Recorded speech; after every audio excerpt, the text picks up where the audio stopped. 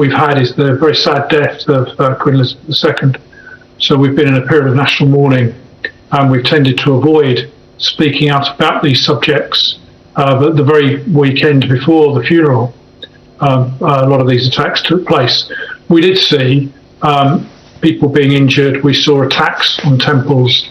We saw flags being burnt, and an attempt in Smethwick just the other night of a mob trying to storm the temple and really root out the people that were there for their normal celebrations. A lot of this is driven by, I'm afraid, outside elements that have been radicalised, and a lot of it also has been driven by incorrect messages on social media. People have put about stories that mosques have been attacked and so on, and the police have had to put up social media messages to say there is no truth in these statements. Please do not believe them. It's a deliberate attempt by a particular section of the community to stir up trouble and cause problems between different religions. It's extremely regrettable. What we need to do is to reduce that tension between the communities, isolate this particular small radicalised section of the community, and make sure they don't cause any trouble. I'm told the police made 46 arrests in Leicester. None of them were Hindus, and that tells you, I think, exactly what has gone on there and who has been attacked. I do know that there's a real serious fear at the moment, obviously, as I've said, with Navratri and Diwali coming up, amongst the Hindu community in the UK. So I've been asking our new Home Secretary and new Policing Minister to give reassuring messages to make sure we don't want police to be standing outside every single community centre. True. That would be terrible. But actually making sure that the police give reassurance, that they can say they're on hand if there is any trouble, and they use their intelligence, they gather, that if any trouble is brewing, then they act to prevent it happening. There was an incident, indeed, in Leicester, I believe, just a night or so ago, where the police had issued literally a banning order, and so anyone that was from outside the area wasn't allowed to go anywhere near the temples. Groups gathered, and the police literally said to them, "What are you doing here? You're not coming to the temple. What are you doing here? Justify why you're here," and making them disperse. The same thing, I think, has happened in Nottingham. So across the country, action is being taken, and what I've sought to do is to make sure that our leading politicians, our new Home Secretary and other ministers, are making sure we're giving the community the reassuring messages that we need to say it's perfectly safe.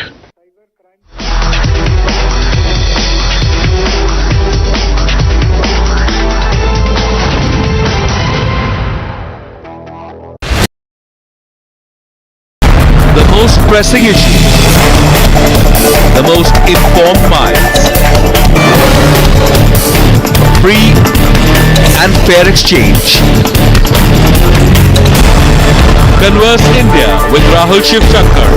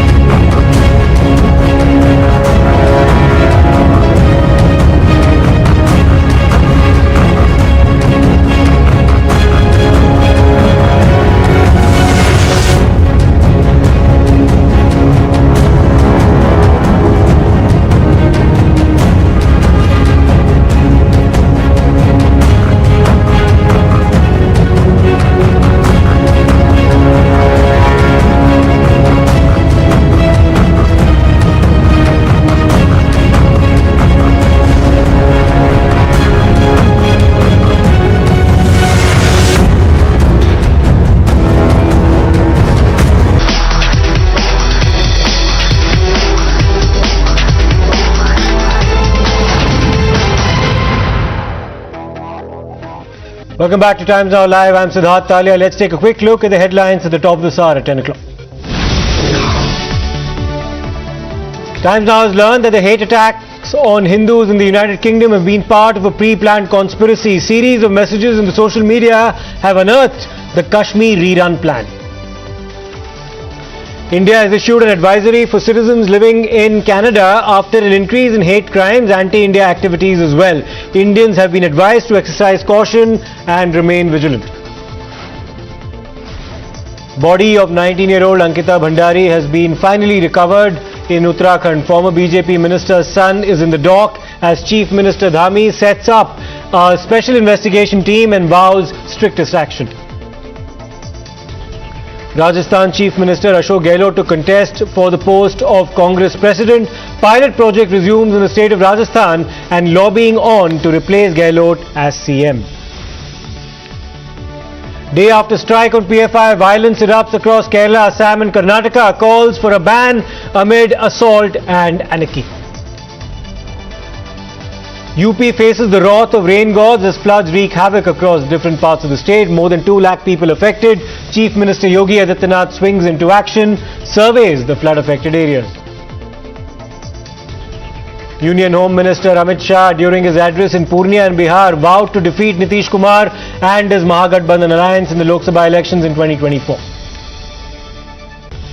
$20 billion Vedanta Foxconn project goes to the state of Gujarat. Political controversy erupts over the mega deal shifting out of Maharashtra into Gujarat. Uddhav Sena targets the Eknath Shinde government.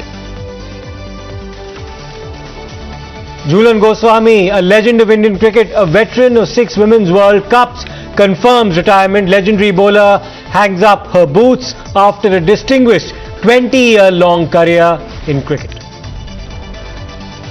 Pakistan Prime Minister Shahbaz Sharif rakes up the Kashmir issue at the United Nations General Assembly. India hits back, saying that he did so to obfuscate Pakistan's own misdeeds in his country and justify actions against India.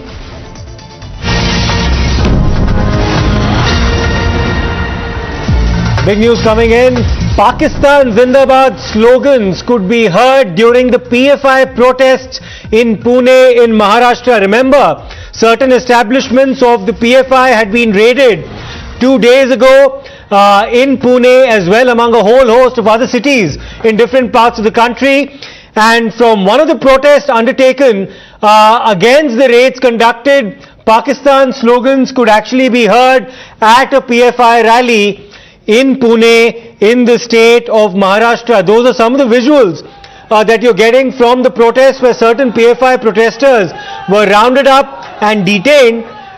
And it was during the course of one of these protests in Pune, in Maharashtra, that Pakistan Zindabad slogans could actually be heard. Arunil, what can you tell us about the kind of sloganeering that was witnessed at this specific protest on the part of the PFI in Pune?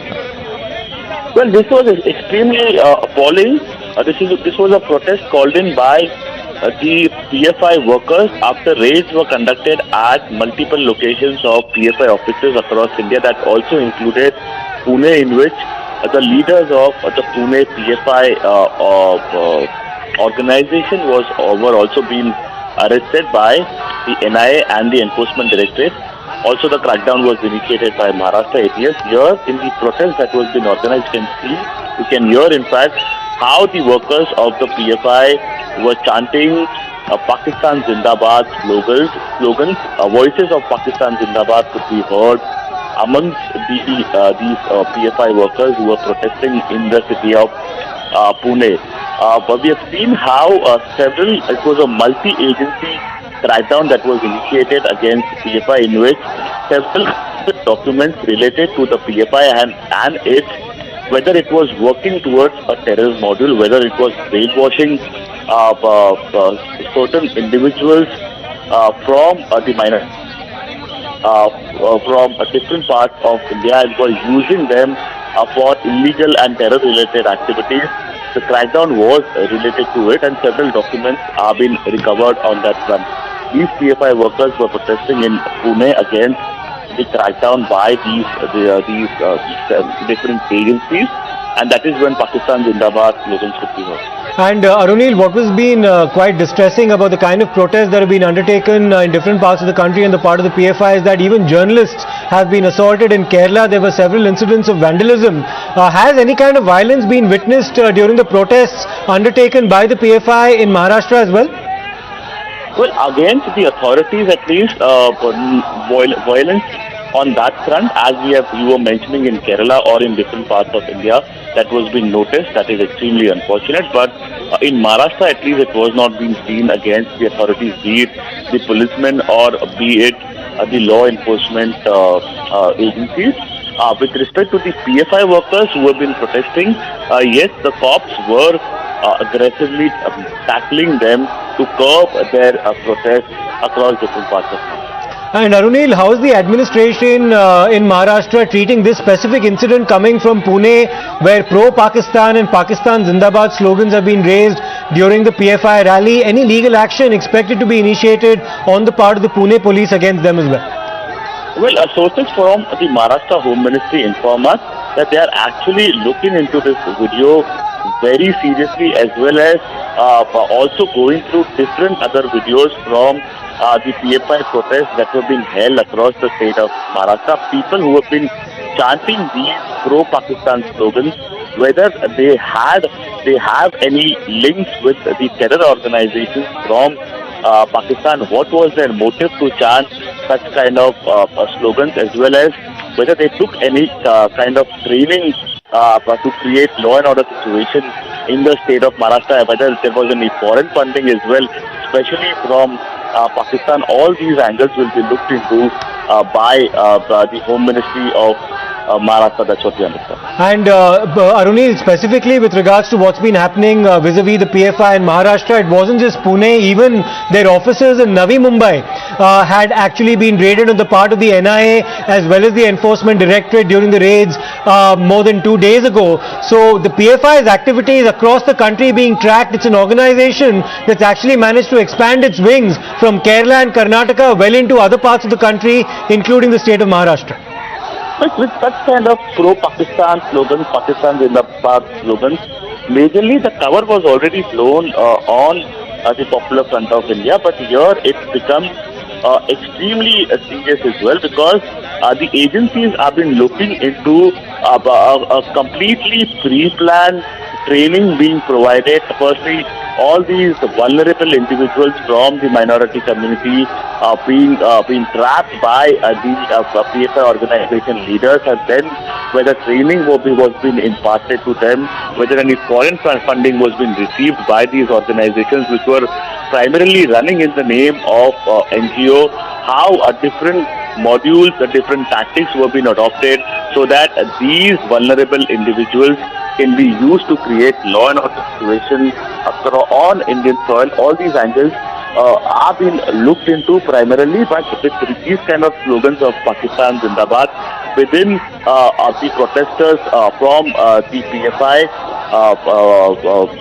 in the city of Pune completely exposes the Popular Front of India, and also the support that it has been gathering amongst its workers, who have been saying that the crackdown from the central agencies or the law enforcement agencies is nothing but political vendetta. But when such kind of videos resurface, have been coming to the fore, it exposes the Popular Front of India and its mindset as well. And Arunil, if you could just take us through the exact sequence of the video that we're actually seeing on our screens. A lot of people appear to actually have been detained by the Pune police, and it's as the Pune police vehicle is leaving the scene, escorting the detainees out, that's when some of these slogans are raised by the people who've come out as a show of solidarity in favor of those who've been detained by the Pune police. Well, that is right, Siddharth. In fact, this was the protest that was being held when the PFI offices across India were being raided. This was the protest that was being held in the city of Pune. You can see there is a police van next to the protesters as well.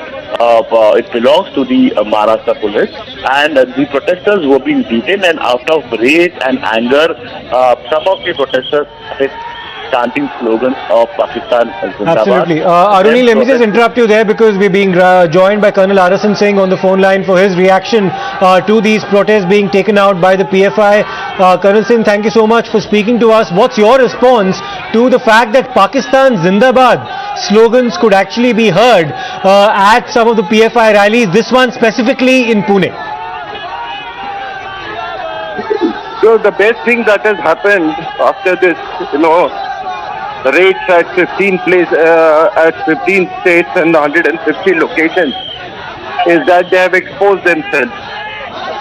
In the aftermath of this raid, conduct of the PFI has exposed them completely about their anti-national credentials, their jihadi credentials, and their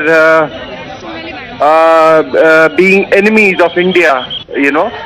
So this is the third front for you, and where is the doubt now? After what we have observed yesterday, during the flash band in Kerala, and now this pro-Pakistan slogans in Pune. So whether it is south or whether it is west or whether it is east or any part of this country, the pattern is the same. And let me tell you, this is the most pernicious threat post-independence within the country. It is not it's beyond an internal security problem. The PFI has waged a war against this nation. And in this war, there is no, in a lot of debates, you get lawyers and, of various shades. I mean, this is not a law and order situation. If they were allowed to go unchecked, uncontrolled, then tomorrow the judiciary would be attacked by the PFI. It is only just one step away from the judiciary, that is your court, high court, lower courts. They have, of course, targeted in the past. So honorable judges must realize that it's not an internal security problem. They have waged a war against the nation, and this is not something new that has, built up over a day. It has been happening since 2006. The only thing was that because it was confined to southern part of the country, there were, people were less, sensitive to this whole problem. Otherwise, they should have been banned the day they cut the hands of Professor Joseph. Yes. Now you are talking of sir tan se juda. वो हाथ तन से जुदा तो बहुत पहले कर चुके थे, बस हम और आप सो रहे थे. फर्क यही है, दिखती नहीं है कुछ. जब तक अपनों के साथ नहीं कुछ गुजरता है ना, और जब पानी में आप खुद डूबने लगते हैं, तब हिंदुस्तान में लोगों को realization होता है that the problem has become from dangerous, it has turned to pernicious. Have you taken a contract for propagation of jihad in the country? Have you taken a contract to export Deoband ideology and Barelvi ideology from India and Ahle Hadith in India? The biggest exporter of jihad today in the world is India, let me tell you. How big a threat, Colonel Singh, is the fact that the PFI is so deeply entrenched? Don't call it a threat. It is a war against the nation, and it is a pernicious problem. If you don't act, you will be drowned. And is this pernicious nature something that's only going to be amplified because the PFI is so deeply entrenched in different parts of the country? It's managed to expand at a very quick pace, sir, and that's the reason why I'm asking this question to you. They also have a political wing. They also have a campus wing that's operational in educational institutions in this country. How big isn't that something that only amplifies the danger that this organization poses? But we'll come back to you, Dr. Colonel Arasan Singh, in a short while. But thanks for your inputs. We'll slip into a short break. We'll come back with more on the other side.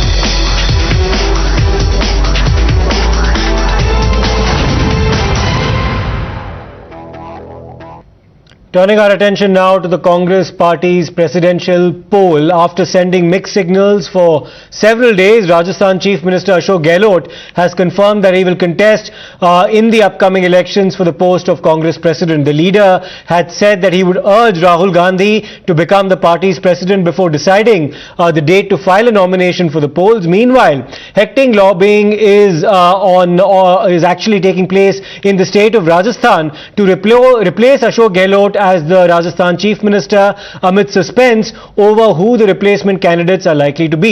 Sachin Pilot has met several MLAs as well as those within the pro-Gehlot camp as well, including a Rajasthan minister among others.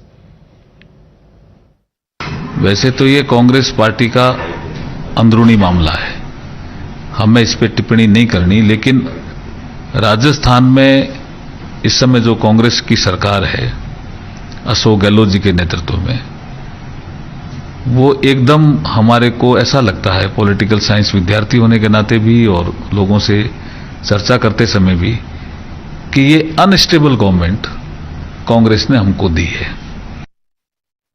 Gandhi family का कोई भी contest नहीं कर रहा, तो Ashok Gehlot Congress party की best choice है।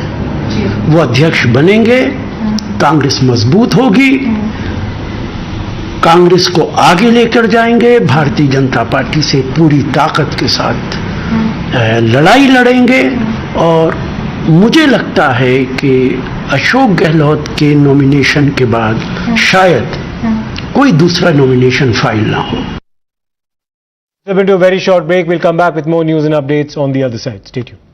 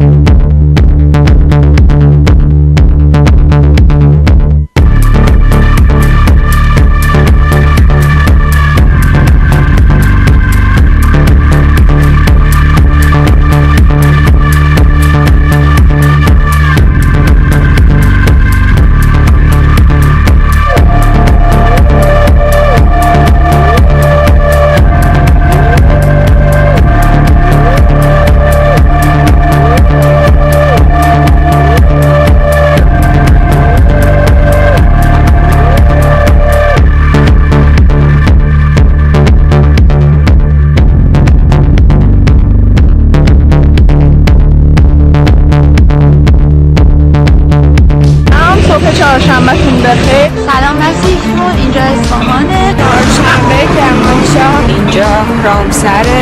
من از سابق. ما در تهران هستیم، مشغول پیاده روی بدون حجاب.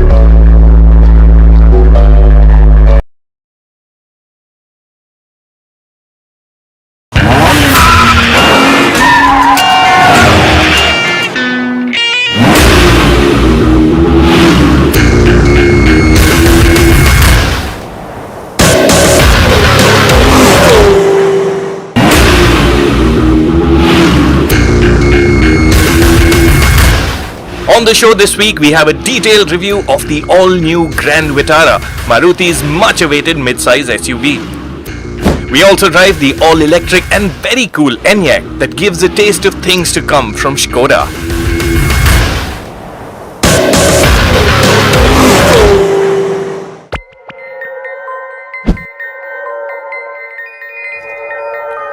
It's been a long time coming, hasn't it?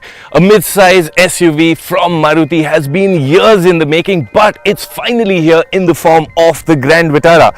And Maruti wants to reward your patience by offering a very multifaceted product. So there's manuals, there's automatics, there's a strong hybrid, and there's also an all-wheel drive version. There's lots and lots to talk about, so let's get cracking.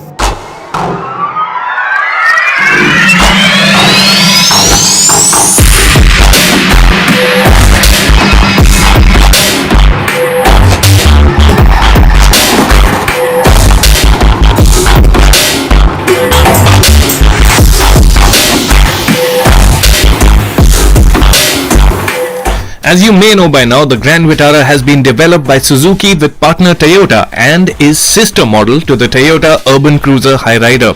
Like the Hyryder, the Grand Vitara is among the longest models in the segment, but fits right in when talking wheelbase, width and height. In the metal, the Grand Vitara looks like a fairly substantial vehicle, and its upright pillars and high bonnet give it the requisite SUV-ness. That's half the battle won. Talking styling, Maruti seems to have gone for a more upmarket look to the Toyota's sportier style. The focal point on the Grand Vitara is a large chrome-lined hexagonal grille, atop which sits a thick band of chrome that fans out to the lights. Styling at the back is neat too, with an LED light bar-like look, chunky surrounds for the stacked tail lights and a large scuff plate. The Grand Vitara is Maruti's range-topping model, and the good news is that it looks and feels so on the inside. The Grand Vitara is home to Maruti's best interior yet. Yes, there are a lot of familiar bits like the 9-inch touchscreen and the climate control console and a lot of the buttons on the doors as well.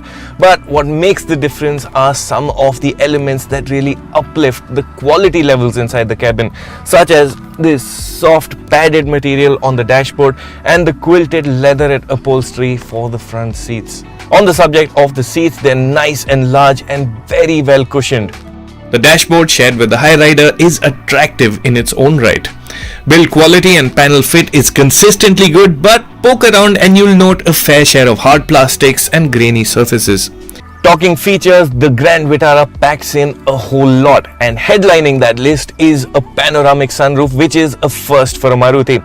The other things of note include a pop-out head-up display. It is something that you get used to quite readily, and it shows things like speed, navigation details, and also the functioning of the hybrid system. There's also that 9-inch touchscreen, which is the latest we've seen from Maruti. On the Grand Vitara, it packs in wireless Android Auto and Apple CarPlay, and there's a whole host of connected tech as well. It is quite a slick system to use. A 360-degree camera is a handy inclusion as well, even if camera resolution isn't the crispest. At the base of the center console, you'll also find a wireless phone charging pad, and a very cool inclusion here are ventilated front seats. Here's a quick look at all that the range-topping Alpha Plus version comes with. In a nutshell, you're well catered to up front, but how is it for those seated at the back?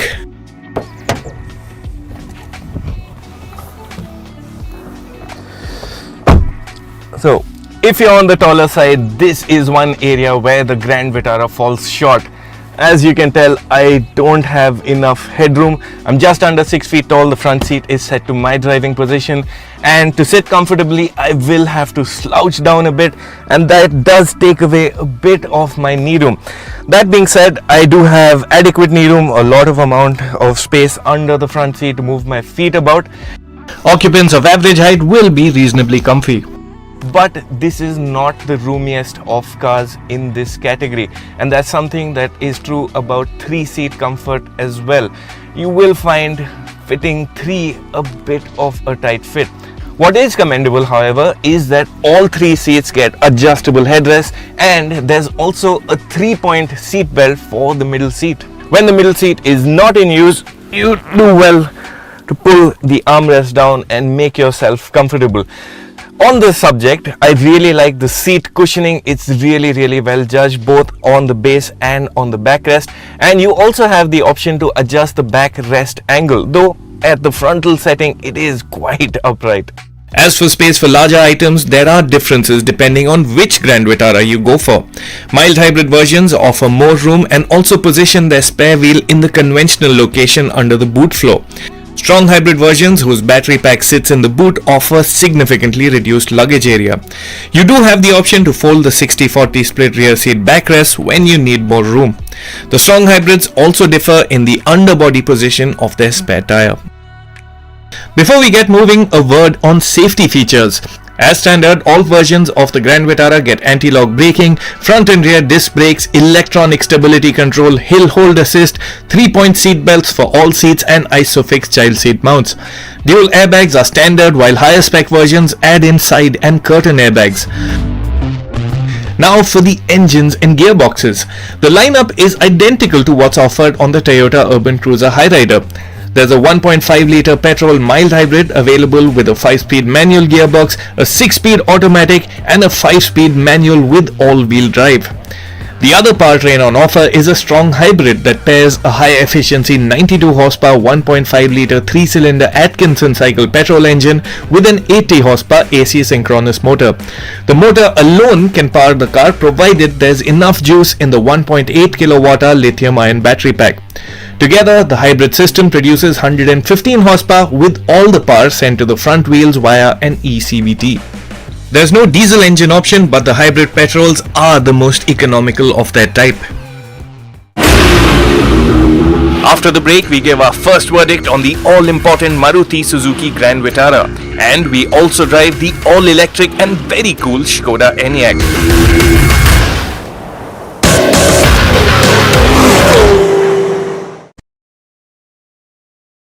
The most pressing issues, the most informed minds,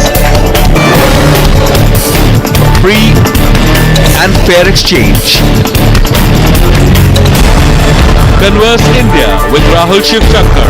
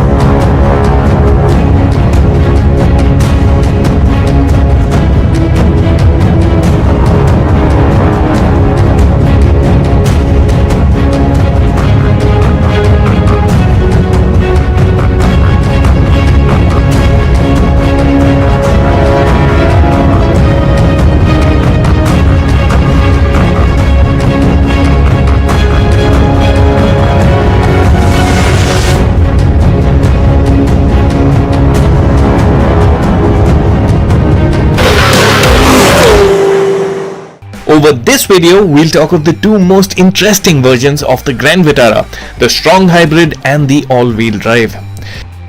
Into the Grand Vitara Strong Hybrid, or as Maruti calls it, Intelligent Electric Hybrid. The very first thing that gets you about the Grand Vitara Strong Hybrid is how quiet it is. Now, I'm just going to start the car. And there we are, good to go. No engine sound, nothing. Because there's enough charge in the battery, it is the sole source of power at this moment. All I can hear right now is a bit from the AC's blower and a gentle hum from the ventilated seats.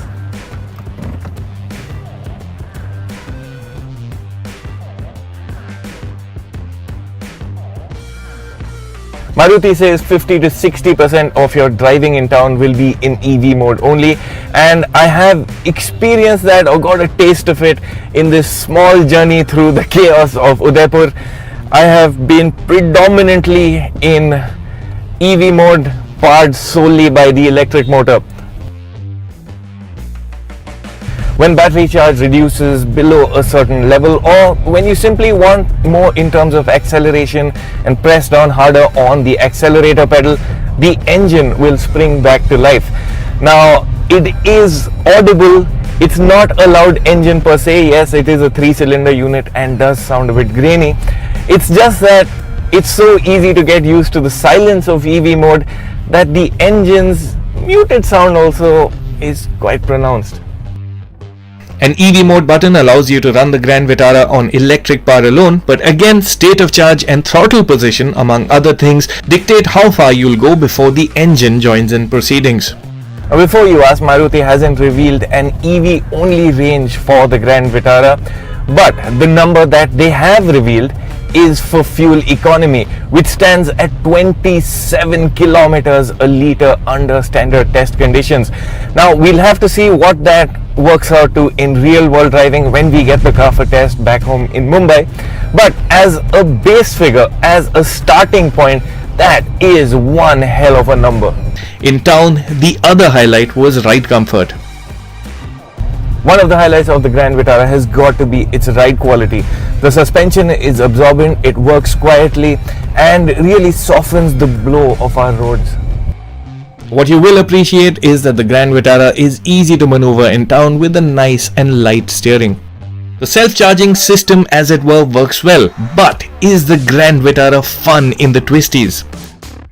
On a winding road, the Grand Vitara is pleasant but not what you'd call entertaining.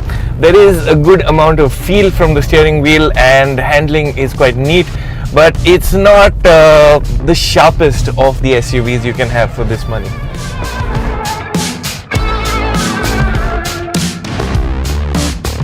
Outright performance is also down on like-priced but more powerful turbo petrol rivals.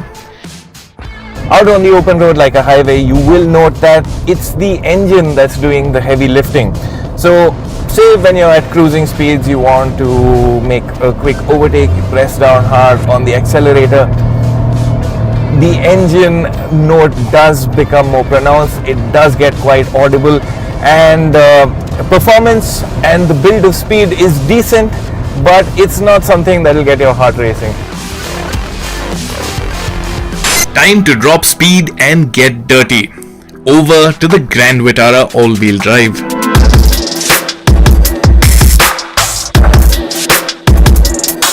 Our introduction to the Grand Vitara all-wheel drive was on an obstacle course designed to simulate the conditions the SUV is built for. The Grand Vitara all-wheel drive uses Suzuki's All Grip Select technology. The basic ingredients are an electronic coupling-based all-wheel drive system and steering angle, throttle position and other sensors that help the unit decide when and how much power to apportion to the rear axle for maximum traction. The course started with a steep drop into and a climb out of a fairly deep pit, which the Grand Vitara managed without stress. Next up was the articulation test, something you typically wouldn't attempt in a mid-sized SUV. This could be thought of as a simulation of many of our cities' roads after the of monsoon. As the craters got deeper on the path, I was advised to switch to lock, which is a subset of snow mode. Lock splits power 50-50 between the front and rear axles for max traction and also features brake locking differential that can individually brake a spinning wheel, allowing power to go to the wheel with traction. The function is helpful in a setting like this where the wheels are in the air for a bit of the time. You can hear the systems working in the background, but the important thing is I'm out, and that's all that matters. A precarious entry led us to the slush pit where your ordinary front-wheel drive SUV would get bogged down. There was traction and forward motion in all modes, though the Grand Vitara felt most reassuring in lock. The rocky path that followed was a good test of ground clearance that stands at 210mm. A side incline test, a seesaw and even a quick run up an icy surface followed. We didn't get a chance to drive the all-wheel drive on road to test sport mode that brings in a livelier throttle and also apportions power to the rear wheels to enhance handling. That said, the obstacle course sure established the Grand Vitara all-wheel drive as the most rugged mid-size SUV you can buy.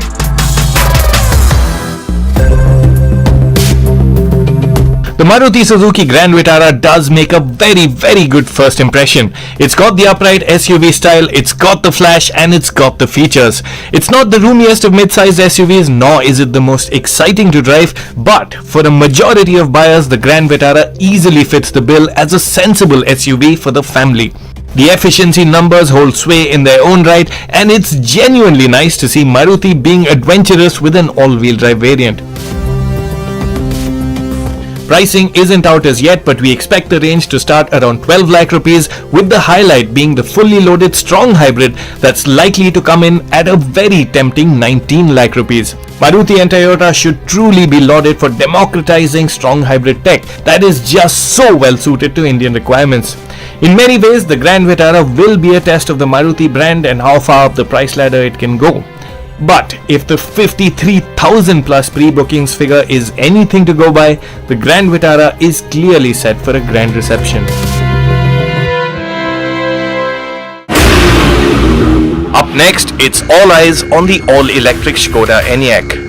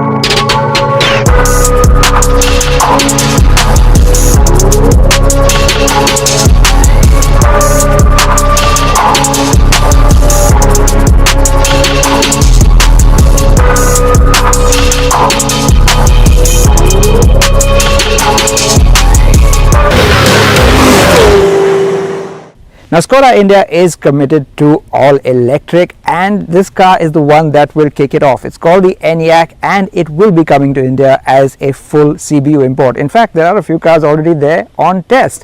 So today we're here to drive it in the Czech Republic, and we're driving it in its most exciting form.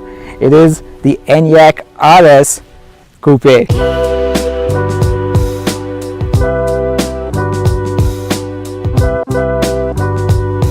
Now there will also be a standard SUV version of the Enyaq, but the one we're driving today is the Coupe, clearly identified by this sloping roof. Now what's unusual for a born electric vehicle like this is that there's no frunk or front boot to store stuff. It's all full of electric motors and ancillaries.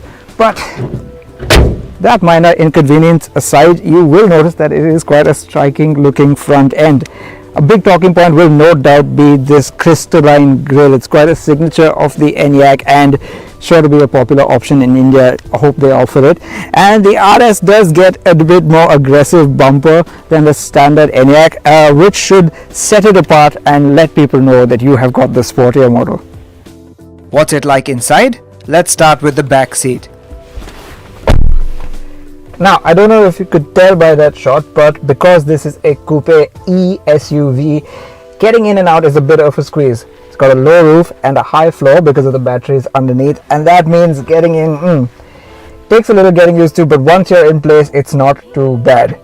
You're sat a little bit too upright in my opinion, and the seat is shaped in a way that it forces you into a slightly knees up position, but there is enough squat to give you good thigh support, and comfort wise it's a nicely cushioned seat. It's pretty comfortable, and with creature comforts like heated seats here in Europe, 3-zone climate control, 2 USB Type-C ports, and of course a nifty armrest, you should be okay back here. So not too bad if you're sat in the back, but really where you want to be is in the driver's seat. Now interestingly, the screen space is dominated by this massive 13-inch touchscreen, which can be a little distracting because it's set quite high, but on the move I don't think it will interfere too much with your visibility because the dashboard itself is quite low. There are of course digital dials, but while these are getting larger and larger in most new cars, in the Enyaq they're quite small. Otherwise quality is just superb. Contrast stitching, very nice leather and a carbon fiber effect on the dashboard. There are some physical controls, which is something I like. It's not all touch, which makes it easier on the move. There are 2 wireless charging ports that dip into there, and there are also USB ports inside there as well. Now let's hit the road and see what this Enyaq Coupe is like to drive. So what's powering this thing? Standard Enyaqs come with either a single motor setup producing between 148 and 204 horsepower and a dual motor setup with 265 horsepower. But the RS with its dual motor setup makes 299 horsepower and 460 Newton meters, making it the most powerful Skoda ever. So just how does that feel? The effortlessness is quite astonishing.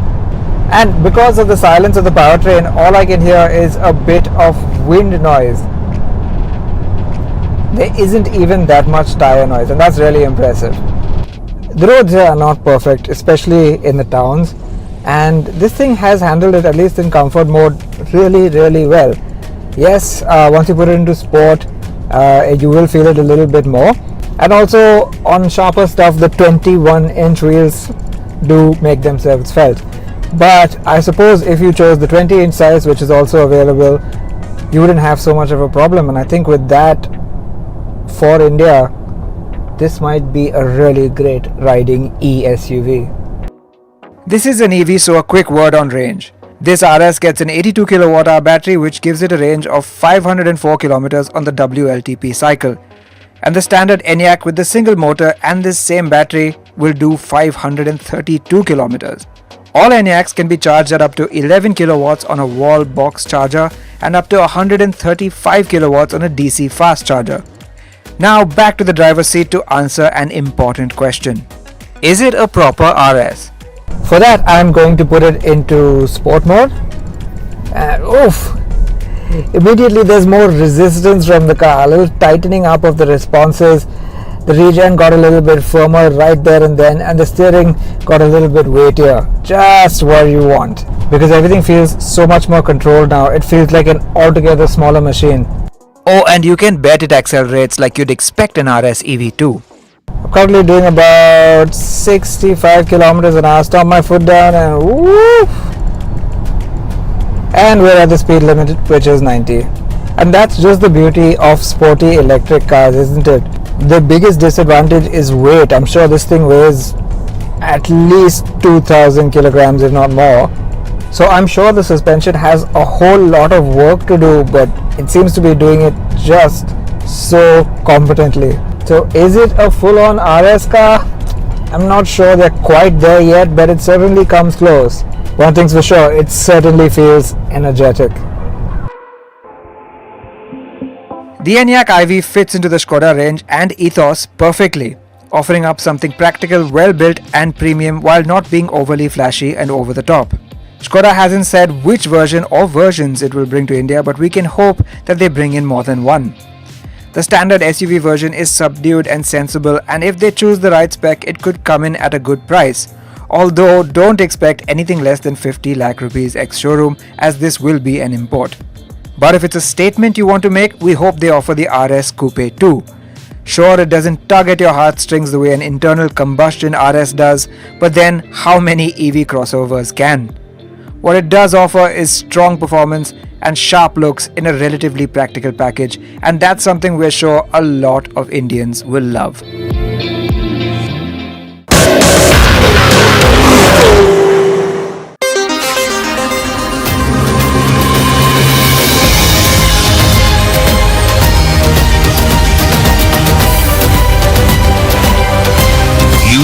Top of the world with Times Network. And you're watching Times Now.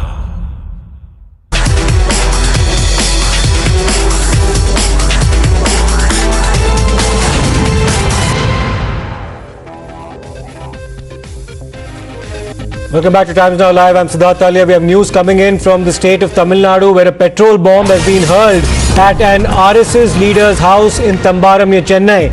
Petrol bomb was hurled at RSS leader Sita Raman's house in Tambaram.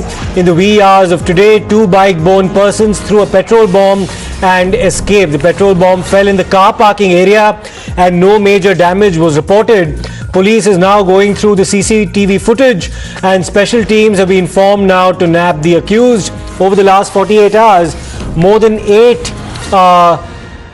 RSS workers as well as BJP workers have had their property damaged or have been at the receiving end of petrol bomb attacks. No casualty has been reported so far. In Coimbatore, in Tamil Nadu, special police teams as well as rapid action forces have been deployed and have also overseen the conduct of a flag march to keep the peace in the area.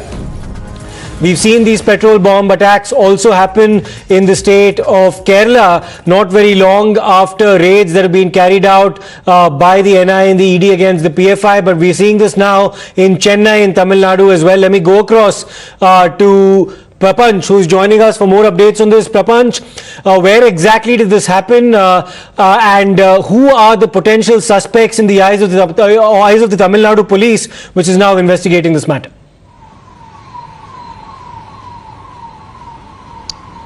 Now, in last 48 hours, in several places, petrol bombs were hurled in, especially in Coimbatore, in Ramanathapuram, in Dindikkal, as well as today early morning in Chennai. We could see in RSS workers' house, Sitaraman's house, at the wee hours, almost near 4 o'clock in the morning. Petrol bombs were hurled at the residence. In fact, the petrol bomb fell in the car parking area. Two bike-borne accused had thrown the petrol bombs, and this was caught on the CCTV camera. Now the police have, in fact, are in possession of the CCTV visuals, and they are going through the visuals. And apart from that, they have also got CCTV visuals from the nearby locations. And similarly, in Dindikkal also, a car shed was set on fire by unknown miscreants, and this person, the car shed belonged to, in fact, Senthil Balraj, one of the BJP leaders.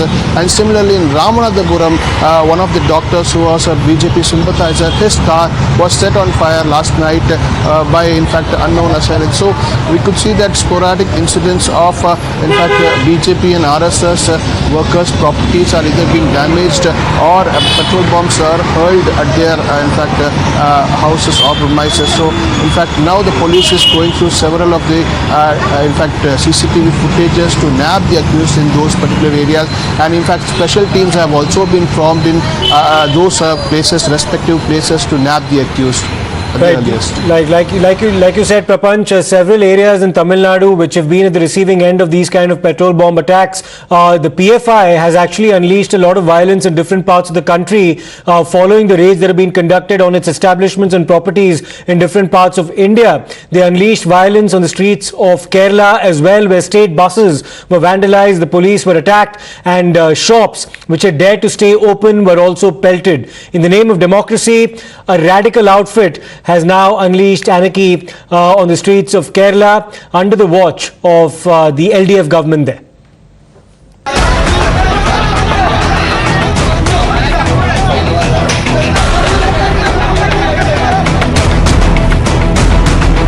The entire glass, the front portion of the glass is entirely damaged.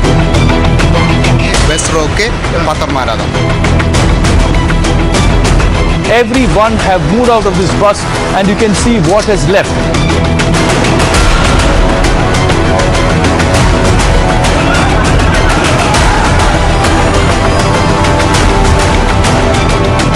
प्रदेश कुछ कहना चाहेंगे?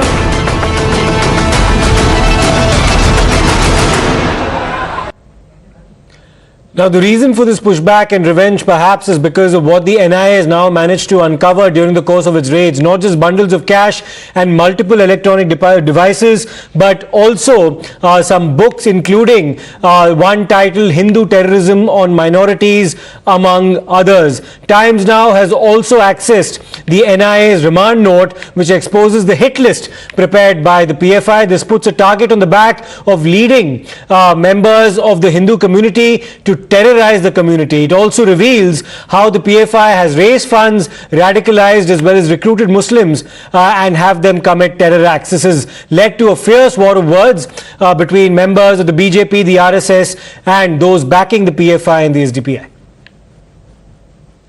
चाहे सिम्मी हो चाहे PFI हो, ये सब हिंसा के रास्ते से देश में विनाशक रूप धारण किए हुए हैं और इसलिए मैं सब दलों से, मजहबों से, जातियों से और सरकारों से ये निवेदन करूँगा कि वह एकजुट होकर एजेंसियों के साथ खड़े होकर इस देश में जितनी भी हिंसक मानसिकताओं के समूह हैं उनसे रक्षा करें।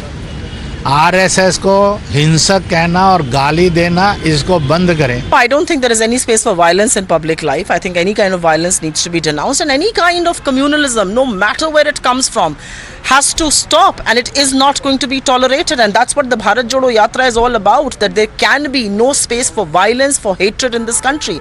But I also want to ask a very specific question of the government. You have now been in government for 8 long years, actually 8.5 years now. You have been blaming the PFI. Go ahead and ban them. Why are you so hesitant?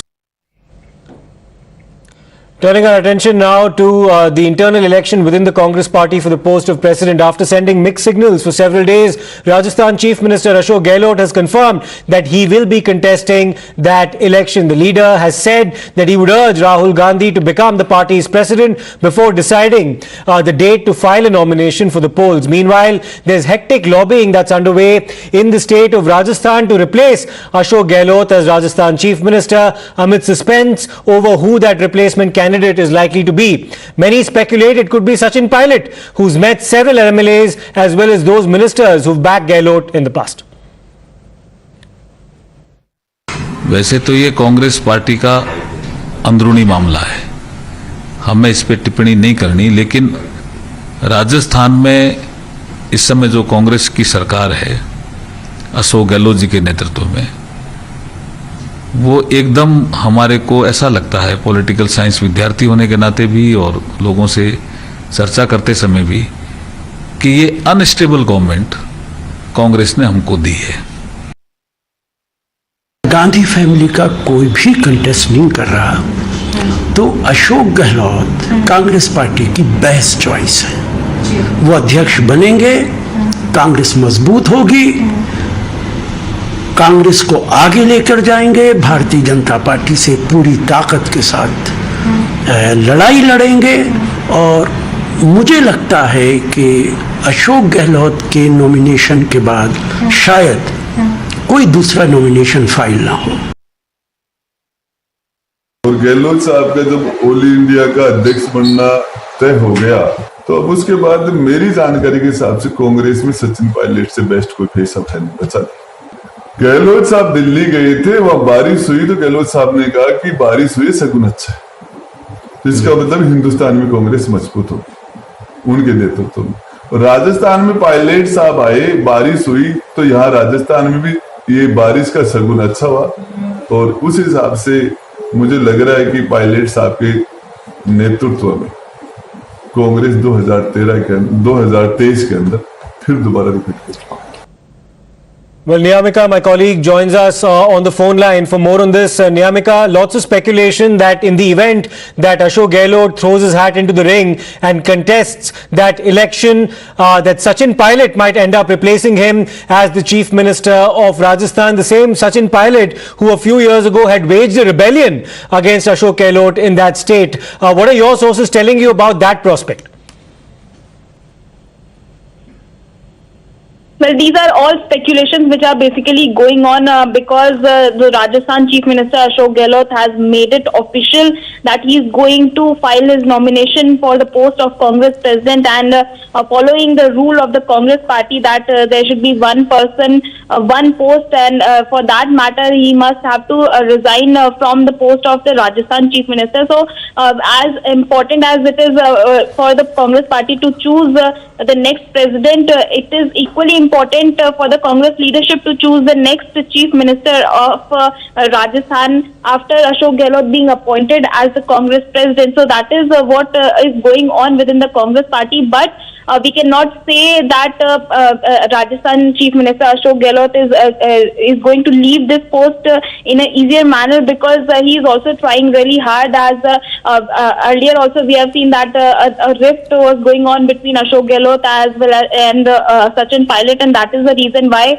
his own MLAs are also trying to make a certain kind of pressure. And on 27th of September we are going to witness that all these Rajasthan Congress MLAs are going to come to Delhi, and this can be seen as a show of strength on behalf of Ashok Gehlot to make a pressure upon the Congress leadership that whoever will be his successor, his take should be taken into account, because he also wants that one of his close ADs should become the next Rajasthan Chief Minister. But on the other hand, the followers of Sachin Pilot are also trying to make certain kind of a pressure upon the Congress leadership. Yesterday also we have seen that Acharya Pramod Krishnan had a meeting with the Congress leadership, and he had also demanded that justice should prevail, because Sachin Pilot is waiting from a very long time, and now it is the time when Sachin Pilot should become the Rajasthan Chief Minister if Ashok Gehlot gets elected as the Congress President. And Niyamika, what's also very interesting to see is that there appears to be an outreach on the part of Sachin Pilot on the ground. He's been meeting several MLAs and ministers in the state of Rajasthan, presumably to drum up support in his favour. Well, certainly this exercise is being done by both Sachin Pilot as well as Ashok Gehlot. Yesterday also meetings took place at both of their residences. Ministers and MLAs were going to meet both Ashok Gehlot as well as Sachin Pilot. Today also we can expect that a meeting would take place of Ashok Gehlot with the Congress MLAs in Rajasthan, and they are going to discuss about the nomination process as well as who should become the next. Niyamika, let me just interrupt you because we're getting an official Congress response now. Mr. Rashid Alvi joins us on the phone line. Mr. Alvi, good morning to you. We just heard you a short while ago as well. Now that Mr. Ashok Gehlot will be contesting this election, who's the likeliest prospect in your view to replace him as Chief Minister in the state of Rajasthan? Would you back Sachin Pilot? Actually, it is not dictatorship in the party. Members of the assembly, they will decide in consultation with the high command of the party who will be the next chief minister. Anybody can be next chief minister. And Ashok Gehlot, as per my information, is going to file nominations papers for the presidentship of the party, and definitely he is going to win the election and he will be next president of the party. And you would agree, Mr. Alvi, that any president of the Congress would have to be a full-time president and therefore cannot be holding two posts. So to that extent, at least, there will have to be a replacement for him in the state of Rajasthan. Yeah, definitely. Ashok Gehlot himself has said it, that he is going to resign and he will be president of the party and someone else will be the chief minister of Rajasthan. So there should be no doubt at all. And what do you have to say about the fact that you seem to be convinced that if Mr. Gehlot ends up filing his nomination, he's likely to win the election? Why do you say that? Because it's also being speculated that Mr. Tharoor might file his nominations too. Actually, it is inner democracy in the party. Not only Tharoor, if anybody else wants to file nomination papers, nobody can stop. And now, according to me, Ashok Gehlot is very competent person, very experienced person, and definitely he is going to win the election. And majority of the members will decide it. And you know, according to the constitution of Congress party, it is not majority. It is 50% of the voters plus one. Yes. If Ashok Gehlot will get 50% plus one, or anybody else. Right, we'll wait to see how that pans out, and of course for him to file his nomination as well. Thank you so much for speaking to us, Mr. Alvi. We'll slip into a short break. More lined up for you on the other side. Stay tuned.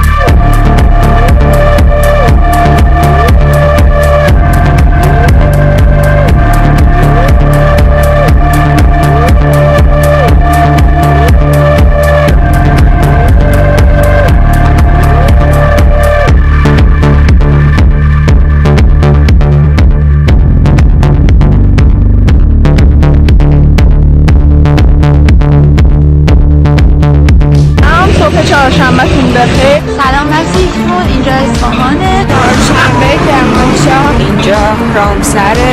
من از ثابت. ما در تهران هستیم، مشغول پیاده روی بدون حجاب.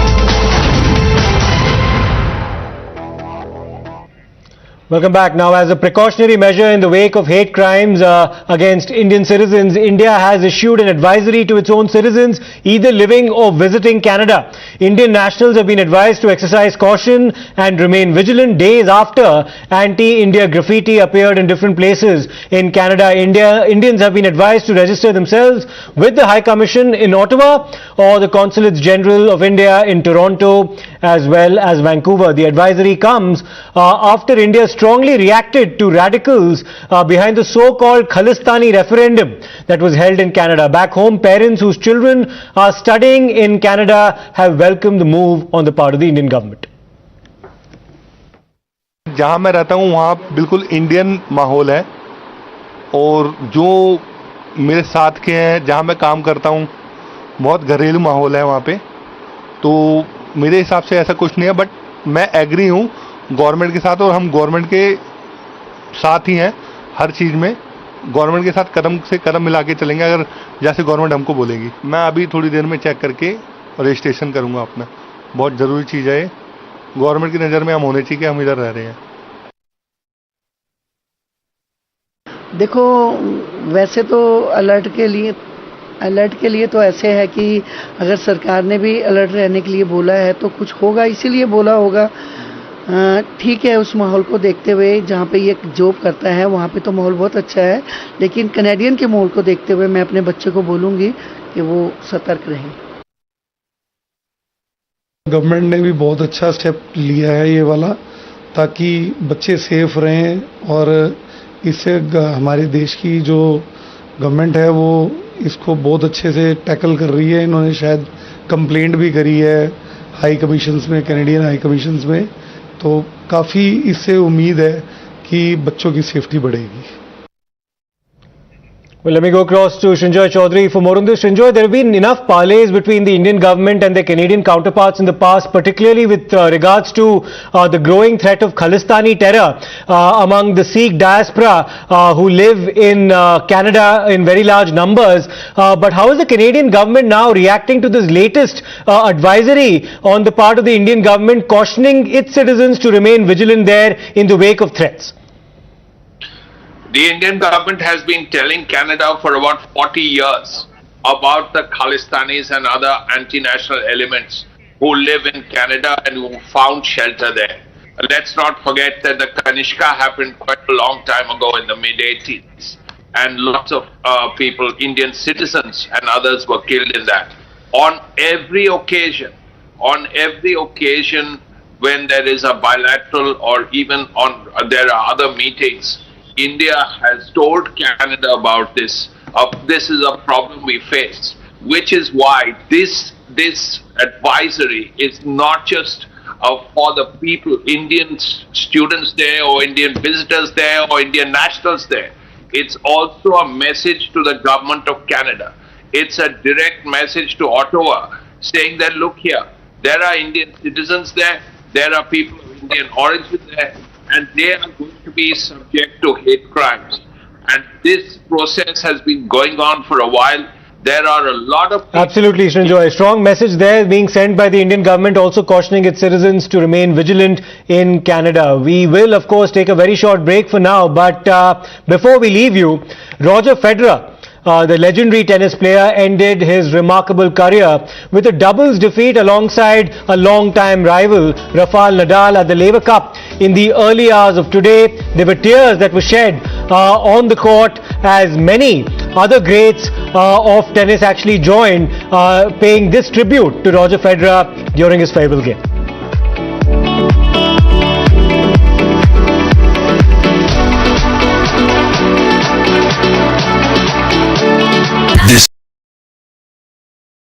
The most pressing issue, the most informed minds,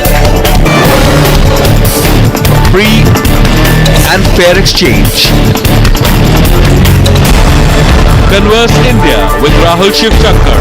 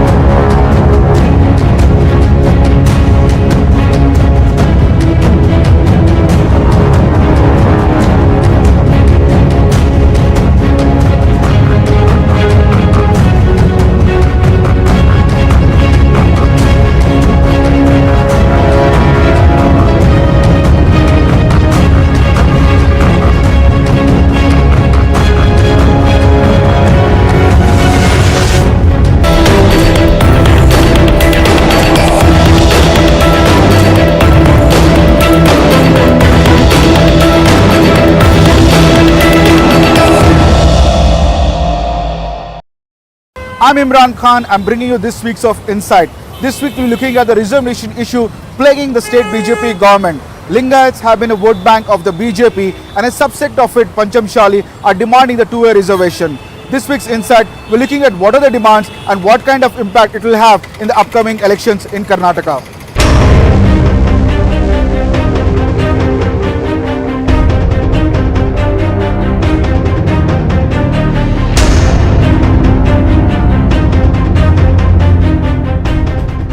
Community mobilization is a key driver of electoral politics in India, and in the build-up to the state assembly elections in Karnataka, this is likely to intensify.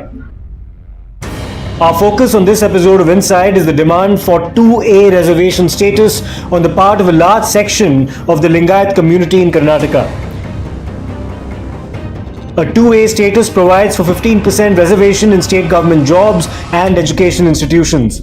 Parallelly, there is also a demand for central OBC status to the Lingayat community, which would then make them eligible for up to 27% reservations in central government jobs and seats in education institutions, which have been provided for those who are OBCs.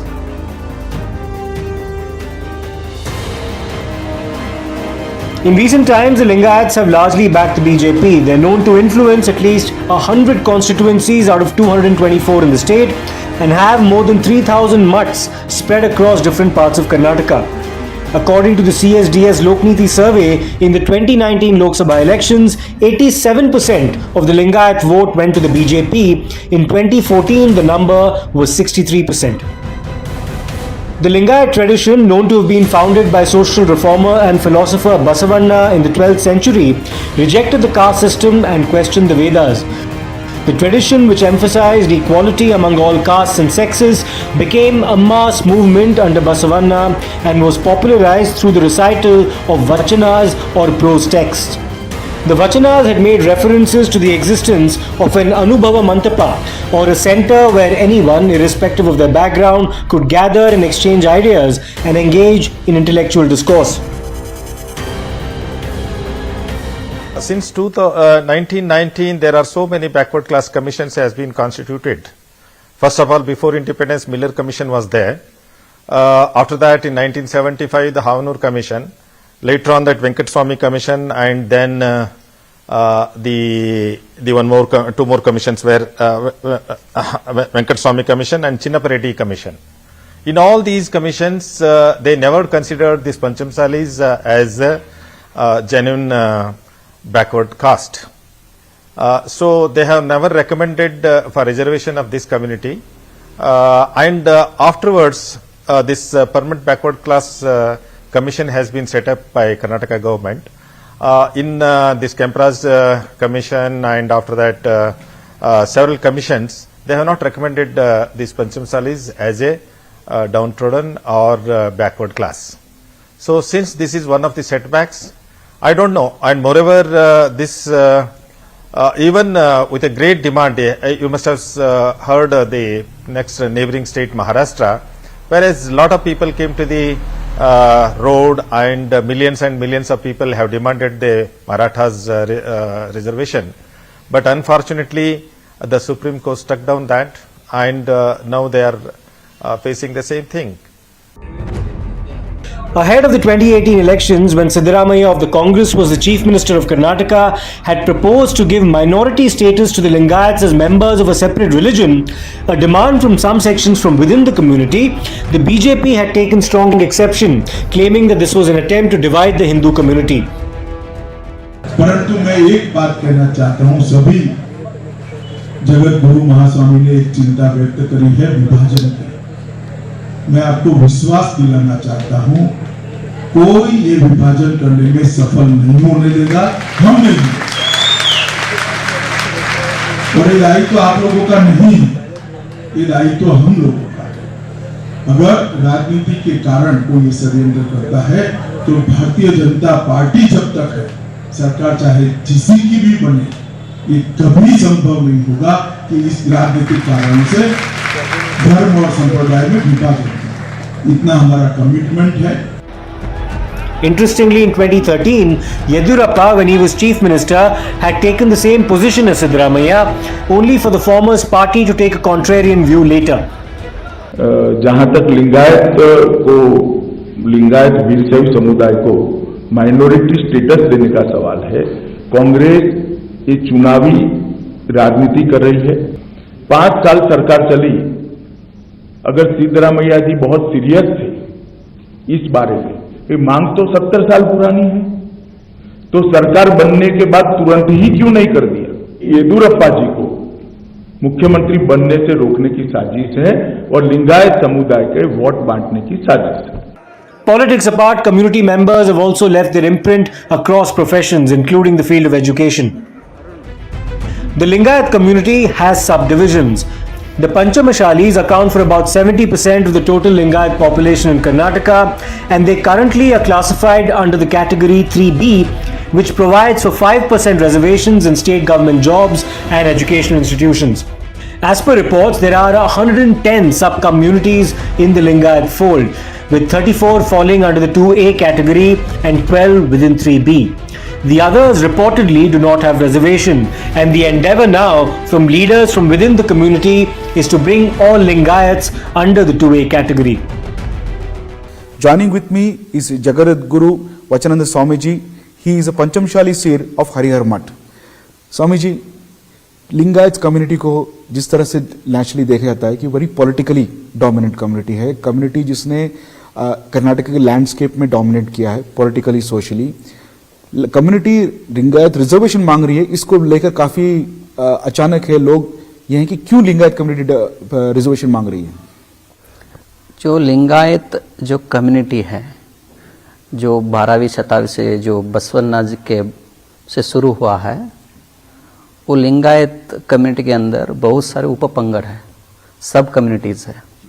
उसमें पंचमसाली एक है, जो population wise larger जो है, लिंगायत में 80% पंचमसाली ही है।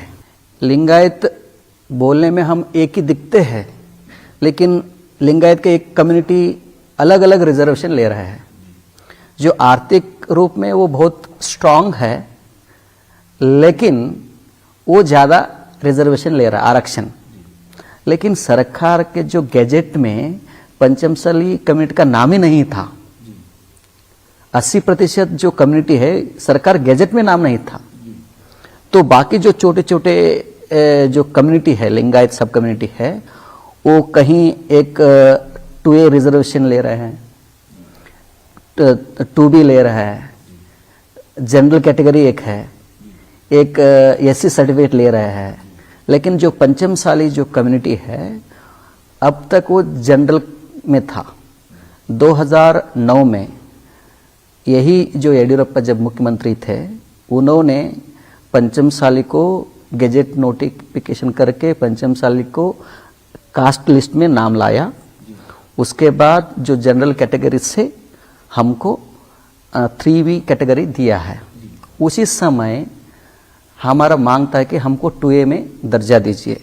सब community को, जितने भी लिंगायत कम्युनिटी है, सबको एक ही दर्जा देने के लिए हमारा मांग है। न ये रिजर्वेशन न मिनिस्टर को चाहिए, न MLA को चाहिए, और हमको नहीं चाहिए, हमारे बच्चों के लिए चाहिए, हमारा युवाओं को चाहिए। तो इसलिए सरकार को यही मांग है कि आप जितना जल्दी उतना जल्दी हमको 2A दर्जा दीजिए। There have been protests, agitations, and also several representations on the part of the members of the Lingayat community for the 2A category status before the current BJP government. As per reports, the BS Yedurappa-led administration in Karnataka was inclined towards moving a proposal to the centre to include Lingayats in the central OBC list, though this did not happen. This reservation itself is a very emotional issue.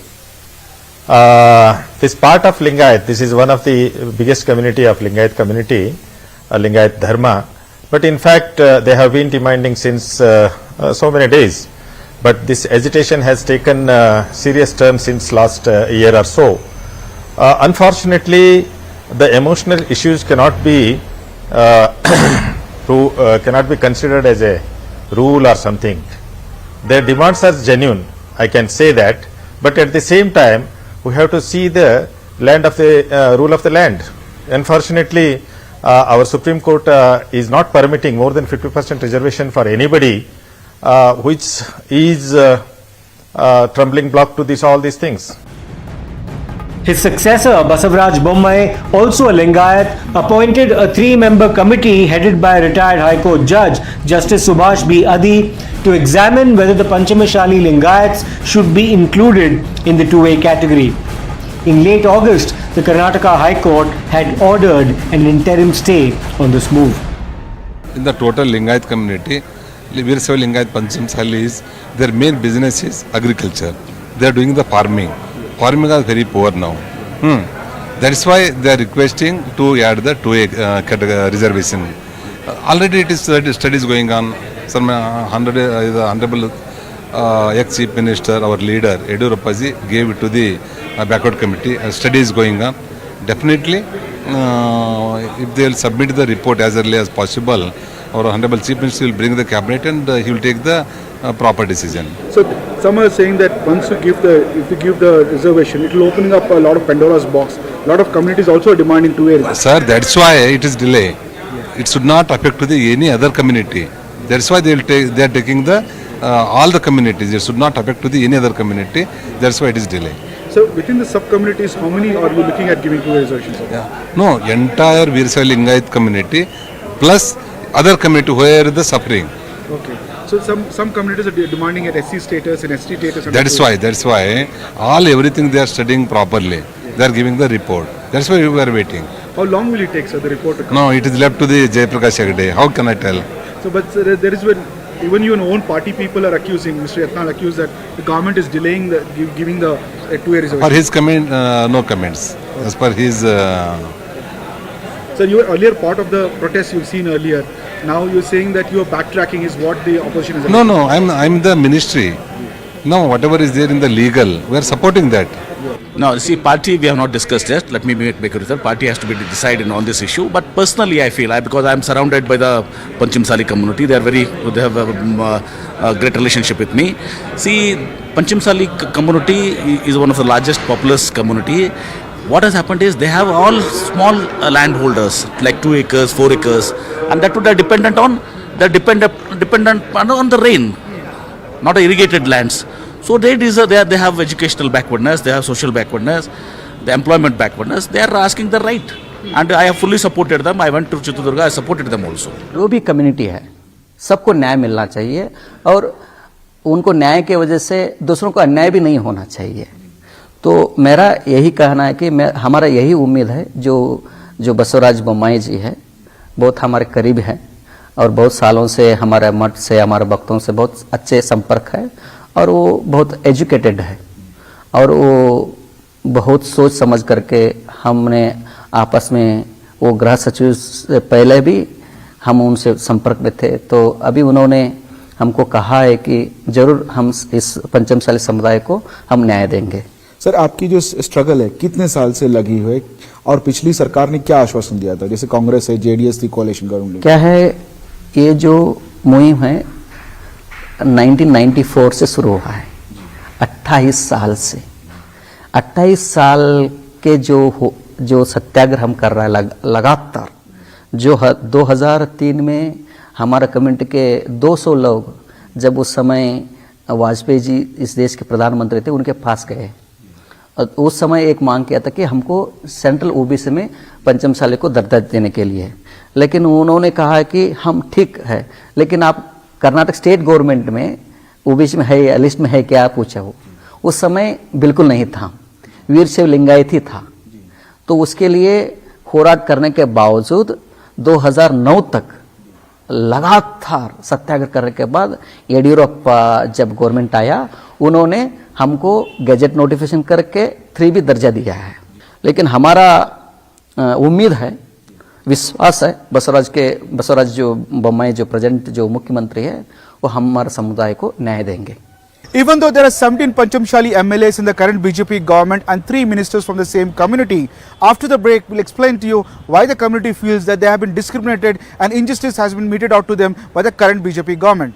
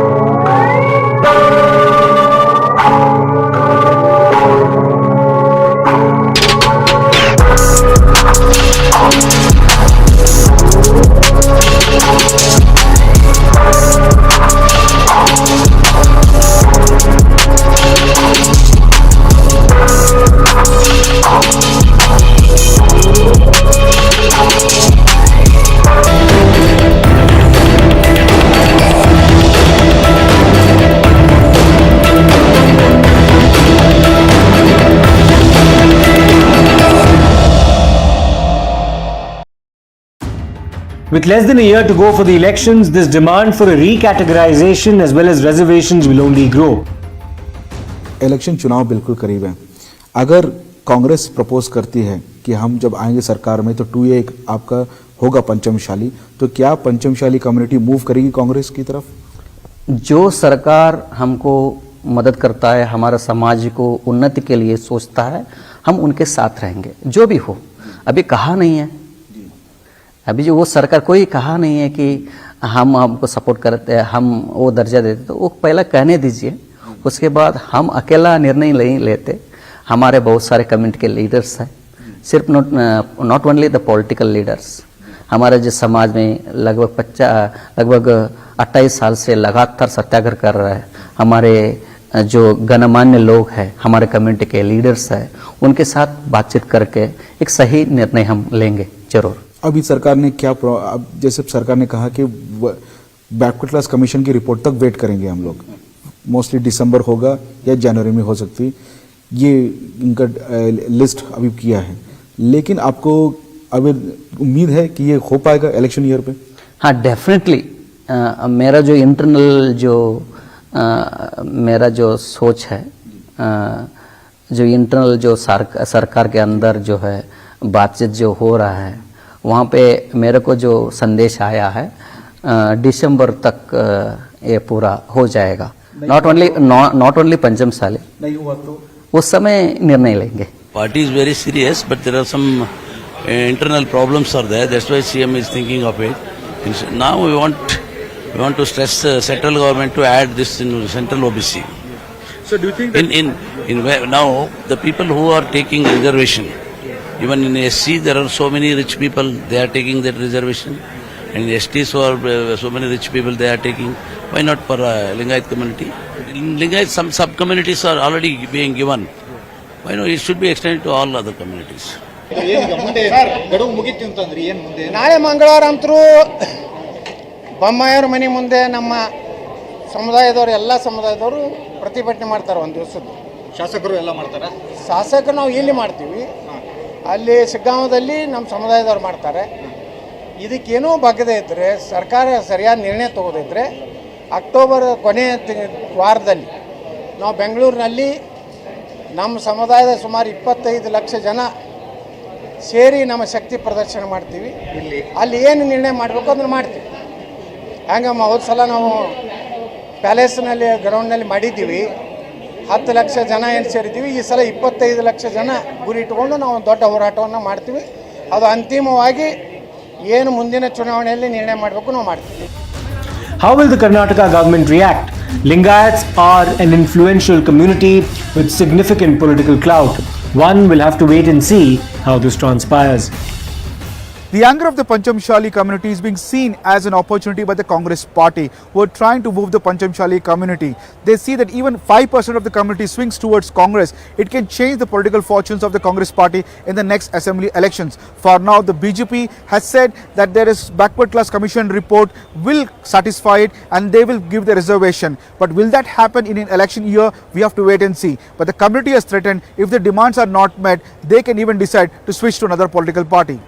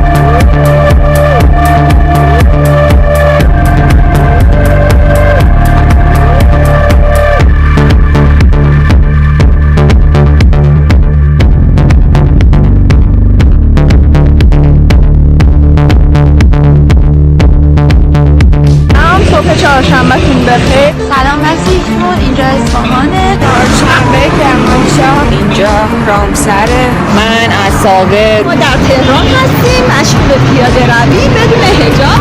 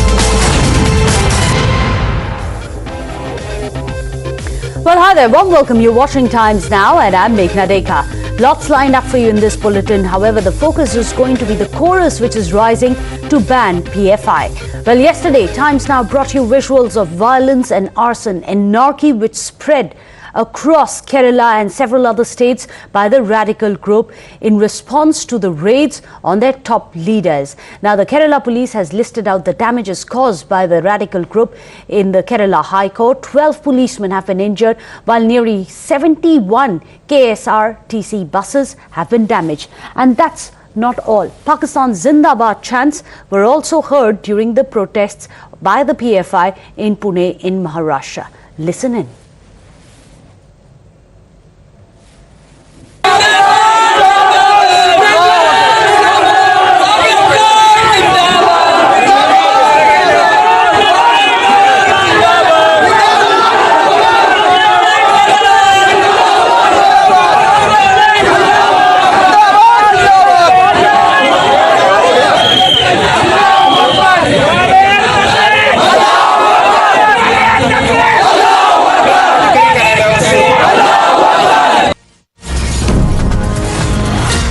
There's some big breaking news which is coming in. The crackdown on the NI designated radical organizations coming in, this time around in Uttar Pradesh. Well, there are raids which are currently underway in Uttar Pradesh. 6 PFI members, including 4 from Meerut, 2 from Varanasi, have been arrested by the UPATS. Objectionable literature and other material allegedly have been recovered from the arrested members. That's the big breaking news which is coming in. Remember, day before we saw the largest ever coordinated strikes in the history of India against the PFI leadership, and now these raids continue. This crackdown has happened on the radical group in Uttar Pradesh. ATS has raided the Popular Front of India. 6 of the members have been arrested.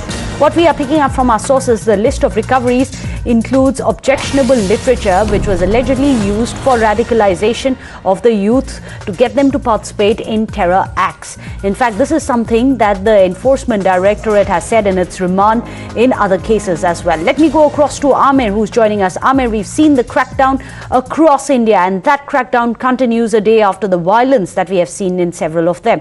Tell us about these raids today. Well, Meghna, the UP ATS had been working in tandem with the NIA earlier as well, as far as crackdown on PFI functionaries is concerned. And in fact, in 2020, the infamous lot of CFI activists who were held, relating to the Hathras case, this issue has went on for the last 2 years. And despite of that, and despite the kind of strictness that Yogi government and the UP ATS and the entire police department has shown against the PFI activists, there still were certain activists who were still active across various districts in Uttar Pradesh, and this time around 6 of them have been arrested by the UP ATS, 4 from Meerut, out of whom 2 actually belong to various areas in Shamli, another one coming in from Muradnagar in Ghaziabad, and a 4th one coming in from Muzaffarnagar. But remember, all 4 of them have been held from the Kharkhoda police station area in Meerut itself, and 2 other accused have been arrested, one each from the Adampur and the other one from the Jaipura police station areas. The ATS teams had actually swooped down upon them. They were keeping a tap on their activities, which was why finally these arrests, all 6 arrests, have taken place late last night between 11:30 and 12 a.m. And this definitely is a huge success for the UP ATS and police, because although we've seen PFI activities happening in Tamil Nadu, in Karnataka, in Kerala, in several places in Rajasthan as well as Maharashtra, and now in the northeast as well, but in UP, because of the kind of strictness that the Yogi government has shown over the last 6 years against such elements, last known activity of PFI was only around December 2019 during the anti-CA violence and riots and the kind of protests that were taking place. Since then, they had been lying low. Now, all these accused have been placed under arrest, and they've been charged for waging war against the nation, for promoting religious enmity, for outraging religious feelings, and under Section 120B for common intention. So, UP government and police definitely leaving no stone unturned as far as curbing PFI activities is concerned. Well, thank you so much for getting us all those details, Amir. We'll keep coming back to you. The raids are currently underway by the UP ATS on the PFI. Meanwhile, there's also a massive outcry to ban PFI. After the raids, now the chorus has been rising that a group which has been involved in anti-India activities should now be banned. Listen in to the latest voice coming in from Karnataka. Bharat के अंदर अंतर्युद्ध करने के लिए वो लोगों कोशिश कर रहा है, उसके खिलाफ सीरियस कार्रवाई एसआईटी ने और एनआईए ने किया है। हम लोग स्वागत करेंगे। वो लोग देश का विरोधी लोग हैं, देश का विरोधी लोग, वो लोगों को सीरियस कार्रवाई होना चाहिए। सीरियस कार्रवाई होकर के एसटीपीआई पीएफआई को बैन करना। Well, let me go across to Imran Khan, who's joining us. Imran, you reported live about the extent of damage, the arson, the anarchy, which was following the raids on the PFI. Now, quite understandably, again, the chorus to ban PFI is rising. Well, absolutely. Yesterday, the Karnataka Home Minister said that they are also preparing the dossier for the ban of the PFI in the state. And he also they said that they sought help from the centre over this issue. Now, the BJP General Secretary C.T. Ravi steps in this issue and says that NIA and ED and other agencies have done a fabulous job of investigating this issue of PFI, and they have arrested more than 200 leaders of PFI in this particular case, including yesterday's arson in Kerala, where more than what we're getting to know is 55 5 PFI leaders have been arrested. But C.T. Ravi said that they are also appealed to the union government to ban PFI. So there is within the ranks and the file of the BJP and also in the state who are in the state government saying that they will take strict action against the PFI. And there has been even among the citizens groups also many individuals including Hindu Jana Jagruti Vedike has submitted memorandum to the Home Minister demanding ban. The Advocates Association has sent a letter to the Union Home Ministry demanding ban on PFI. And we've seen that many people who are supporters of the BJP and also citizen groups have shown concern that the kind of documentation or the of the release details which NIA has come out about PFI, there is a chorus growing that to ban PFI is there. Let me remind our viewers that there's earlier attempt made earlier in Jharkhand about banning PFI, but the government then didn't bring out any substantial evidence. That's why the case was not accepted by the High Court there. But now this time even the Karnataka government says that they had been preparing over this issue. In fact, during the hijab time itself, a committee had been set up to prepare a dossier about PFI. They had also made legal consultations with the Advocate General here, and they had also sought assistance from the Union Home Ministry. Now, it looks like there is a lot of work behind the scenes is being done by the both state government and with very senior leaders of the BJP, including General Secretary C.T. Ravi, now stepping in saying that PFI should be banned, and they are doing that groundwork to ban PFI across the nation. Well, keep tracking the developments on that front. Of course, this is going to be the big question, whether the centre is also going to step in to ban PFI. We've seen the arson, we've seen the NIA raids note as well. And if you could throw some light, Imran, on what the NIA, what the ED has claimed about the anti-India activities in their remand notes. Well, as you saw day before yesterday, that there were raids on more than 10 states and across 100 locations across India, and there was multiple agencies who had been investigating this case on PFI, including NIA, including ED and the state agencies. ED's case was about the money transfer being done across from the Gulf state, especially they were raising funds in the name what ED claims against anti-India activities and to create wage jihad inside India. Now NIA claims that they were making explosives, they were in the bombs were being prepared, ammunitions were being kept to create disturbances in the country and to create animosity between different religious communities and groups. And NIA also claimed that youths were being brainwashed to join ISIS to join ISIS not just as an organizer, as a member of the organization, but also to create disturbance across the country in the name of ISIS. These are the claims made by the NIA and ED. State agencies have been investigating their own role of PFI in their local cases, like in Karnataka, the riots which happened during the over the Prophet's remark issue by the local MLA's son, the Congress MLA's brother-in-law. So that was also being investigated. That's called the KGL and DGL cases. So in total, 15 PFI leaders have been arrested. Well, keep tracking the developments on that front. In fact, there is more breaking news which is coming in right now. In fact, All India Bar Association has also sought a ban on Popular Front of India and special courts to hear the cases against the PFI. And this is a demand which is coming in from the Bar Association. Let me go across to Bhavtosh. Bhavtosh, across the length and the breadth of the country, there are several cases against PFI. Even in the courts, you have the Home Ministry saying that we have every intention to. But any forward movement on actually banning the outfit, which is called a radical outfit by the NIA?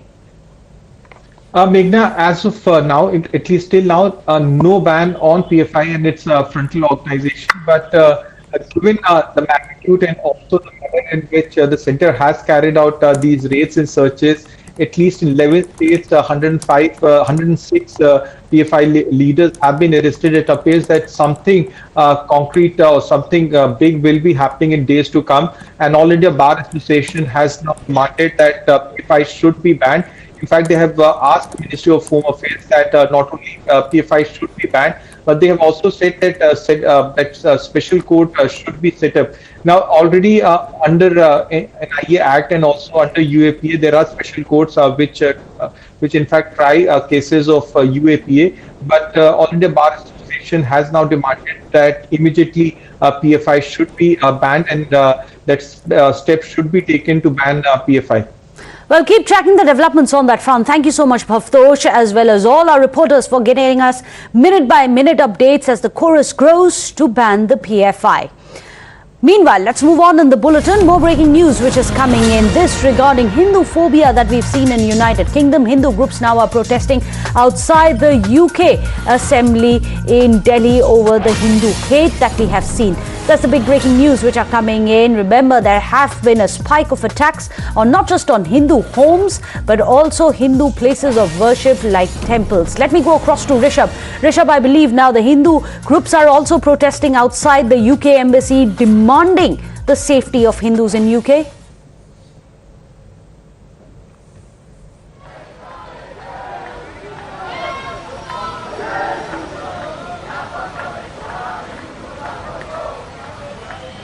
Rishabh, can you hear me? So what we are seeing here right now, that the police has imposed 144. The activist from Vishwa Hindu Parishad was trying to move toward the British High Commission here on Shanti Park in New Delhi, but the police has stopped the protest here. But the protesters here, they are not allowed to go further. We spoke to a few of them and they say that they do understand the concerns of the administration here and they will not violate that. They all have stopped here and are trying to take permission for a representative group to go and hand over the memorandum to the British High Commissioner.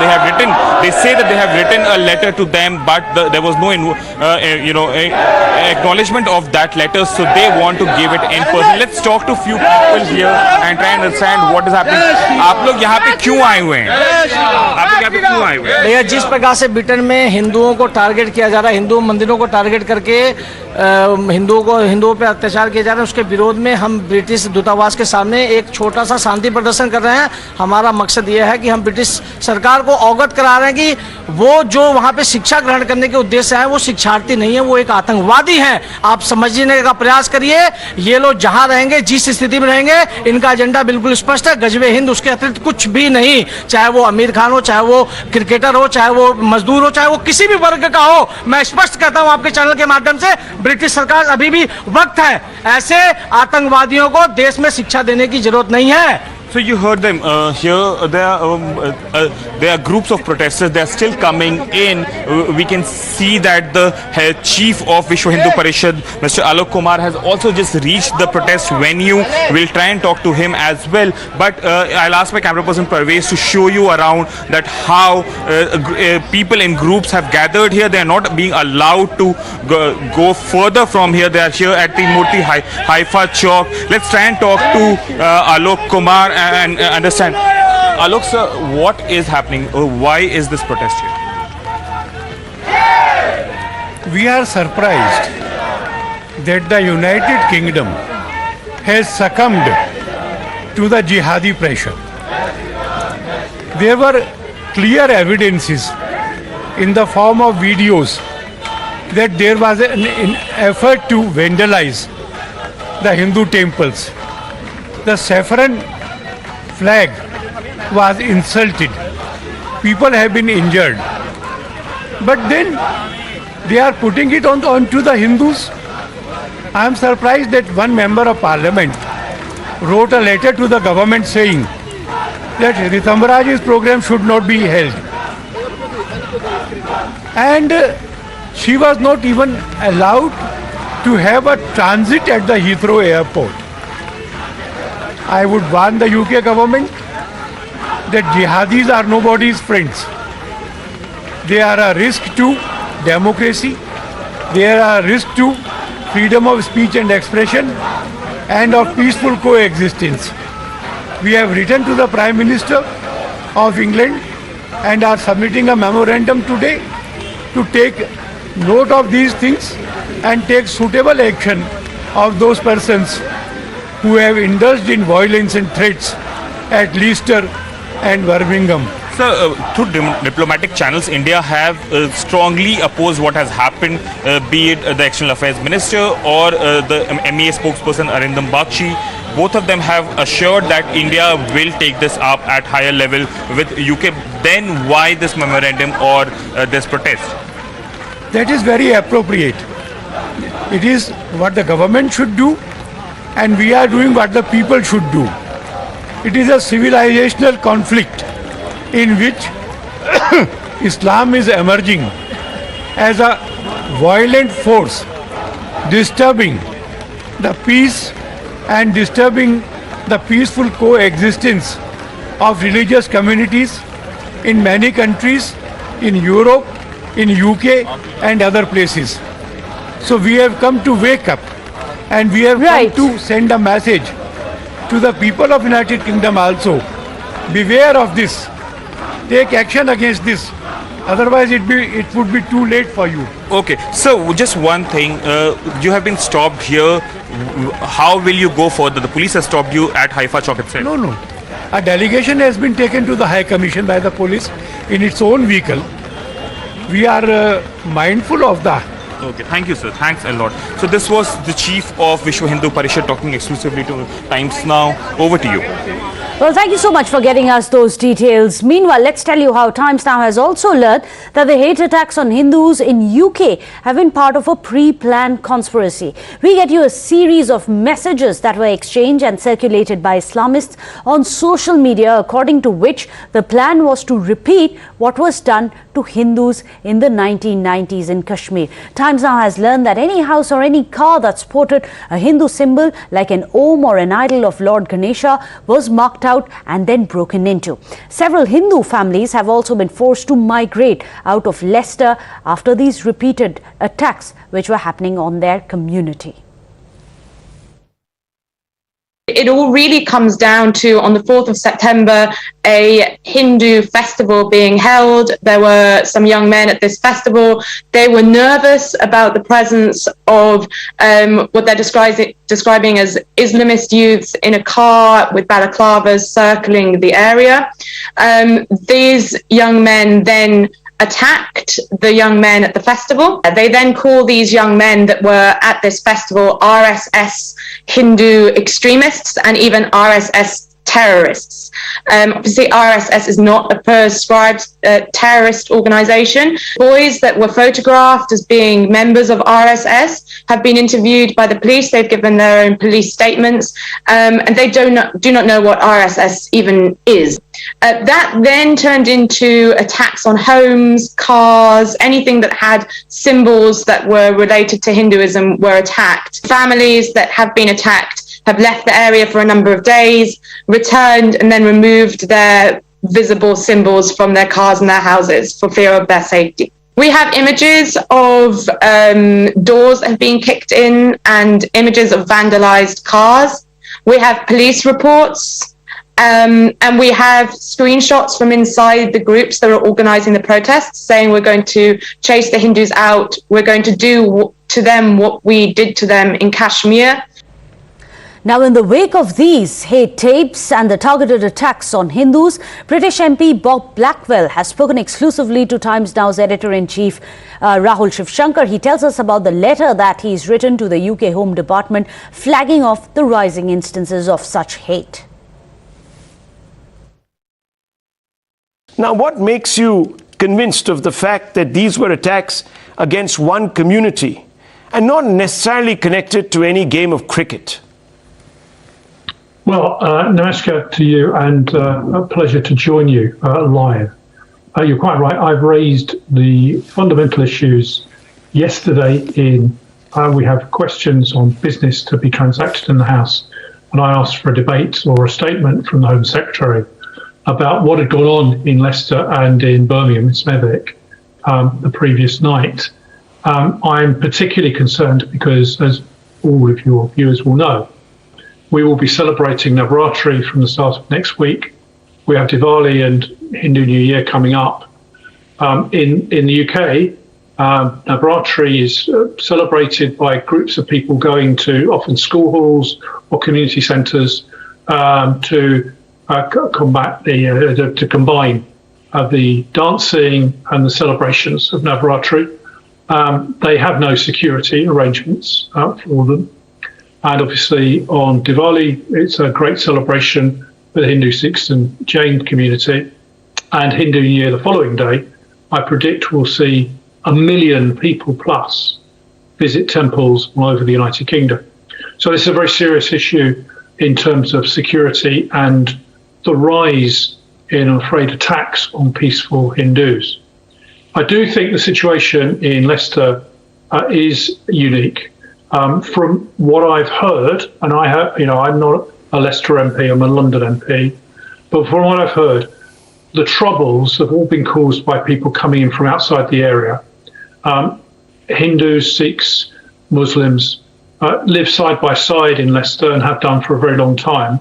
And there's occasional tensions, as there always are, but essentially everyone gets on. And there have been no incidents of real problems between the two communities, in particular in Leicester up until now. But there were attacks. Obviously, one of the things that we've had is the very sad death of Queen Elizabeth II. So we've been in a period of national mourning, and we've tended to avoid speaking out about these subjects. But the very weekend before the funeral, a lot of these attacks took place. We did see people being injured. We saw attacks on temples. We saw flags being burnt, and an attempt in Smethwick just the other night of a mob trying to storm the temple and really root out the people that were there for their normal celebrations. A lot of this is driven by, I'm afraid, outside elements that have been radicalised, and a lot of it also has been driven by incorrect messages on social media. People have put about stories that mosques have been attacked and so on, and the police have had to put up social media messages to say there is no truth in these statements. Please do not believe them. It's a deliberate attempt by a particular section of the community to stir up trouble and cause problems between different religions. It's extremely regrettable. What we need to do is to reduce that tension between the communities, isolate this particular small radicalised section of the community, and make sure they don't cause any trouble. I'm told the police made 46 arrests in Leicester. None of them were Hindus. And that tells you, I think, exactly what has gone on there and who has been attacked. I do know that there's a real serious fear at the moment, obviously, as I've said, with Navratri and Diwali coming up, amongst the Hindu community in the UK.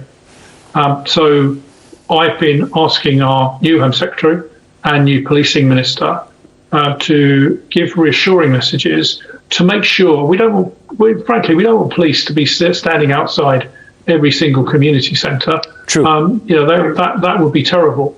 But actually making sure that the police give reassurance, that they can say they're on hand if there is any trouble, and they use their intelligence, they gather, that if any trouble is brewing, then they act to prevent it happening. There was an incident, indeed, in Leicester, I believe, just a night or so ago, where the police had issued literally a banning order, and so anyone that was from outside the area wasn't allowed to go anywhere near the temples.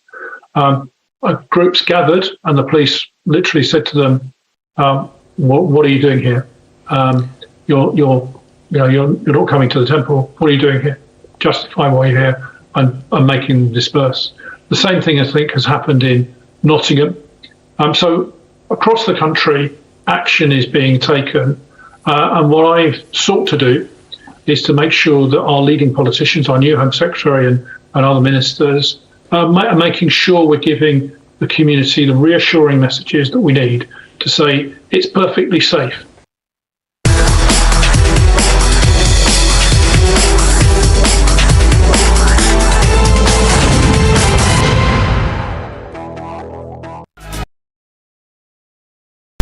The most pressing issues, the most informed minds,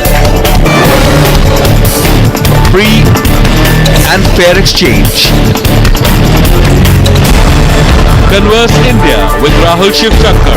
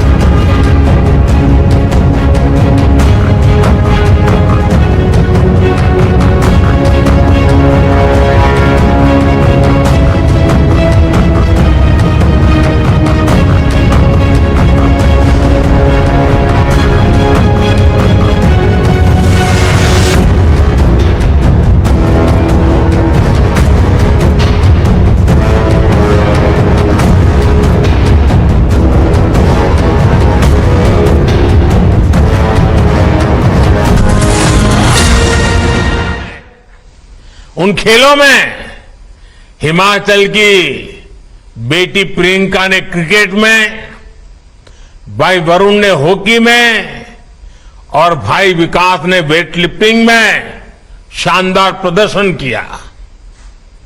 खेल का मैदान हो या कला जगत, party हो या सरकार, हिमाचल के युवाओं की ऊर्जा, उनका जोश, उनका नेतृत्व कौशल निरंतर देश के काम आ रहा है। साथियों, युवाओं को ज्यादा से ज्यादा अवसर देना हमेशा से भाजपा की सर्वोच्च प्राथमिकता रही है। मुख्यमंत्री हो, सांसद हो, मंत्री हो, भाजपा देश का वो राजनीतिक दल है जिसमें हर जगह युवाओं का प्रतिनिधित्व सबसे अधिक है। ऐसा इसलिए है क्योंकि भाजपा देश के युवाओं पर, हिमाचल के युवाओं पर सबसे अधिक भरोसा करती है। अब देश की युवा शक्ति मिलकर आजादी के अमृतकाल में भारत को विकसित राष्ट्र बनाने का संकल्प पूरा करेगी।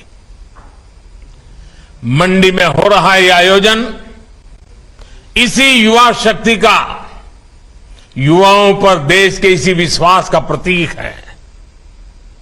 मेरे नौजवान साथियों, आज दुनिया में भारत की साख जैसे जैसे बढ़ रही है, वैसे वैसे भारत को जानने, समझने के लिए, भारत से जुड़ने के लिए पूरी दुनिया लालायित हो रही है। इसके पीछे एक बहुत महत्वपूर्ण कारण है और हिंदुस्तान के नागरिक, जागरूक नागरिक, हिंदुस्तान के मतदाता, इसका पूरा श्रेय उनको जाता है। कारण क्या है मैं बताऊं आपको। बहुत दशकों तक हमारे देश में सरकारें अस्थिर रही, किसी को बहुमत नहीं था, मिली जुली सरकारें थी।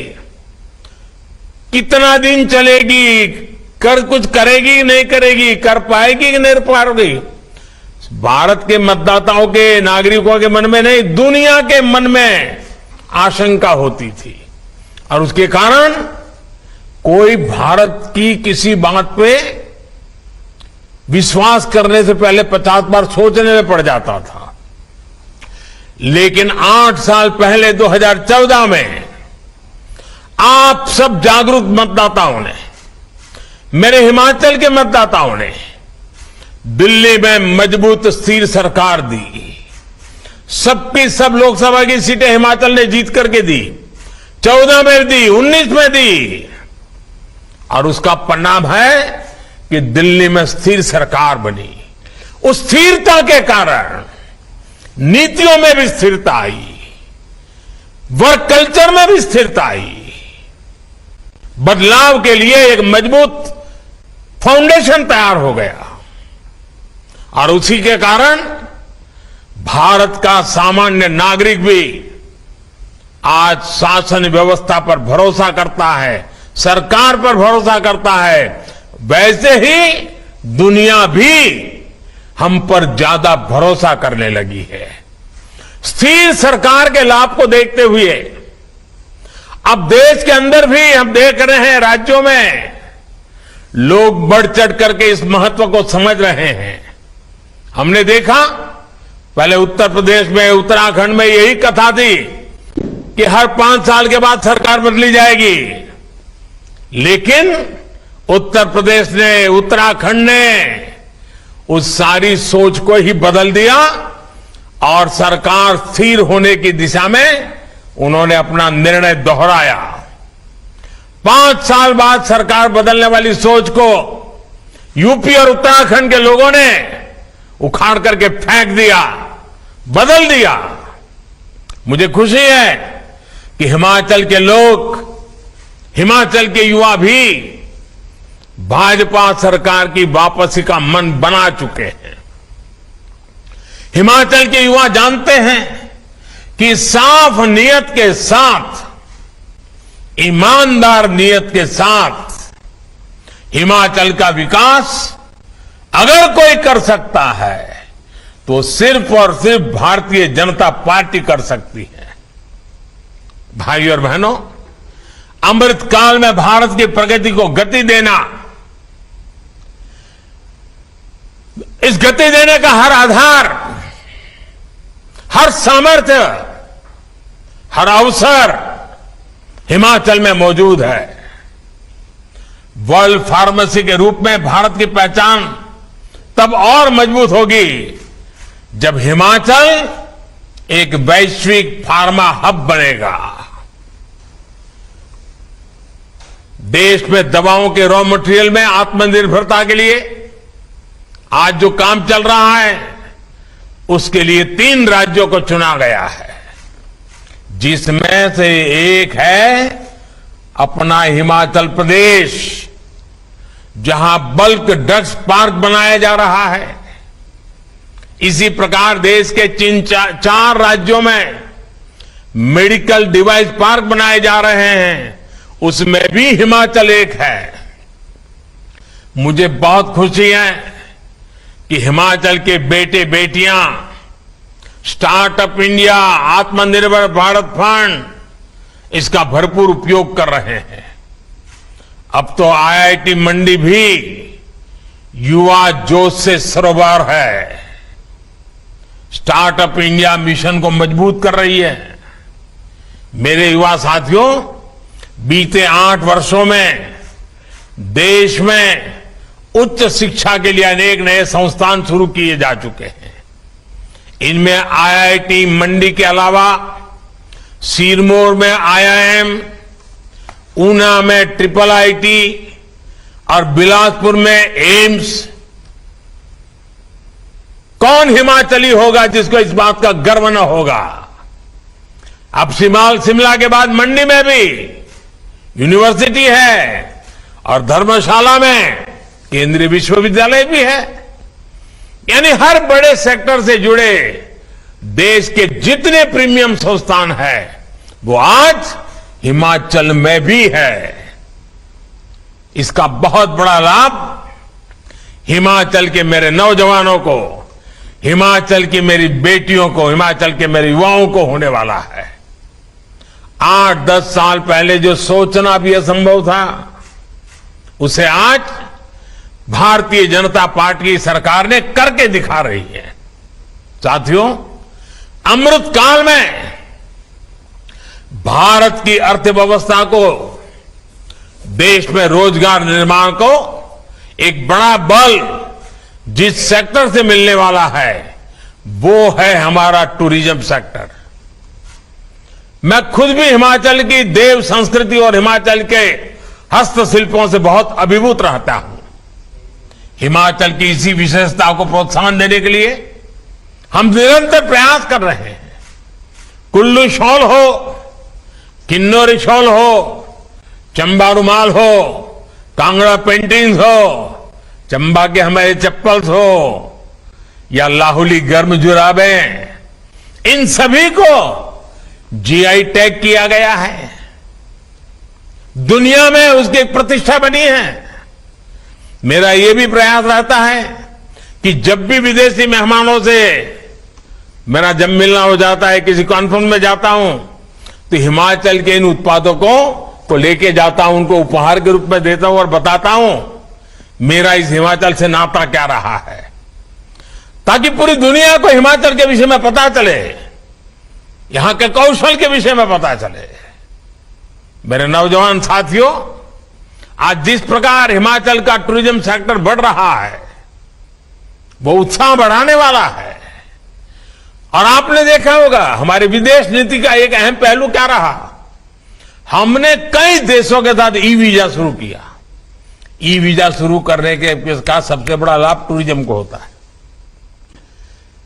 लोगों को आसानी से जब वीजा मिलना शुरू हो जाता है, और देखा होगा आपने कोरोना के पहले तो धमाधम दुनिया से लोग आना शुरू हो गए थे, और अभी भी मौका बहुत बड़ा है।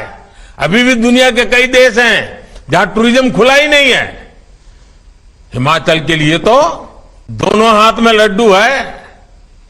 साथियों, कोरोना की मुश्किल से टूरिज्म सेक्टर जल्द से जल्द बाहर निकल सके, इसके लिए भारतीय जनता पार्टी की सरकार और खास करके हिमाचल की सरकार ने टीकाकरण का अभियान जो सफलतापूर्वक चलाया, उसने देश भर के और विदेशों के टूरिस्टों को भी एक विश्वास दिया कि हिमाचल सेफ है।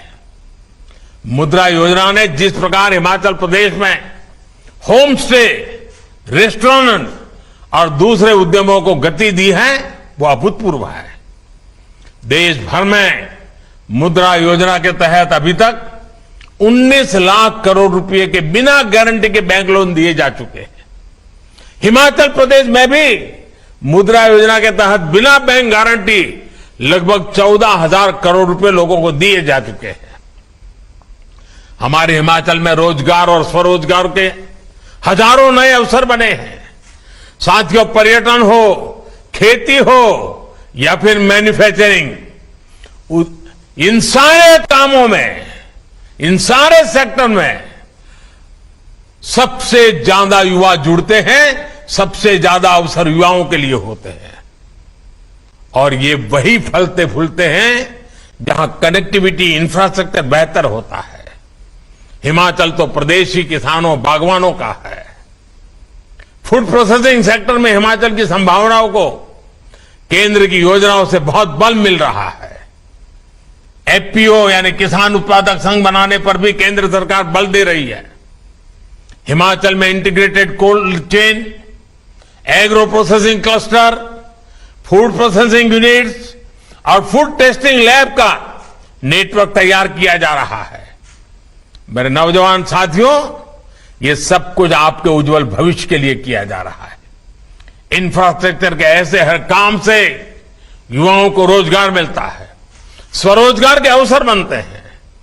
पिछले 8 वर्षों में केंद्र सरकार ने हिमाचल में नेशनल हाईवे के रखरखाव और विस्तार के लिए करीब 14,000 करोड़ रुपए दिए हैं, जबकि 2014 से पहले के 8 वर्षों में हिमाचल प्रदेश का केंद्र सरकार से 2,000 करोड़ रुपए से भी कम मिलते थे।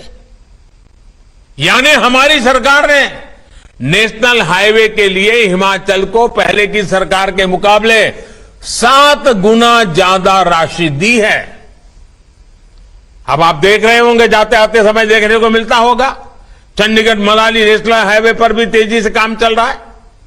ये नेशनल हाईवे खेती और टूरिज्म से जुड़े हजारों नौजवानों के लिए बहुत अवसर लेकर के आया है। साथियों, इस वर्ष के केंद्रीय बजट में 2 बड़े प्रोग्राम घोषित किए हैं, जिनका हिमाचल प्रदेश को बहुत अधिक लाभ होने वाला है। वर्तमान प्रोजेक्ट के तहत पहाड़ी प्रदेशों के उनके लिए रोपवे के नेटवर्क को विस्तार देने की योजना है, जिसका लाभ हिमाचल के पर्यटक स्थलों को हो रहा है।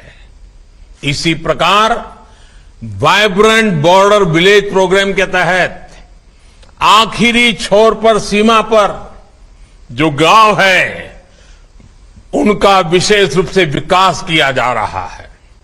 युवा साथियों, सरकार ने वर्क फ्रॉम होम के लिए जो नीतियां बनाई है, हिमाचल का टूरिज्म सेक्टर उसका एक बड़ा लाभार्थी है। इसका कारण बेहतर डिजिटल कनेक्टिविटी भी है। अब तो 5G सेवाएं भी शुरू होने वाली है, जिससे टूरिज्म सहित शिक्षा, स्वास्थ्य और खेती जैसे अनेक क्षेत्रों में, आरोग्य जैसे अनेक क्षेत्रों में हिमाचल को विशेष लाभ होने वाला है। मुझे खुशी है कि हिमाचल उन प्रदेशों में है जिसने अपनी ड्रोन नीति बनाई है, और इसके लिए मैं हिमाचल सरकार के ये दूरंदेशी निर्णय के लिए और अगुवाई करने के लिए मैं हिमाचल भाजपा सरकार को बधाई देता हूं। ड्रोन से सामान पहुंचाने में, खेती बागवानी में भी बहुत मदद मिलने वाली है। ड्रोन के बढ़ते इस्तेमाल को देखते हुए युवाओं को ड्रोन उड़ाने की ट्रेनिंग देने के लिए कई कोर्स भी शुरू किए गए हैं। इसलिए कनेक्टिविटी के साथ साथ हेल्थ और वेलफेयर से जुड़े दूसरे इंफ्रास्ट्रक्चर में भी हिमाचल आज आगे बढ़ रहा है। बिलासपुर का एम्स अब बनकर तैयार हो चुका है।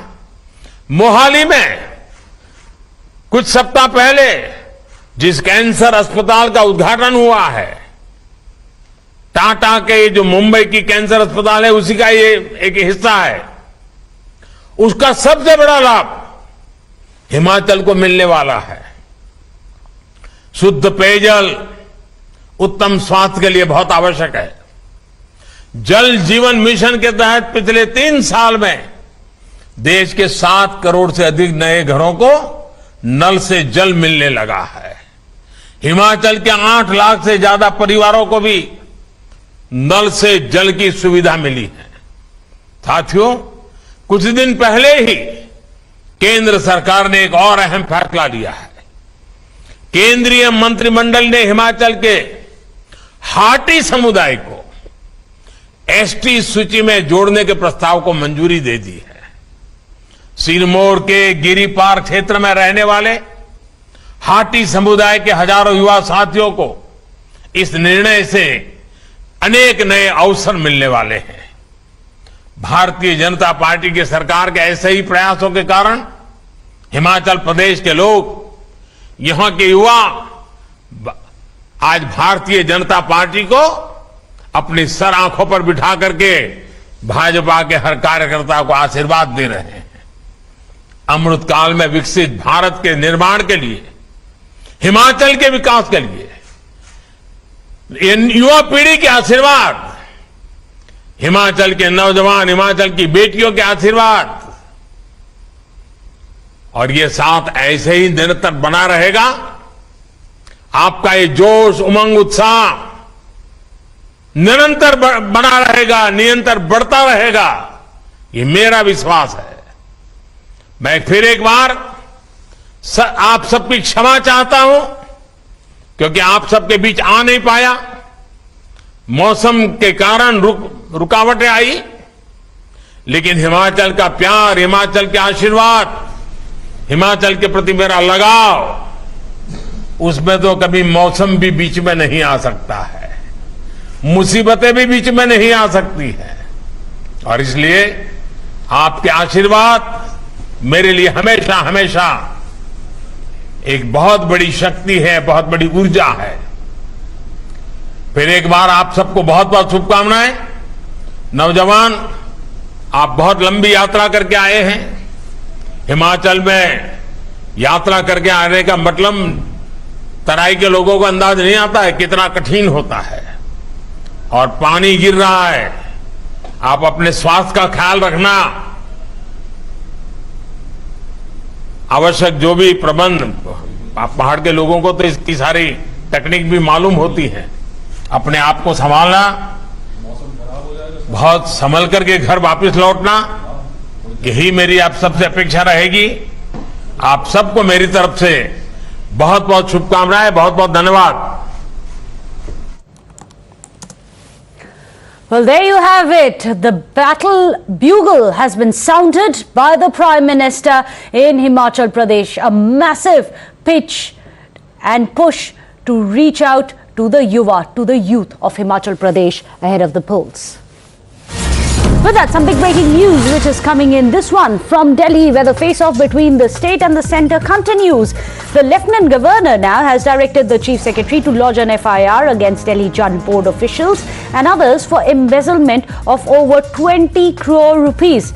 This is the latest face-off which is happening after the face-off that we've already seen over several other instances over their own ministers such as Satyendra Jain as well as Manish Sisodia. Remember, in the case of Satyendra Jain as well, it was the LG who had given permission to prosecute one of the sitting cabinet ministers, following which there was a Manatullah Khan as well who has been mired in a controversy. The latest one is coming in for Delhi Jal Board. Let me go across to Niyamika, who's joining us with all the details.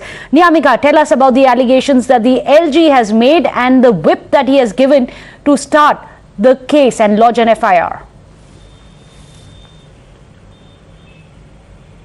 Well, this is a blatant case of corruption amounting to a huge financial losses to Delhi Jal Board, as the cash amounting to over 20 crores have been collected as water bills from the individuals, and that amount goes to a private bank account rather than going to the Delhi Jal Board's official bank account for several years. And as per the information which has been given by the LG office, the Delhi Jal Board had appointed its banker corporation bank to collect these water bills on its behalf through an order in June 2012 for 3 years, and that same contract got renewed for further in 2016, 17 and even in 2019.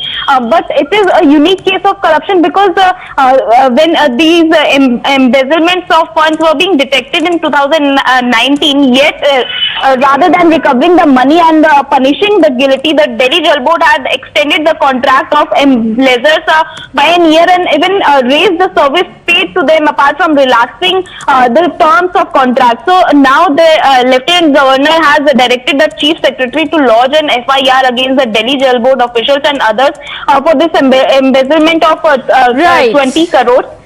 So this is going to be another flashpoint that we can expect between the LG and the Aam Aadmi Party Sarkar. Thank you so much for joining us, and Niyami Khan with all the details. With that, a short break.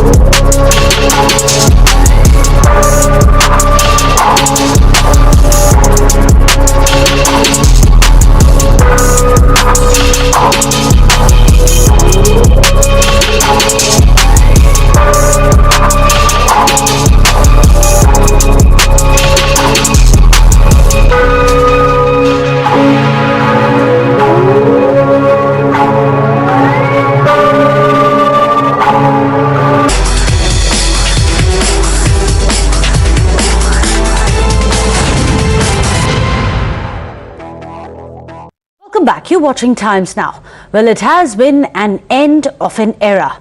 Chulan Goswami is all set to retire at Lord's Cricket Ground after the Indian women's cricket team plays the final match of the ongoing 3-game one-day international series against England. A former India captain, she is also the highest wicket taker in women's international cricket with 353 wickets in 283 matches.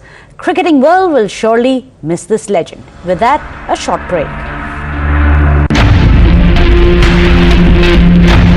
I am absolutely enjoy each and every moment because I'm very fortunate enough to play this sport. I never thought about it.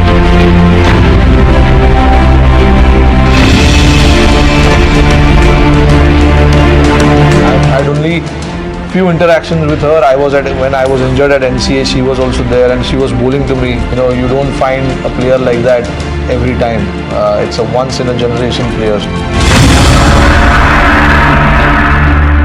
This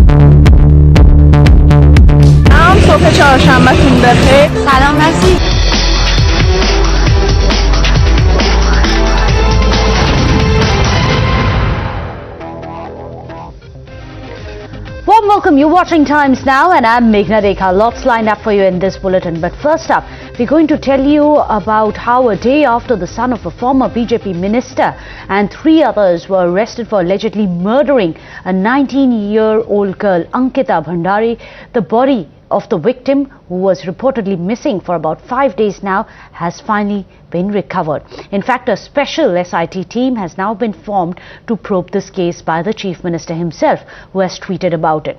In fact, Times Now has accessed the WhatsApp chats of Ankita Bhandari. The 19-year-old girl had told one of her friends about her troubles at work, and she said that she was being forced to offer special favors from the owners of the resort where she worked. From these chats and the last call, it is being revealed that she was molested, and due to this, there is a possibility that she was finally murdered as well. This is something that the arrested have already confessed to. Postmortem की कार्रवाई जो है वर्तमान में गतिमान है। Postmortem को panel के माध्यम से करने का निर्णय लिया गया है और समस्त गतिविधि को वीडियोग्राफी किया जा रहा है। सभी ऐसे अनियमित जो रिजॉर्ट्स बने होंगे उसका एक अभियान के तहत चिन्हीकरण किया जाएगा और उसमें जो भी अवैध पाया जाएगा उस पर कार्रवाई की जाएगी। माननीय मुख्यमंत्री जी का इस समय निर्देश प्राप्त हो गया है।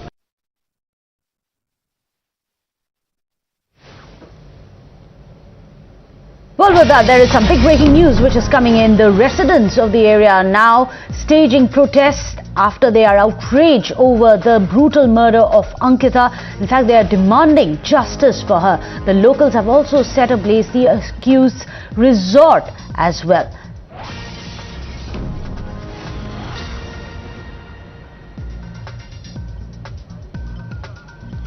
Well, let me go across to Abhishek, who's joining us for more details. Abhishek, what's happening at the resort? ये सुना जा रहा है कि जो locals हैं वहां पर प्रोटेस्ट भी कर रहे हैं।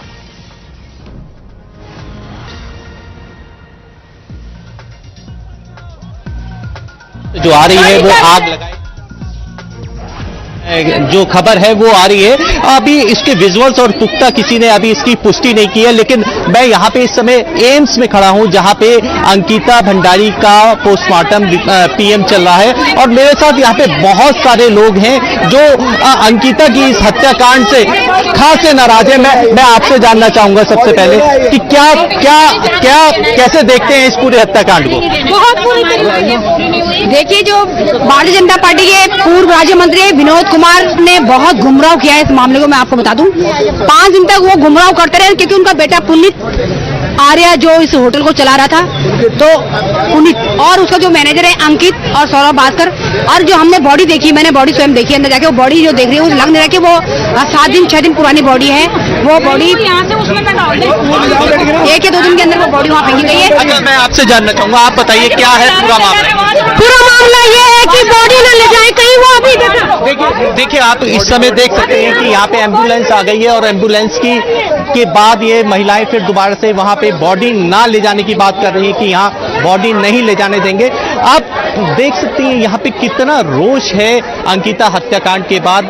हर इंसान यहाँ से इस बात को लेकर खासा गुस्से में है और नजर आ रहा है कि यहाँ पे हम अंकिता के साथ जो हुआ वो किसी और के साथ ना हो, ऐसी घटना दोबारा पुनरावृत्ति ना हो, इसी को लेकर यहाँ पे आप भीड़ से अंदाजा लगा सकते हैं और उनके गुस्से से अंदाजा लगा सकते हैं कि किस तरह से यहाँ लोग अपने प्रतिशोध दिखा रहे हैं। ये बताइए कि जो रिजॉर्ट है, चीफ मिनिस्टर ने खुद बोला है कि सख्त कार्रवाई होगी, even if he was the former minister of the BJP son. ये बताइए, रिजॉर्ट में बुलडोजर्स आपने बताया था सुबह 1 पहुंच चुकी है, हो सकता है बुलडोजर जस्टिस भी हो वहां? देखिए, बुलडोजर की कार्यवाही को लेकर अभी हमारी इनके परिवार के लोगों से बात हुई तो उनका सीधे रूप से ये कहना था कि बुलडोजर का जो ध्वस्तीकरण का जो मामला है वो उन्होंने सीधे रूप से जिस कमरे में अंकिता रहती थी उसी कमरे को ध्वस्त कर दिया, जिससे लेकर काफी आरोप प्रत्यारोप लगने शुरू हो गए हैं। उनका सीधे रूप से कहना है कि पुलकित को बचाने के लिए ये सब प्रपंच रचा गया है बुलडोजर का, जैसे वहां पे कार्यवाही की गई है। यहाँ और भी लोग हैं मेरे साथ, मैं आपसे जानना चाहूंगा क्या कहना चाहते हैं और अपना परिचय दीजिए। मेरा नाम संजय सिलसवाल है और मैं यहाँ स्थानीय निवासी हूँ। मेरा गृह क्षेत्र पड़ता है यमकेश्वर, जहाँ पे सारा केस हुआ है। देखिए, वो जो जगह है वो इलीगल थी, आयुर्वेदिक फैक्ट्री के लिए दी गई थी और उसको रिसोर्ट की तरह इस्तेमाल किया जा रहा था। और जहाँ तक इस मामले का सवाल है, स्थानीय जो विधायक हैं उन्होंने पूरी तरह से गैर जिम्मेदाराना इसमें बिहेवियर रखा है, क्योंकि जो पटवारी थे, पटवारी को 5 दिनों तक इन्होंने पूछा नहीं, कि तलब नहीं किया है। पुलिस के ज्यूरिडिक्शन में जब केस आता है तो विधायक वहां पे जाकर उसे फैब्रिकेट करने की कोशिश करती हैं, उसको मैनिपुलेट करने की कोशिश करते हैं। विधायक यहां तक भी मैनिपुलेट करने की कोशिश करने पहुंचती हैं, जो पोस्टमार्टम रूम तक घुसती हैं विधायक, जिसको जनता के आक्रोश के बाद भाग भेजा जाता है। और अभी मैं आपको नई जानकारी दे दूं, रात को एक तो डिमोलिश किया गया है बिल्डिंग को, वहां पे विधायक के द्वारा करवाया गया है डिमोलिश। अगर हम वो एक तरह से उसको फॉरेंसिक जांच के लिए पुलिस की निगरानी में रखा गया था, सील किया गया था, तो डिमोलिश करने का अधिकार किसने दिया, किसने आदेश दिया? और अगर वो आदेश में डिमोलिश नहीं हुआ है तो विधायक ने कैसे डिमोलिश करवाया, किसको बचाने के लिए करवाया? और आपको नई जानकारी और दे देता हूं, अब रिसोर्ट में आग लगा दी गई है। आपने सुना, देखिए आपने सुना पूरी जनता में किस तरह की भावना महिलाएं आ गई हैं, किस तरह के रोष है। जनता सीधे रूप से कह रही है कि अगर डिमोलिश करने का अधिकार दिया था तो वो किसे दिया था और क्यों दिया था, क्यों अंकिता के कमरे को ही डिमोलिश किया गया सबसे पहले, ये अपने आप में कई बड़े सवाल पैदा कर रही है। और भी यहाँ लोग हैं, मैं आपसे भी जानना चाहूंगा एक आम नागरिक के अनुसार, आप बताइए आपका क्या कहना है इस पूरे मामले पे। हम तो भाई कल से बैठ रखे हैं यहाँ थाने में, कल सुबह 8 बजे से बैठ रखे हैं और जो नज़ारे हम देख रहे हैं वैसे होना नहीं चाहिए था। और जब हम सुबह 8 बजे यहाँ आए, उसके बाद जब ये उनको ले जाने लगे 3-4 को, तो इन्होंने पहले तो लाठी चार्ज के लिए तैयार कर, जब यहाँ जनता भड़क गई पुलिस वालों ने लाठियां निकाल दी, पत्रकारों को भगा दिया, सबको बाहर करके, और जब इनको ले गए तो आगे जनता ने पकड़ लिया। ये ना सोचें कि यहाँ से बच गए तो आगे, यहाँ से बच गई तो आगे नहीं बचेंगे, आगे नहीं बचेंगे। और जहां तक ये रिसोर्ट का मामला है, मेरी जानकारी में है, मैं एक राज्य आंदोलनकारी हूं, हमने 94 का आंदोलन लड़ा है, हमारे दिल को पीड़ा है, हमने अपना राज्य लेके ऐसों के हाथ सौंप दिया है जिन्होंने हमारे उत्तराखंड को बर्बाद कर दिया है, हमारे बच्चों का भविष्य बर्बाद कर दिया है। Hello. Right. Well, those are very angry locals. They are saying that our children and our future is being destroyed. In fact, let's tell you how the Chief Minister, he has assured that action is going to be taken and the strictest possible action is going to be taken against the accused. Listen in to Chief Minister Dhami. Ankita बेटी का पार्थिव शरीर खोज लिया गया है, मिल गया है, और सभी दोषियों के खिलाफ सख्त से सख्त कार्रवाई हो, इसको लेकर हमने डीआईजी पी रेणुका देवी के नेतृत्व में एक एसआईटी का गठन किया है, जो पूरे मामले की तह तक जाएगी, उसकी जांच करेगी और अपराधियों को सजा दिलाने का काम करेगी। चाहे कोई भी हो, अपराधी इसमें बख्शा नहीं जाएगा। Meanwhile, Uttarakhand Chief Minister Pushkar Singh Dhami has ordered to raise down the Vanathara resort, which is owned by the accused BJP leader and former Mantri's son in the alleged case.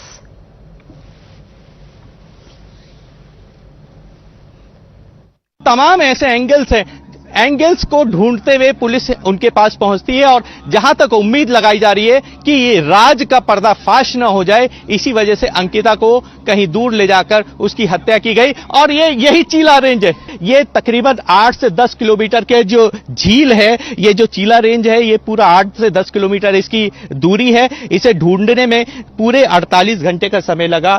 Police 21 तारीख से लगातार आरोपियों की निशानदेही पे इसी नदी में ढूंढ रही थी। जब इस मामले का पटक्षेप हुआ तो डीएम के कहने पर इस पूरी नदी का, जो इस झील का पानी रोक दिया गया, और पानी रोकने के बाद आज 2 दिन बाद इस नदी में, इस झाल के किनारे उसकी जो अंकिता थी, उनकी लाश यहां से बरामद हुई। और शिनाख्त अभी कुछ देर पहले हमने दिखाया कि शिनाख्त के लिए उनके परिवार वाले आए, उनके फादर आए, उनके ब्रदर आए, उन्होंने शिनाख्त करके ये बताया कि हां, ये अंकिता की ही लाश है।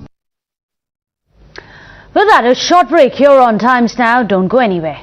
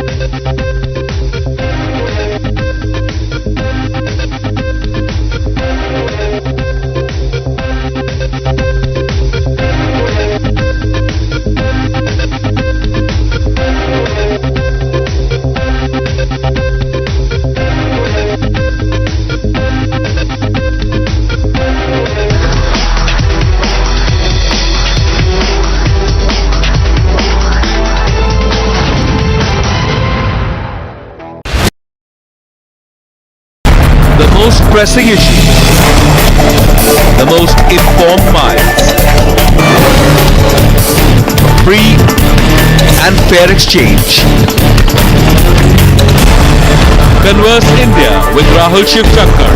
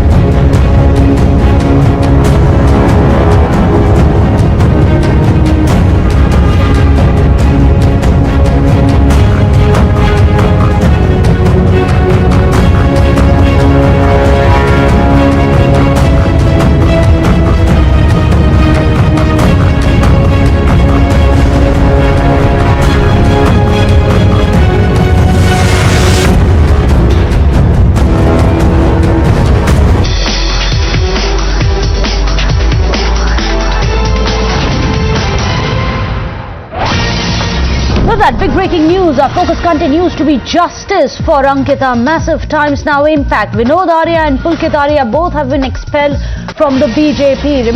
Remember, Vinod Arya is a former minister of the BJP Sarkar. His son Pulkit Arya now stands accused of forcing a girl to give sexual favors and of having murdered her when she refused. After the body of Ankita was recovered, Chief Minister Pushkar Singh Dhami said that there is going to be no leniency shown and the strictest action is going to be taken against the accused. Massive Times Now impact after some stern questions which were asked.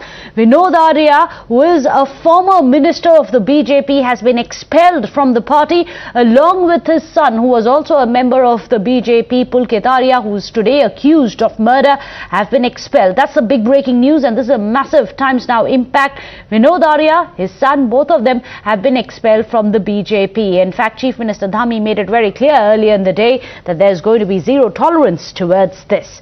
Let me go across to Rishabh, who's joining us with the details on this. Rishabh, BJP, they're cracking the whip. The BJP has acted swiftly after the reports came in. Now what we are given to understand that both son and father have been arrested by the Uttarakhand police, and the dead body of Ankita has also been recovered. As of now, BJP has been saying that the action has been taken. Further course of action is yet to be seen how, and the government says the law will take its time to bring the justice. Well, keep tracking the developments on that front. However, it's very important for us, Rishabh, to also understand what exactly it is that the Chief Minister has said, that the strictest possible impact, the strictest possible action is going to be taken, which is why, no surprises there, the whip has been cracked on the BJP's former Mantri and his son. But with that, let's move on the bulletin now, tell you how the nomination process for Congress President poll has now begun. In fact, while the Rajasthan Chief Minister Ashok Gehlot, he eyes Delhi Darbar, there Shashi Tharoor is also all set to contest. Remember, news has been coming in of how Shashi Tharoor has met Sonia Gandhi, sought her blessings to contest, as well as Ashok Gehlot, who has confirmed on Times Now that he is indeed all set to file his nomination papers. So the big question is, what's going to happen next? Will both of them contest, and who's going to emerge victorious? What sources within the Congress are telling us is that Rahul Gandhi is not going to be contesting. So meanwhile, there's also a side war which is happening in the state of Rajasthan, where Sachin Pilot has been lobbying, and his camp has been lobbying very hard for him to become the next Chief Minister. Let me go across to Niyamika, who's joining us. Niyamika, what are you hearing from the Tharoor camp? Will he be contesting the polls against Ashok Gehlot?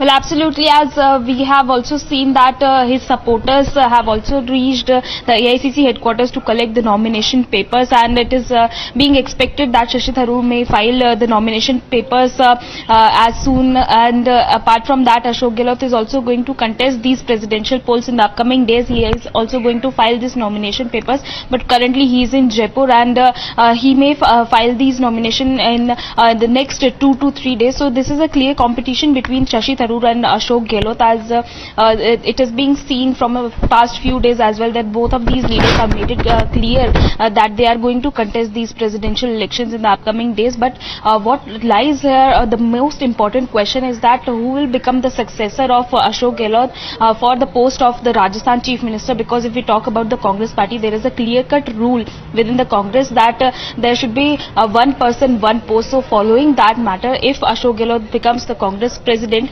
then he had to resign from the post of the Rajasthan Chief Minister. So that is also a big question here, that who will become his successor, who will become the next Rajasthan Chief Minister, because we are also seeing that Sachin Pilot is meeting the MLAs of Rajasthan Congress. He is also in talks with all these MLAs, and they are going to come to Delhi as well, which can be seen as a show of strength on the part of Ashok Gehlot, that to make a pressure upon the Congress leadership that whoever will become the Rajasthan Chief Minister, that his take will be also be absolutely. It's not just the presidential polls, but also who's going to be the Chief Minister of Rajasthan if Ashok Gehlot becomes the President of the Congress. Of course, a lot is still unknown. We'll have to wait and see for that. Thank you so much, Niyamika. With that, a short break.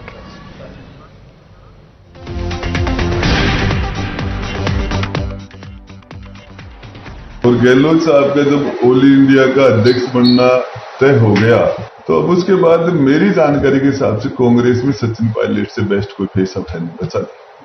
Gehlot साहब दिल्ली गए थे, वहां बारिश हुई तो गहलोत साहब ने कहा कि बारिश हुई सगुन अच्छा है, तो इसका मतलब हिंदुस्तान में कांग्रेस मजबूत होगी उनके नेतृत्व में।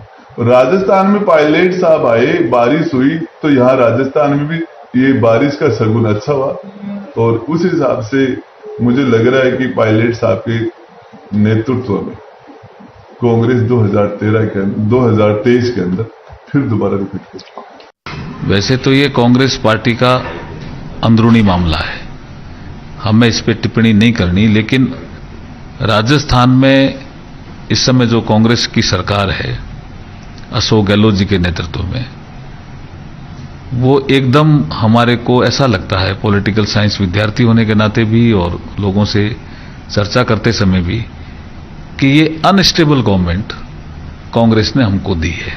It's for the Congress party to decide who will be what in their party, but whatever comes out through the media, the party seems to be in shambles.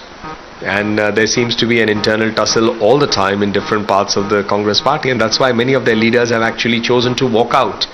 If in case we need to hold an election, if there are more than one candidate, then all the authority members will also visit the different states. We will have a polling station over there.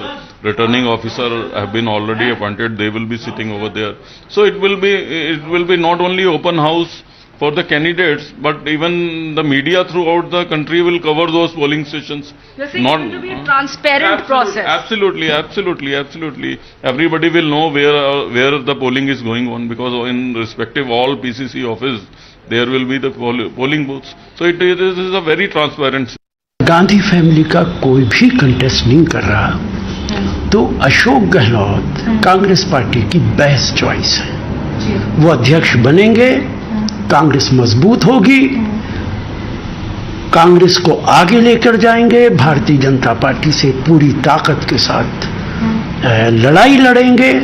और मुझे लगता है कि अशोक गहलोत के nomination के बाद शायद कोई दूसरा नॉमिनेशन फाइल ना हो।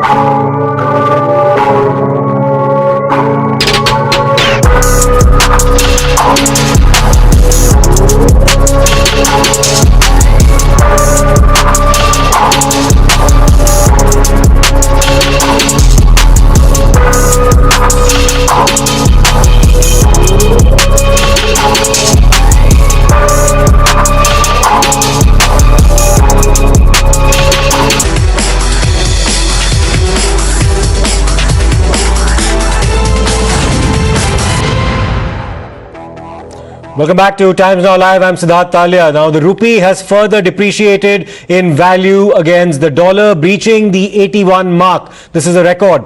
This is amid an ongoing war in Ukraine and, of course, the decision that was taken by the US Federal Reserve to hike interest rates even further. Should India be alarmed? Should the RBI intervene as it has been doing so actively so far? Or should the rupee be allowed to find its own feet? Let's listen into some reactions. See, the rupee-dollar issue makes an entire difference in the world. It is a duty of any government to protect the value of the rupee. When rupee goes down, the international market will be affected. The relationship between we and China, you know that whatever the imports were coming has affected a lot. So the policies of Manmohan Singh government is much needed for this country. That is why Sonia Gandhi was very firm to save the country. An economist like Manmohan Singh should be there as the Prime Minister of this country. I also congratulate Mr. Narayan Murthy for his brave words, commitment, guidance to this country. It's a very important comment coming from someone who's respected in Indian industry, Mr. Narayan Murthy. And the fact that he is also passing a comment on this, I don't know what reason he did it and in what context, but the fact of the matter is the BJP has always held that the economy was in great disarray when Prime Minister Modi assumed office as the Prime Minister in 2014, and it has taken a lot of hard work of this government. Well, to debate this, we're actually being joined right now by two guests, Rishi Bagri, political analyst, as well as Professor Arun Kumar, senior economist, who join us on the broadcast. Thank you, gentlemen, for speaking to us. Mr. Bagri, coming to you first. How long can India actually sustain the deteriorating value of the rupee? Because we've almost exhausted $90 billion of our foreign exchange reserves on the part of the RBI since January this year to contain this particular problem. How much further can the rupee be allowed to depreciate, and to what extent can we sustain the argument that the currency should be allowed to find its own feet? Siddharth, you need to understand the complete context. The Indian currency has depreciated against the American dollar by 8%. That's true, that's fact.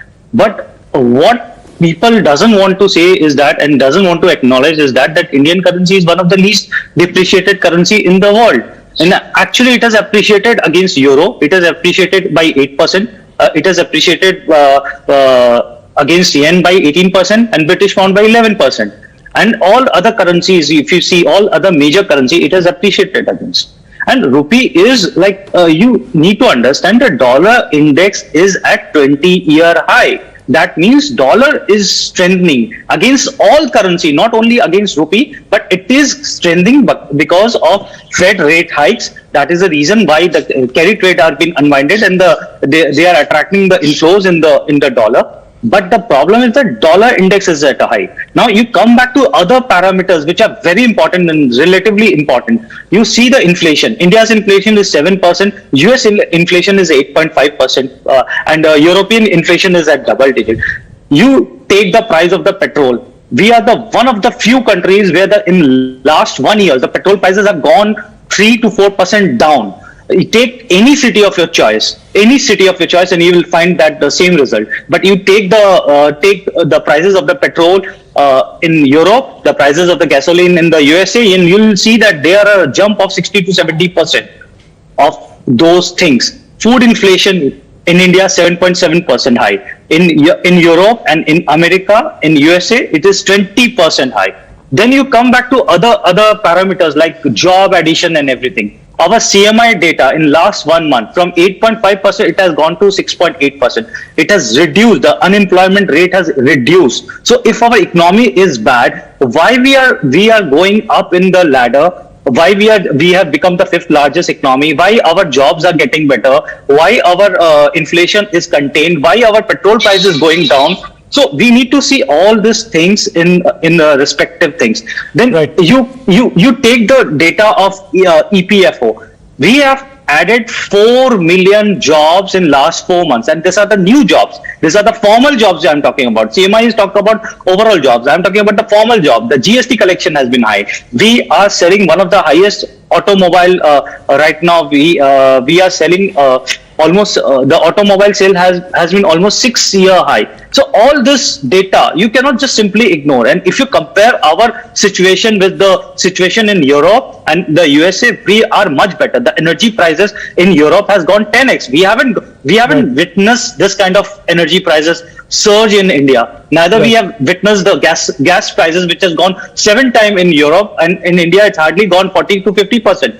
So obviously there are big difference if you see the data. It's very easy to like dish out the India, but India has done relatively much better than other part of the world.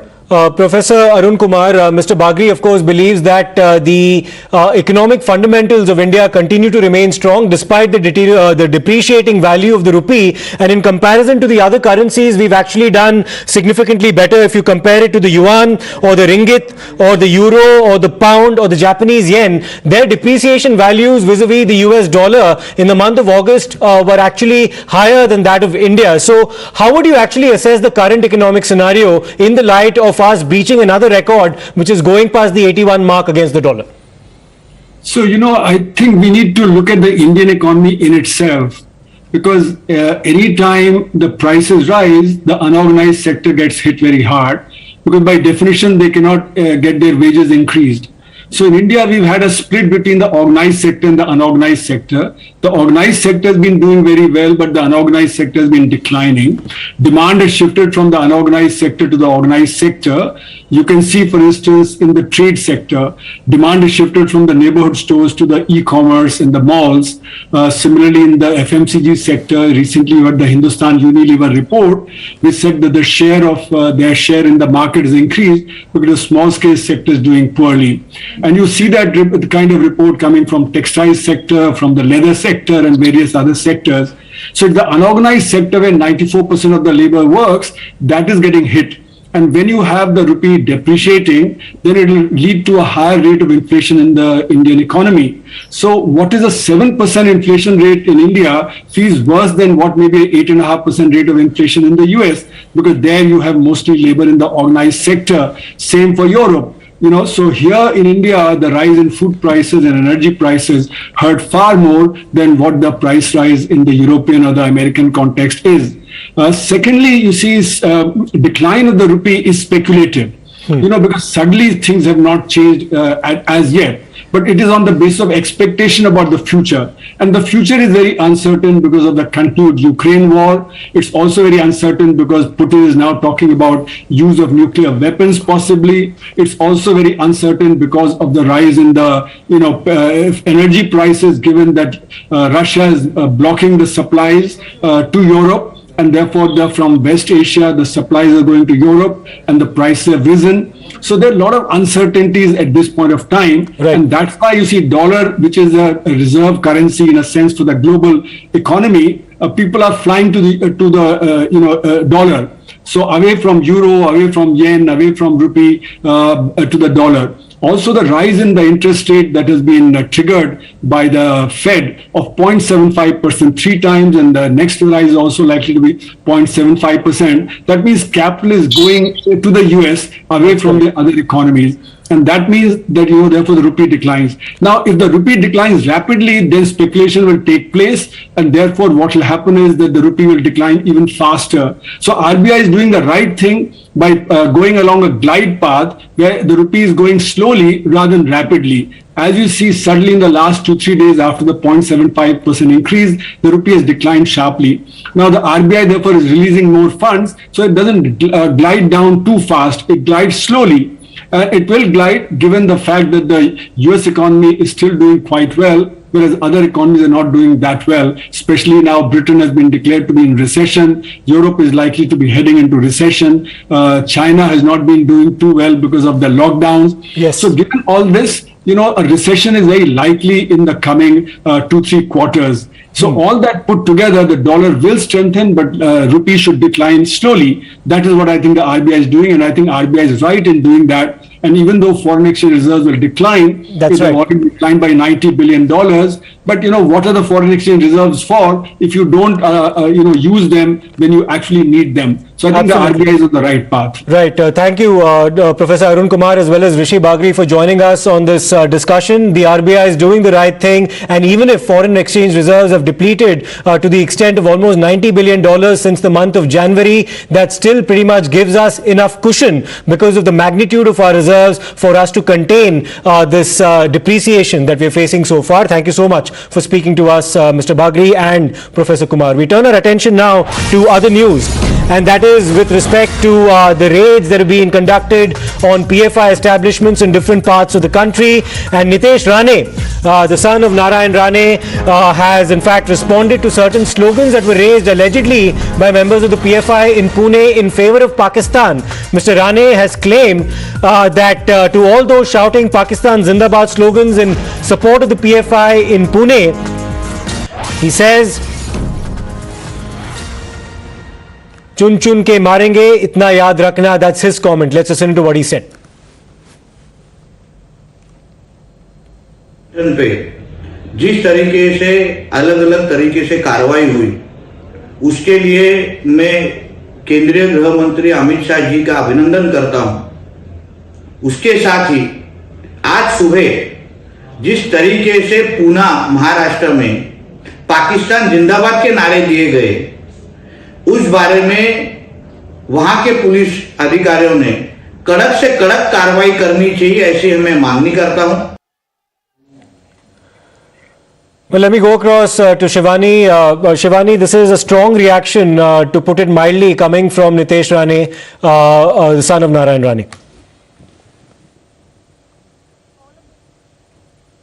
Well, interestingly, he is calling all of those people, those are raising slogans in favor of Pakistan, calling it Pakistan Zindabad, calls them Deshdrohi, and also simultaneously ask and request the police from Pune to take strict action so that such cases, such sloganery cannot be repeated, and that is why strict action shall be taken against all of those people. Yesterday also, when the slogans were taking place, when the protest took place, the Pune police had detained 42 people, but later they were released late in the night. But again today in the morning, more than 60 people, a case against more than 60 people has been registered, which includes those 42 people, those who were blocking the roads, were sloganing over there, but against not only the NIA but also in favor of Pakistan. Though the mention of Pakistan Zindabad is not a part of the not a part of the FIR that has been registered, but yes, of course, the police will be investigating the matter in that particular angle as well. Simultaneously, we are also trying to reach out to the Pune police. They also say that we will investigate whether all of those videos, where are they from, and what exactly transpired when the protests were taking place, because not only there is a slogan which favors Pakistan, but also they say NIA Murdabad. So there are such slogans, those are taking place, which clearly modifies that there is some link which NIA was searching, whether there is a terror funding and where is it all coming from. So Pakistan Zindabad clearly puts forth one more detail of how the funding was taking place and where it was all coming from. Right, many thanks for that update, Shivani, and of course we'll also track the investigations on the part of the Pune police over the slogans that were raised there when some PFI members were apprehended. We turn our attention now to developments with respect to Jammu and Kashmir, and Mehbooba Mufti, the former Chief Minister of Jammu and Kashmir, has said that things are bad in Jammu and Kashmir, that the Kashmir issue that she says needs to be resolved, and if the Pakistani Prime Minister Shahbaz Sharif has said that they want a resolution of the Kashmir issue and better relations between the two countries, it should in fact happen. If relationship of both the countries improve, Mehbooba Mufti says, we can utilize many expenditures on the welfare of the people. If both countries sit together, like in Vajpayee's time, this will be resulting in happiness for both the countries in the subcontinent. This is of course in the following what Shahbaz Sharif had said at the United Nations General Assembly. सीधा मसला है, और पिछले 70-75 साल से आपने देखा जम्मू कश्मीर की क्या हालत बनी हुई है.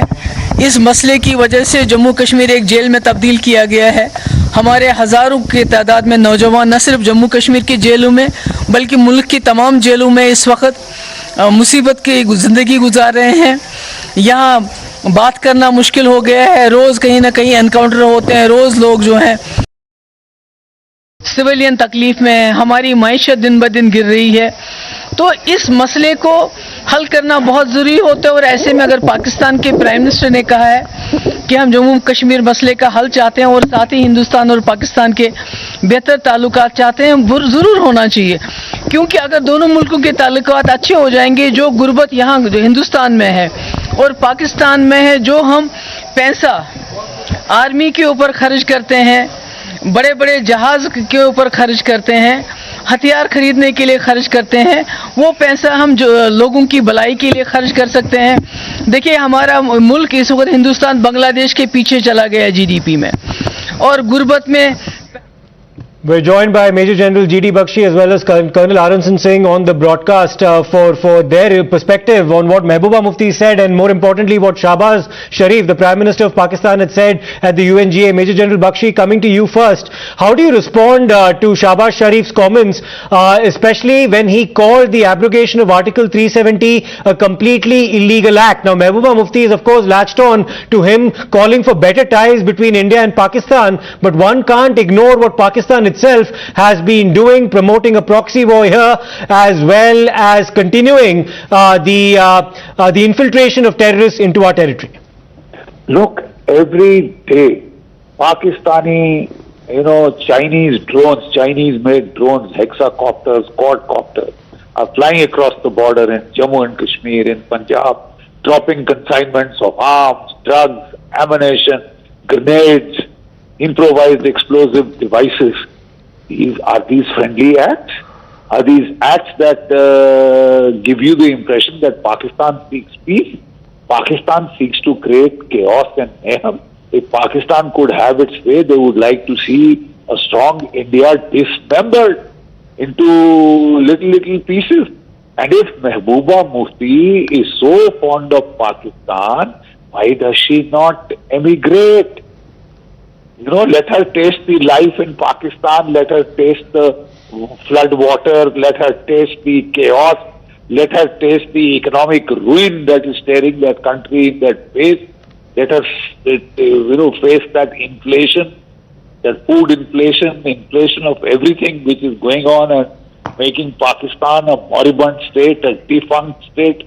If she is so fond of Pakistan, why does she hang on to her Indian passport? She has no business being here, being such a Pakistan lover. She might as well go where her heart is. And why hang around in India trying to abuse the country that has given you so much, made you a chief minister? I mean, look at the way she paid India back by trying to revive terrorism in Jammu and Kashmir, by trying to lionize the likes of Burhan Wani, by getting the army out of portions of Kashmir where terrorism was allowed to raise its ugly head again. She did her best to damage. And now she wants to pontificate on peace. She had an army of stone pelters. You put them in jail and she would put them out. She would supply them with bricks and stone to throw on the security forces in murderous assault. I think we have suffered her long. It is amazing that in any other country her rightful place was behind the bar. What she's saying more or less amounts to sedition. General Bakshi, we also currently are being joined by Ashok Pandit, but before that let me in fact go across to Colonel Aransan Singh for his view on this. Colonel Aransan Singh, could this reaction on the part of Mehbooba Mufti have been avoided at a time when India ought to actually be putting a united front on a day when our Foreign Minister Mr. S. Jaishankar will be addressing the UNGA and presumably also bringing up some of the issues that Shahbaz Sharif brought up and rebut him? The tragedy is that he and Abdullah, they never considered themselves, as ministers of the state. And now politicians of the union territory, they always felt that, they belong to the pan-Islamic cause propagated by Pakistan. I mean, what locus standi does the chief minister of the state has to talk about an external relation? I've always put this question. And as General Bakshi said, if you see the map of Pakistan and if you see the map of, Indus Valley and Harappan civilization, the map, to map the flood today, at some point of time this civilization sank because of, environment, inundation, maybe, several other environmental causes. And the same map is replicating itself. Same, history. So Mehbooba and Abdullah did things with Pakistan. They are not even having to follow the Right, Colonel Singh, we also appear to have an audio issue with your phone line. We'll try to patch that up. But let me go across to Mr. Ashok Pandit, filmmaker, for his view.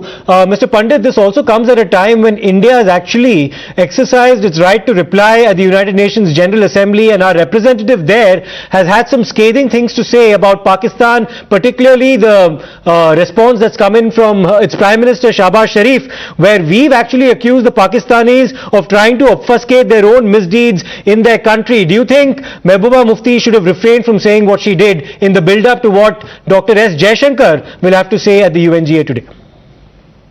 You see, this is not for the first time what is happening. Any given opportunity, Pakistan has reacted in this way, and it has seen that it has tried their best to see to it that India is abused and ridiculed as far as terrorism is concerned. And there has been a constant support from, as R.S. Singh Saab said, constant support from these two families in Kashmir, that is Abdullah families and Mufti family. These are the families which have opened the floodgates of terrorists from Pakistan to Kashmir and other parts of J&K. These are the people who have nursed terrorism in Kashmir. So their industry of terrorism has been destroyed since the time Article 370 has gone out and and 25A has gone out. So the industry of terrorism, their business of terrorism has come to a halt to a major level. So their shops are closed. They are frustrated. So whenever they get an opportunity, they because they are paid. These are the paid agents of Pakistan. So they work for Pakistan.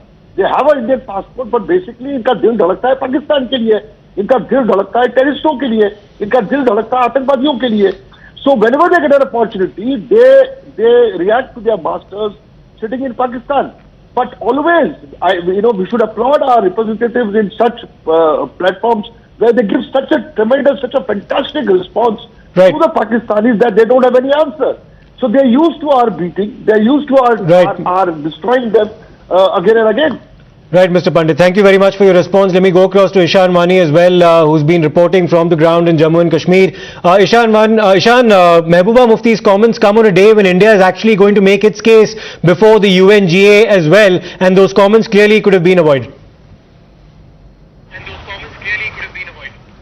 Well, yes, she was in Anantnag where this question was posed to her about her response to Shehbaz Sharif's comments at the UNGA about the relationship with India and Pakistan. She clearly said that the defense expenditures that both the countries are using should actually be used for the improvement of livelihood of people, and something which India and Pakistan could build upon. They should be holding talks, and something which Shehbaz Sharif had yesterday pitched and talked about. And Mehbooba said that yes, there should be a talk between both the countries, like what happened during Vajpayee's time, and she echoed the same thing there, and also said that the GDP of the both countries are drastically down, and with the talks going on between both the countries, if that happens, then things might be better for both the countries. Remember, Mehbooba Mufti has been pitching for talks between India and Pakistan from a very long time. She has been one vocal critique of the central government for not holding talks and talking about Kashmir, and now one has to see that what kind of political, other reactions will be there from the other political party in Jammu Kashmir as well. Absolutely, Ishan. Thanks a lot for that response. Can talks actually continue at a time when the proxy war is still very much on? That's a question that needs to be asked. We'll slip into a short break. We'll come back with more on the other side. Stay tuned.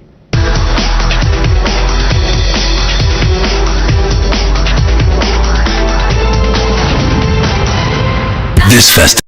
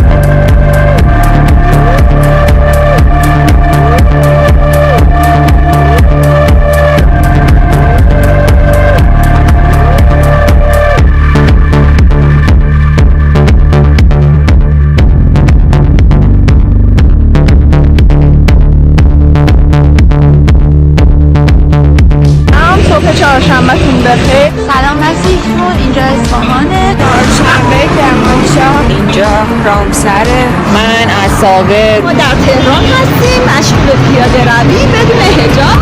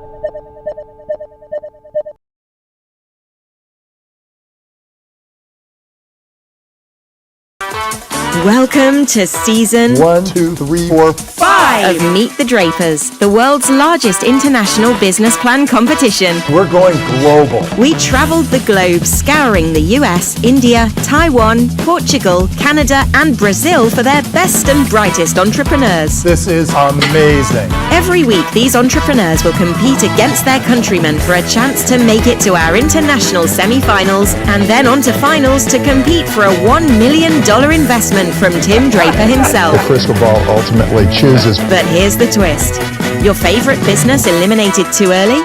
Vote them back into the finale to get a second chance in front of judges Tim. This could be quite a thing. Holly. It's kind of exciting to people. And Bill Draper. That's a real plus in this case. As well as their VIP guest judges. Let the games begin. We're funding heroes, future shapers.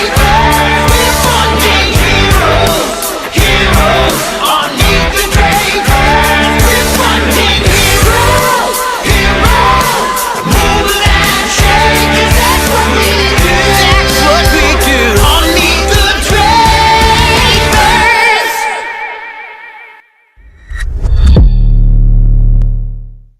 Hey, welcome everybody back to Meet the Drapers. We are now in episode 8 of season 5, and we cannot believe you're still here.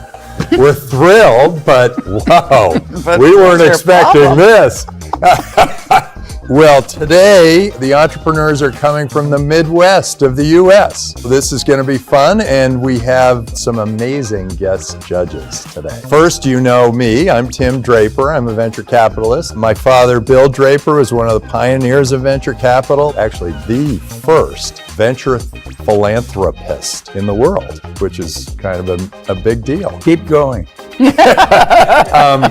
Pretty good dad. And this is my sister, Pauri. And we have some amazing guest judges. Karthaga Reddy, the first female partner at SoftBank. Also president of Athena Technology SPAC and founding investment partners of F7. Bold women investing in bold ventures. And beaming in here, we have Randy Zuckerberg. She is really extraordinary. She's spent years in technology and the arts. She is a 3-time Tony Award winner and the founder of Hug. We'll give you a big hug. Yes, thank you. You've been a real pioneer here in the arts and NFTs. Tell them first what they are and why you're excited about them and what they're going to be for you. It always goes back to the creator. How do we take artists directly to their communities? NFTs, I think, are one of the most exciting innovations that I've seen for creators to go direct to their communities and monetize it. Where do you think this is going to take us? What I do think will emerge from this are some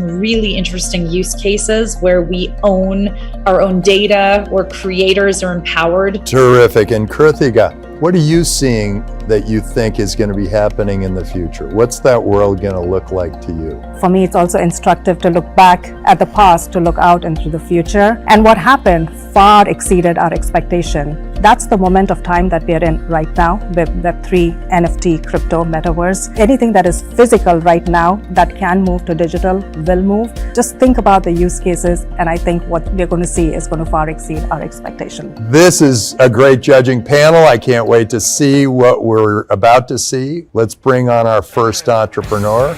But before we do, let's see what's going on behind the scenes. Back there.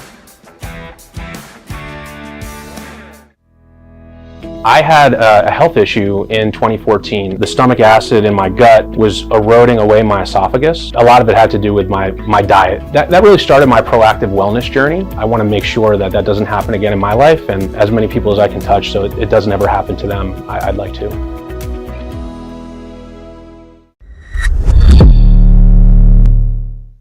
Well, let's hear from our first entrepreneur. We've got Brian here from Skinny Pasta.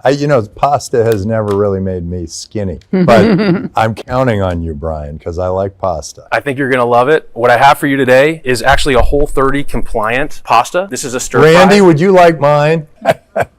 Yeah, Thank you. I'm going to go for one of them. Wow, I can have spaghetti. Go ahead, give us your pick. It's Skinny is a gluten-free, ketogenic pasta alternative, shaking up the mainstream pasta aisle with our delicious 9-calorie root vegetable-based pasta. Gluten-free options represent less than 33% of better-for-you pasta on the shelf. Of those, selections are dominated by high-calorie and high-carbohydrate options. What's more is that 1 in 7 consumers in the United States eats a low-glycemic diet. But pasta can be different, and It's Skinny is different. That's because we're made with a plant called konjac. Used for thousands of years, konjac is full of fiber and remarkably low in carbs. But what it's phenomenal at is capturing the biggest, richest, and wildest flavors you could dream up. Because when your pasta has only 9 calories, no ingredient is off the table. So grab a bowl, fill it to the brim with sauce or broth or meatballs, whatever you like, it's Skinny pasta time. We have bulldozed into over 4,000 stores nationwide. We're regularly going viral on social media, and we're a #1 bestseller in our category on Amazon. Our sales are at a current run rate of $5 million, with a clear line of sight to $25 million over the next 24 months. Our product is highly differentiated, it's highly disruptive, and I believe, Tim, that It's Skinny is in your crystal ball. Terrific. Who's your biggest customer now? Is it Whole Foods? Where is it going? BJ's Wholesale is our biggest customer currently. And that puts it into a bunch of restaurants? Where does that No, BJ's Wholesale is a club account. It's kind of like Costco on the East Coast. They have about 220 clubs. Whole Foods has a lot of alternatives to this. Yeah. So what makes this better? Those are all super high in carbohydrates and calories, so they still alienate that 1 in 7 consumers in the United States who's demanding a low glycemic option. What we're doing is we're creating a pure pasta experience for that low glycemic consumer. Talk to us about unit economics. Traditionally, we retail for $2.99. We actually just took a 25% price increase at retail. That'll bring us up to $3.49. We have a 50% product margin, and we actually budget for retail spend at the store level for 15%. So discretionary trade spend, we kind of bake into our margin profile. So I'm curious, why have I never heard of the konjac before? If I haven't, how are you going to educate and market? It's already a heavy lift to market a new product to consumers, especially one they've never heard of. Traditionally, this was marketed as an Asian product, and it was relegated to that section of the grocery store. It wasn't discoverable in mainstream pasta.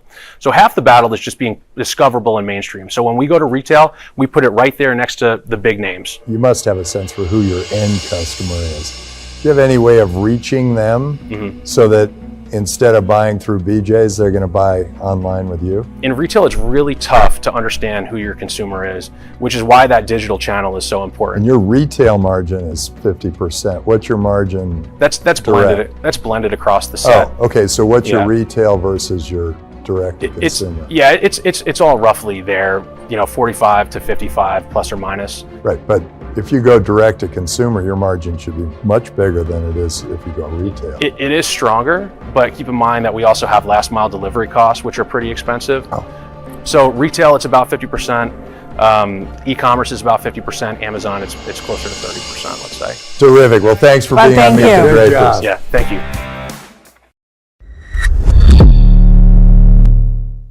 So, what did you all think of the skinny pasta? I'm sorry you didn't get to taste it, but let me tell you. I did. I know you did, but they didn't. Normally, something that is gluten-free, non-GMO, paleo, keto, vegan, kosher, and no hassle, to me just sounds like you're eating air. But maybe, just maybe, this makes sense. What do you guys all think? Randy?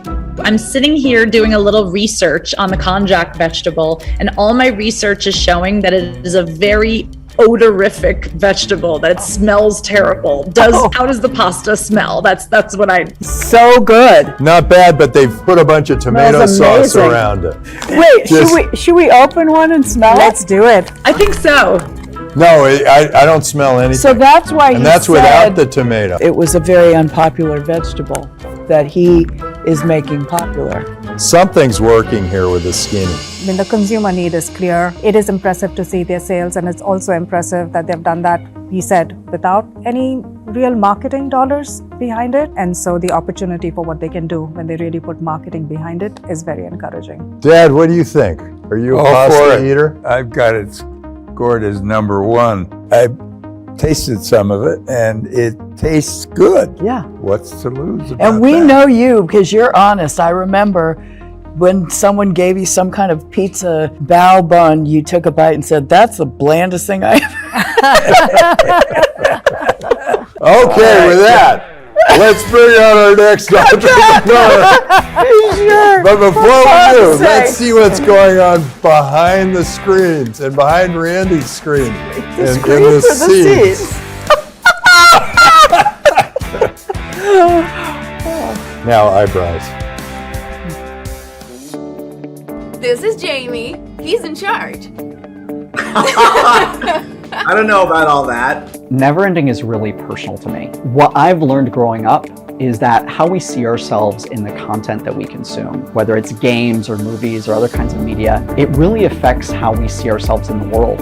What I saw in movies and TV was that the best I could hope for, the best that I could hope for was a steady job. That's not inspirational. If we can change how we see ourselves and how we see other people, they can see that they are worth more and that they have the potential for more, and that dreams are not only in reach, but they can create those dreams into reality. I want kids to see that the obstacles that are in their path now can be the rungs on their ladder to success. And the Draper's stamp of approval will send that message to the world.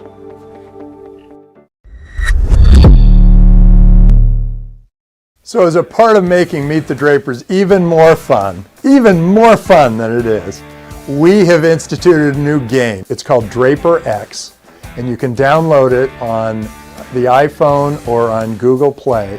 You can participate. And so while you watch Meet the Drapers and you see these great entrepreneurs present, you can invest your funny money into those companies.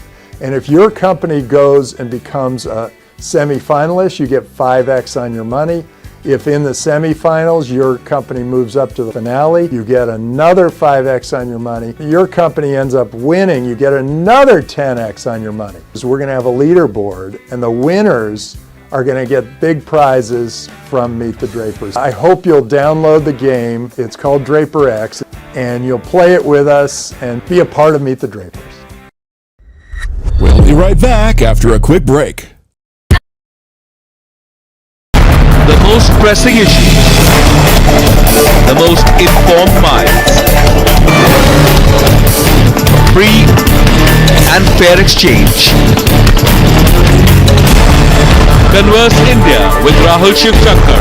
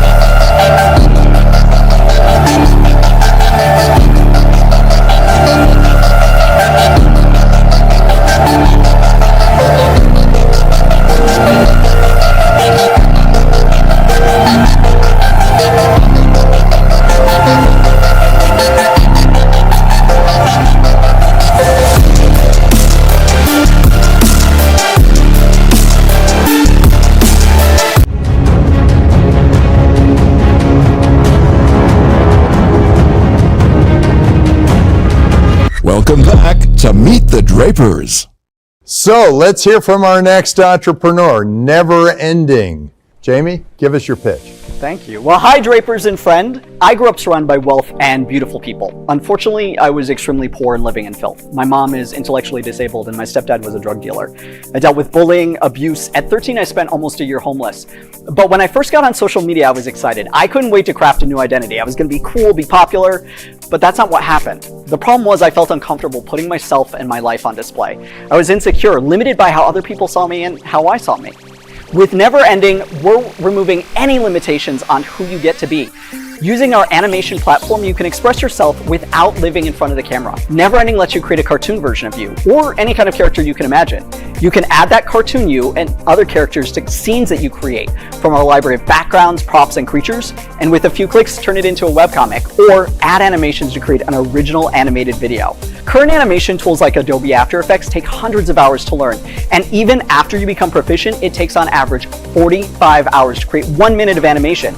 Using our unique video game style approach, we're reducing that time to 1 to 2 hours. And instead of work, the process is fun, like a video game. Our market opportunity is huge. Online entertainment is expected to grow from 200 billion to over 650 billion by 2027.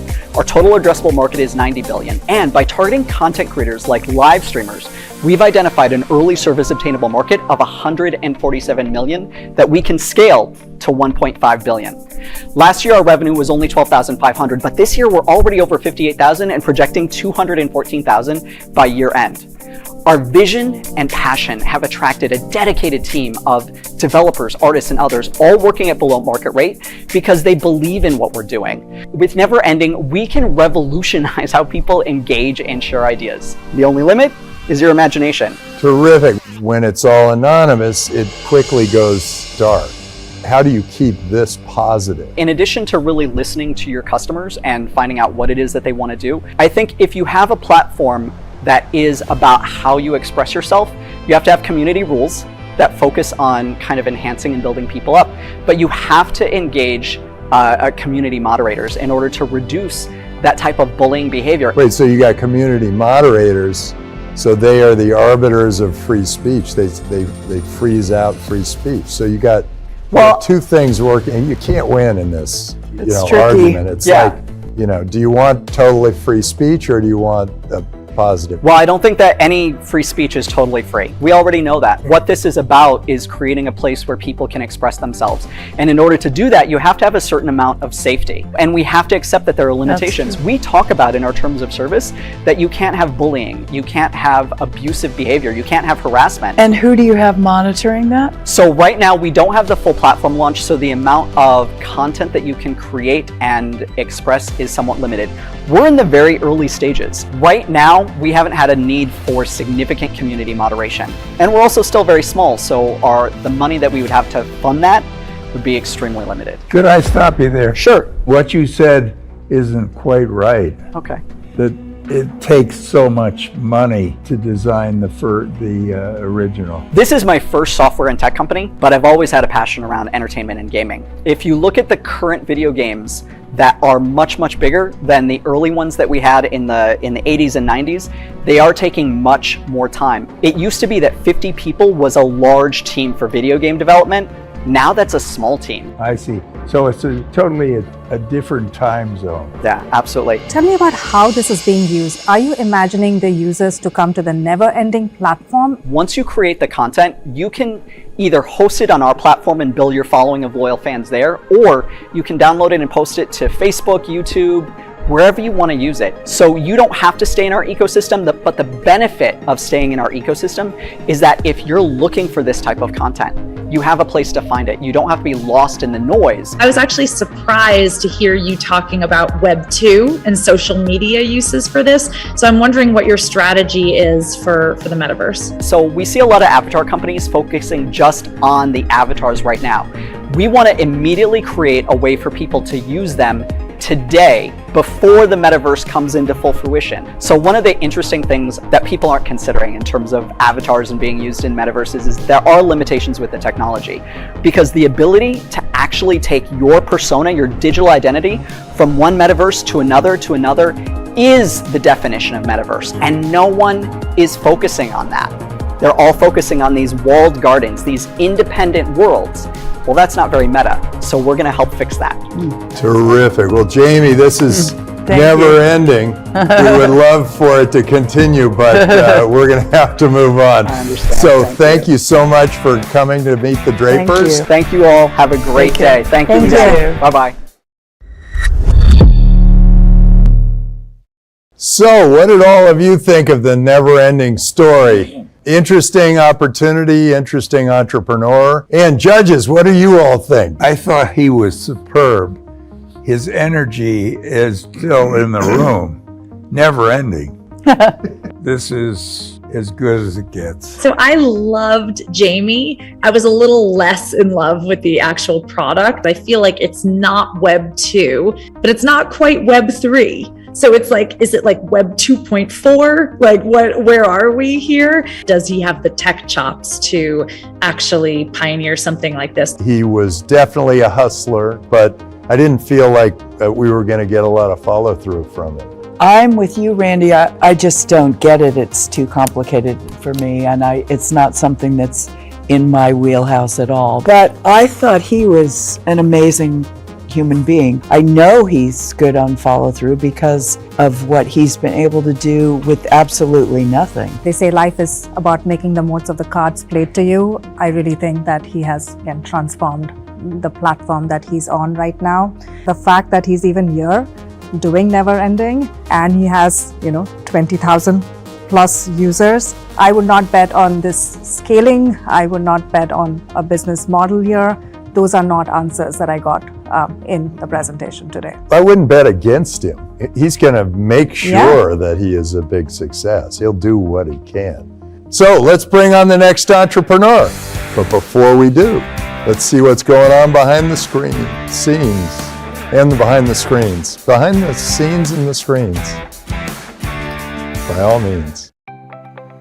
This is the hardest thing that I have ever tried to do in my life. People have misconceptions around the industry. Even though I'm running an entirely legal, normal company, I can't use Stripe. I can't use common payment processors. I can't advertise on Google and Facebook. I've been kicked off of LinkedIn. Everybody's so scared of it, they just shut it down.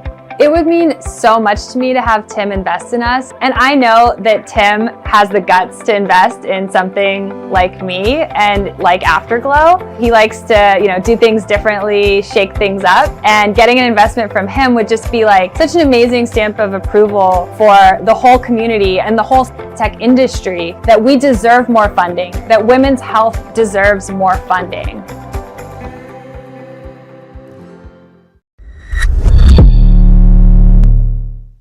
Follow me on Twitter. I'm at Tim Draper. If you got a great idea, go ahead and send it to me. And who knows, you might be the next big contestant. We'll be right back after this.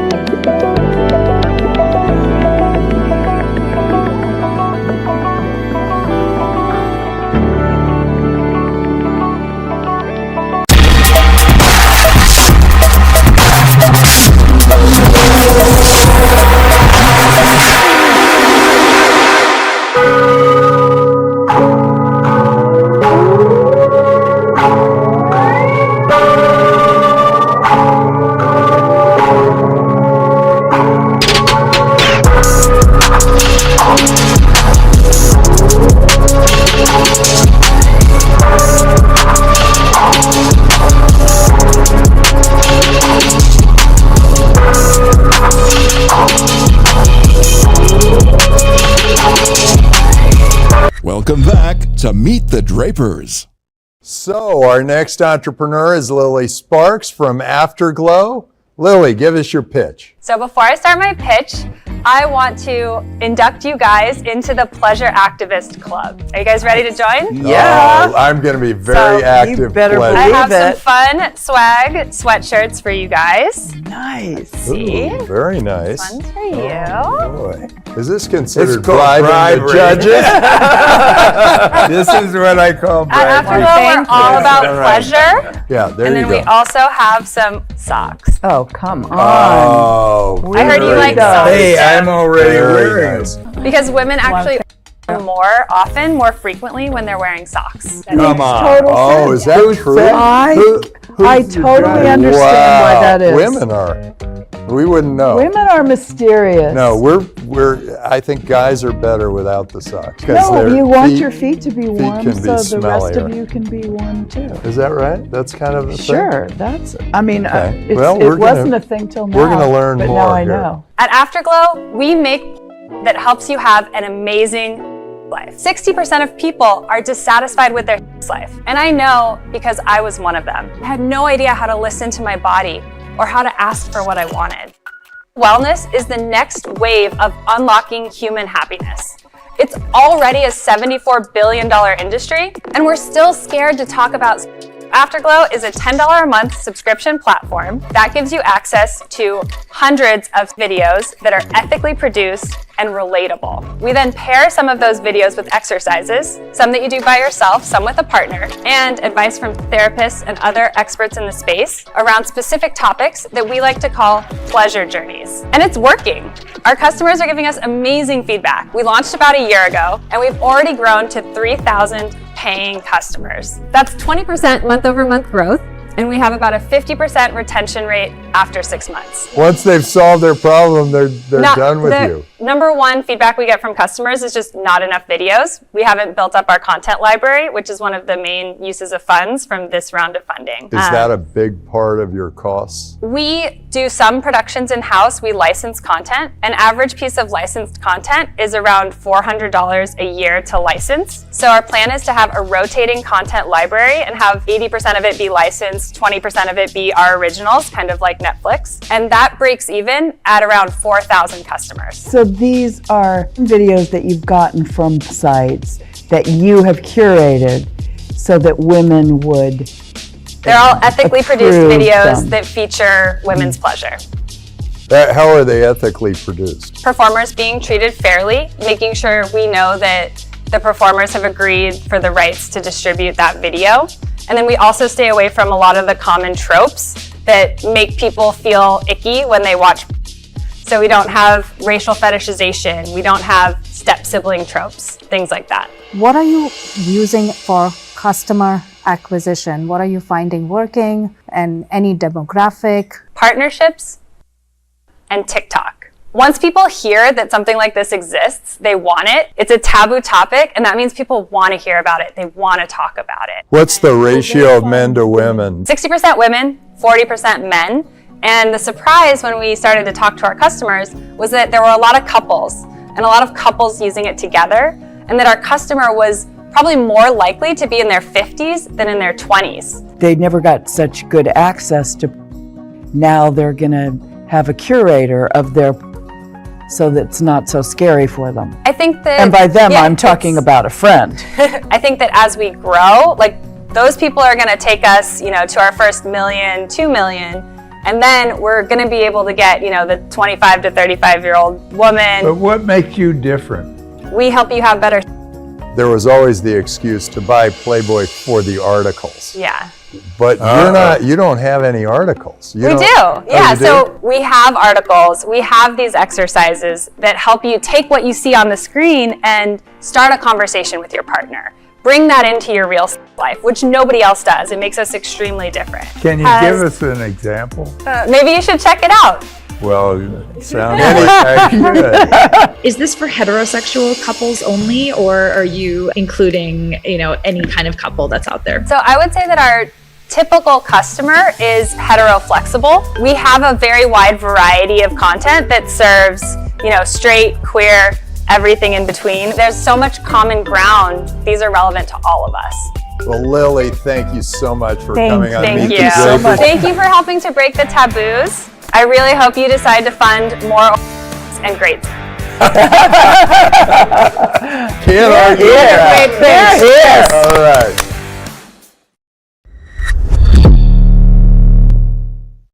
So, what did we all think of Lily Sparks and Afterglow? So where are we going with this? And now we're going to ask our expert panel. The experts, a panel of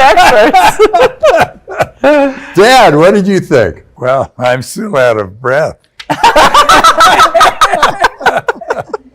But I certainly liked Afterglow, and I think the subject is indescribable. I would think it's really going to You said succeed. she's number one. She checks all the boxes for me. Yeah. So to speak. That's right. I picked up on that the first time. I think it's fantastic that she is making sure that there's an educational component to it, which I think is great, because I think a lot of women, they're afraid to even think about that whole situation, so they don't do any kind of exploring, and this would make them feel safe. The one thing that bothered me slightly was that who curates what is an okay fantasy to have, what is not an okay fantasy, what is okay to do about what isn't.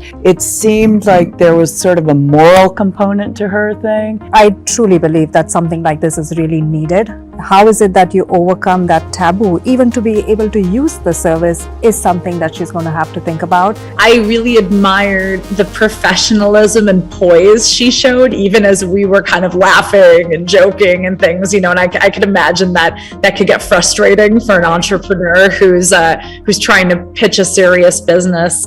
The ratings on our show are going to go up. Good luck to the next entrepreneur. But before we do, let's see what's going on under the shorts, behind the scenes, around the corner, and through the woods.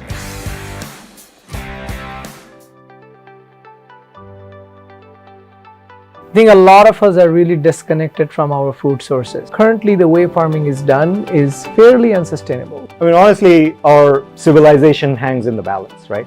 Climate change is making things worse and worse for everybody, everywhere. Can we make robots do something useful, something real? There's not a moment to lose to help start reversing climate change and making sure that our food system, the basis of our civilization, is going to be resilient to the extreme weather events that are going to be more and more frequent over the coming decades, regardless of what we do. So what we're doing at EarthSense is making sure that humanity survives and thrives over the next 50, 100 years and beyond.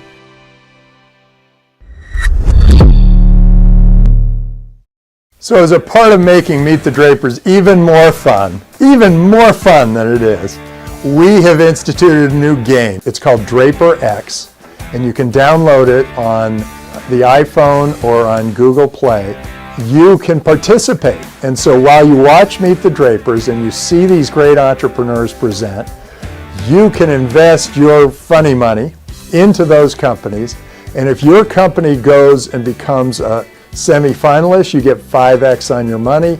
If in the semifinals your company moves up to the finale, you get another 5x on your money. Your company ends up winning, you get another 10x on your money. So we're going to have a leaderboard, and the winners are going to get big prizes from Meet the Drapers. I hope you'll download the game. It's called Draper X, and you'll play it with us and be a part of Meet the Drapers. We'll be right back after a quick break.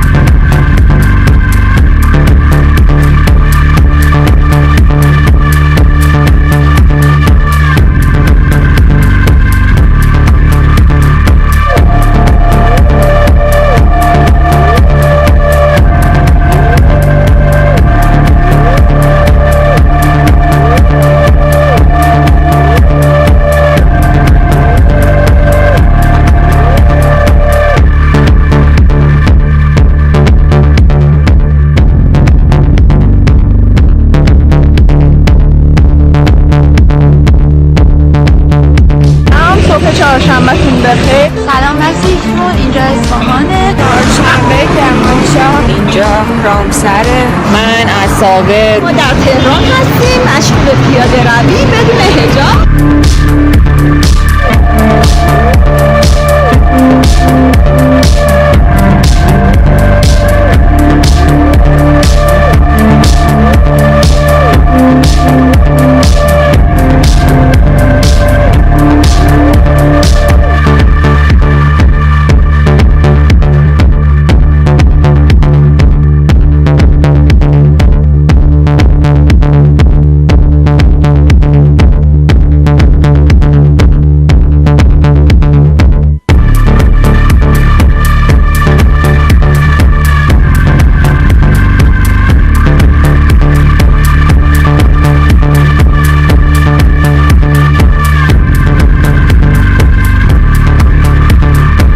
Welcome back to Meet the Drapers.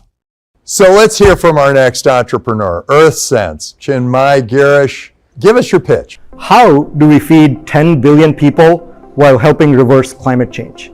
At heart, EarthSense is really a terraforming company. While Elon is making the rockets, we are making the most important tech that's going to go to Mars.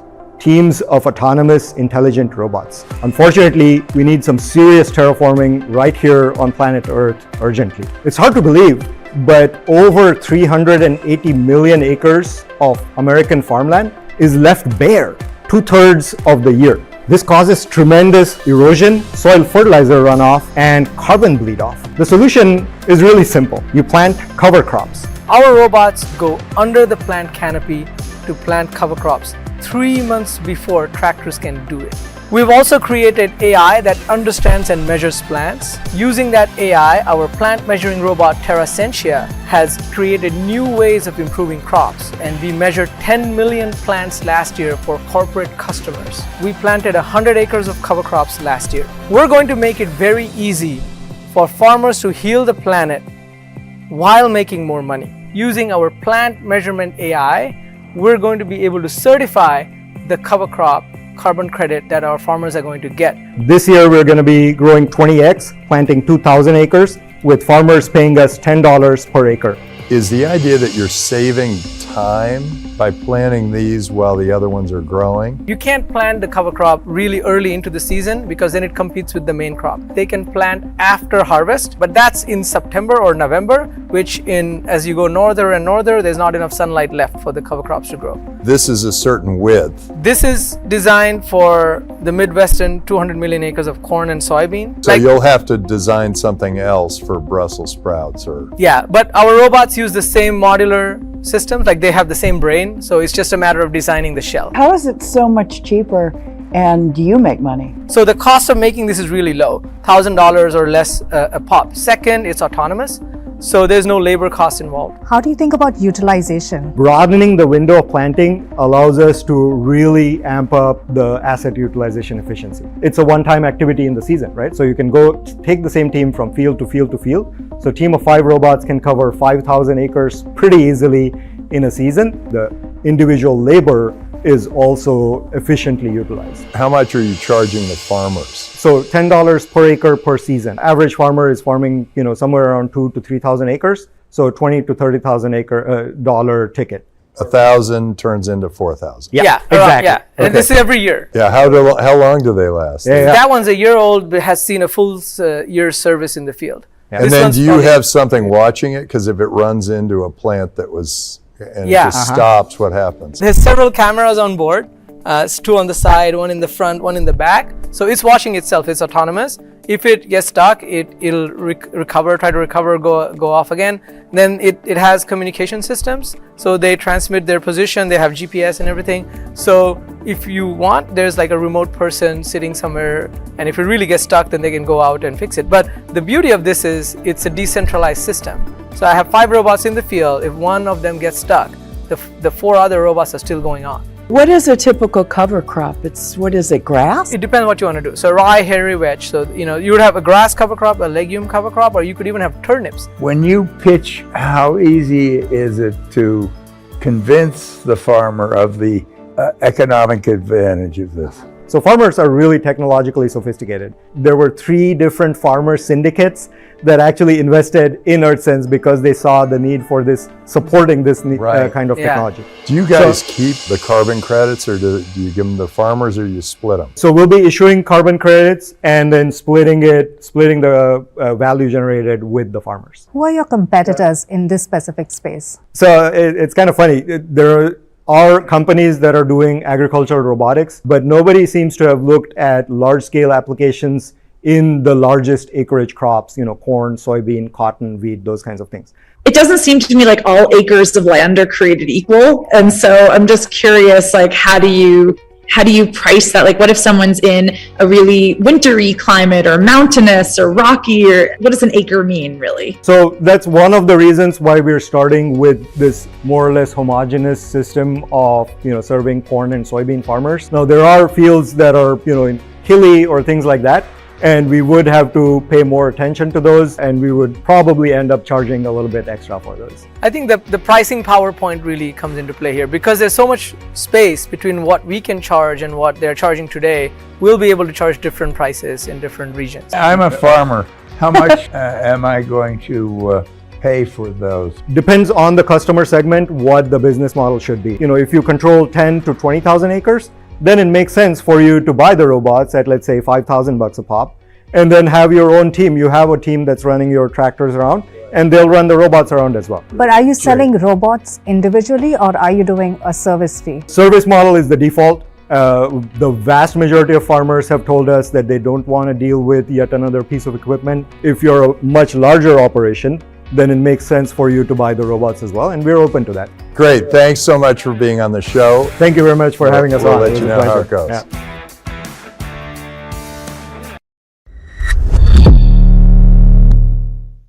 So what did you all think of EarthSense? Does that make sense? I mean, do you think that's a good bet? You can vote. What did everybody think? Randy? I really liked the idea. I think it's really creative and a really great use to put land to work, to use artificial intelligence. How defensible is this idea, given that these robots do seem easy to create? What would stop any other company from, competing and mass producing? I think you were spot on. There are lots of little gimmicks that can compete with this, and do compete, I'm sure. I would vote against this one. Yeah, I'm inspired by the mission. They do have steady growth in their revenue, so it feels like the farmers are drawn to it, and revenue is ticking up steadily. It's a one-time use per year, so how big can they grow? They had me at carbon footprint. They are able to almost effortlessly reduce these farmers' carbon footprint by their technology. I know what you mean about once a year, but still, once a year that does that for the environment, that's pretty great. What I liked were carbon credits. Carbon credits. Because the carbon credit business is going to be big. Yeah. We have the relationships, that's great, but the farmers are going to go for the cheapest solution unless these guys come with another product and another product and another product that either a race to the bottom or they control the market and they can do great things. So we have seen 4 amazing entrepreneurs. Of all of these, I think I'm most drawn to the first one, to the skinny pasta. I think to make this interesting, I'm actually going to pick Afterglow as my top choice. A half and half between Afterglow and the farmer thing. Oh. What's the farmer thing called? EarthSense. Never Ending was my choice. Oh. Yeah, I thought he was terrific. Yeah. I would like to say that the crystal ball is very confused. Right now. Well, we'll just test it. Yeah, why don't we bring on the entrepreneurs and see where the crystal ball comes out? Should be very interesting.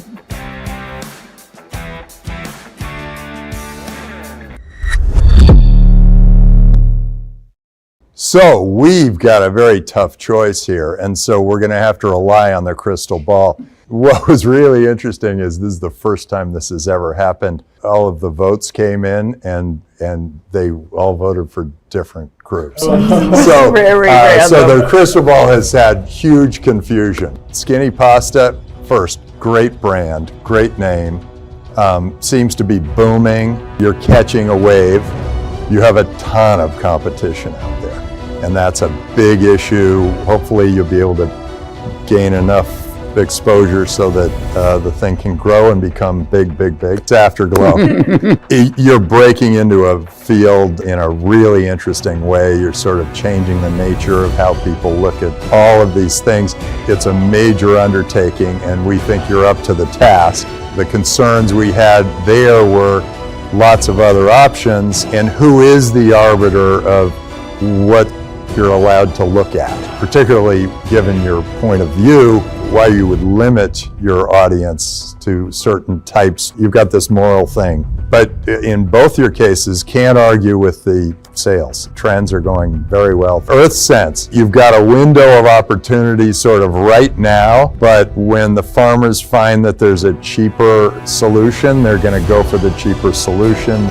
You might have a race to the bottom when other competitors come in, but in the meantime, capture all of the carbon credits you possibly can. And never-ending story. Your enthusiasm for your vision, your excitement was catching. It really was quite exciting. You also have a user base that seems to be exploding, which is terrific. We were concerned you were sort of between Web 2.0, Web 3.0. People who jump straight to Web 3.0 may be able to outmaneuver you. We do think that all four of these companies have a great future. And now is a very difficult time because we've got to just give our lives up to the fates and see what the crystal ball is all knowing, all seeing, but it also took advice from four people who had entirely different points of view on which way this should go. So here we go. Crystal ball, give it to us.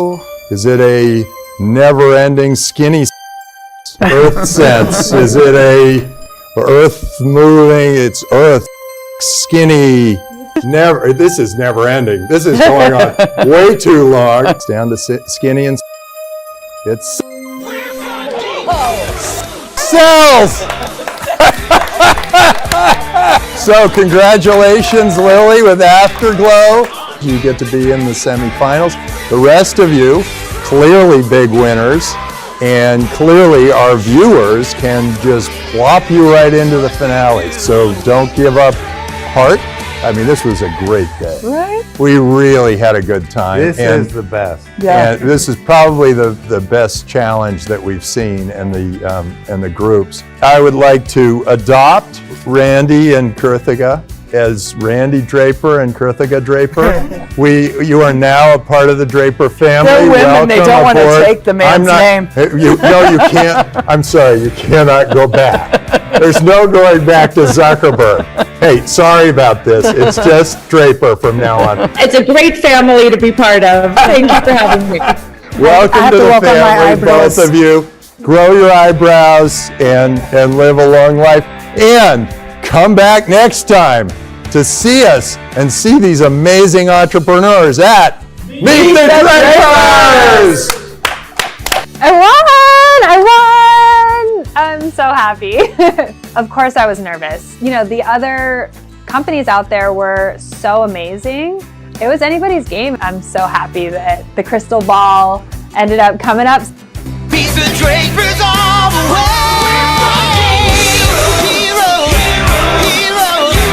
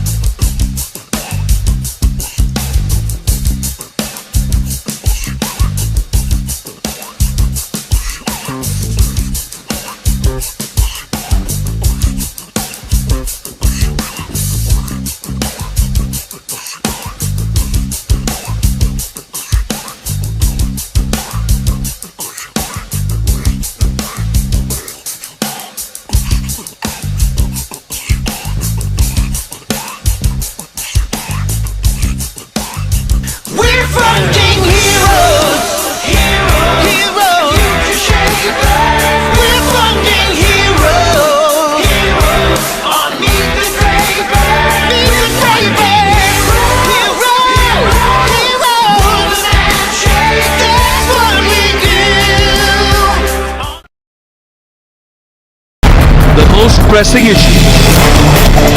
The most informed minds. Free and fair exchange. Converse India with Rahul Shivshankar.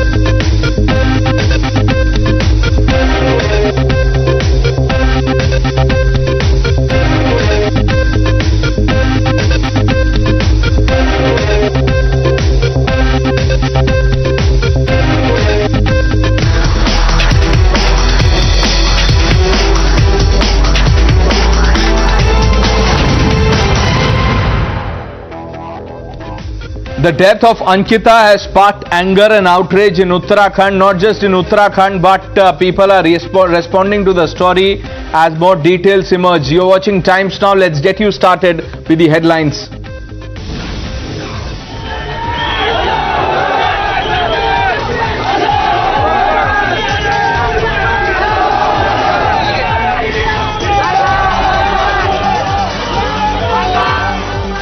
The crackdown on the radical group PFI shows its true face after resorting to violence and assault across Kerala and Tamil Nadu.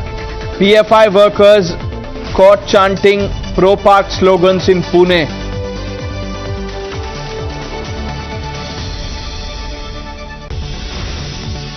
As proof against the hate group is mounting, clamour to ban the Popular Front of India is growing by the minute. BJP leads demand, says the patrons are on test. Outrage over Ankita Bhandari's death, local stage protest set accused resort on fire. Dhami rolls out bulldozer. BJP expels Vinod and Pulkit Arya from the party. Main accused Pulkit Arya arrested. Lens now on Ankita's WhatsApp chats where she talks about insecurity. A larger racket is now under the police scanner.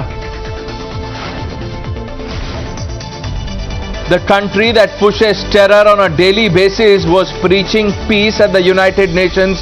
India calls out Pakistan at the global stage, says the country is still harboring the 2611 mastermind.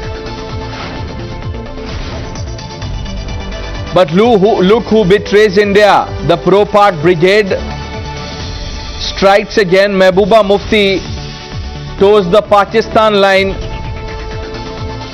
says only peace can solve the Kashmir issue.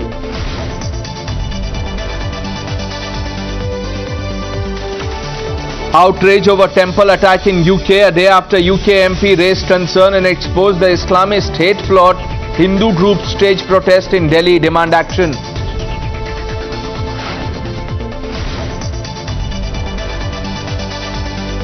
Nomination for Congress presidential poll begins as Gehlot eyes Delhi Darbar. Shashi Tharoor sends a team to collect nomination forms. BJP says this is election to install a proxy.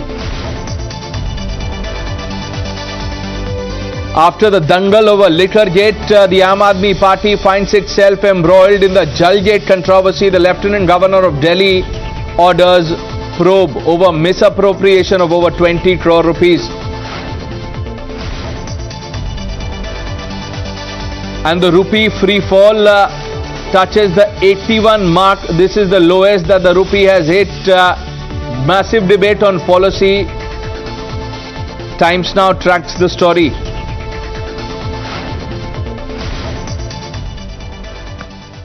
But our top focus is the clamour for justice for Ankita Bhandari, the girl who was missing. Her body was recovered a day after son of a former BJP minister and 3 others were arrested for allegedly murdering 19-year-old Ankita Bhandari. The body of the victim was recovered early this morning. A special SIT team has been formed to probe the case. Times Now has accessed the WhatsApp chats of Ankita Bhandari. The 19-year-old had told one of her friends about her troubles and that she was asked to offer special favors.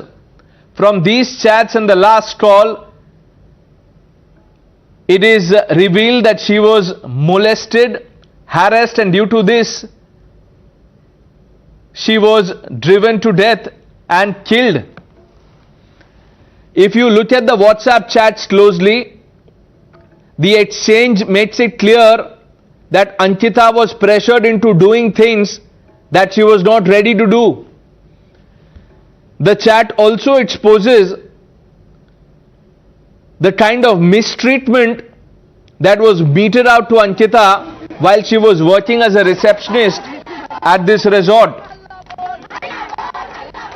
The locals have upped the ante against the administration. Despite the bulldozer action by Chief Minister Pushkar Dhami, the locals say there is an attempt at cover-up. that there was a delay in probing the case. Let's open this up. Abhishek is joining us, but before I bring in Abhishek, here are the reactions that we have. Postmortem की कार्रवाई जो है वर्तमान में गतिमान है। Postmortem को panel के माध्यम से करने का निर्णय लिया गया है और समस्त गतिविधि को वीडियोग्राफी किया जाए। सभी ऐसे अनियमित जो रिजॉर्ट्स बने होंगे उसका एक अभियान के तहत चिन्हीकरण किया जाएगा और उसमें जो भी अवैध पाया जाएगा उस पर कार्रवाई की जाएगी। माननीय मुख्यमंत्री जी का इस संबंध निर्देश प्राप्त हो गया है। Protests also broke out. Those are the pictures that you have on your screen. The locals demanding justice for Ankita, and they're also demanding that the larger racket they suspect that was active at the resort, that must be punished.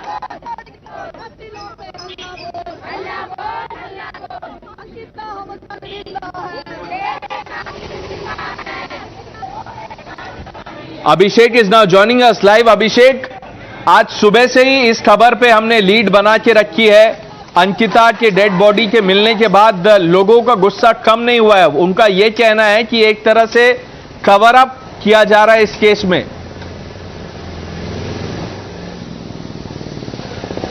बिल्कुल सही कहा। देखिए, जिस तरह का जल्दी दिखाई गई उत्तराखंड सरकार ने, जिस तरह से एकदम बुलडोजर की कार्रवाई की, कहीं ना कहीं एक तरफ जहां एक तारीफ होनी चाहिए थी वहां उत्तराखंड सरकार को बुराई भी झेलनी पड़ रही है। बहुत सारे सवाल खड़े हो जाते हैं डिमोलिश की कार्रवाई में।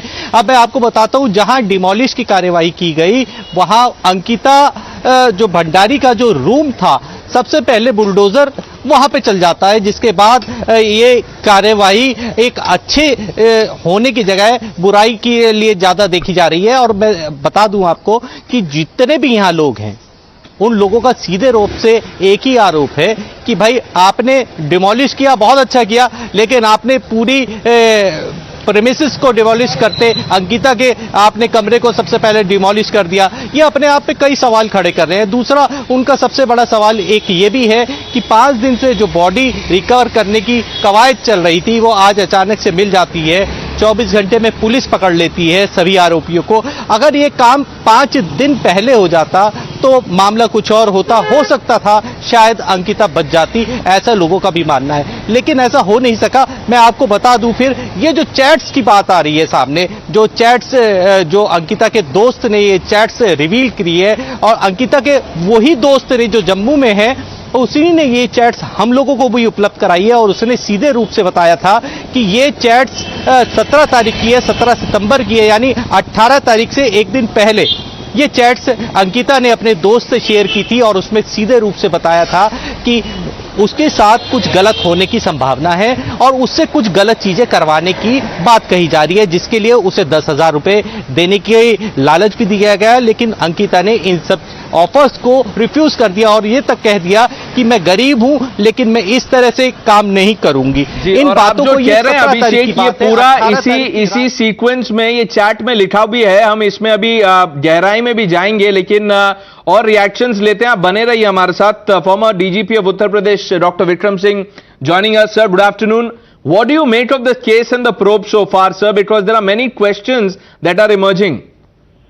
Good afternoon. Well, there are more questions that need to be answered now. An extremely horrific tragedy which was totally avoidable had the CCTV footages and the police surveillance had been in position. Well, the case was first lodged with the Patti Patwari as is customary in the hilly areas, then transferred after 4 days to the local police station. Well, it's a matter of satisfaction that all the accused were arrested in the next 24 hours. But what I would also like to understand that if there were allegations of illegitimate activities in the resort, as also of sexual exploitation overtures by the owners to the deceased and also to others, the police should have been a little proactive and ensured that this thing should never have happened. That it did happen, and there are rumors, and the villagers do say, and we have no reason to disbelieve what the neighbors are saying, that there were rumors of sexual exploitation and undesirable activities in the resort. The police, I'm sure, would have been aware. And if they were aware, why did they not react? And if they were unaware, even then, it castigates them and puts them in very adverse light. Now, Dr. Singh, stay with us, sir. SP Vaid, another person who knows how the law operates and should have how the case should have progressed really in this case, is now joining us. The question that the locals are asking, sir, is that did the forensic team go and collect evidence before the resort was demolished and locals set it on fire? Why did the police allow this to happen? Yes, actually all this should not have happened. And why so many days? Why if police had acted timely, this would have actually not could have been prevented. And I think the onus goes on local police. Which is why, sir, we are raising some of these questions which are being asked by the locals on the ground. I thank you, sir, Mr. SP Vaid, for joining us. Dr. Singh, please stay on with us. Meghna Deka has those chats with her. Meghna, let's go over the chats once. It's very heart-wrenching to see these chats, perhaps one of the last few chats that Ankita had with one of her friends. And we're going to show you the extent of harassment that she was facing. We're going to start right from the top, where she says, मैं बोल रही थी कि इसको क्या करना है क्योंकि वो 10 से पहले जाया रहा था. We are going to play right from the beginning where she starts saying that मैं बहुत insecure feel करती हूँ. She says that very categorically and she says that फिर बोला कि तुम guest को handle करो. ये किसने बोला is something that her friend is asking. Aryan ने बोला, then she confirms that yes indeed it is Aryan who had said. This is her friend asking again and again, who said it? She said that it is Aryan who had this conversation with her. बोला कि तुम guest को handle कर लेना. Then she even goes on to say उसको special favors चाहिए and said that ये किसने बोला is something again and again the friend was asking, where in this chat she also confirms that yes indeed it is Aryan who had said this. What is very significant in all of this, she very categorically says that I feel very insecure. मैं बहुत insecure feel करती हूँ इस resort में. She says this, बहुत insecure feel करती हूँ इस रिजॉर्ट में. अंकित मेरे पास आया और कहने लगा कुछ बात करनी है, फिर मैं गई उसके साथ. Then she goes on to say, उसने फिर बोला एक VIP गेस्ट आ रहे हैं and said that उनको special treatment चाहिए, extra services चाहिए. And then she said, where did that matter come from? Then she goes on to explain to her friends, आपने spa के related क्या बोला? Because Ankit allegedly told Ankita that like the spa you wanted to give out special services, now start giving out these special services. And then he goes on to say, बोला मैं शरीफ हूँ और ऐसी service मैं provide नहीं कर सकती. Again and again she stood up for her honor, she stood up for her dignity, and despite that she was being harangued in this manner. Said, बोलो मैं शरीफ हूँ कि मैं ऐसे घर की नहीं हूँ. Then she says, ये लोग इस लड़की के साथ क्या करेंगे हमें क्या पता. These are the kind of things that she was already discussing with her friends, saying that yes indeed she feels insecure and she is being pressed for extra services. Now that these chats have come out, it is also under investigation. But Dr. Singh, if you are still with us, sir, I want to know, has the police failed to secure what is called as the scene of crime, if anything, because there are allegations that even the room that was occupied by Ankita, even that was set on fire and the police didn't do anything. You're absolutely right. The integrity and the security of the scene of crime has to be preserved for future production in the court of law and also for further investigation. Very valuable piece of evidence has been compromised, and I wish that was secured by the police. It is bad enough that this could happen, and it is worse still that it was compromised due to the bulldozing and also the arson that happened subsequently. The police should have safeguarded it in the interest of justice and convinced the people it is in their interest to safeguard the integrity of the scene of crime. And also, they should have anticipated that this is likely to happen, because it does happen that the people's anger and anguish takes this form of violence, and then ultimately it is self-defeating. Right. Thank you, Dr. Singh, for putting that in perspective. Abhishek sent us this report. Let's play it out. हम इस वक्त Vantara resort के अंदर मौजूद हैं और अंदर का मैं आपको नज़ारा दिखाऊंगा कि किस हद तक लोगों का गुस्सा यहाँ पर इसके खिलाफ था, रिजॉर्ट के मालिक के खिलाफ था। आप ये देखिए, ये जो एरिया है ये रिसेप्शन हुआ करता था जहां अंकिता बैठती थी, और ये रिसेप्शन एरिया का हाल आप यहाँ तोड़ फोड़ से अंदाजा लगा सकते हैं कि कुछ भी नहीं छोड़ा लोगों ने। लोग इतने नाराज थे इस कृत्य के बाद कि लोगों ने इस पूरे रिजॉर्ट का हाल बद से ज्यादा बदहाल कर दिया। अब मैं आपको दिखाना चाहूंगा, देखिए ये वो कमरा है जो अंकिता को दिया गया था, और ये अंकिता के यहाँ पे सामान पड़े हैं। यहाँ पे देखिए चप्पलें पड़ी हैं, सैंडल्स पड़े हैं, और ये देखिए ये जूते भी पड़े हैं, और उसका ये सामान भी पड़ा है। इसी रूम में अंकिता को रहती थी, और इस रूम की जो कहानी जैसे कल पुलिस बता रही थी ये बिल्कुल पैक्ड था।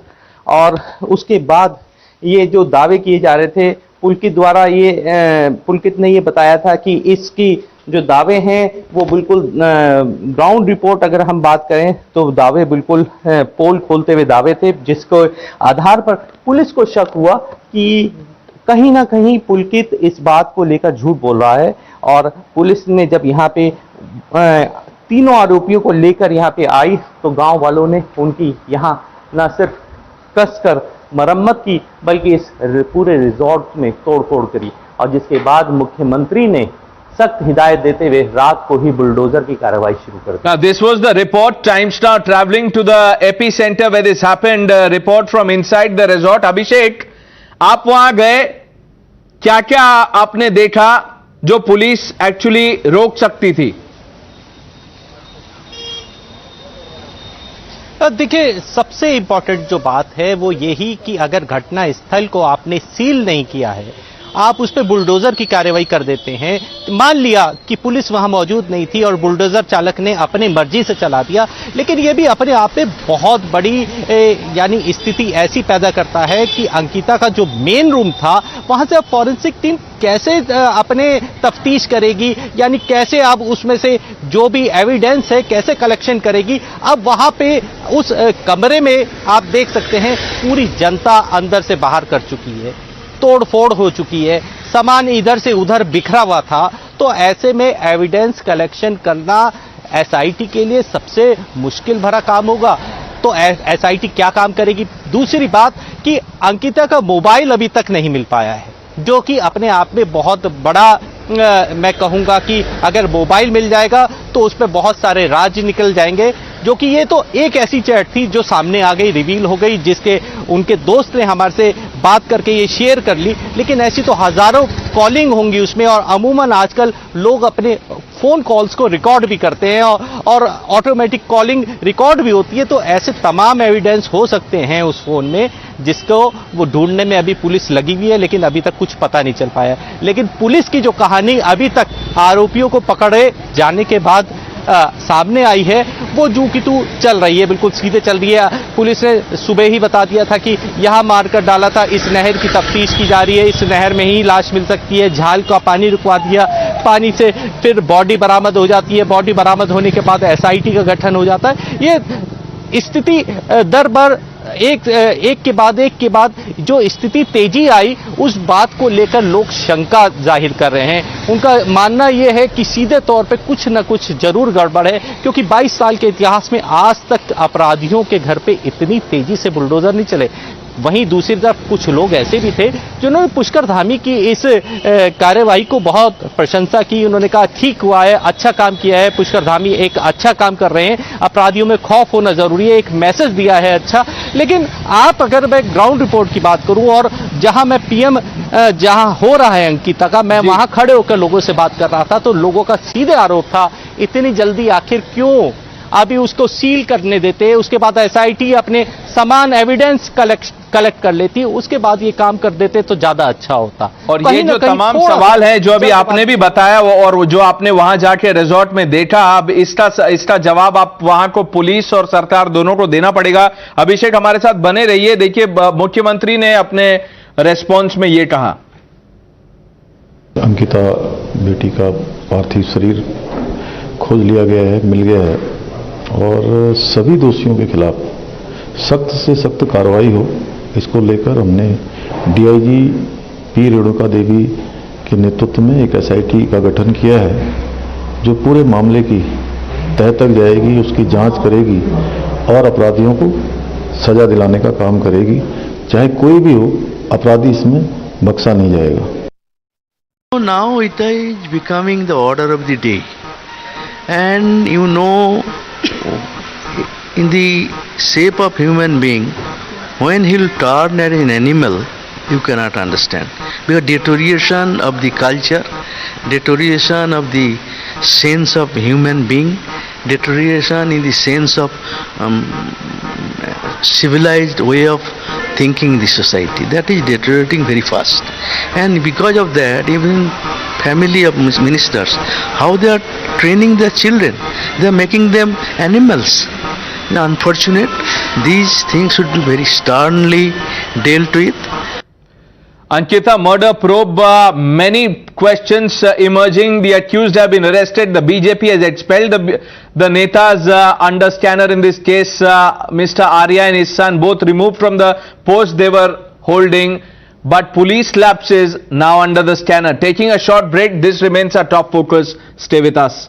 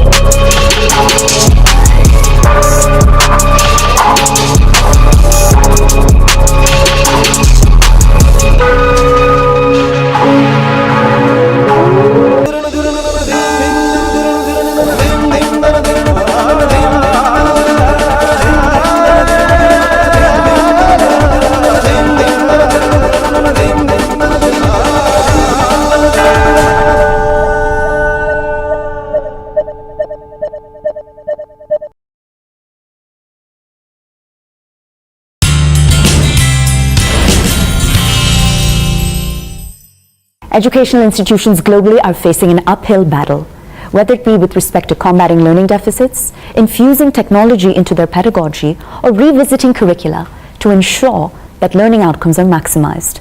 Irrespective of the scenario, schools can and must reimagine the classroom. But what role will EdTech play in making that vision a reality? And how can we better equip next-gen India for the challenges that lie ahead? Well, to shed more light on the subject, I'm joined by the President and CEO of the world's largest private education testing and measurement organization, Amit Sevak of ETS. Amit, thank you so much for joining us. So Amit, India is home to over 270 million students. I'd love your take on whether there's been any sort of a silver lining to this pandemic with respect to education reform in this country. Pooja, I feel like there are a variety of silver linings. The first is that we know some of the big challenges. We know the impact and the inequities that exist when some parts of the country have access to technology and others don't. Sure. We have aspects of teacher preparation that are different in one part of the country versus another. So these kinds of challenges are now brought to the surface. That is a silver lining because now we know what the problems are, the issues, the challenges. At the same time, there's been a variety of increasing levels of awareness about what new technologies can do, what assessments can do. Right. Because if you have data, if you understand what the current level of learning is, based on that measurement, based on that data that comes from testing, you can improve it. So parents became more aware during the pandemic of what was actually happening. They were seeing teaching and learning happening in their homes. And so that increased awareness by parents, by teachers, by the school system, by the public at large, has brought to the surface some of the challenges, but also some of the opportunities to improve those. Well, fair enough. And if we do a deeper dive there and we talk democratization of technology, because ETS, to my understanding, while focused on quality of education, is also focused on equity of that education. And yet issues like telecom infrastructure, internet connectivity, availability of laptops, desktops, online assessment tools, as you mentioned, those are still challenges that continue to loom large in this country. What's the solution? Our mission at ETS is to advance quality and equity in education through valid and fair assessments, research and other services. For us, the first thing we want to do is to get a photo of the current state. And so there's a variety of elements of infrastructure, of teaching and learning, of preparation of teachers that has now come up. Sure. And for us, as we go forward, we think there's a ton of opportunities for us to invest in those. Well, walk us through some of these research models and online assessment tools, and how do these models at ETS help you better evaluate both programs and people, whether in the public sector or the private one? ETS builds world-class assessments. There's three elements to that. There's the building of the assessments, meaning to design good exams. There's the delivery of those, whether they're online or on-site. Sure. And then there's the scoring of those to ensure that the scoring meets the criteria of the institution or the government organizations that we're serving. And so at ETS, one of the things that we're excited about is seeing how we can build, deliver, and score across the Indian ecosystem. For us, we see K-12 education, schooling, as an area of opportunity. Right. We see higher education, the colleges and universities, as an area of opportunity. But we also see the workforce and the fact that as we look at upskilling and reskilling across the Indian economy, huge opportunities to leverage assessments as a chance and an opportunity for companies to better support the journey of their employees. Well, give me a sense of how you've leveraged technology to keep pace with the needs and the wants and the preferences of modern day learners. So technology in our space and assessments comes in a variety of ways. First is AI. Artificial intelligence is allowing us to better support the learner and support the proctor in the assessment process. We also have security, constantly investing in technology that can help protect the integrity of the assessment. So there's a lot of ways in which education is leveraging technology. And for us, we think of ETS as really an education technology organization in the assessment space. Technology is everywhere in everything that we do. Well, Amit, I think you've given us a fair sense of what technology can do. What is it that technology can't do? You know, where do the limitations lie? In K-12 education, from kindergarten till around middle school, coming into high school, secondary school, we see human interaction and the role of the teacher in supporting and enabling that learning is absolutely critical. In addition, in assessments, we still see the importance of a proctor or other kind of human interaction and support, right? And so technology can do a lot of things, but at the end, that extra check and balance with the human intervention is also very important, just for us to all have comfort in the integrity of the tests that we see. Well, I'm curious as to your take. Over the course of this pandemic, have you seen a shift, a tangible shift in learning technique from, say, traditionally rote-based learning to now a greater emphasis on learning outcomes? A couple of things. One is that I think all of us have become more aware that to prepare for the future of work, we need to rethink education. Right. The future of work is now here. More digitization, more expectations for collaboration, more expectations for critical thinking and good communication skills. Those kinds of skills that the world of work needs, we now need to have in education. Right. One of the best ways to do that is for the assessments, the exams that we offer, to also not be standard exams. Right. We call those authentic assessments. Authentic assessments are assessments where you can actually see people doing things as a way to assess them. So we want to have education more reflect the future of work. I've got a follow-up question for you there, because the domestic education space is valued at upwards of $100 billion in this country. But where do you consider the most promising opportunities lie?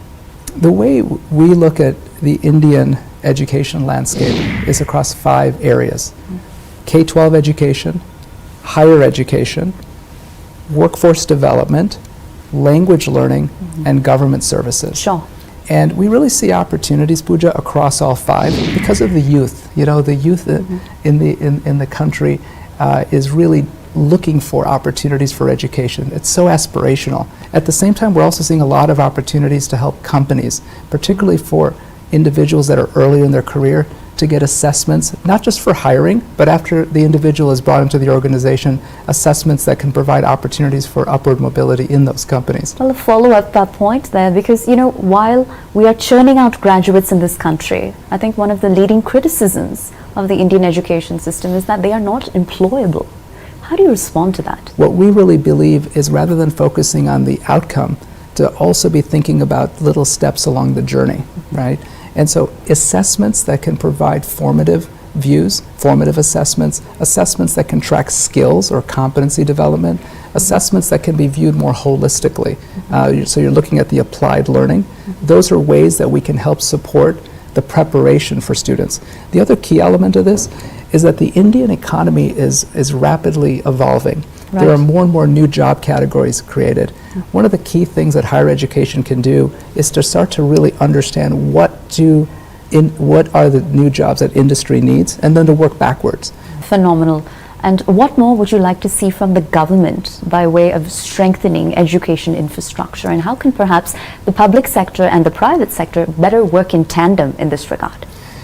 The government has taken a positive step with the National Education Policy launched in 2020. That was an incredible, bold, and forward-looking step. It provides a framework, and it provides specific metrics and goals for helping India leap forward by investing in human capital. I see the government moving at a pretty fast pace. I really see, from the interactions I've had with the individuals responsible for K-12, as well as higher ed, and also on the skills side, really a set of initiatives coming, a momentum that's really moving at a very rapid pace. I'm really inspired in the tertiary education, for example, to see this big focus on the internationalization of education here in India. I think that's very exciting. And now for me to be living at a time in which the country, the government, is really fostering that international collaboration, not just for Indians to go and study abroad, but also this policy is encouraging international mobility inward for international students to come to India, get exposed to India, learn about India, and I think that's super exciting.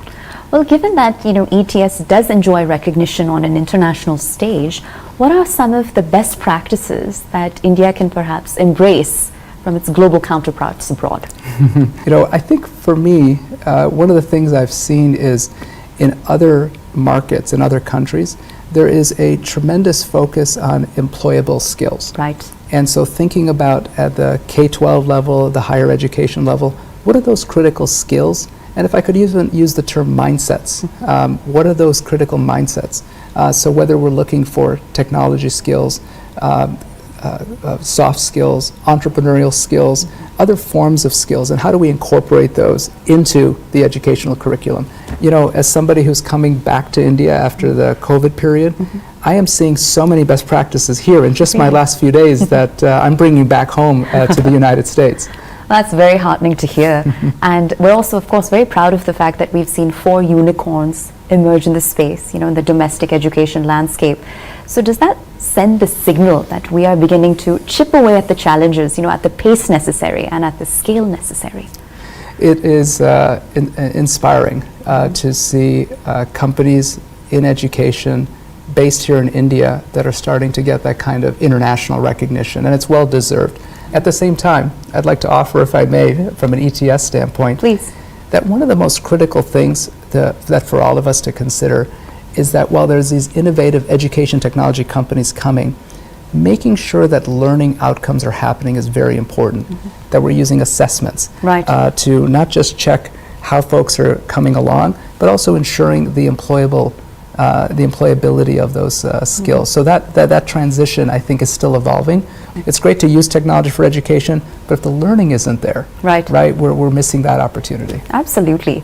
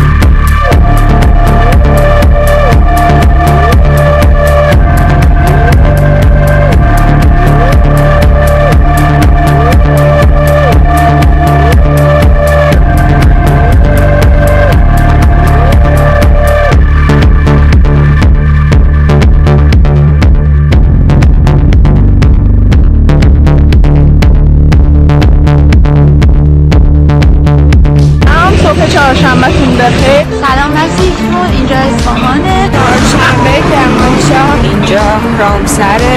من از سابق. ما در تهران هستیم، مشغول پیاده روی بدون حجاب.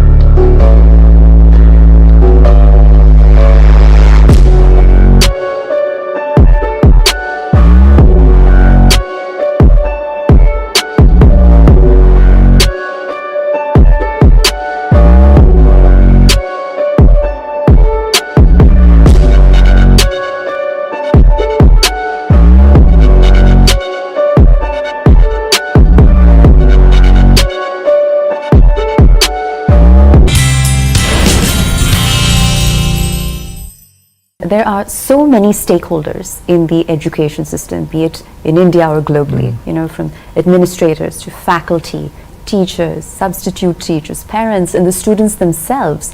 How challenging is it to manage their oftentimes competing interests?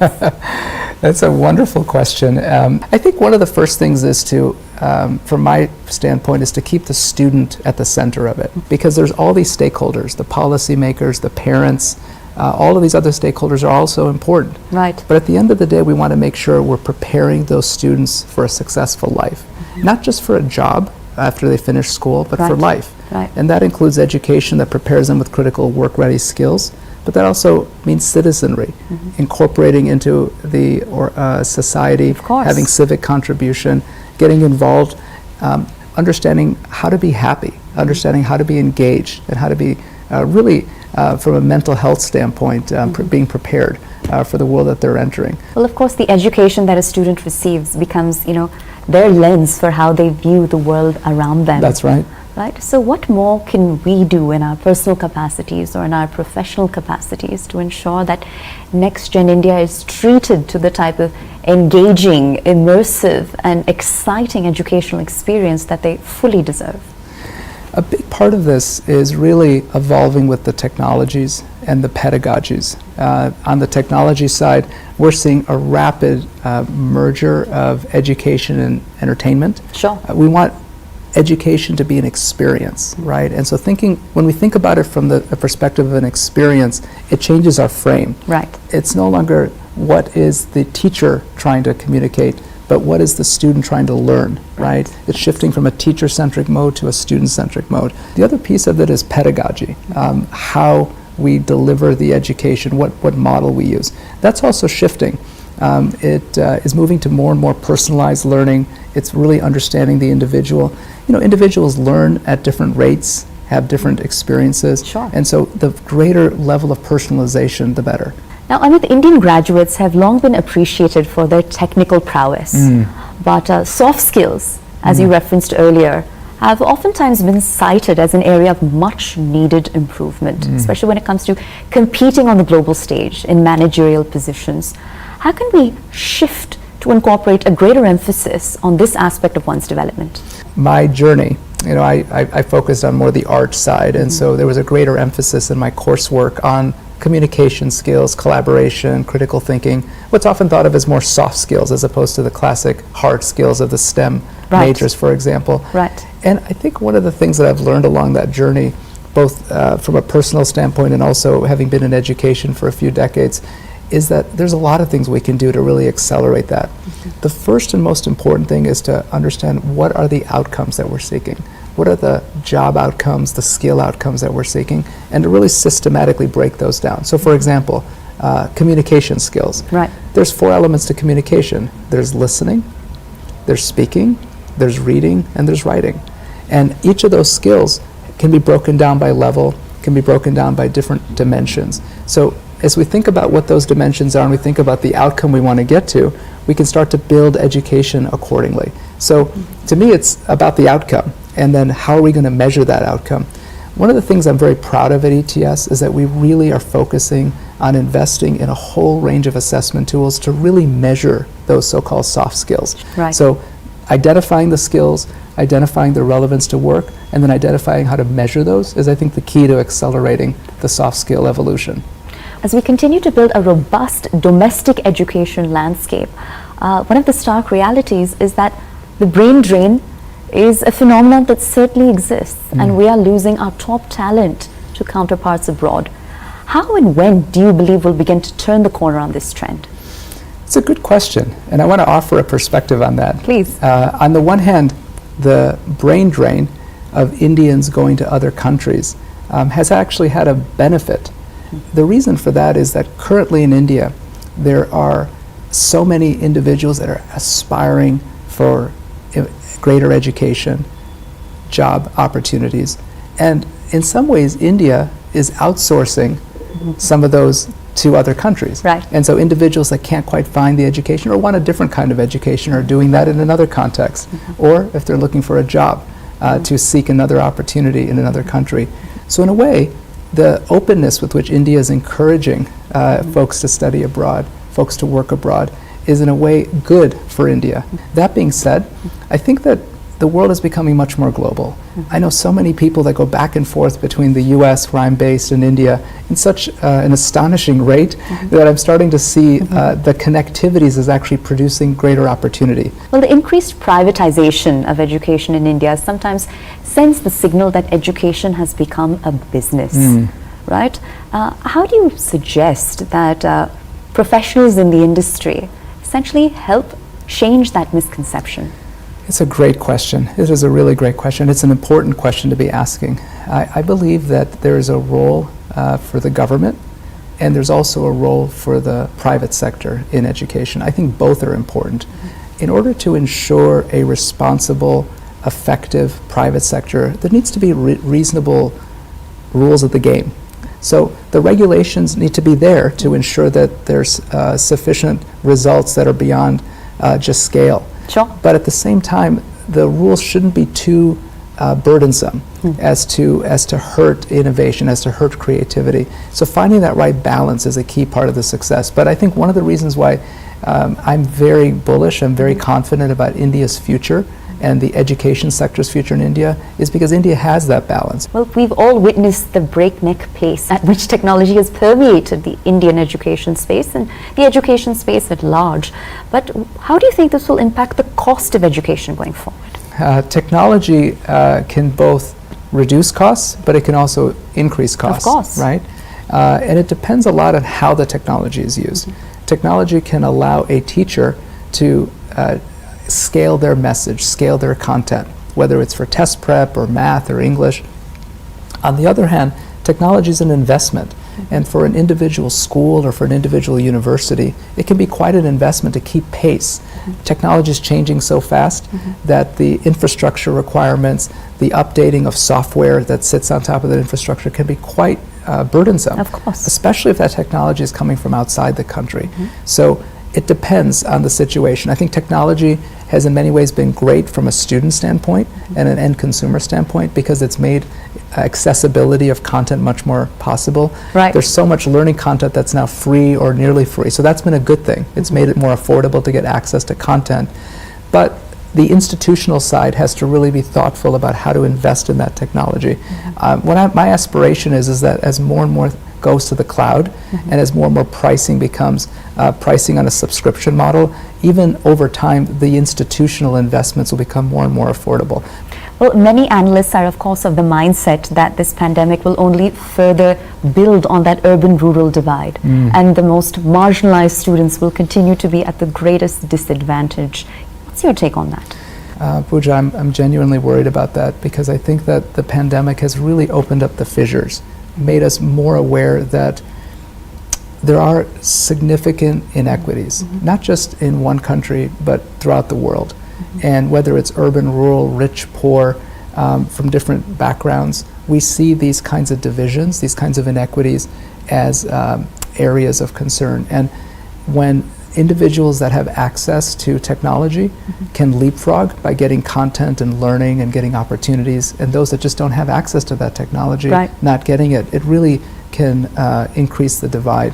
This is where a responsible and engaged government, a responsible and engaged community, this is where individuals can speak out on this and really talk about how can we help level the playing field. You know, India is about to launch 5G. Right. And that is very exciting. It is. This is an example of where I see India is really innovating in so many ways to really enable a leveling of the playing field. You mentioned democratizing education. Democratizing technology is a key foundation to democratizing education for the 21st century. Well, Amit, by way of closing comments, you know, for other aspiring entrepreneurs in the education space that are looking to find their foothold in the Indian market, what words of advice might you have? I think the first thing is to understand the purpose of being in education. The purpose of education is to really develop individuals to reach their full potential. Right. Whether it's an entrepreneur in K-12 education, an entrepreneur in higher education, or an entrepreneur in workforce development. Sure. You know, my last name is Sevak, and as a Sevak, you know, this concept and this notion of one who serves is something I see as fundamental. And so to not forget that the purpose is to serve more than anything else. And so if you want to be an entrepreneur in education, welcome. Just remember why, that we're really here for a greater purpose. Well, Amit, thank you for sharing such a rich range of insights from your personal as well as your professional journey. We thank you for taking the time to speak with us, and we wish you and the larger ETS team all the continued success. Thank you so much, Pooja. It was an honor to be here.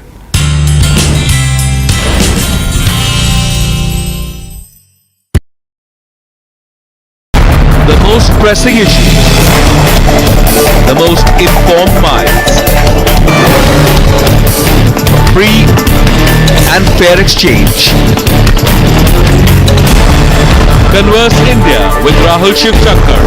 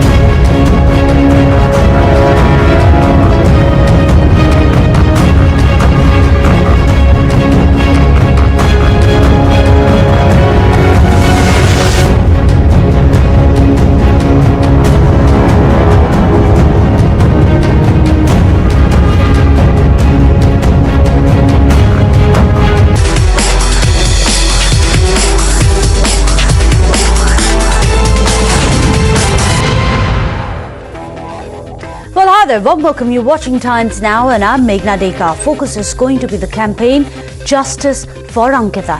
We'll be joined very shortly by the Chief Minister of Uttarakhand, Pushkar Singh Dhami, where we are going to speak to him and put some direct questions to him.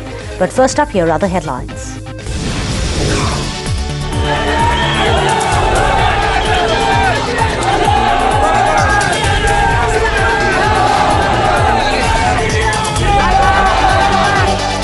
NIA crackdown rattles radical group. Popular Front of India unleashes mayhem and resorts to violence, arson and even raise pro-Pakistan chants in their revenge plot.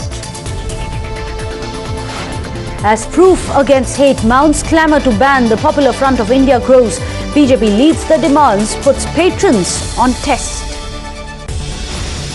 Outrage over Ankita Bhandari's death. Local stage protest set accused resort on fire. Dhami rolls out the bulldozers and BJP expels Vinod and his son from the BJP.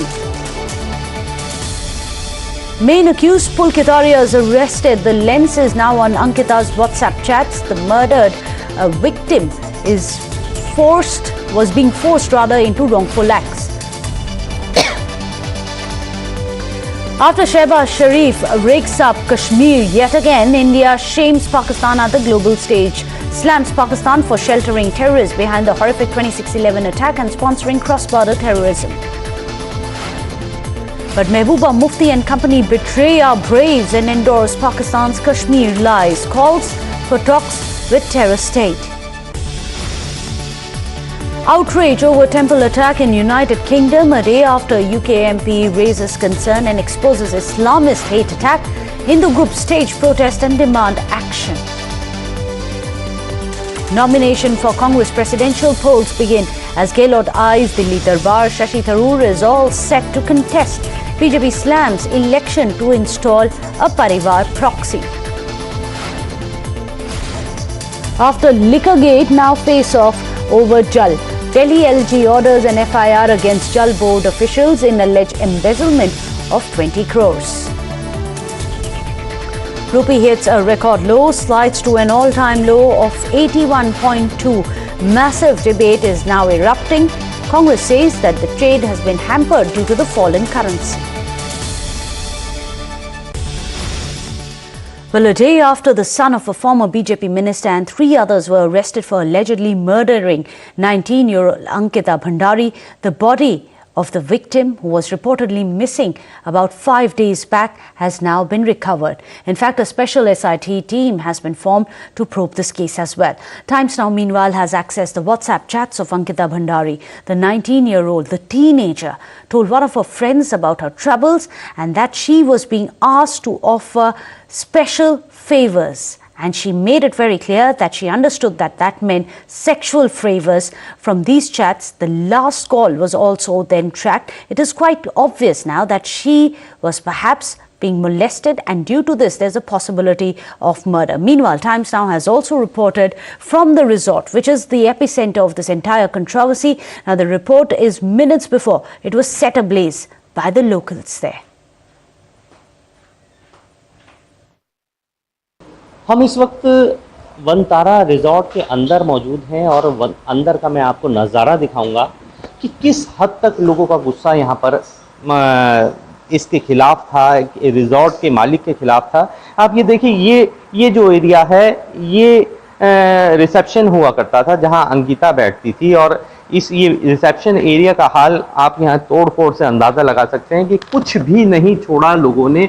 लोग इतने नाराज थे इस कृत्य के बाद कि लोगों ने इस पूरे रिजॉर्ट का हाल बद से ज़्यादा बदहाल कर दिया। अब मैं आपको दिखाना चाहूँगा, देखिए ये वो कमरा है जो अंकिता को दिया गया था, और ये अंकिता के यहाँ पे सामान पड़े हैं। यहाँ पे देखिए चप्पलें पड़ी हैं, सैंडल्स पड़े हैं, और ये देखिए ये जूते भी पड़े हैं, और उसका ये सामान भी पड़ा है। इसी रूम में अंकिता को रहती थी, और इस रूम की जो कहानी जैसे कल पुलिस बता रही थी, ये बिल्कुल पैक था। और उसके बाद ये जो दावे किए जा रहे थे पुलकित द्वारा, पुलकित ने ये बताया था कि इसकी जो दावे हैं वो बिल्कुल ग्राउंड रिपोर्ट अगर हम बात करें तो दावे बिल्कुल पोल खोलते हुए दावे थे, जिसको आधार पर पुलिस को शक हुआ कि कहीं ना कहीं पुलकित इस बात को लेकर झूठ बोल रहा है। और पुलिस ने जब यहाँ पे तीनों आरोपियों को लेकर यहाँ पे आई तो गांव वालों ने उनकी यहाँ न सिर्फ कसकर मरम्मत की बल्कि इस पूरे रिजॉर्ट में तोड़फोड़ करी, और जिसके बाद मुख्यमंत्री ने सख्त हिदायत देते हुए रात को ही बुलडोजर की कार्रवाई शुरू कर दी। मेरी ये डिमांड है, अब ये अपराधी हैं, इनको ये तो फांसी की सजा दी जाए या तो फिर इनको पूरा जिंदा जला दिया जाए। कि अगर ये कोई भी बंदा अगर ऐसा करने का वो हो कि अगर किसी लड़की की तरफ ऐसा कुछ देखे तो उसको ये होना चाहिए कि हाँ, मैं इस अपराध को करने से पहले वो डर जाए, खुद ही उसके रोंगटे खड़े हो जाएं। हो सकता है अगर उसी दिन प्रशासन जाग जाता तो वो बच सकती थी, अगर प्रशासन जाग जाता, पर ना जाने क्या हुआ, क्या काम हुआ। परंतु मैं ये चाहती हूँ, उत्तराखंड कहीं सुरक्षित नहीं है। हम भी बहु बेटे, इतनी हमारी पुलिसकर्मी बहनें घूम रही, क्या ये सुरक्षित है? आप बताइए, कोई सुरक्षित नहीं है। In fact, yesterday, Times Now brought you visuals of violence and arson which is spread by the radical group in several parts of India. The Kerala police listed out damages also which were caused by the radical group in Kerala High Court. In fact, 12 of the policemen were also injured, while nearly 71 KSRTC, which are the state buses, have been damaged as well. And that's not all. In fact, Pakistan's Zindabad chants were also heard during the PFI protest in Pune. In fact, let's get you some of the political bites also which are coming in the Ankita case as well. Listen in. Ankita बेटी का पार्थिव शरीर खोज लिया गया है, मिल गया है, और सभी दोषियों के खिलाफ सख्त से सख्त कार्रवाई हो, इसको लेकर हमने डीआईजी पी रेणुका देवी के नेतृत्व में एक एसआईटी का गठन किया है, जो पूरे मामले की तह तक जाएगी, उसकी जांच करेगी और अपराधियों को सजा दिलाने का काम करेगी। चाहे कोई भी हो, अपराधी इसमें बख्शा नहीं जाएगा। Now it is becoming the order of the day, and you know, in the shape of human being, when he'll turn as an animal, you cannot understand. Because deterioration of the culture, deterioration of the sense of human being, deterioration in the sense of civilized way of thinking the society, that is deteriorating very fast. And because of that, even family of ministers, how they are training their children, they are making them animals. Unfortunate, these things should be very sternly dealt with. Well, this is going to be one of our top focus stories.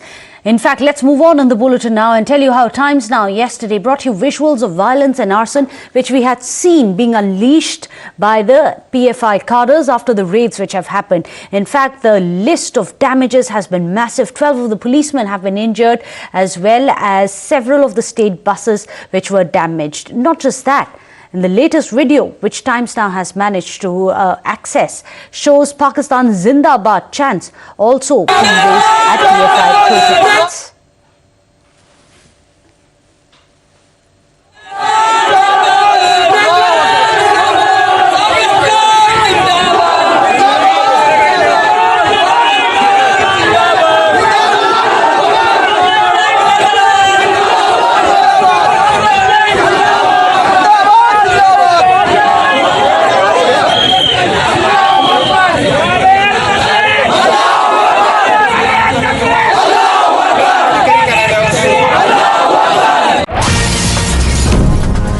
Big breaking news which is coming in. Rajasthan Muslim group has threatened a stir as well. They say that community should revolt against the RSS and the BJP and fight against Islamophobia. In fact, they have said that there is going to be a protest as well. Listen in. Well, we are going to get you what exactly it is that Manzoor Ali Khan, who is the Rajasthan Muslim Forum representative, he has said, calling for a strike by Muslim group they are saying that this is a time to unite against the BJP and RSS. It's quite interesting. In Operation Octopus, which had happened, we have distinctly seen BJP and RSS officers being targeted in the strikes which had happened. Let me go across to Bhavar, who's joining us with all the details. Bhavar, before I come to you, let's listen in to the threat which has come in of a stir.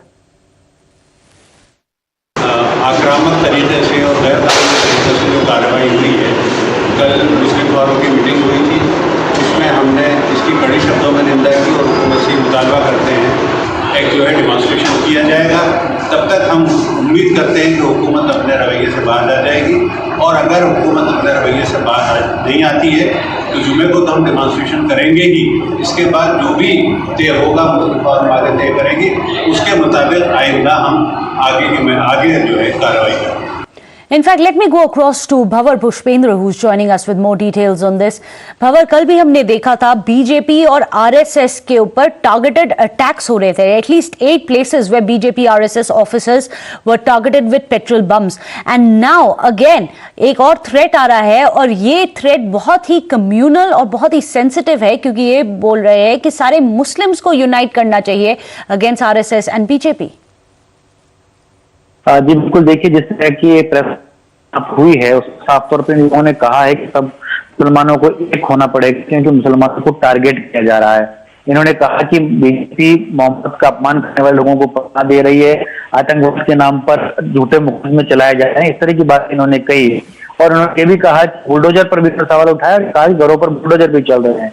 इसलिए अब भयभीत होने के बजाय मुसलमानों को एक साथ खड़ा होना पड़ेगा. और उन्होंने ये कहा कि अगर जल्दी PFI लोगों को रिहा नहीं किया जाता है तो एक बड़ा आंदोलन भी किया जाएगा, जिसमें उन्होंने ये कहा कि बीजेपी और आरएसएस जो है वो मिलकर के काम करती हैं और मुसलमानों ईसाइयों को डराने का काम किया जा रहा है. तो शुक्रवार को बड़ा प्रदर्शन जयपुर में करने की बात भी उन्होंने कही है.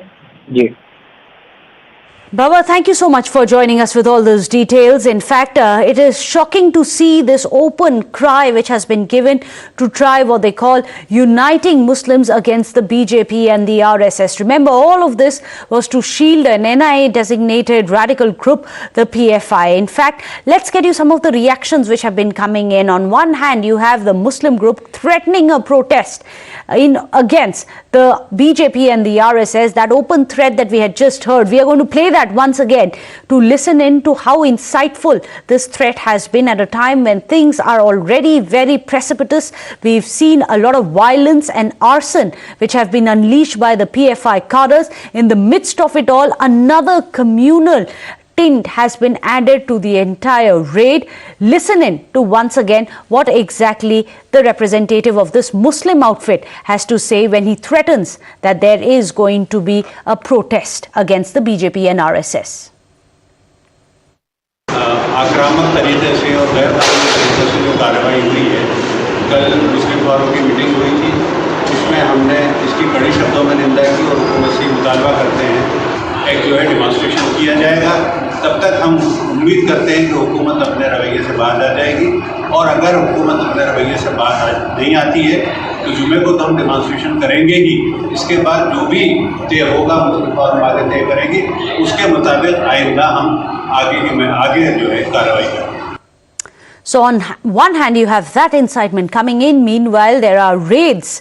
After the raids, rather, the chorus to ban the radical group has been growing.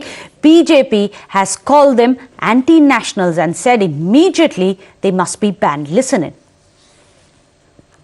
Bharat के अंदर अंतर्युद्ध करने के लिए वो लोग कोशिश कर रहा है. उसके खिलाफ सीरियस कार्रवाई SIT ने और NIA ने किया है. हम लोग स्वागत करेंगे. वो लोग देश का विरोधी लोग हैं. देश का विरोधी लोग, वो लोगों को सीरियस कार्रवाई होना चाहिए. सीरियस कार्रवाई होकर के SDPI और PFI को बैन करना. असे की PFIवर कारवाई झाली याचा अर्थच असा आहे की मोठ्या प्रमाणात या संदर्भातले पुरावे वेगवेगळे हे NIAकडे, ATSकडे, केंद्र आणि राज्य सरकारकडे उपलब्ध आहेत. यापूर्वीही केरळसारख्या सरकारनेही PFIवर बंदी टाकण्याची मागणी केलेली आहे आणि मला असं वाटतं की आता इन्व्हेस्टिगेशन चाललं आहे, अनेक गोष्टी त्यातनं बाहेर येतील. यांची जी नवीन मोडस ऑपरेंडी होती त्यातनं आतल्या आत देशामध्ये अस्वस्थता तयार करण्याचं जे षडयंत्र होतं, या सगळ्या गोष्टी योग्य वेळी बाहेर येतील. Meanwhile, this is what the opposition has to say. No, all things are rubbish. All things are rubbish. Every day people are attacking, thinking only to create an atmosphere, to create sympathy. They are killing hundreds of people in the country and they are blaming, saying maybe these people, there may be some criminal may be there. But this propaganda is only to generate sympathy, nothing more. This is going to be one of our top focus stories, but for the time being, a short break, don't go anywhere.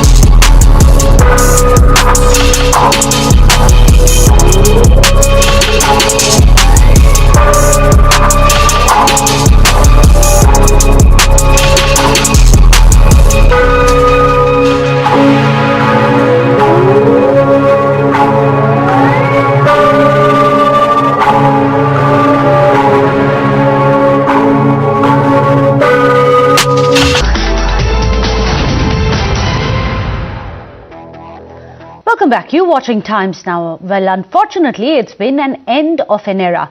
Jhulan Goswami is all set to retire at Lord's Cricket Ground after the Indian women's hockey team plays the final match of the ongoing 3-game one-day international series against England. In fact, a former India captain, she is also the highest wicket taker in women's international cricket.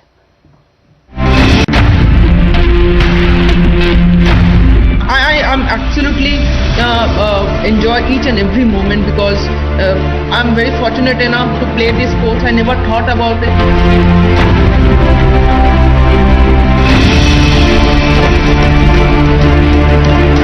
I've had only few interactions with her. When I was injured at NCA, she was also there and she was bowling to me. You know, you don't find a player like that every time. It's a once in a generation player.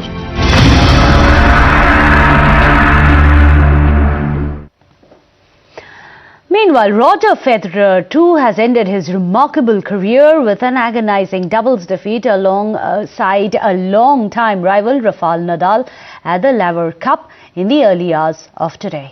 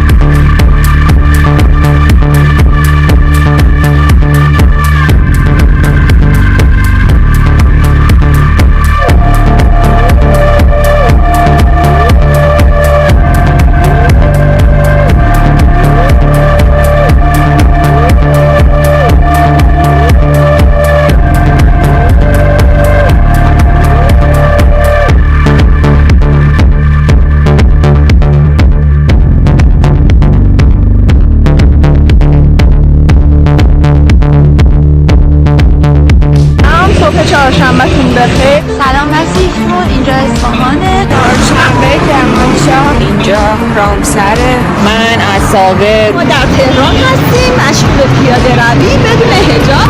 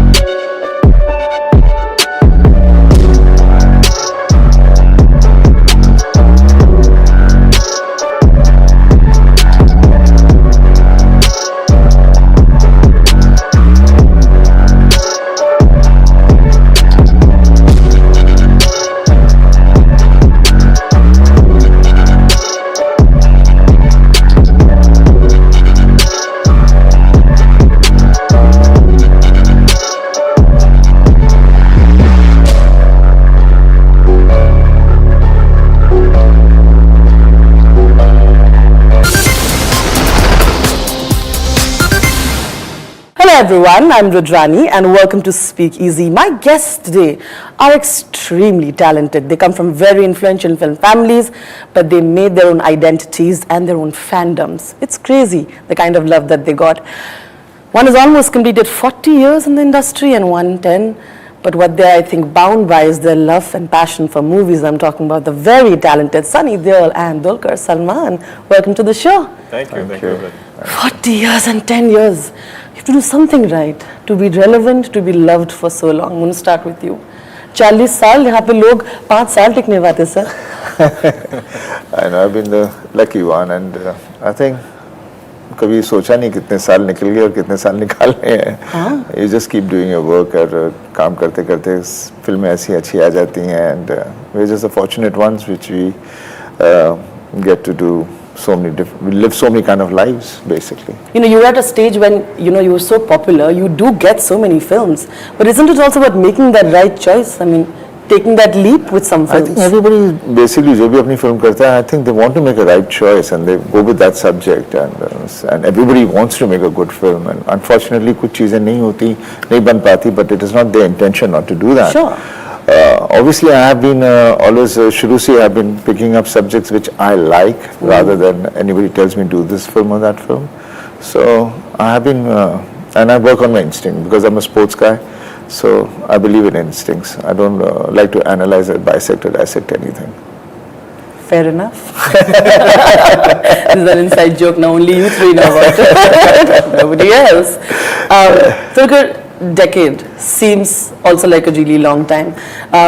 You know, Dharmendra ji and of course Mammootty ji. It's like a lot of, it was huge shoes at the time to fill in when you guys started, but you both, I think, I'm sure it was intimidating in the beginning, but then you all made kind of that space. Dulquer, for you, I'm sure even now, same like for him, even now when you go everywhere, there is that entire burden that you also carry, but you have kind of liberated from it and you continue to do who you are. I don't think that's easy. Tell me about it. Yeah, definitely was very intimidating.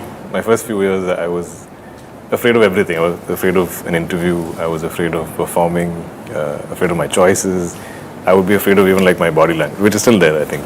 You know? Really? Yeah, I'll be like, am I coming across as too entitled, too arrogant? Like it plays in my mind. It's not conscious. It's not something that I decide to do. But also, it makes me responsible towards what I want to do, and I'm here for the right intention. And I also, but I think the one thing that I was clear about, and which I think I've found some success in, is to veer away from his image or what the kind of cinema my father does. I think it was important for me to find my own cinema, which I think I've now, over time, I've kind of found. And there's definitely a section of the audience who knows me for me, which I'm happy about. And let's come to the $1 million question that broke many hearts. Dulquer just suddenly felt like it was the right time to say, and rightly so, it is his life. He said, I don't want to do romantic films anymore. And there goes everybody. And then of course, I mean, it was during Sita Raman, which was like this huge, epic love story. But Dulquer, I know you've said that for a while because all people expect from you is the quintessential romantic hero. Yeah, I mean, I feel like most of us actors have that phase in our lives when we can convincingly play the romantic hero. And I think I'm pushing it now. Little bit. But fair enough, right? I mean, it was great. I mean, I loved it. But I think I'm also curious about what all I can do as an actor, what all roles I can play, what all cinemas I can back. Can I butt in a little bit? Yes, please. 100%. You see, the film which we have done right now, he is very different in that. Exactly. This is exactly what the question was asking for, but it is a love story. There is a love story in it, for sure. Yeah. So, but I'm not saying there won't be love stories in my film. It takes so much for you to get the love and get that sort of validation, and also again as an actor to feel satisfied. Yeah. So tell me about that. It's difficult to find that balance, right? Like a lot of the times, filmmakers come to you because certain type of cinema or a certain type of role is working with you. So whenever they have an idea like that or a film like that, they come to you. And then sometimes those films are really good, so then I'm like, okay, now should I not do this film because I'm trying to break an image, or do I go with a good film? So it is difficult, but I'm also curious just about exploring. Like I want to do stuff like what Sunny sir did, at certain points in his career, because that for me would be breaking away from things I've done. And I'm sure he's now wants to break away from what he's done. So I think all of us, we don't like being boxed into any particular image. If I keep playing a romantic hero, there's only so many ways I can blush. There's only so many ways I can woo a girl. Yeah. So I'm not like I won't do it again, but I feel like it's nice to take a break and maybe explore it at a slightly more mature level, maybe at a different stage in my career. So many of my films are about finding myself. Now I think it is. I shouldn't be finding myself anymore. I have a 5-year-old kid. Like if I'm still finding myself, it's inexcusable. I think you found yourself. Yeah, I found myself. So like no more of that. Bobby in an interview was talking about how like my family is so simple, in that way, that लोग काफी फायदा उठाते हैं. I want to know, people have the courage to take Sunny Deol's faida, and I know that some of them, I just want to say, do you sleep well at night? Let's put it up there. Guts.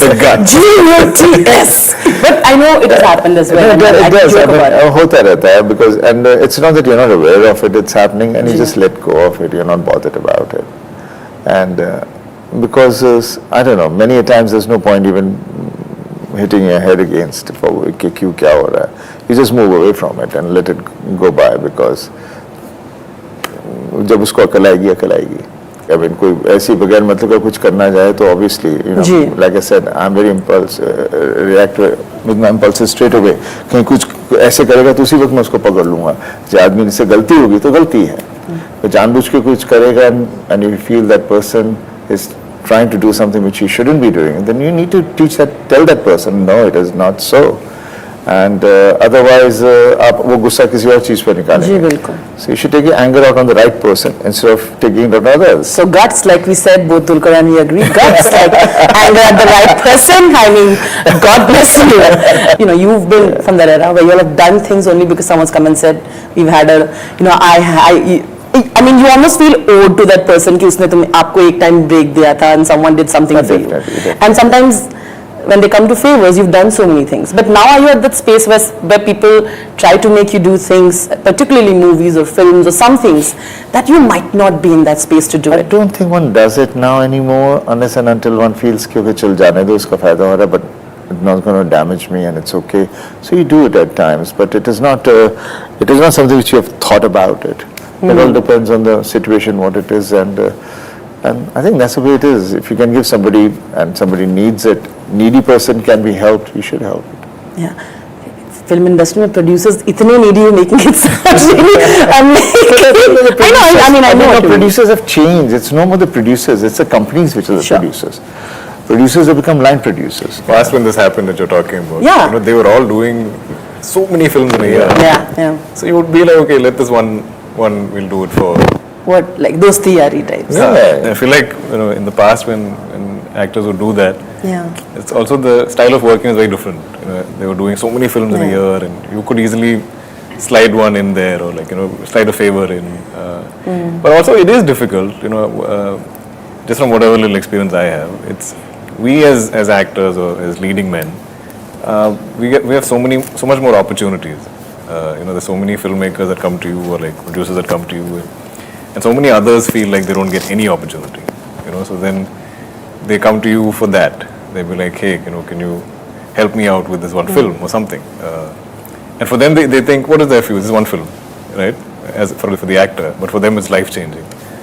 But those are the things that really affect your filmography and your career. So I think it's very difficult to do favors, with movies. It's also a tricky place where it's not so easy to say no sometimes also. No. It's been a struggle, especially starting out, there were so many peers of my father's who would all insist on me doing their films. But I could only go with my gut, whether I connected to the film or not. And if I said no, so many people were offended or upset, because invariably they'll all be like an uncle or a friend of my father's. Some connect that I have from childhood. So that was tricky for sure. So I genuinely think the no's, define your career more than your yeses. I've got numerous people who want to know what is happening to Gadar 2. One of the most successful. We talk about box office successes. Gadar has broken records for a while. Yeah. So क्या हो रहा है? So please tell them. I think, I mean, we are around the corner. For a month or so, I couldn't work because of some health issues, so I had to push it. But now from November, December, we'll finish the film. So next year, whenever the producers are ready to release it, they'll go for it. And Apne 2 was something also in That's the also after this, after Gadar.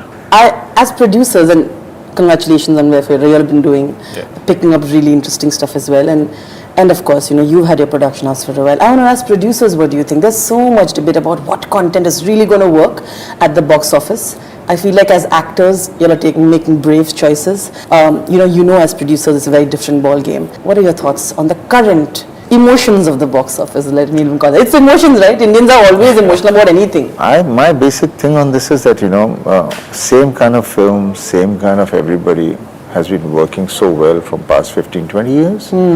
It's not that they're doing something different right now. It's just that the people suddenly feel like they don't want to watch something like this, or they don't want to. I can only think of that, and these things do keep happening, and the cycle keeps changing. That's all it is. I don't see anything more to that, and definitely,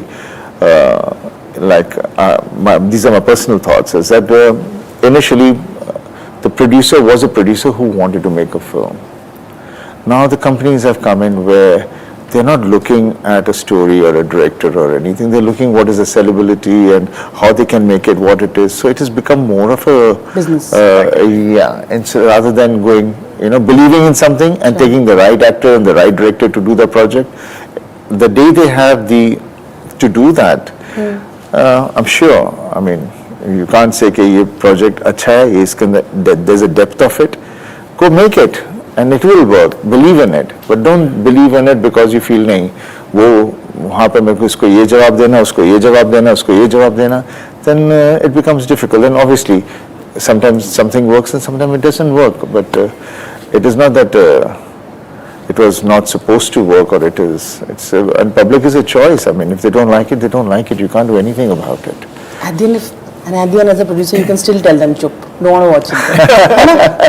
It works. Chup. What about you? What are your thoughts on that? I can speak for myself, for my production house. But we do mostly Malayalam content there. But I've always tried to, even as an actor, I've always tried to just chase really great original content, and then try to maybe make it as commercial as possible to reach as many people as you can. And that's the only thing I understand. I feel like audiences' taste can change. A film can be too early, ahead of its time. A film can be too late. All of these things can happen. But if you're genuine and your intent is right, they will appreciate what you're trying to do. But what does long runs and what does huge box office is not something any of us can really predict. But I think they know quality for sure. They know when you're doing something sincere. I think in Malayalam, the films are made with content and everything. Somehow the Hindi cinema, they call it Bollywood. I call it Hindi cinema. Somehow the Hindi cinema has left its roots away, and they need to get back the roots. And I'm sure once they get back the roots, things will start following in a much more artistic way, the way it used to be once upon a time.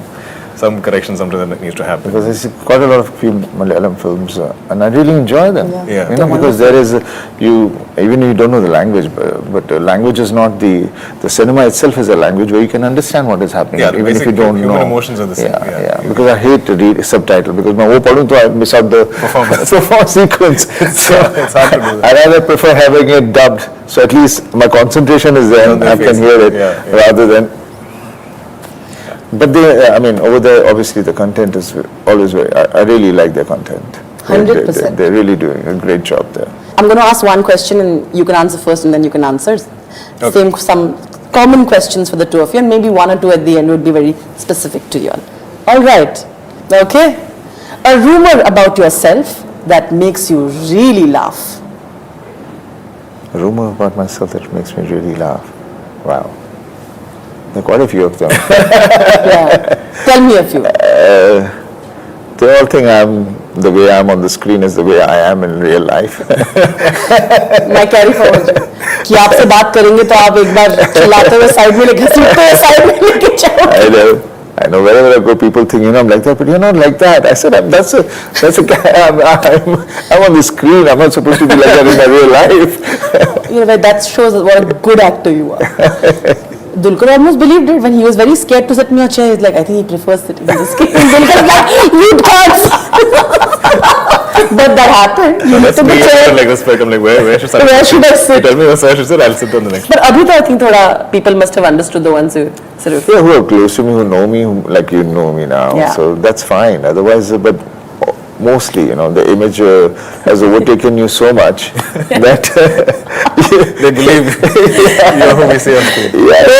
It happens sometimes. Like you saying "Chup here" is such a moment. People went like, "Oh, Sunny Deol is back." They love it though. You realize that you screaming at them is something that they love it. They're like, "हाँ mummy मैं homework करने जा रही Sunny Deol is correct." It is true. It is true. It is, yeah. It is true. It's the most marketable word that we have. Yeah. What about you? Rumor about yourself that makes you really laugh. I think there was a time when I was first sort of doing other languages, and first I went to Tamil, then I went to Telugu, then I went to Hindi. Yeah.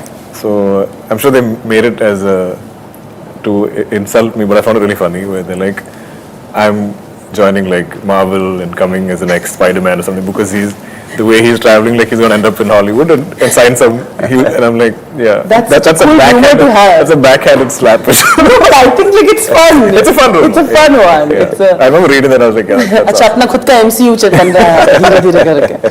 Can happen, you never know. Never. A movie that you in some ways sort of thought you could have done differently. No, not really, because one could only do what the character was given to you and how it was conceived by the director. You couldn't go any other way. How much you justified it or didn't justify, that's a different thing, but that's what it would have been. So you pretty much satisfied whatever you've done. Yeah. And you have to accept whatever you've done because that's a growing pattern.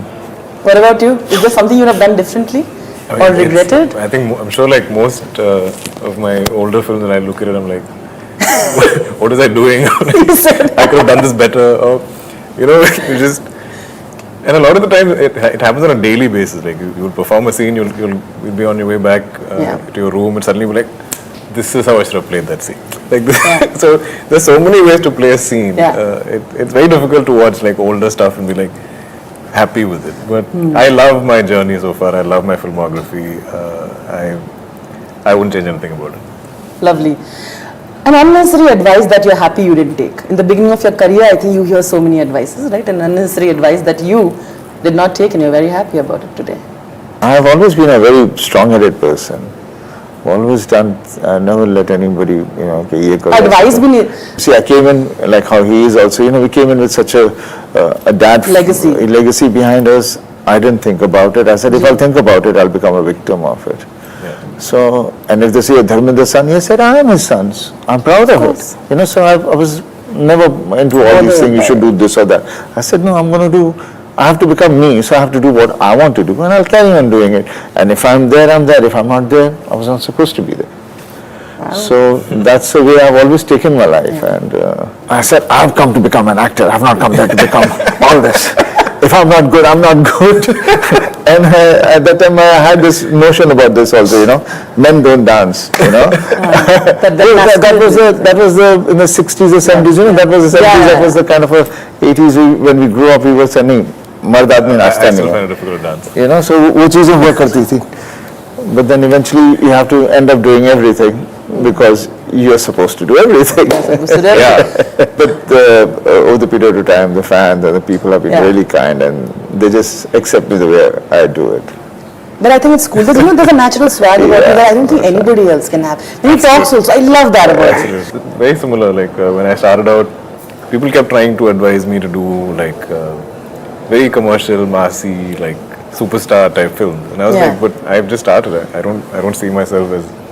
So in kind of not chasing that, I feel like over time I found whatever little popularity that I have is my own, in my own way. Okay. So nothing people ever told me made sense. I'm like, nobody can know. Like what is right or what is wrong. Yeah. You can all analyze it after. Like that one film doesn't work, and they all have advice to give you as to what didn't work, or what you should do next. But it's so unique, each of our journeys. Fair. A movie from your filmography that you hope no one ever touches and does a remake of. Doesn't touch and make a remake of it. Yeah. Wow, which one would that be? Can you help me with that? God forbid. Because you see, you see anything which is like they tell him, why don't you do this film of that? I said, you can't.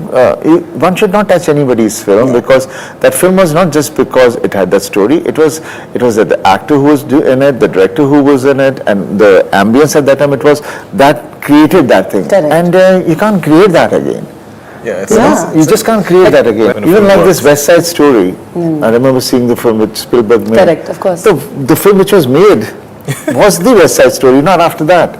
After that they were going technically, they would make big shots, but that had the soul to it. You can't do that. So can I just say you don't want any of your films to get remade? I don't want, they can make every one of them. I'm not bothered about it. I don't think you'll be happy. I'm happy with Will you take that risk? I'm about it. They might not be able to recreate the magic. Yeah. But feel free to do it. But like you, according to you, personal opinion, it should not. I don't think one shouldn't ever do that because you cannot do what has been done. I mean, there's so many Hollywood films I've seen, and what was the original one, and when they did it after that was bullshit. Fair. What about you? No, I agree. I mean, I've never done like a remake purely for this because I feel like, when a film works or when a film is celebrated, even while you're making it, you don't realize, you don't think it's going to be this magical, memorable, timeless film. You're just going with good faith and you're trying your best. And then so many things come together for that film to become what it is. And I don't think it's possible to replicate that again because you see some formula that's worked and it's I don't know how to explain it. It's like you can't sort of like look at a dish and then guess the ingredients, Okay. Can I have an example also, My dad had done, and Sanjeev, they had done a film, Yadon Ki Barat. Ji. And then Nasir ji did the same film with me and couple of us wanting to repeat that, and it was a big flop. I mean, we couldn't do that, and it shouldn't be done. And obviously, I was very young that time; I had no idea. Karna kar liya. This is the absolute last question. This is for you, and one's for you. You've been known as the angry action star for years and years now. No one's really touched that. You can be an action star, you can be an angry man, but no one's really angry action star, which is what you are solely holding the title to. Is there anyone that you think can take forward that legacy? Well, I've not been working for past 20 years doing that kind of film. I've not seen anybody doing that. So, the king rules. I feel we're open for everyone. So I think the king rules then. It's not that. Everybody has his own identity, and I'm sure there'll be somebody else who'll come with another identity which nobody else will fill. One female actor, if you're offered a romantic movie that you said you don't want to do for now, that you'd immediately say yes to because that's been the dream. I'd be very curious to do a film with Alia. We did an ad together, and I think she's a very spontaneous, very interesting actor. There could be, it'd be interesting to explore, like you said, like even if it's a love story, the exchanges, the moments, the reactions. Like there can be chemistry, you have a feeling. I mean, I think I'd be curious to see. You'll be curious. Or even like work with someone like that. There you go. You give a little hope, jate the fans ko. Hey, ho sakta hai. On that note, it's absolutely wonderful chatting with you, and I want to say that I was very thrilled with the addition of both of you in a movie like this because I haven't seen it and I'm very, very curious about it. So I'm not being chup about it at all. I'm going to ask people to go and see it. Please do, yes. Spread as much noise as you can. I'm going to make a lot of noise about it. Thank you so much. Thank you. You are wonderful and all the very best. Thank you very much. Thank you.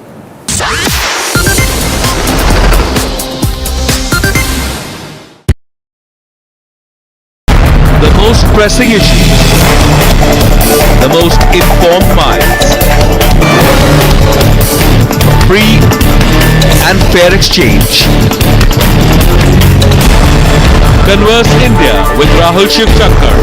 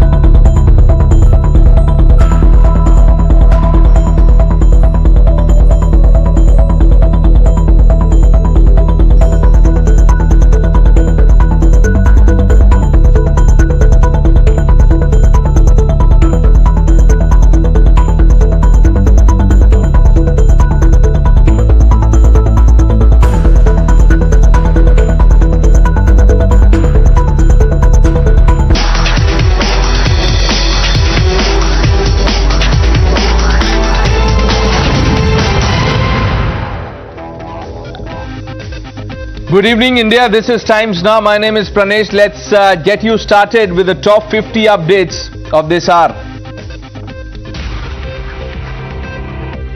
The Uttarakhand police recovered the dead body of Ankita Bhandari, who had gone missing 5 days ago from the Vanantara resort in Uttarakhand's Pauri district. Uttarakhand Chief Minister Pushkar Singh Dhami has tweeted confirming the recovery of Ankita's body. He also said that a special investigation team has been set up to probe the case. Amid the mounting anger over alleged abduction and murder of Rishikesh receptionist Ankita Bhandari, enraged local residents set the resort on fire after it was demolished by bulldozers. Addressing the 77th session of the United Nations General Assembly, Pakistan Prime Minister Shahbaz Sharif peddled lies on Kashmir on fighting terror. India called out Pakistan Prime Minister Shahbaz Sharif's lies for making false accusations against India during this address. Former Jammu and Kashmir Deputy Chief Minister Kavinder Gupta took a jibe at the Pak PM, said he does not have a control over his country but is preaching on Kashmir. Mehbooba Mufti has backed Pakistan again, said if Pak PM wants to resolve things between the two countries, then it should happen. National Conference Neta Bashir Ahmed also reiterated the need for a dialogue to resolve the Kashmir issue.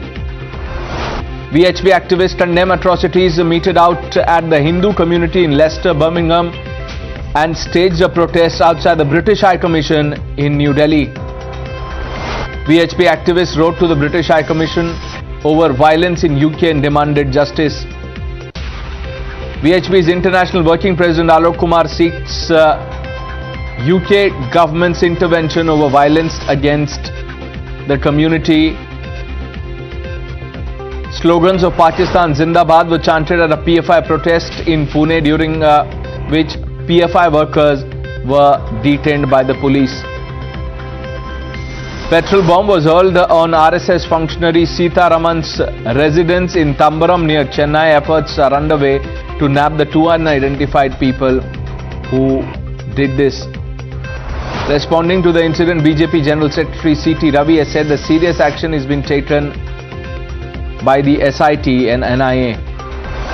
Comparing the current BJP-led NDA government with the previous Congress-led UPA government, Mr. Narayan Murthy stated that the Indian economy suffered as a result of decision-making delays. Karnataka Congress President D.K. Shivkumar urged the government to protect the Indian rupee and spoke about the need for Manmohan Singh's economic policies. BJP spokesperson Nalin Kohli welcomed Narayan Murthy's statement but also said that the economy was in a disarray before the Modi government came to power in 2014. The nomination process for Congress President has begun, while Rajasthan Chief Minister Gehlot eyes the top job. Shashi Tharoor is also sent his team to get the nomination papers. As the nomination process began, Shashi Tharoor's representative collected the nomination papers for the party's presidential election from Madhusudan Mistry. Rajasthan Minister Rajendra Gudda claimed that Sachin Pilot will soon become the next Chief Minister and that all MLAs will support Pilot to be the next Chief Minister if Gehlot leaves the post. Union Home Minister Amit Shah addressed the Jawans of the Sahastra Seema Bal in Bihar's Kishanganj. He also held a review meeting with officials of BSF, SSB and ITBP. After the abrogation of Article 370, this will be the second visit of the Home Minister to Kashmir and is likely to make some big announcement during his stay in the Union Territory. He will also be attending a big rally in North Kashmir's Baramulla town. This will be on October 2nd. A team of Municipal Corporation Manesar razed the gangster Subeh Singh's Gujjar's house, which was built illegally on agricultural land. A major fire broke out at an automobile spare parts godown near Halol Road in Vadodara district of Gujarat. As many as 11 fire tenders rushed to the spot to douse the flames.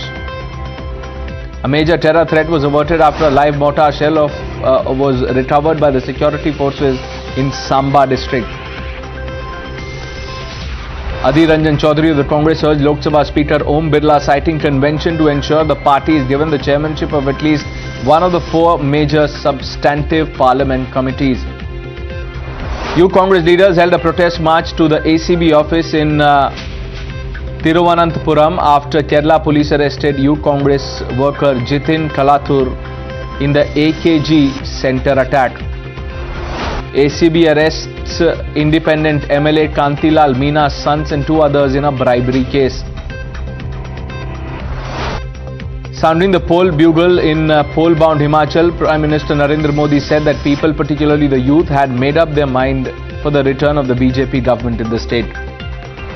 Delhi Lieutenant Governor has directed Chief Secretary to lodge FIR against Delhi Jal Board officials and others for embezzlement to the tune of 20 crores. In an unusual incident, the body of a man who died in April last year was kept at his home by his family in Uttar Pradesh's Kanpur for almost 18 months with the assumption that he was in coma. And the rain fury has hit Arunachal Pradesh. Cars washed away due to flash floods at Chiputa village in lower Subansiri. Parts of Mumbai witnessed heavy rainfall. However, public transport services in the city remained unaffected and no major water logging was reported. A large part of a hill came crashing down due to heavy rain in Uttarakhand, leading to closure of a key route used by pilgrims for the Adi Kailash Mansarovar Yatra. At least 40 pilgrims along with the locals are reported to be stranded near Tawarhat. Several parts of NCR suffered water logging after incessant rains. Inundated roads triggered traffic snarls in Gurugram. 2 dead and 6 injured after a house collapsed after overnight rains in Muzaffarnagar in Uttar Pradesh. The national capital reported 95 new COVID-19 cases and 1 death in the last 24 hours. 68% of the population in Delhi have been fully vaccinated. With COVID-19 cases keeping low in Delhi for the past several weeks, 11 COVID care centers have been wound down while 2 centers are still operating. In yet another success in its crusade against smuggling, the Assam Rifles recovered tablets worth 167 crores from Champai district in Mizoram. Muslim woman in Ayodhya poses as Hindu for 12 years, threatens to behead husband if he doesn't convert to Islam. US President Joe Biden made headlines again with his latest remark about a friendship he had with a 12-year-old girl when he was 30. White House South Lawn was transformed into a musical love fest Friday night as John played a farewell gig to honor everyday heroes like teachers, nurses and AIDS activists. Hong Kong put on a demonstration of marching and martial arts, the first such display since China took over the territory in 1997. Buckingham Palace releases pictures of King Charles at work. King Charles III has been pictured taking up his new state duties. The Kremlin has warned that if the referendum of annexation to Russia in the eastern region of Ukraine succeed, they will be considered for all territories of the Russian Federation. Australia's foreign minister used her address to the UNGA to call on China to exert influence over Russia to end the war in Ukraine. Protests over the death of a young woman in police custody for allegedly wearing her hijab too loosely continues in Iran. Security forces had to open fire in the air to warn protesters. Protesters rallied outside the United Nations consulate in the capital of Iraq's Kurdish region over the death of a young woman. Feminist organizations in China protested over the death of a young woman in Iran who was being held by the morality police. The unveiling of a futuristic luxury model home on Panama's Caribbean coast tanked when the Seapod Eco prototype perched above the water on a column slumped onto an adjacent dock.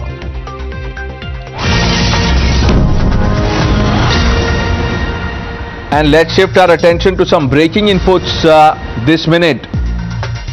The convicts in the Bilkis Bano case have filed their response in the Supreme Court and they are justifying the remission by citing rules. Convicts also say that the Supreme Court judgment has said that third parties can't meddle in criminal matters. Legal editor Harish Nair is now joining us for more on this. Harish, the release and the remission of the Bilkis Bano case convicts had triggered furor. They were asked to file a response by the Supreme Court, and here they are. They have filed the response and they are justifying the release and remission. In fact, they have gone on to attack all those people who question the release and remission. They have cited rules to say that, look, even the Supreme Court judgments have made it clear that third parties can't meddle in criminal matters. Harish. Yes, that's right, Pranesh. Let me put things into perspective. Remember, Supreme Court had on September 9 sought the response of the 11 convicts along with that of the Gujarat government on petition filed by social activist Subhashini Ali and the TMC MP Mahua Moitra challenging the release of the convicts.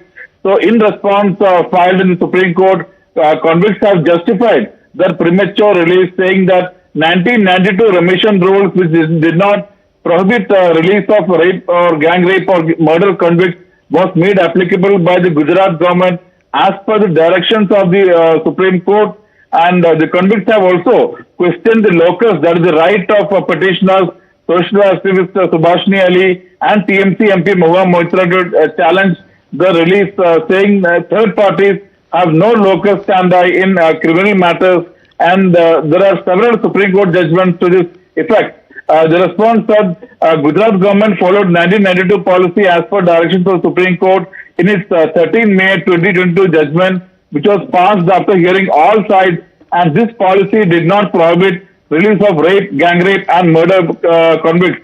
And since this policy held the field on the day of conviction of the 11 convicts in 2008, and it was made applicable as per a judgment of Supreme Court in 2010, State of Haryana versus Jagdish. And remember, on 13 May 2022, day of the Supreme Court judgment on petition filed by convict Radhesham Bhagwan Das, seeking premature release and clarification as to which state's remission rules, that right, is Gujarat, where the alleged crime was committed. Let's see how the court responds to this response that has been filed by the convicts. The next hearing is on October 18th. Harish, thanks for joining us. With your inputs, we move on. A day after son of a former BJP minister and 3 others were arrested for allegedly murdering 19-year-old Ankita Bhandari, the body of the victim was recovered today. A special SIT has been formed to probe the case.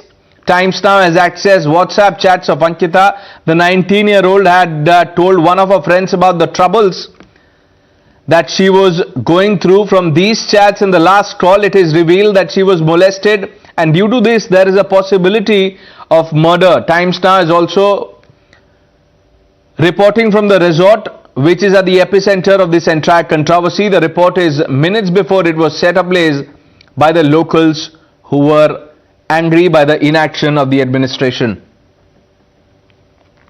हम इस वक्त Vantara resort के अंदर मौजूद हैं और अंदर का मैं आपको नज़ारा दिखाऊंगा कि किस हद तक लोगों का गुस्सा यहाँ पर इसके खिलाफ था, रिजॉर्ट के मालिक के खिलाफ था। आप ये देखिए, ये जो एरिया है, ये रिसेप्शन हुआ करता था जहां अंकिता बैठती थी, और ये रिसेप्शन एरिया का हाल आप यहाँ तोड़ फोड़ से अंदाज़ा लगा सकते हैं कि कुछ भी नहीं छोड़ा लोगों ने।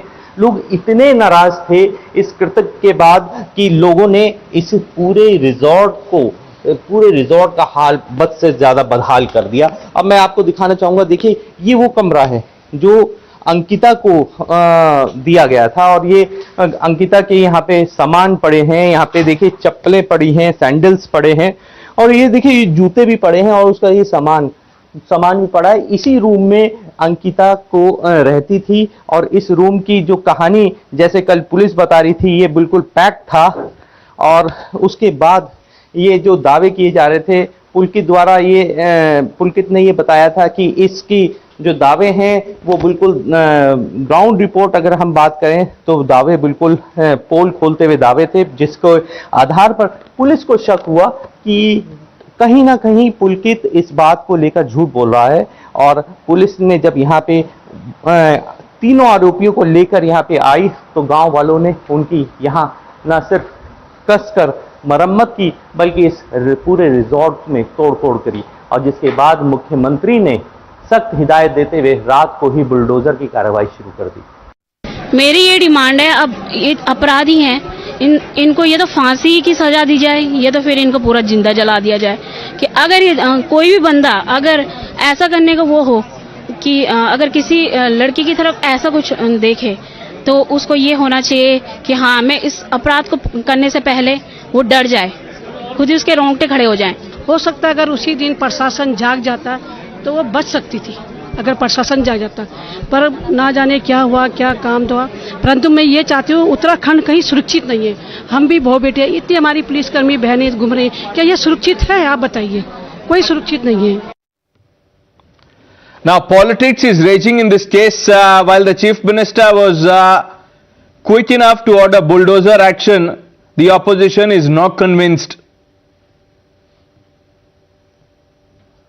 अंकिता बेटी का पार्थिव शरीर खोज लिया गया है, मिल गया है और सभी दोषियों के खिलाफ सख्त से सख्त कार्रवाई हो, इसको लेकर हमने डीआईजी पी रेणुका देवी के नेतृत्व में एक एसआईटी का गठन किया है जो पूरे मामले की तह तक जाएगी, उसकी जांच करेगी और अपराधियों को सजा दिलाने का काम करेगी।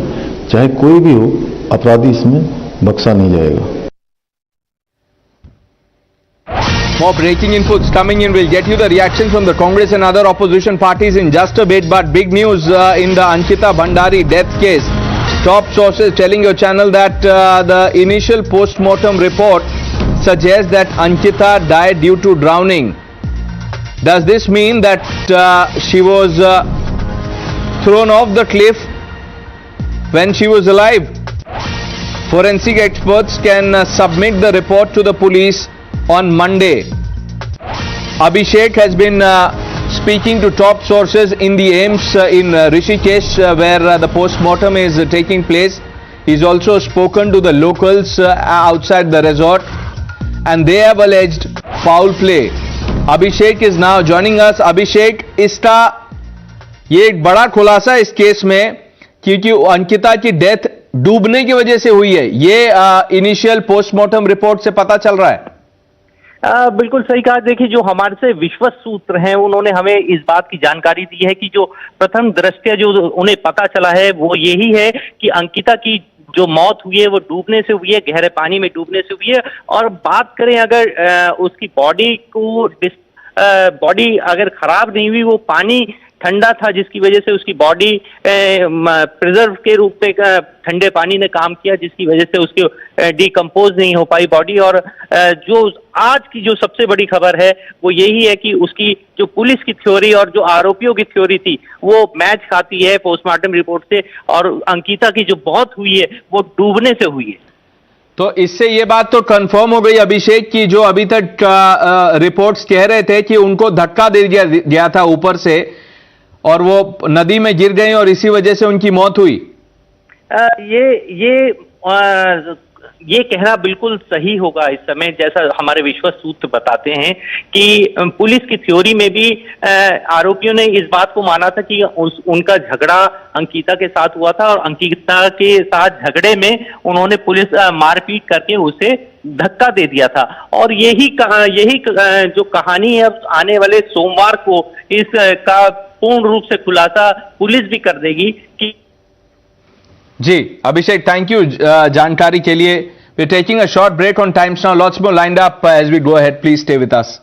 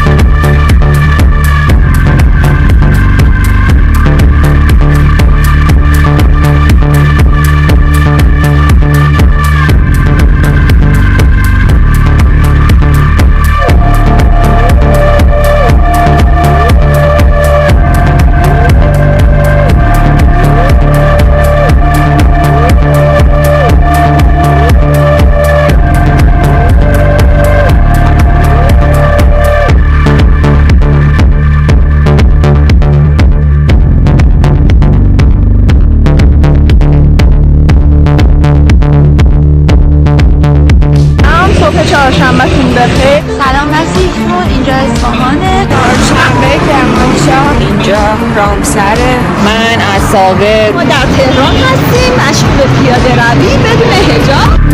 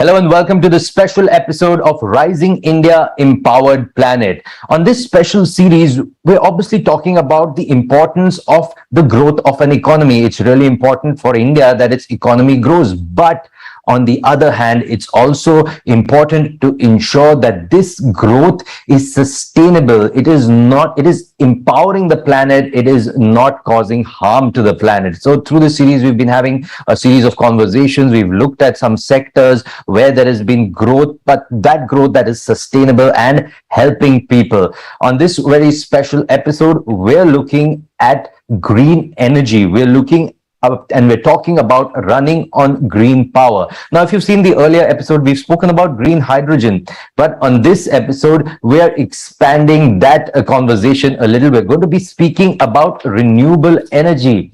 As we all know, India has set some ambitious targets. We have a new target of 500 gigawatts of energy from renewable sources by 2030.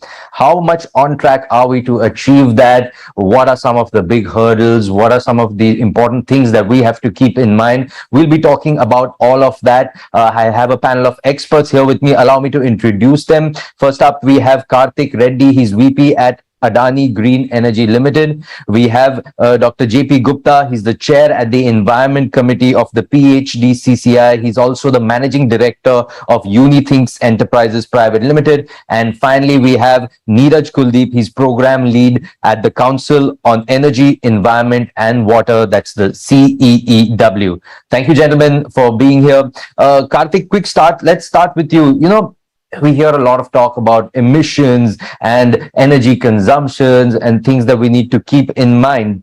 How different is this for developed worlds and developing countries? What should India be keeping in mind?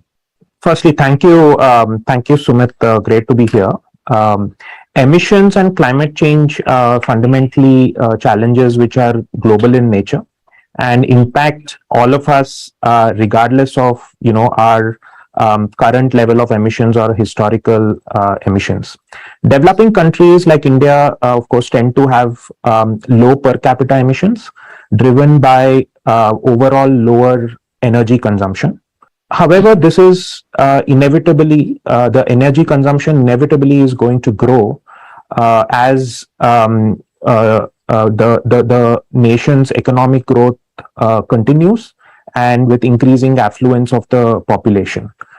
The key challenge, therefore, for developing countries is the nature of the growth, right? How do we provide the additional energy required for growth in a reliable and affordable manner while ensuring that it has the lowest emission intensity that is possible. For many developing countries, including India, RE, renewable energy, potentially could address all three of these challenges, right? Decarbonization or emission reduction, of course, energy security, and also as the costs continue to go down over the long term, affordability as well. So therefore, I think in my mind, there's no doubt that RE is going to be an important part of the energy mix going forward, a pivotal part of that. The key challenge is really the ability to execute and address constraints such as capital, supply chain, talent, and so on. Thank you for that, Karthik. Neeraj, moving on to you, same question to you. Your thoughts? How would you take this ahead? Thank you, Sumit, first of all, for sharing this platform and inviting me to share my views here. I completely agree with Karthik that economies like India, who are still growing at a rapid pace, we would need a lot of industries, we would need a lot of infrastructure. And with that, there will be huge burden on the electricity sector. So how do we meet that growing electricity demand more sustainably? There are some estimates which suggest that India would require around 700 to 800 gigawatt of generation capacity by 2030. That's quite huge target compared to the current installed capacity of 400 gigawatt that India already has. Of course, to meet it sustainably, renewables are great alternatives, and which is why we need to really support the deployment of the various renewable energy technologies. And of course, there are debates around that renewables are leading to the overall financial health of DISCOMs. But in case of India, because we are a rising economy, unlike the many developed nations where the demand has almost has flattened, which is not the case for India. So we are continuing to grow and the demand will grow. So that increase can be met with renewables. And that's what we should really be aiming for, that every additional electricity unit that we are generating should come from renewable or sustainable sources. So that's my quick take on this, Sumit. Thank you. Right. Thank you for that, Neeraj. Let's go on to Dr. Gupta. Sir, your thoughts on the same question. So what would be your opening comments? The climate change is taking place due to the carbon emission.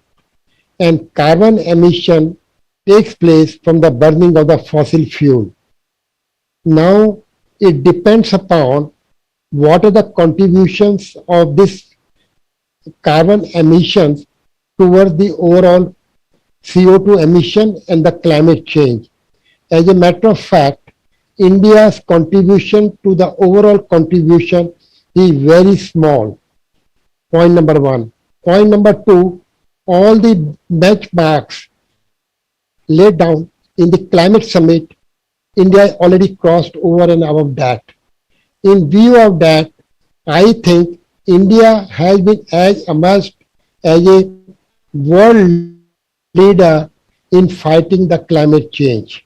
And definitely there is a direct relationship between the carbon emission and the rise in temperature. There is no doubt about it.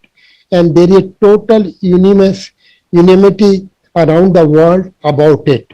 And it is for the first time that the entire world is working together in the direction to make some impactable change in carbon emission. And fortunately, with the policies of our Ministry of Environment and our Honorable Prime Minister, we are well ahead of the rest of the world, not only the developing countries, including the developed countries as well.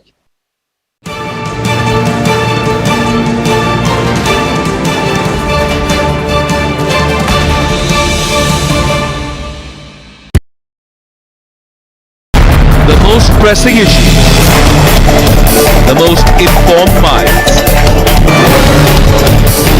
free and fair exchange. Converse India with Rahul Shivshankar.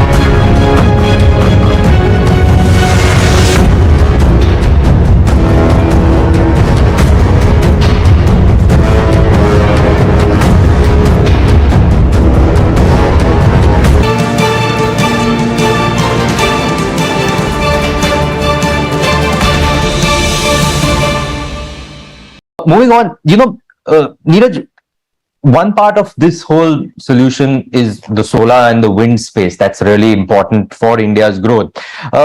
Can you tell us a little bit about the structure? How has India progressed? And we'll talk about the future later, but let's talk a little bit about the past. What's been the journey like for India so far? Right. So as we understand, solar and wind are the two key sectors which are really driving the sustainable electricity production in India. Wind has been for almost 3 to 4 decades in India, and now we have reached about 41 gigawatt of generation capacity. The target that we had set for 2022 was 60 gigawatt for wind and 100 gigawatt for solar. So out of this 60 gigawatt, we have already achieved 41 gigawatt. And when we look at solar, out of 100 gigawatt, we are already close to 58 gigawatt now. If we look at the overall share of renewable in the power mix, and here I'm expanding the definition and including bioenergy as well as hydropower also.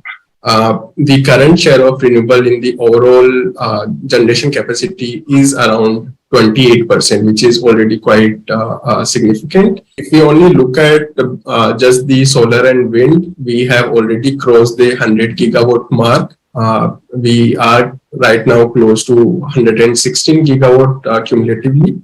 And while this is, of course, the pan-India picture, if we look at the state level, many of the states in the southern and the western India, like Tamil Nadu, Karnataka, they have already achieved generation capacity more than 50% of their overall generation. So, of course, this is the current status on renewables. The growth is largely from the utility scale deployment, where we are developing the largest scale solar and wind projects through solar parks and various institutions such as Solar Energy Corporation of India as well as state discoms are conducting these bids. The share of rooftop solar, which is again another key component, is lagging behind. Out of the 40 gigawatt target that we had set, we are able to reach somewhere close to 10 gigawatts. So that's where we need to give some impetus. But overall, we are well on our trajectory towards the 2022 targets. Okay, superb. Neeraj, I will talk to you about rooftop solar in a bit, but Karthik, coming to you, when we talk about this target of 500 gigawatts, how are we placed presently to get to that? Just wanted to get, Neeraj spoke about that, but wanted to get your viewpoints also. I think firstly, it's important to acknowledge the tremendous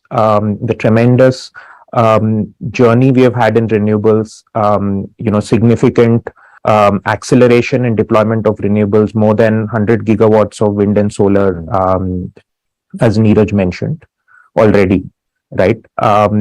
If we look at, if we include hydro as well in that, we are close to around 160 gigawatts of capacity, wind, solar, other renewables and hydro put together at the end of the last financial year. Now, to reach 500 gigawatts from here, right, in the next 8 years, we are really talking about 40 to 45 gigawatts of capacity addition each year. Now, just to give some perspective, right, last year, which was a relatively good year in terms of capacity addition, we added something around 16 gigawatts of capacity in the renewable space in FY22. So what this means is what is required is a fundamental step change in the trajectory of growth. So I think, fantastic journey so far, but also, there is a real need to kind of take the next leap forward in terms of the scale of capacity addition. Dr. Gupta, coming to you, the government, of course, is playing a huge role in this whole plan of India to move towards renewable energy. But what are some interventions that you see them doing for the way ahead? What are some of the interventions you would like to see the government bring in? Well, India has done very well starting from the renewable energy and particularly the solar energy. India set a target of 500 gigawatt of overall renewable energy by 2030. And with the rate at what we are proceeding here, the cost of renewable energy in our country, particularly solar energy, has fallen down than from the fossil fuel. This is point number one. Point number two, India has set a target of making India as a hydrogen hub, not only for the domestic market, but for the export market as well. And the beauty that for hydrogen, green hydrogen, you need power. And with the renewable energy, India is the cheapest source of renewable energy in the world today. Government agenda to work with different kind of renewable energies, whether it's the biofuel, it is solar, it is the hydro, it is wind energy, or the green energy which we call hydrogen.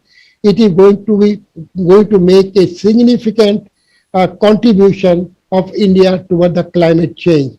Moreover, India is creating, not only producing green hydrogen, rather India is creating an ecosystem for the production of hydrogen. And during the interim period, whether it is a grey hydrogen, or it is blue hydrogen, or it is green hydrogen, India is going in a very big way to show to the world in the development of technologies, in the utilization of in the development of electrolyzer, the transportation, the storage, and the end use application. All the fronts are being opened up in a very big way, particularly from the basic R&D to the pilot plants and to the commercial scale plants. And it is definitely a matter of by 2030, India will become an export hub for the green hydrogen. Thank you for that. Neeraj, we've spoken about the way ahead, what the present situation is, but what are some of the major challenges in renewable energy, and how do you see the kind of maybe improvement in those challenges, where you see them, like people working towards getting rid of those challenges? Definitely, Sumit. Like Karthik was mentioning, to reach the 2030 goal, we would require something close to 40 to 45 gigawatt of solar and wind installations every year. That's quite significant compared to if you look at the current deployment trends. We are only deploying close to 10 to 12 gigawatts. So that will be a huge jump from 10 to 12 gigawatt to 40 to 45 gigawatts. Along with that, of course, to have this kind of growth, we really need to create huge demand for renewables, and we'll also have to unlock new opportunities for renewables where we can absorb, not just deploy, but we also absorb the generation that will be coming out from the annual deployments that we will have between now and 2030. So that's, of course, one of the key challenges. How do we create demand for renewables to accommodate this increased push? The second, as I was mentioning, the deployment of renewables is largely concentrated towards the southern and the western states. And they have already crossed the 50% share of renewables in their overall generation mix. So integration of renewables will become another challenge going forward for India. We are looking at, of course, some interventions around now that hybrid tenders are coming, where solar and the complementary nature of solar and wind is utilized. We are also looking at round-the-clock power tenders, where we are also, along with solar and wind, we are integrating energy storage along with it. And again, as Karthik was mentioning, hydrogen will play a significant role in integrating renewables. So that's the second challenge that we will see. The third challenge that I foresee would be on infrastructure, which includes both providing the land, but then also the evacuation infrastructure. Thank you for that, Neeraj. That was a very detailed answer, which was really helpful.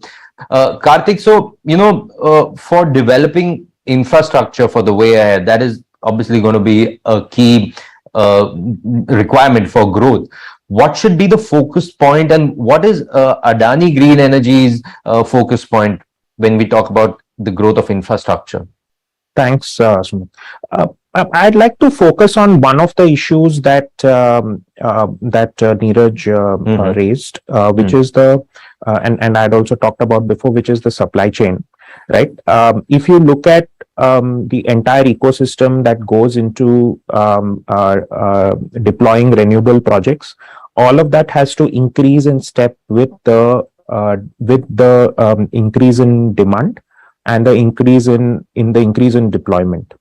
And also, I think it's also important to note that our ambition of 500 gigawatt is also in the context of a world where there is significant push on renewables in all the major economies of the world. So it's a significant push in the US, in EU, and of course China continues to be a major player. So it's really so we believe one of the biggest aspects to address is really how do we get the inputs into the projects at the reliably and at the right cost, right? So we at the Adani Group we are addressing this through Adani New Industries Limited, which is a new entity formed around 9 months ago, which is our green manufacturing and green hydrogen platform, right? Of course, the group has been a pioneer in building solar manufacturing capacity at scale in India over the last 5, 6, 7 years. But the idea is to really increase the scale and scope, right? We are building a 10 gigawatt mine to module ecosystem, right from addressing polysilicon, MG silica, and right up to modules in the first phase of expansion. I mean, but even with this kind of scale and scope, we believe that is not enough, right? It's it's not only solar panels, but also all the inputs that go into making solar panels. So, for example, if you look at the last 2-3 years, there have been challenges in terms of getting glass. There have been challenges in other parts of the supply chain. So, our view is that it is important to build the entire 10 gigawatt manufacturing system initially, but also all the supporting ancillary industries together, so that more than 80-85% of the value addition actually happens in India. The supply chain is under control, and we are able to reduce costs effectively. Right. So similar to solar, we are also building close to 3 gigawatt wind ecosystem in phase 1. And the idea is to really expand this as our deployments expand. We can address the challenges of decarbonization, energy security, and affordability all together with renewables. Perfect. Well, thank you so much, Karthik, for your thoughts on that. Thank you, Neeraj, and thank you, Dr. Gupta, for making this a very thought-provoking and an informative panel. And this is for the viewers. I'm sure you've enjoyed watching this and you're taking back a lot. There's going to be so much happening in this space, but it's definitely one that will contribute to the growth of the country as well as towards the empowerment of the planet. You've been watching this special episode of Rising India Empowered Planet. Thank you so much for watching.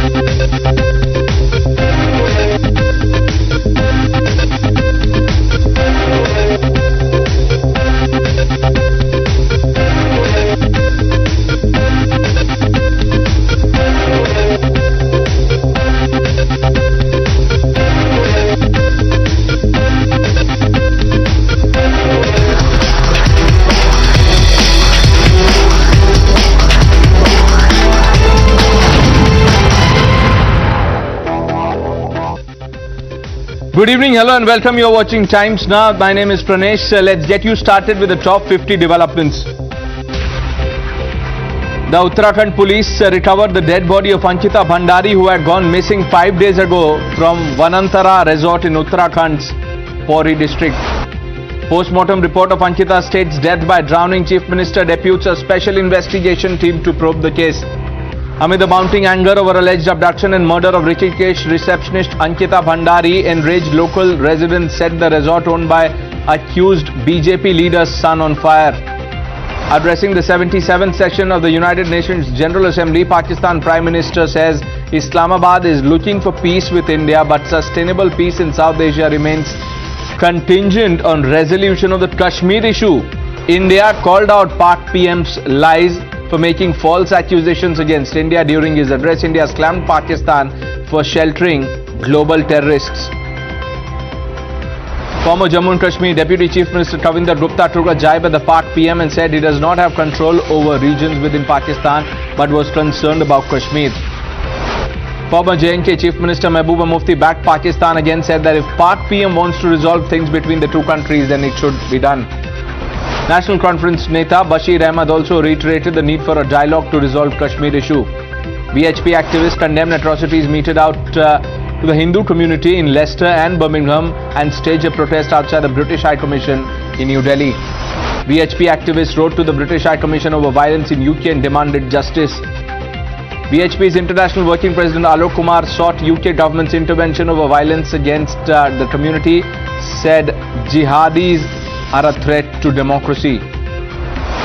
Slogans of Pak Zindabad were chanted during PFI protests against the statewide searches and arrests made by the NIA on grounds of alleged terror funding.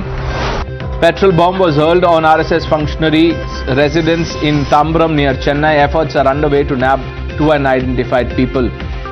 Responding to the incident, BJP General Secretary C.T. Ravi demanded strict action against the accused.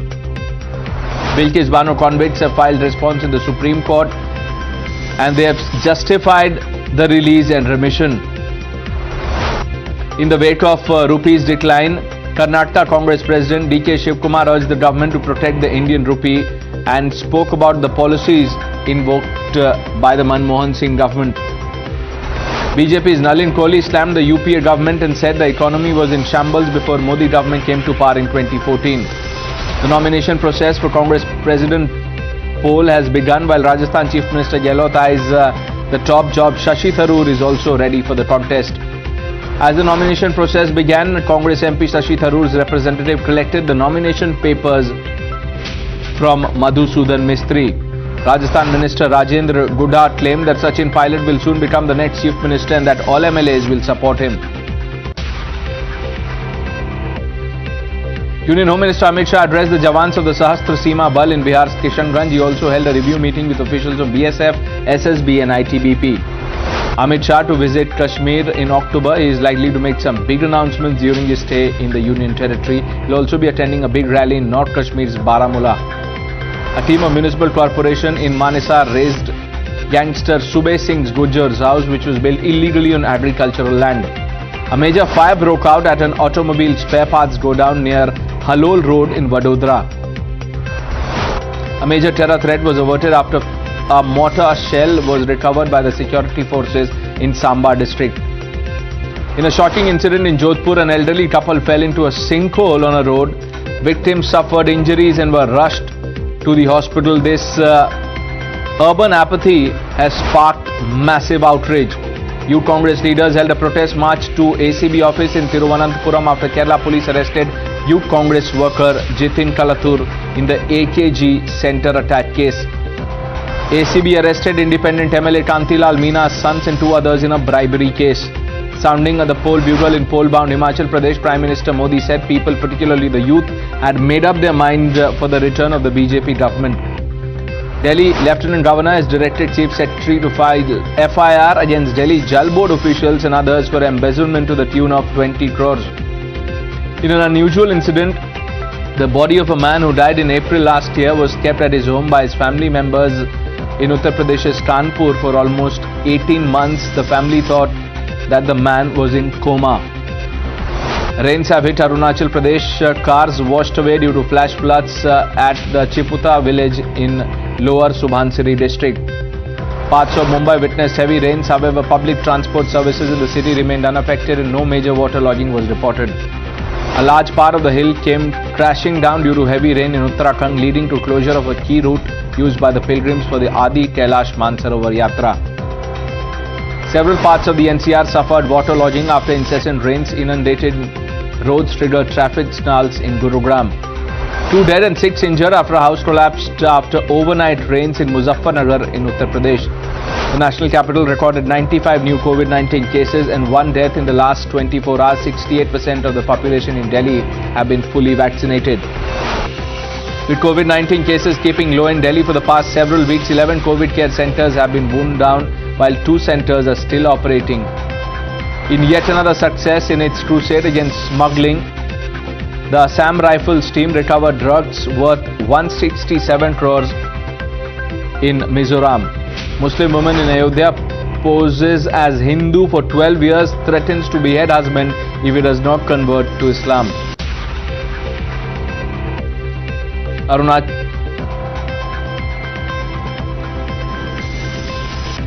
US President Joe Biden made headlines again with his latest remarks about a friendship he had with a 12-year-old girl when he was 30. White House South Lawn was transformed into a musical love fest Friday night as John played a farewell gig to honor everyday heroes like teachers, nurses and AIDS activities.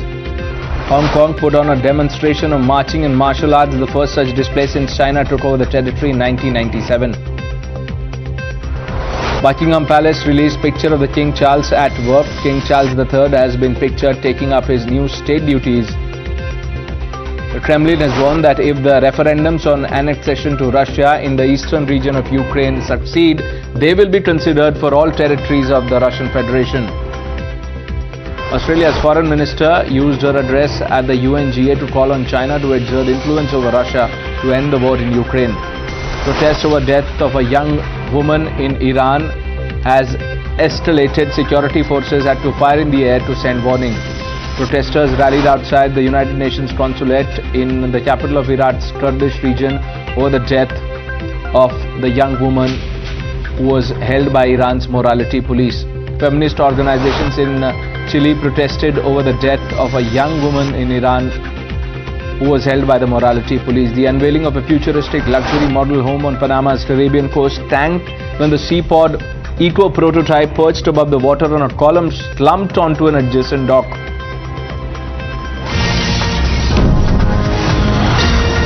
And let's shift our attention to breaking inputs we are tracking this minute. The BJP's fact-finding committee that had gone to Bengal has submitted its report to the BJP National President JP Nadda. Remember, the clashes had broken out between the police and BJP workers during the Nabanna Chalo Abhiyan. The highlight of the report is that the probe panel has said that there is total breakdown of the constitutional machinery on the ground. The state is unable to protect its citizens. For more on this, let me go to my colleague Aditi Bharadwaj, who has the report with her. Yes, Aditi. Yes, Pranesh, I have the report that has been submitted by the BJP members after the Nabanna Chalo crackdown. The BJP over here says that the West Bengal is in the state of anarchy where there is complete breakdown of the constitutional machinery and the state has been unable and unwilling to protect its citizens. Moreover, the state is an active participant in exterminating any meaningful opposition through the abuse of the existing police machinery and furthering suppression and corruption. This is not just this. The BJP has also shared the pictures of the injured. This over here is the BJP councillor who was injured during the protests that took place during the Not just this, the BJP has shared further pictures which states this is a BJP Karyakarta in ICU, a badly injured BJP Karyakarta, and so many other pictures where they have shown that the Kolkata police brutality has taken place on their workers. Right, Aditi, just stay with us. Rishabh is also joining us live. Rishabh, the 5-member panel has submitted a report. This will only worsen the political blame game between the BJP and the TMC. Definitely, Pranish. If you see the 5-member panel today, not the 5-member panel, but 4 of the members met JP Nadda. Rajyavardhan Singh Rathore is in Jaipur. So the other 4 members met Party President JP Nadda and submitted the report.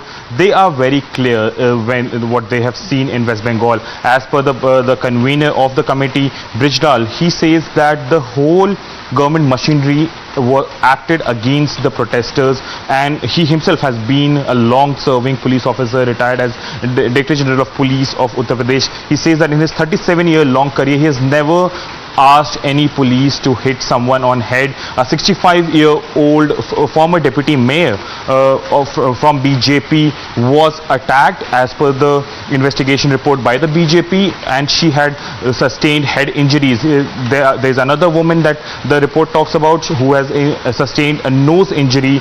More than 100 workers are still in hospital. So the fact-finding committee that went to West Bengal, who submitted the report today to the party chief, clarifies that the BJP wants a central agency probe into this. They do not trust the local machinery, the state machinery, to investigate the violence that happened. Stay with us, Aditi. Let's go over some of the excerpts of this 26-page report.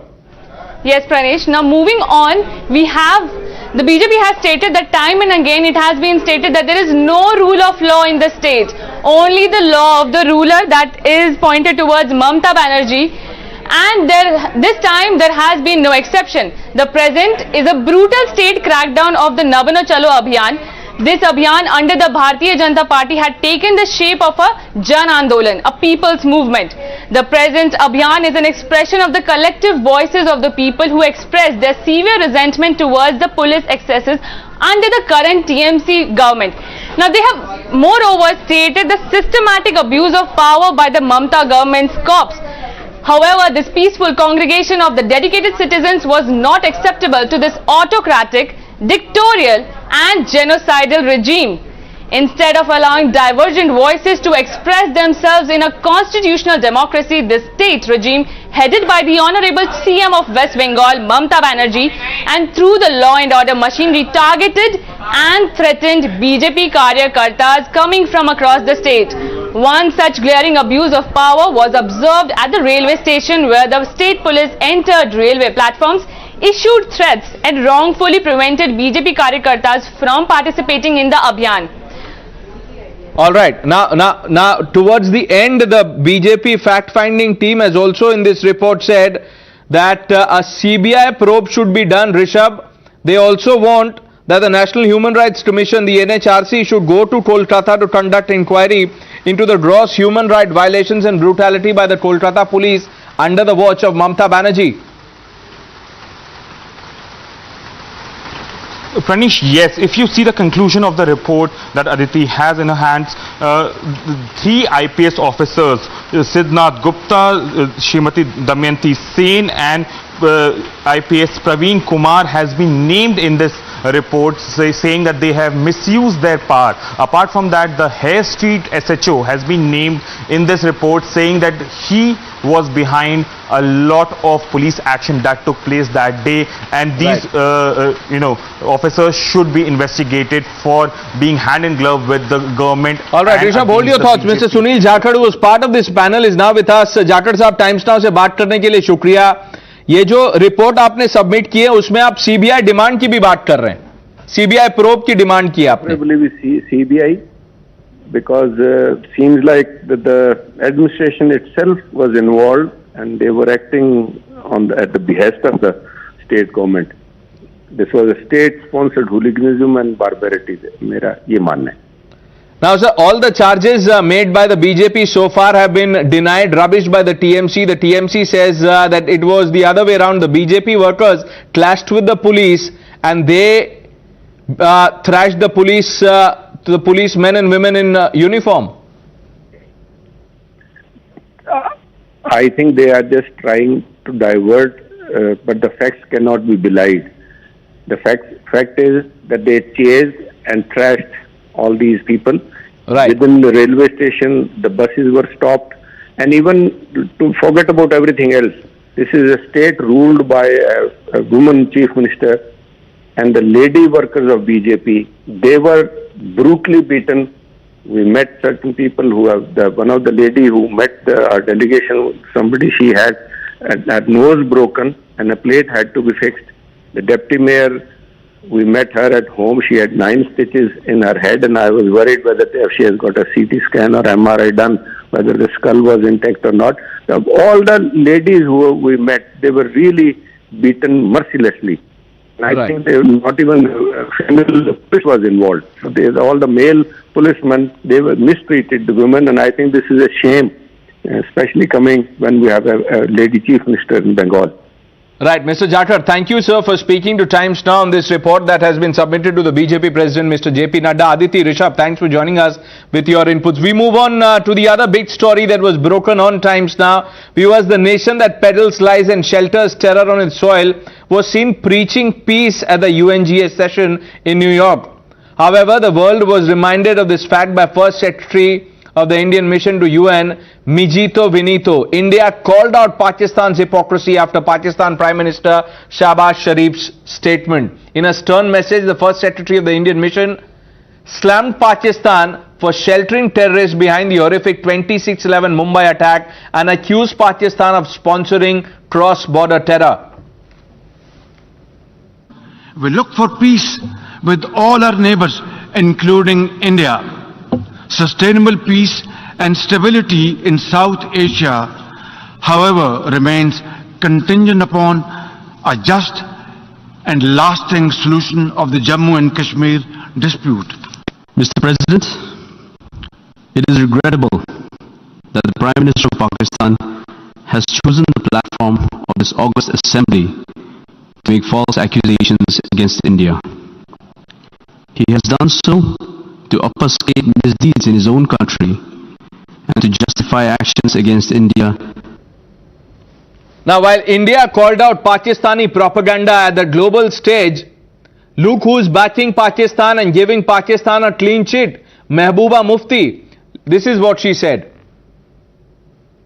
Pakistan के prime minister ने कहा है कि हम जम्मू कश्मीर मसले का हल चाहते हैं और साथ ही हिंदुस्तान और पाकिस्तान के बेहतर ताल्लुकात चाहते हैं।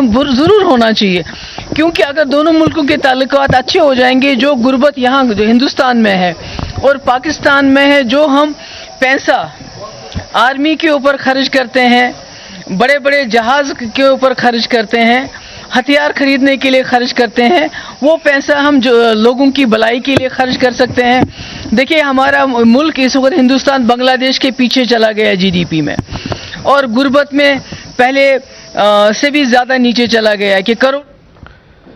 Her pastime is India bashing while she has blind faith on Pakistan. Let's open this up. Major General Ashwini Sivach with us, needs no introduction really. Majid Hydari, political analyst, also with us. Good evening to both of you. General Saab, are you surprised with the comments of Mehbooba Mufti? Because I am not. No, I am totally surprised.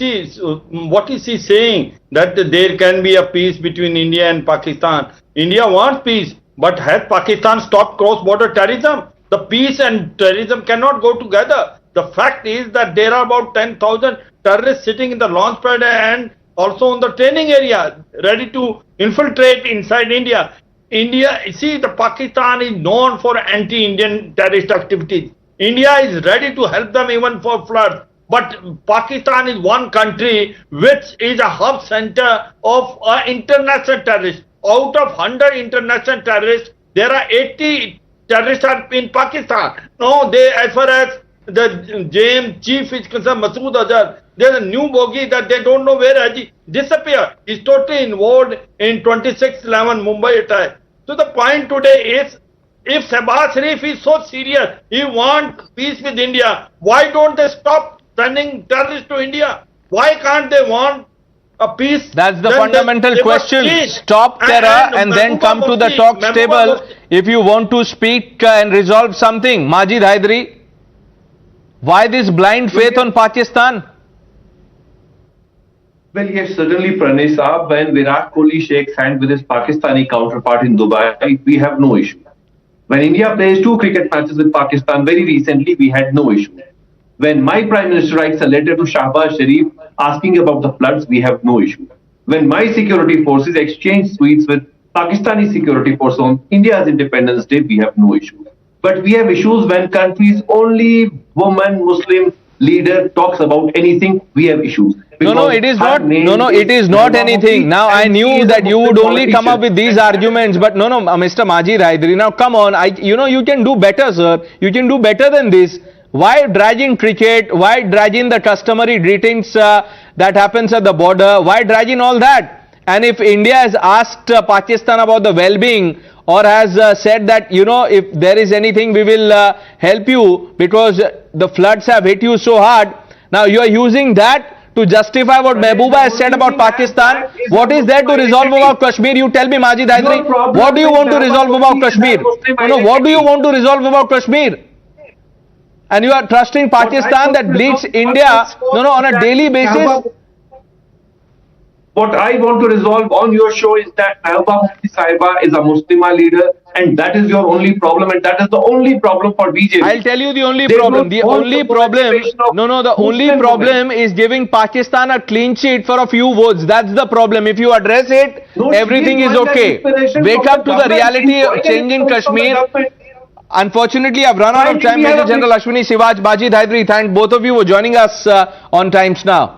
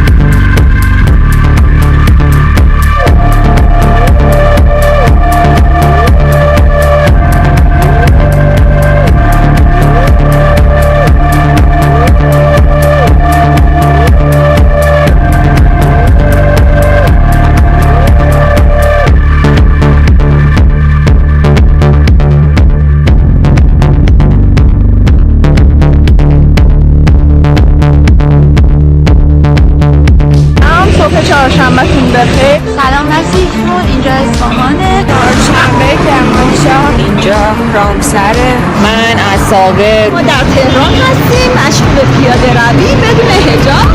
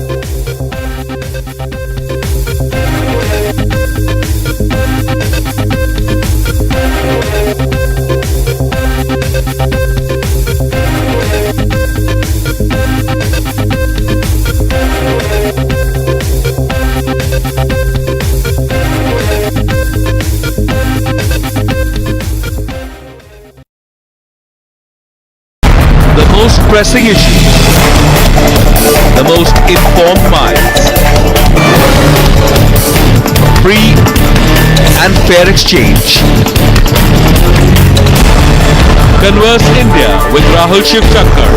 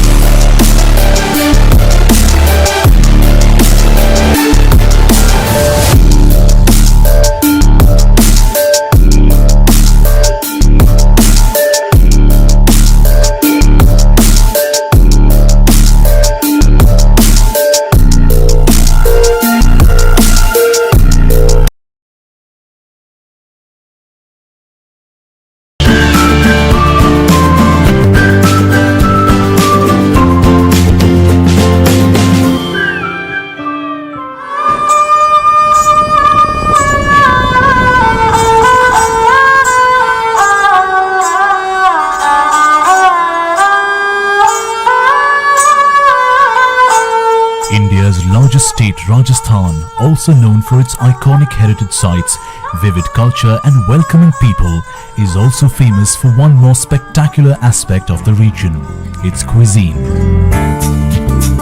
And to explore the food culture of the state, Times Passion Trails, a unique initiative by the Times of India in association with Rajasthan Tourism, reached the capital of Rajasthan, Jaipur.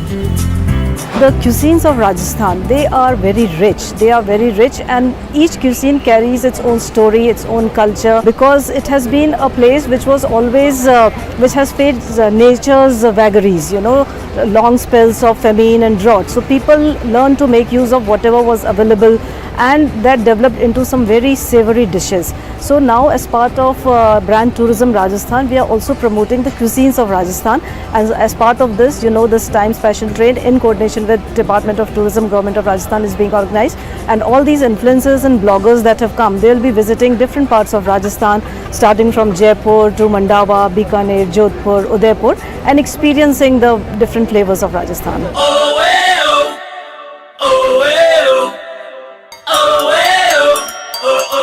Spanned over 5 days, around 20 enthusiast travelers and influencers travel from Jaipur to Mandava and further to Bikaner, moving on to Jodhpur and finally culminating at the city of lakes, Udaipur.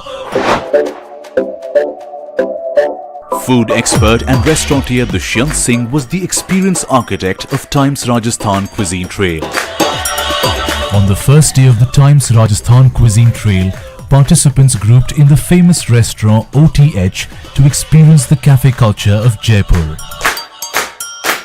Celebrity chef Harpal Singh Sokhi and Shipra Khanna also graced the occasion with their presence.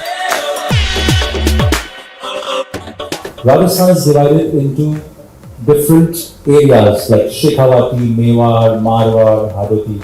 So from here we will go to Shekhawati, then we will go to different parts, and we end our trip in Mewar, which is Udaipur.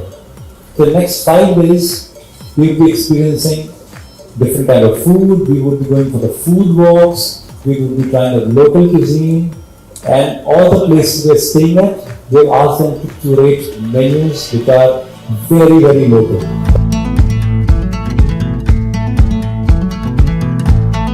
After this session, participants experienced a 7-course meal at the OTH restaurant.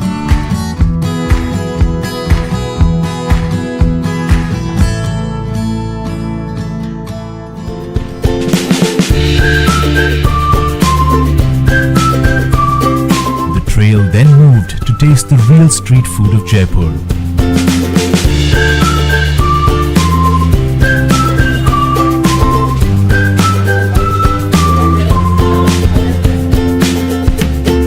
We are here at GC Dairy, which is a 70-year-old shop, and what they do is a single item, which is white makhan, and they still do it the way they were doing it 70 years back. This looks really tempting, both the buttons.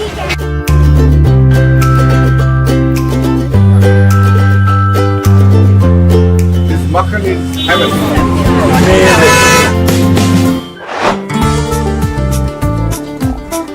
Hing Kachori was the first try.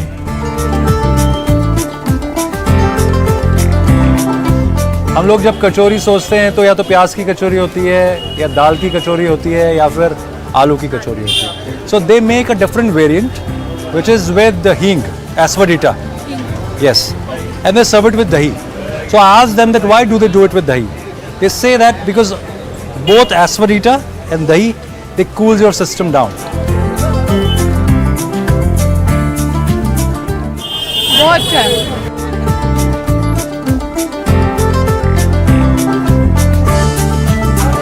Wow, I love these kachoris. This is my second one and they're amazing.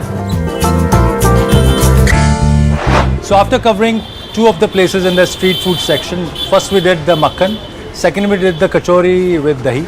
Now we are at the most iconic eatery of Jaipur, which is almost 100-year-old, and the family has a legacy for more than 250 years. This place is known for ghevar and other sweets as well. They also have a restaurant inside where people can dine, and this place was known for their no onion, no garlic food in Jaipur.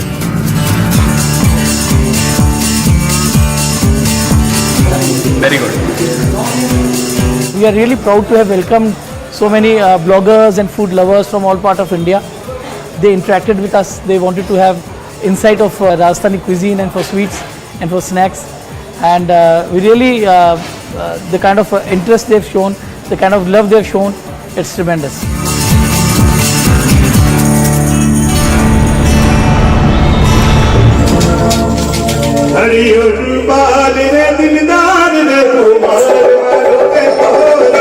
With the taste of Jaipur's street food lingering on, it was time for the official inaugural gala night of Times Rajasthan Cuisine Trail, presented by Times Passion Trails in association with Rajasthan Tourism in Jai Mahal.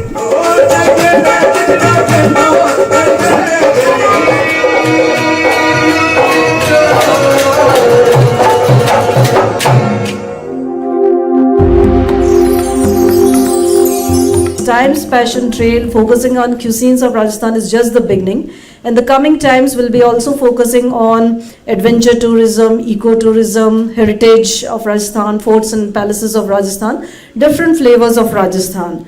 So it is a kind of inviting all of you to see Rajasthan, experience Rajasthan, and tell all others, your friends, your followers, what Rajasthan actually is. अगर हम एक painting देखते हैं तो हम उसको देख सकते हैं, उसको छू सकते हैं. कोई दूसरी अगर हम आर्ट की बात करें तो शायद हमारे कुछ 2 या 3 सेंसेस ही काम करेंगे, बट हम जब खाने की बात करते हैं उसको देख सकते हैं, उसको सूंघ सकते हैं, उसको टेस्ट कर सकते हैं. तो मुझे लगता है कि जो शेफ हैं वो दुनिया के सबसे बड़े आर्टिस्ट हैं. So let's make this entire conversation very interesting. Sir, मैं वो जर्नी जानना चाहता हूँ जो खड़गपुर से एक लड़का निकला था और वो आज शेफ बन गया. तो मैं 1987 की बात कर रहा हूँ जब मैंने IHL किया. तो पिताजी हमेशा पूछते थे कि बेटे तुम करोगे क्या? मैंने कहा मैं शेफ बनूंगा। तो पिताजी बोलते थे चेफ क्या होता है? तो मैंने कहा पापा फ्रांस में शेफ का इतना बड़ा दर्जा है कि पुलिसमैन भी उसे सैल्यूट करता है। तो हमने पापा को पूरी भुट्टी पिलाई कि शेफ का दर्जा कितना बड़ा होता है, क्योंकि अगर मैंने और कुछ बोला होता है तो वो गड़बड़ा जाता है। We have different regions celebrating different kind of food, and just like India, you know. And I think food is one thing, like music and food gets us together.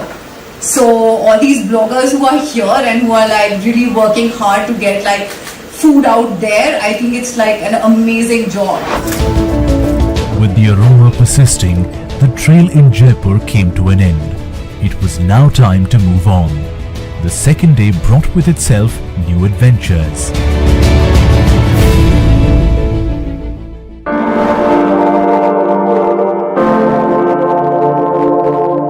With the sunrise on day 2, participants of Times Rajasthan Cuisine Trail reached the Chief Minister's residence. This is the first time that this kind of trail, passion trail, is happening in Rajasthan, and already we are getting a lot of positive feedback from different quarters of not only the state but also from the country, and I hope that in the coming tourist season, many tourists come to explore the cuisines of Rajasthan.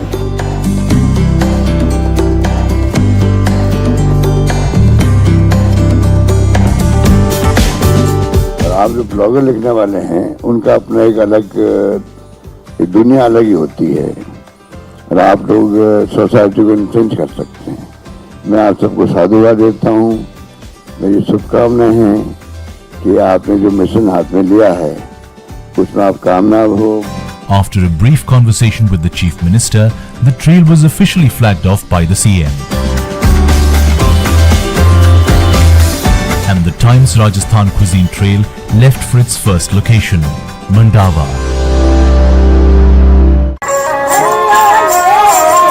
Around 160 kilometers from Jaipur, in the desert resort Mandava, Rajasthan's authentic food was waiting for the participants.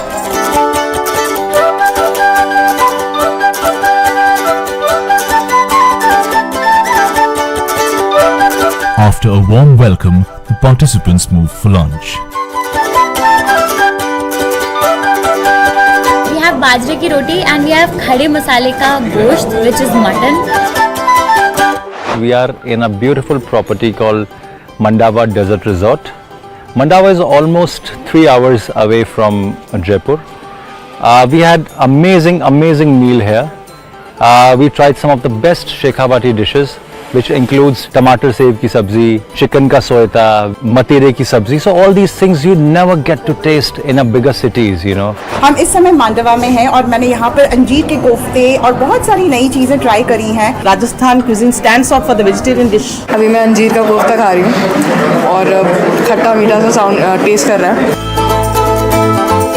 We are in a beautiful property, as I said. This is a mud house look of a property, and I really wish that we are missing out on these kind of houses now in our society. These houses are what you can very sustainable, and yet they are very temperature controlled. After exploring the desert resort Mandava and a hearty lunch, Times Rajasthan Cuisine Trail left for the next location, Bikaner.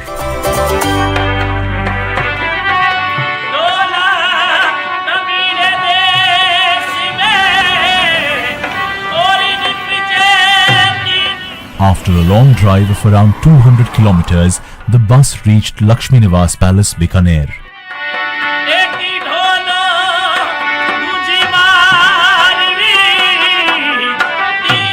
A royal dinner at the palace was waiting for the participants.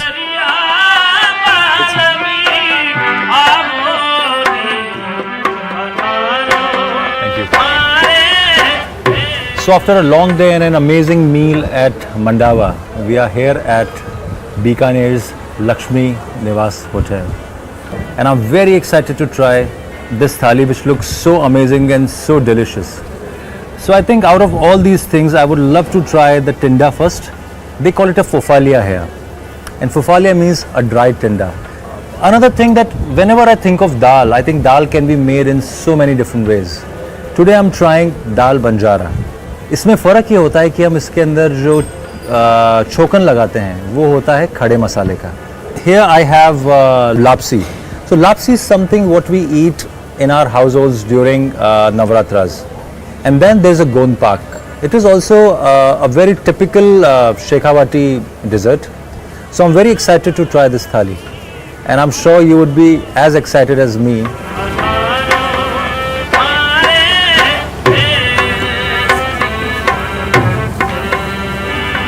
It's so good, so good.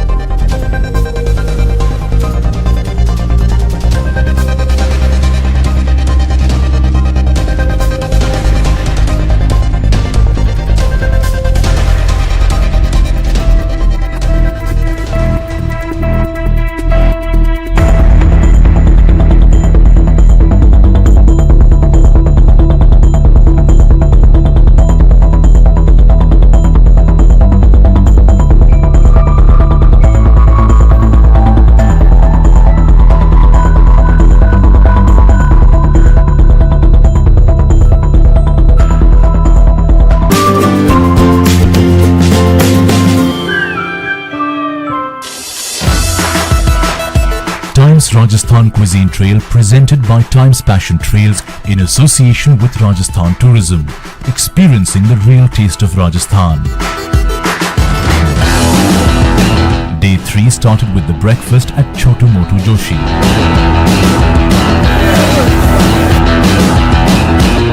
ये दुकान established मेरे दादाजी ने की थी, जो कि यहाँ के राजा महाराजाओं के रसोइये थे. हम यहाँ पे पूड़ी खिलाते हैं, जो देसी घी की पूड़ी है और आलू की सब्जी और दाना मेथी की सब्जी. ये जो रेसिपी है ये 110 साल पुरानी है. After breakfast, a refreshing sharbat drink was the need of the hour. And how could Times Rajasthan Cuisine Trail miss Chimni Lal Sharbatwala in Bikaner? This shop is famous for its variety of sharbats. So we are at day 3. So in the morning we had very nice street food at Chotu Motu Joshi, which is almost an 110-year-old shop. And then we couldn't leave Bikaner before trying Chunni Lal Sharbat. So I'm trying the Bela Sharbat and I'm loving it.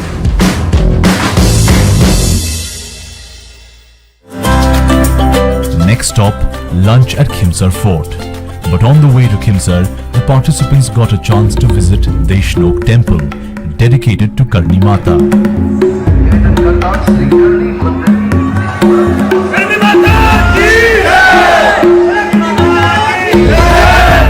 This temple is famous for its rats, and approximately 25,000 rats are living here.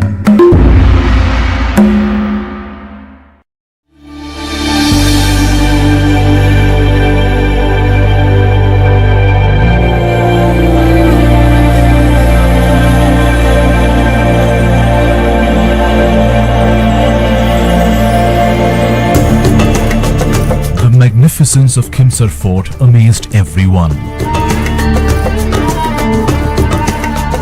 This fort was built in 1523 and still stands as a sign of royalty till today.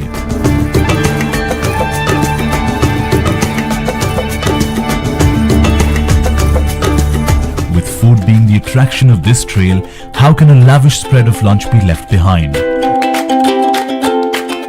The participants couldn't control their hunger and the food vanished within minutes.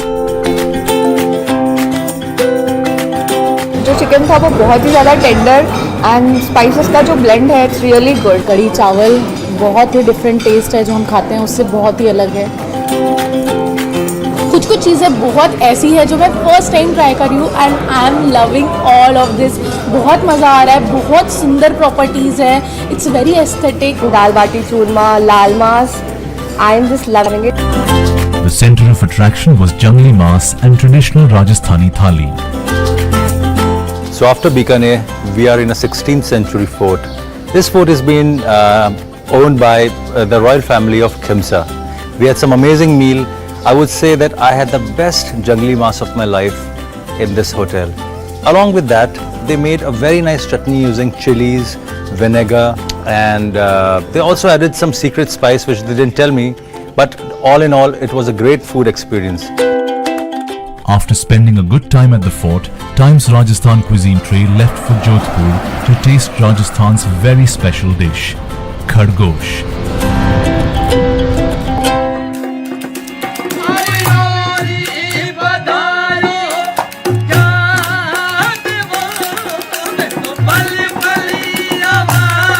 The participants arrived at Marughar Resort, where folk music welcomed them.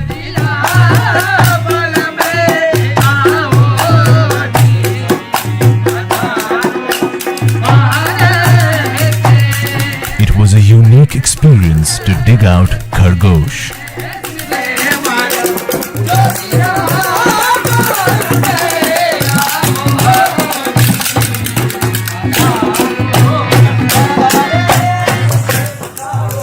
बहुत बढ़िया है because ये dish जहाँ से मैं belong करता हूँ वहाँ से आती है, तो मेरा इस डिश से एक खास अटैचमेंट है और आपने बहुत ही बेहतरीन तरीके से इसको बनाया, बहुत ही बढ़िया बनाया।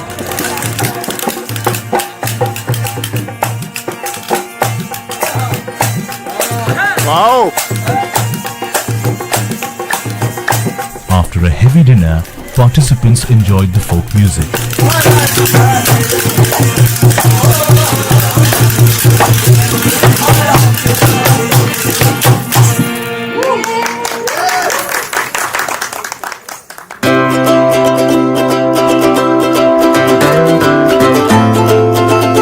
Day 4, Times Rajasthan Cuisine Trail left from Marughar Resort and reached Jodhpur's famous Janta Sweets. This shop is famous for its food quality and taste. Breakfast started with Jodhpur's famous kachori and mirch pakoda. आज हम कर रहे हैं मिर्ची वाला challenge, Delhi versus Mumbai.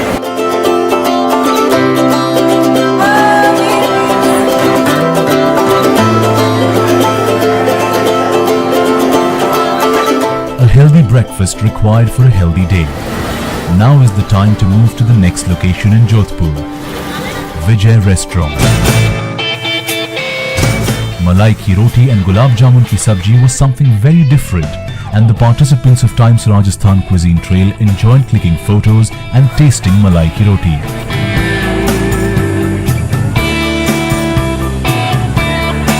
This is malai roti, पीछे से पूरा मलाई है, आगे से बहुत कुछ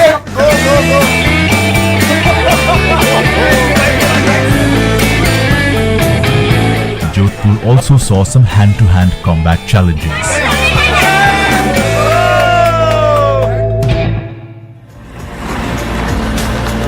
After collecting memories from Jodhpur, we left for our next location, Udaipur. At night, Times Rajasthan Cuisine Trail reached the Udaipur Hotel, Chunda Palace, and it was time for dinner. Participants experienced some very delicious dishes.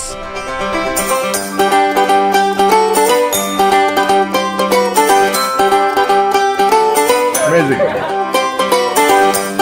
So now we have reached the most beautiful city in Rajasthan, that is Udaipur, and I'm very excited to be here. Right now we're on a very beautiful property called Chunda Palace, and they did an amazing buffet for us. Few of the dishes were very delicious. My favorite from today is fish jaisamandi. Another dish which I liked was lal mas. The reason I liked lal mas today because it has some very nice smoky flavor. Day 5 in the morning, after having breakfast in Chunda Palace, participants of Times Rajasthan Cuisine Trail got a chance to visit Sajjangarh Monsoon Palace in Udaipur.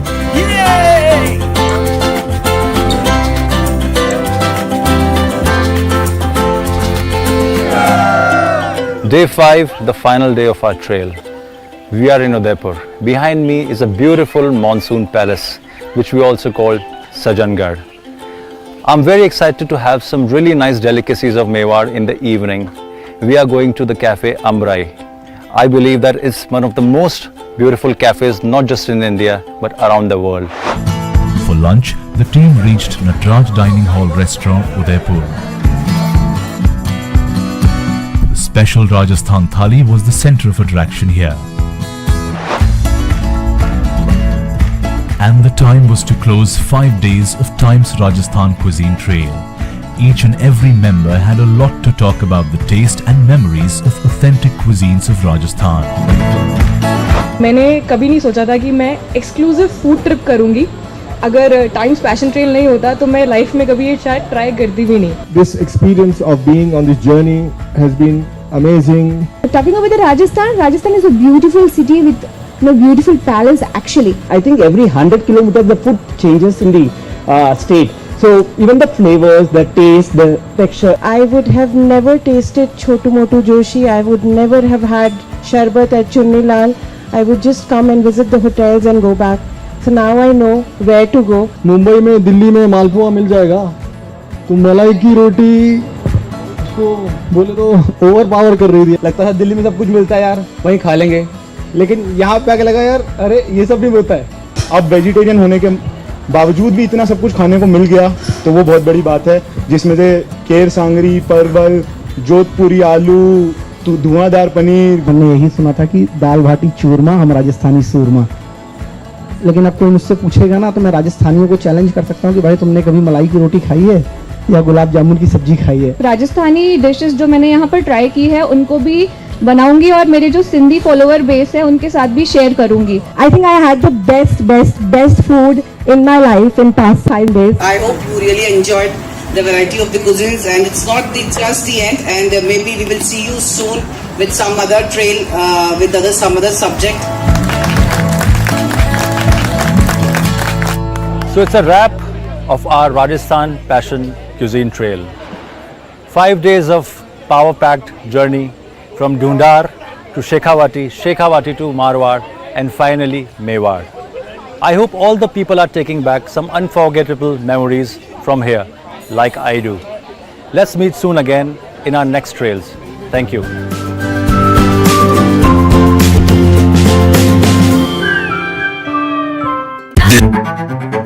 When journalism is led by integrity, and when experience meets passion, there is no scope for half-truths. When the noise drowns out the truth, and many lose sight of what is the real issue. I ask the legitimate question and uncover the whole truth. Don't tax the poor people who are using petrol, diesel to go to work or to send their children to school. I give you the complete picture in black and white, not a colored opinion, facts that help you form your opinion. The News Hour at 9. Weeknights at 9, only on Times Now. Can we have your attention please? क्या आप दिन की सही शुरुआत ढूंढ रहे हैं? I believe in an action-packed, fast-paced and an agenda-setting start to the day. सिर्फ खबर दिखाना नहीं, असर होना भी जरूरी है. I am Richa Sharma, I am Amita Bhandari, I am Pratibha, I am Swati Joshi, and you're watching the Morning News Hour. Viewers, I have a point of view, and I'm not afraid to look you in the eye when I express it. This is because I know that it's based on an honest, hard fact. A hard fact is uncompromised, just like me. On India Upfront, get the power of the hard facts. Remember, every good argument is based on hard facts. It's just as simple as that. Aren't you sick of the same old news debates? We get it. We know you want people to talk to you, not talk at you. So we built a space for people like you. A place where your agenda becomes my agenda.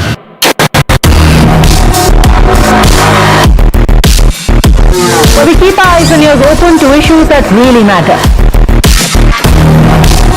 We're all about calmly laying out the information, no unnecessary aggression, no bluff. Filtering out the trash to bring you the truth that isn't partisan and pulls no punches. No WhatsApp yarn, no diktats, just unvarnished facts that you know are honest. What News Our Agenda with me, Padmasha Joshi.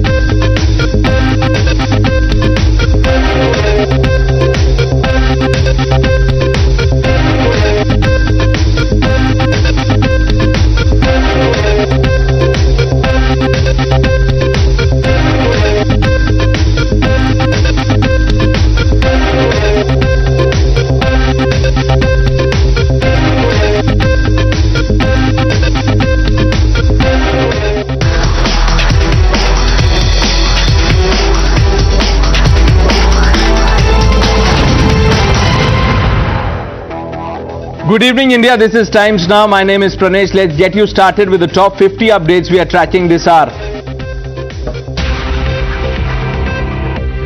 The Uttarakhand police recovered the dead body of Ankita Bhandari, who had gone missing 5 days ago from a resort in Uttarakhand's Pauri, Garhwal district. Post-mortem report of Ankita states death by drowning. Chief Minister deputes a special investigation team to probe the case. Amid the mounting anger over alleged abduction and murder of Rishikesh receptionist Ankita Bhandari, enraged local residents said the resort owned by accused BJP leader's son on fire. Addressing the 77th session of the United Nations General Assembly, Pakistan Prime Minister Shahbaz Sharif said Islamabad is looking for peace with India, but sustainable peace in South Asia remains contingent on resolution of Kashmir issue. This propaganda was called out by India immediately at the United Nations General Assembly. India exposed Pakistan for sheltering terrorists behind the 26/11 Mumbai terror attack.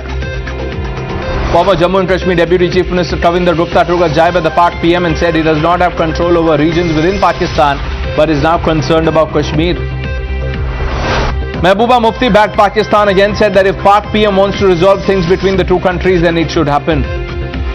National Conference Neta Bashir Ahmed also reiterated the need for dialogue to resolve Kashmir issue. VHP activists condemned atrocities meted out to the Hindu community in Leicester and Birmingham and staged a protest outside the British High Commission in the national capital. VHP activists wrote to the British High Commission over violence in UK and demanded justice. VHP's International Working President Alok Kumar sought the UK government's intervention over violence against the community, said jihadis are a threat to democracy. Slogans of Pakistan Zindabad were chanted during PFI protests against the statewide searches and arrests made by the investigative agencies on grounds of alleged terror funding. Petrol bomb was hurled on RSS functionaries' residence in Tambaram near Chennai. Efforts are underway to nab the two unidentified people. Responding to the incident, BJP General Secretary C.T. Ravi lashed out at those behind this attack and demanded strict action. Bilkis Bano convicts have filed a response in Supreme Court and have justified their release and remission. In the wake of rupee's decline, Karnataka Congress President D.K. Shivkumar urged the government to protect the Indian rupee and spoke about the need for bringing back policies used by Manmohan Singh government. BJP has slammed the UPA government and said that economy was in shambles before Modi government came to power in 2014. The nomination process for Congress President poll has begun, while Rajasthan Chief Minister Gehlot is eyeing the top post. Shashi Tharoor is also in the contest. As the nomination process began, as Congress MP Shashi Tharoor's representative collected the nomination papers for the party's presidential election from Madhusudan Mistry. Rajasthan Minister Rajendra Gudha claimed that Sachin Pilot will soon become the next Chief Minister of the state and that all MLAs are ready to back Pilot. Union Home Minister Amit Shah addressed Jawans of Sahastra Seema Bal in Bihar's Kishanganj. He also held a review meeting with officials of BSF, ITBP. Amit Shah to visit Kashmir in October is likely to make some big announcement during his stay in the Union Territory. He will also be attending a massive rally in North Kashmir's Baramulla town. Former Mumbai top cop Sanjay Pandey has been arrested by the CBI in the NSE phone tapping case. Earlier, remember, he was arrested by the Enforcement Directorate. The Punjab police have made the fourth arrest in the Chandigarh MMS scandal. Army personnel arrested from Arunachal Pradesh accused identified as Sanjeev Singh, suspected of blackmailing the girl student. A major terror threat was averted after a mortar shell was recovered by the security forces in Samba district. The bomb disposal squad reached the spot to neutralize the live mortar. In a shocking incident in Jodhpur, an elderly couple fell into a sinkhole on a road. Victims suffered injuries and were rushed to the hospital. Youth Congress leaders held a march to the ACB office in Thiruvananthapuram after Kerala police arrested Youth Congress worker Jitin Kalatur in the AKG Centre attack case. ACB arrested independent MLA Kantilal Meena's sons and two others in a bribery case. Sounding the bold bugle in poll-bound Himachal Pradesh, Prime Minister Modi said that people, particularly the youth, had made up their mind for the return of the BJP government in the state. Delhi LG has directed Chief Secretary to lodge FIR against Delhi Jal Board officials and others for embezzlement to the tune of 20 crore rupees. In an unusual incident, the body of a man who died in April last year was kept at his home by his family in Uttar Pradesh's Kanpur for almost 18 months with the assumption that the man was in coma. Rains have hit Arunachal Pradesh. Car washed away due to flash floods at the Chiputa village in lower Subhansiri district. Parts of Mumbai witnessed heavy rains. However, public transport services were not affected. A large part of a hill came crashing down due to heavy rain in Uttarakhand, leading to closure of a key route used by pilgrims for the Adi Kailash Mansarovar Yatra. Several parts of NCR suffered waterlogging after incessant rains. Inundated roads triggered traffic snarls in Gurugram. 2 people died and 6 were injured after a house collapsed due to overnight rains in Muzaffarnagar in Uttar Pradesh. The national capital reported 95 new COVID-19 cases and 1 death in the last 24 hours. 68% of the population in Delhi have been fully vaccinated.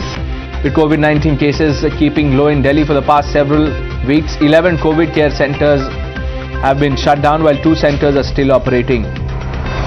In yet another success in its crusade against narco terror, the Assam Rifles team recovered drugs worth 167 crores from Champai district in Mizoram. A Muslim woman in Ayodhya posed as a Hindu for as long as 12 years and threatened to behead husband if he did not convert to Islam. US President Joe Biden made headlines again with his latest remark about a friendship he had with a 12-year-old girl when he was 30 years old. White House South Lawn was transformed into a musical love fest Friday night as John played a farewell gig to honor everyday heroes like teachers, nurses and AIDS activists. Hong Kong put on a demonstration of marching and martial arts, the first such display since China took over the territory in 1997.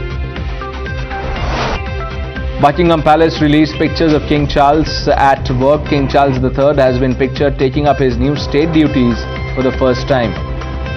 The Kremlin has warned that if the referendums of annexation to Russia in the eastern regions of Ukraine succeed, they will be considered for all territories of the Russian Federation. Australia's foreign minister has used her address at the UNGA to call on China to exert influence over Russia to end the war in Ukraine.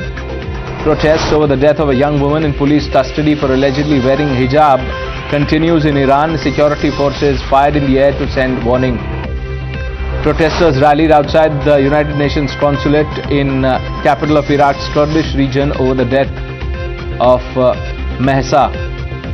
Feminist organizations in Chile protested over the death of the young Iranian woman who was arrested over hijab.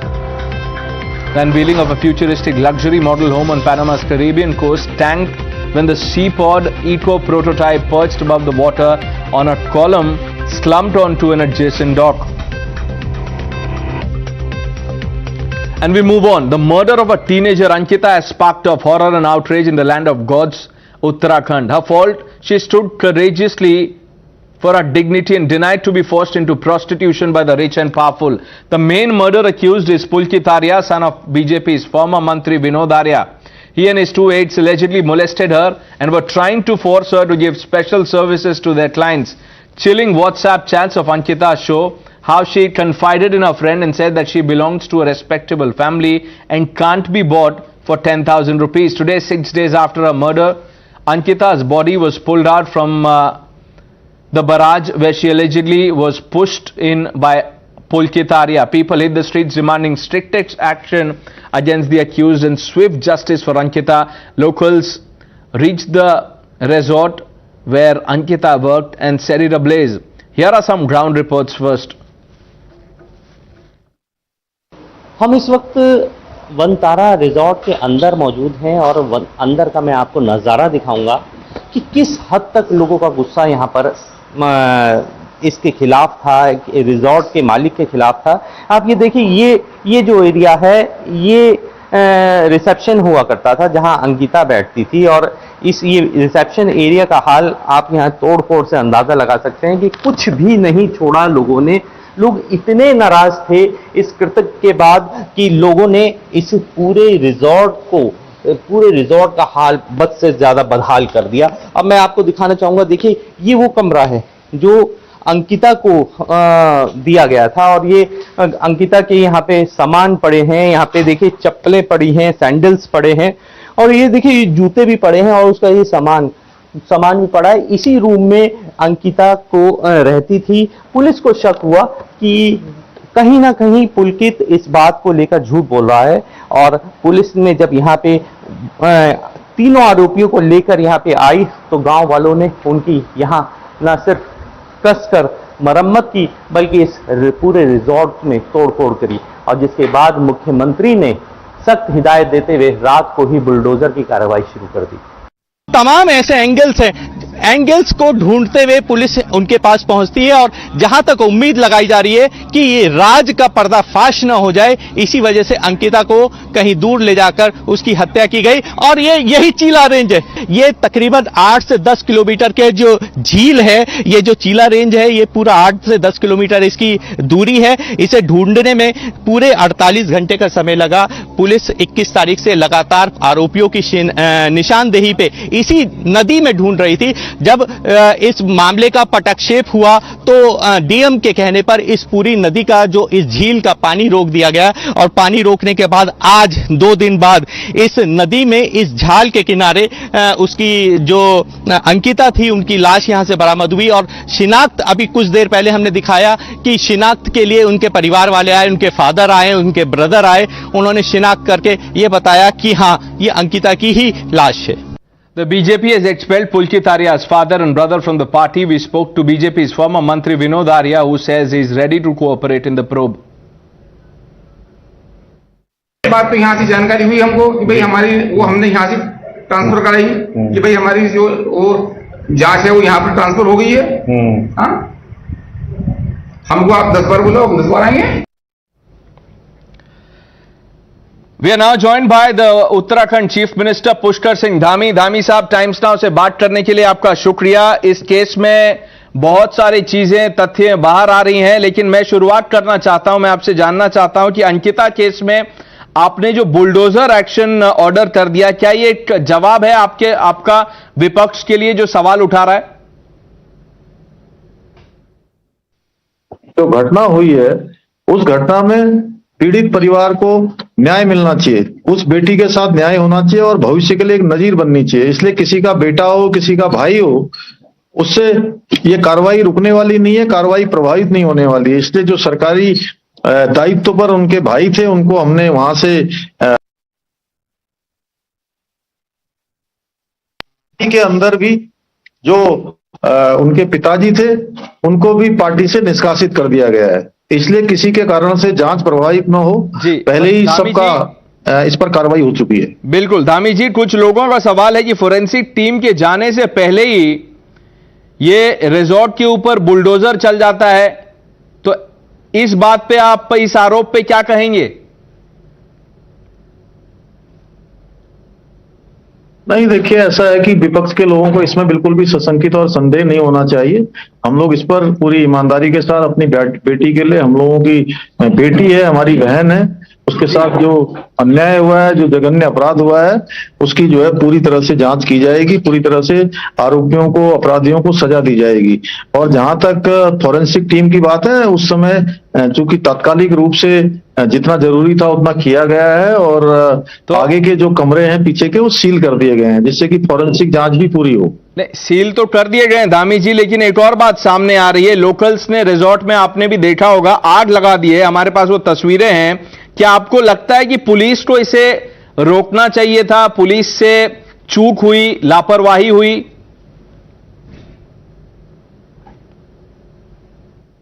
नहीं, ये बात बिल्कुल भ्रामक है और इसमें कोई सच्चाई नहीं है।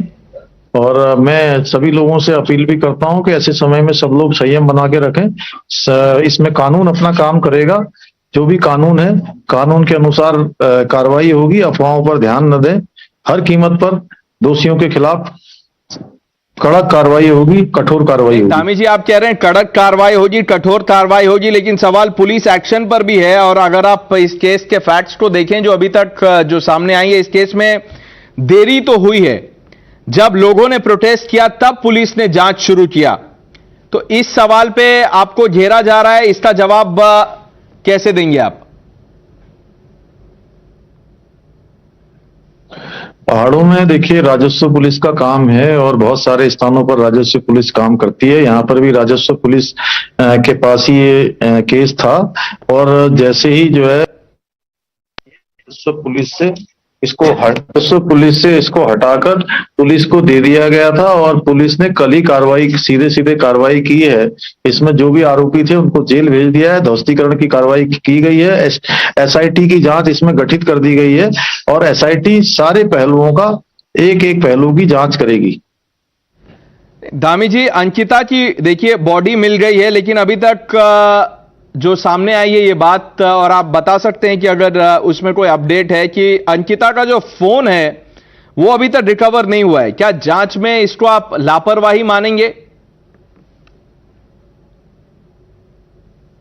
देखिए, जो भी जांच के पहलू हैं उसी के लिए हमने एसआईटी की जांच इसमें गठित कर दी है, जिससे कि कुछ भी न छूटे। हर पहलू की जांच हो और हर पहलू निकल कर आए, हर अपराधी इसमें जो है कानून के दायरे में आए और उसको सजा मिले। इसके लिए जो भी कार्रवाई करनी होगी वो कार्रवाई हम करेंगे। धामी जी, मैं आपसे आखिर में, मुझे समय की पाबंदी है, मैं आपसे आखिर में ये जानना चाहता हूं कि अंकिता के एक फ्रेंड ने व्हाट्सएप चैट्स रिलीज किए होंगे, और वो व्हाट्सएप चैट्स हम अभी अपने स्क्रीन पे डाल रहे हैं।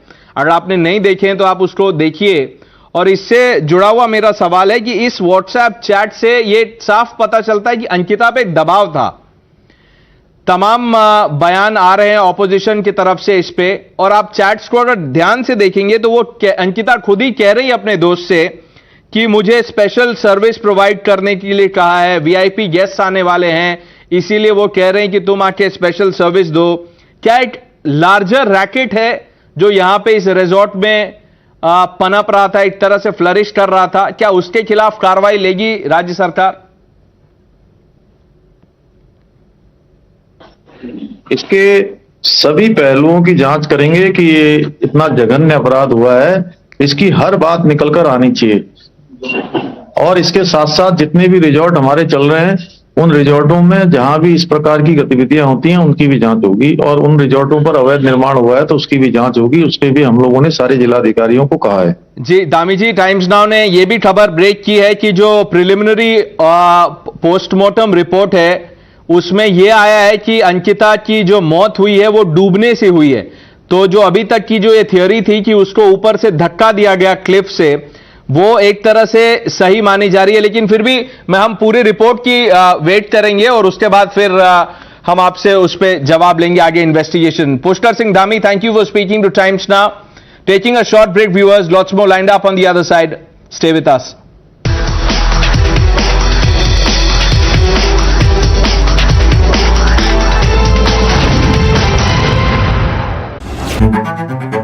When journalism is led by integrity, and when experience meets passion, there is no scope for half-truths. When when the noise drowns out the truth and many lose sight of what is the real issue. I ask the legitimate question and uncover the whole truth. Don't tax the poor people who are using petrol, diesel to go to work or to send their children to school. I give you the complete picture in black and white, not a colored opinion, facts that help you form your opinion. The News Hour at 9. Weeknights at 9. Only on Times Now. Can we have your attention please? क्या आप दिन की सही शुरुआत ढूंढ रहे हैं? I believe in an action-packed, fast-paced and an agenda-setting start to the day. सिर्फ खबर दिखाना नहीं, असर होना भी जरूरी है. I am Richa Sharma, I am Amita Wadhwa, I am Pratibha, I am Swati Joshi, and you're watching the Morning News Hour. Viewers, I have a point of view, and I'm not afraid to look you in the eye when I express it. This is because I know that it's based on an honest, hard fact. A hard fact is uncompromised, just like me. On India Upfront, get the power of the hard facts. Remember, every good argument is based on hard facts. It's just as simple as that. Aren't you sick of the same old news debates? We get it. We know you want people to talk to you, not talk at you. So we built a space for people like you. A place where your agenda becomes my agenda.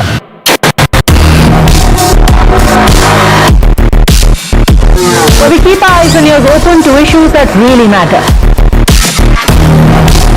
But we're all about calmly laying out the information, no unnecessary aggression, no bluff. Filtering out the trash to bring you the truth that isn't partisan and pulls no punches. No WhatsApp yarn, no diktats, just unvarnished facts that you know are honest. Watch News Hour Agenda with me, Padmja Joshi, weeknights at 10 p.m. only on Times Now. Whenever news breaks, you will see us. Process it, analyze it, and broadcast it. After the spot reporters, we are the first responders. We are at the front line of every news event. We are situation analysts, raw, live and unedited. Pure news, pure passion. Times Now, action begins here. You cannot have a memorial of any sort to terror on Indian land. If you have a memorial, I'm not talking about a grave. That memorial needs to go, and let anyone come and take me to court for this. Problem है हम हिंदुस्तानी इकट्ठे नहीं हो जाते हैं. हम होते हैं हम बीजेपी, हम सपा, हम कांग्रेस और वहीं कलेश पड़ जाता है. So I just want to say we Indians. Why should they get some random curriculum? ना टीचर ट्रेंड है, कोई भी आदमी आके पढ़ा रहा है, कोई 2 महीने के लिए पढ़ रहा है, कोई 6 महीने के लिए पढ़ रहा है. Why? They should have education like you and I.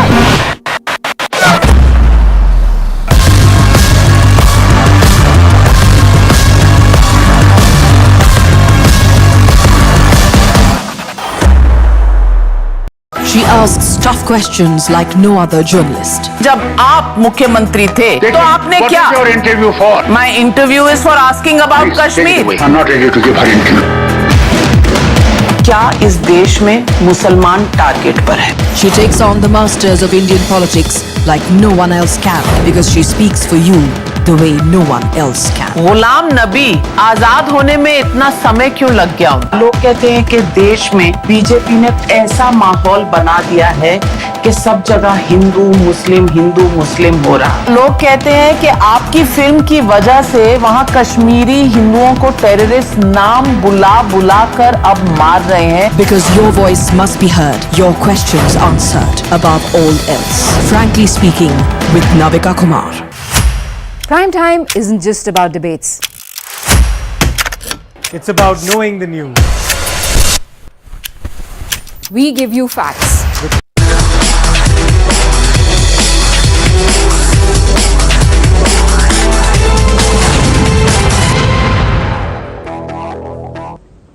As the showdown between the Aam Aadmi Party and the BJP continues over Liquorgate, here's another tussle between the Aam Aadmi Party and the BJP. A fresh case of alleged corruption has come to fore. Lieutenant Governor of Delhi, V.K. Saxena, has directed the Chief Secretary to lodge an FIR against Delhi Jal Board for allegedly embezzling 20 crores in water bills. The matter had first come to light in 2019, viewers, when allegations were made that 20 crores that were received in water bills were not deposited in Jal Board's bank accounts but were rather diverted to private accounts. The BJP has slammed this as a case of corruption and is slamming the Aam Aadmi Party. The AAP has welcomed the probe. आज जिस FIR के आदेश माननीय उपराज्यपाल जी ने दिए हैं वो 20 करोड़ दिल्ली जल बोर्ड के 20 करोड़ रुपए के गबन का मामला है। अगर आम आदमी पार्टी के लोग नेता इतने ईमानदार होते, अगर जल बोर्ड में ईमानदारी चल रही होती तो ये 20 करोड़ के मामले की जानकारी तो उन्हें बहुत पहले थी, तो उन्होंने इस पर FIR या जांच क्यों नहीं कराई, क्यों दोषियों को सजा नहीं दी? और दोषियों को सजा देने की बात तो दूर, FIR कराने की बात तो दूर, उन्होंने उस कंपनी के टेंडर को भी 1 साल एक्सटेंड कर दिया, उनकी सर्विस चार्ज को 5 रुपए से बढ़ा के 6 रुपए कर दिया। ये साफ दर्शा रहा है कि आम आदमी पार्टी, अरविंद केजरीवाल भ्रष्टाचार का पर्याय बन गए हैं।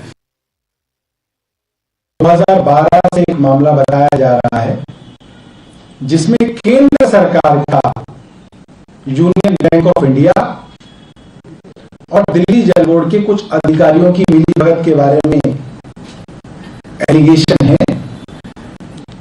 हम इस तरीके की हर जांच का स्वागत करते हैं। मनीष जी को दिल्ली जल बोर्ड के CEO ने इसके बारे में बताया था, तो मनीष जी ने खुद इसकी रिकमेंडेशन की थी कि आप इसकी जांच करिए, और चाहे केंद्र सरकार के बैंक के अधिकारी हो, चाहे दिल्ली जल बोर्ड के अधिकारी हो, सबसे सख्ती करनी चाहिए। इसके अंदर हमें कोई दिक्कत नहीं है। हर जांच का स्वागत दिल्ली सरकार करती है, इस जांच का स्वागत हम करते हैं।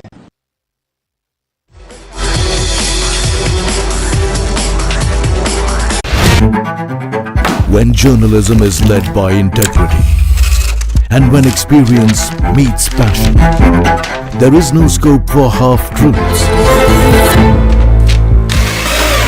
When the noise drowns out the truth and many lose sight of what is the real issue.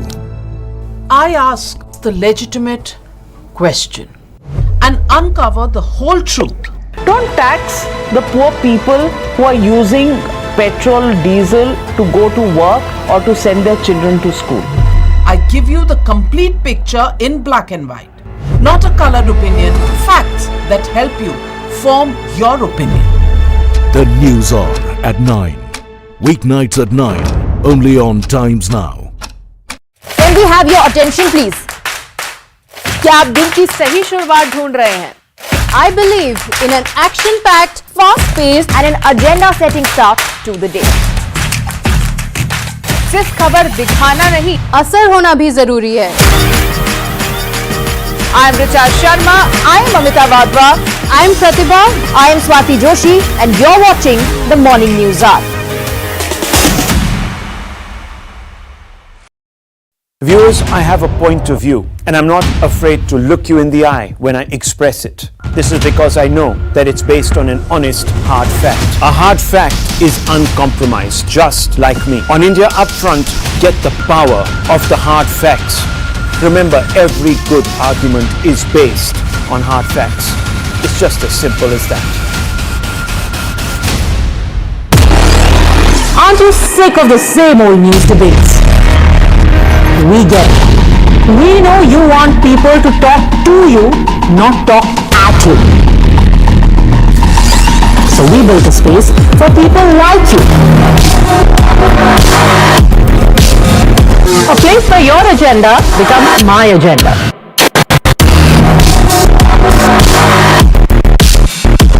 Where we keep our eyes and ears open to issues that really matter. We're all about calmly laying out the information, no unnecessary aggression, no bluff. Filtering out the trash to bring you the truth that isn't partisan and pulls no punches.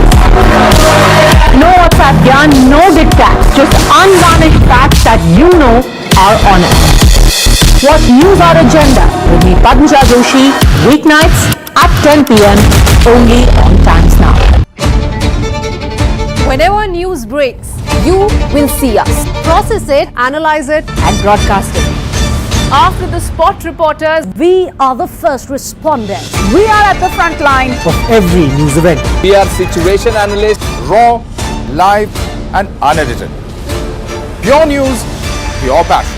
Times Now, action begins here.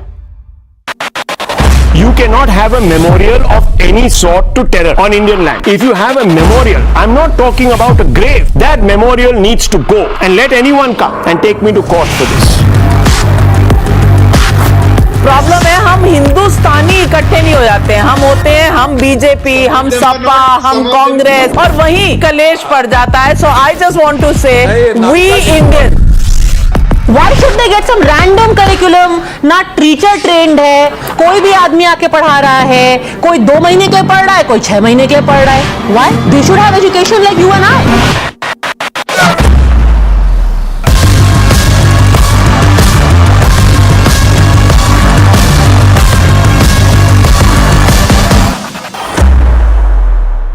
She asks tough questions like no other journalist. जब आप मुख्यमंत्री थे तो आपने क्या? What is your interview for? My interview is for asking about Kashmir. I'm not ready to give her interview.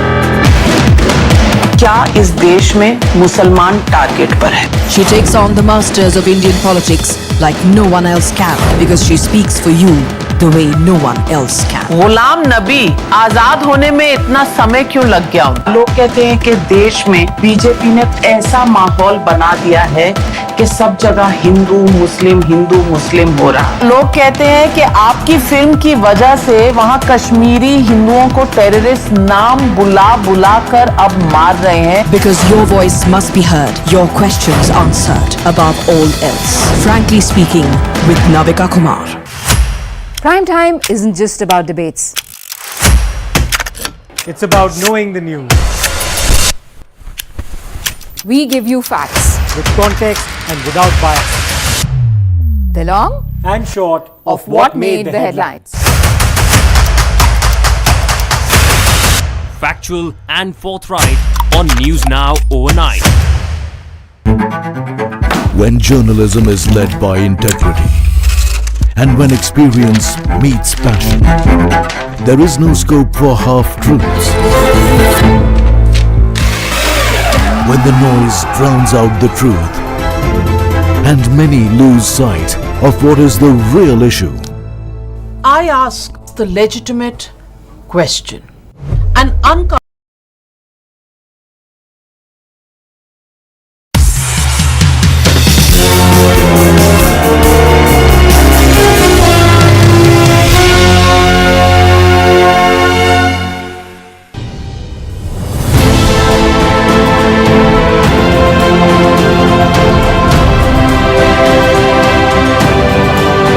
Uncommon deeds by ordinary Indians are changing the world.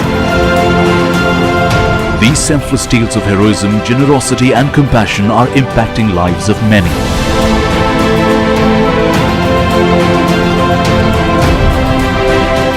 The stage is set to honor such people whose remarkable deeds have impacted society. Adani presents Times Now Amazing Indians, celebrating these stories in a glittering ceremony. The celebration of Amazing Indians continues, with the Vice President of India gracing the occasion as chief guest, and Union Minister of Power, New and Renewable Energy R.K. Singh was the guest of honor. Mr. Vineet Jain, other organizers, the awardees, those who were in the run but didn't finally get the award.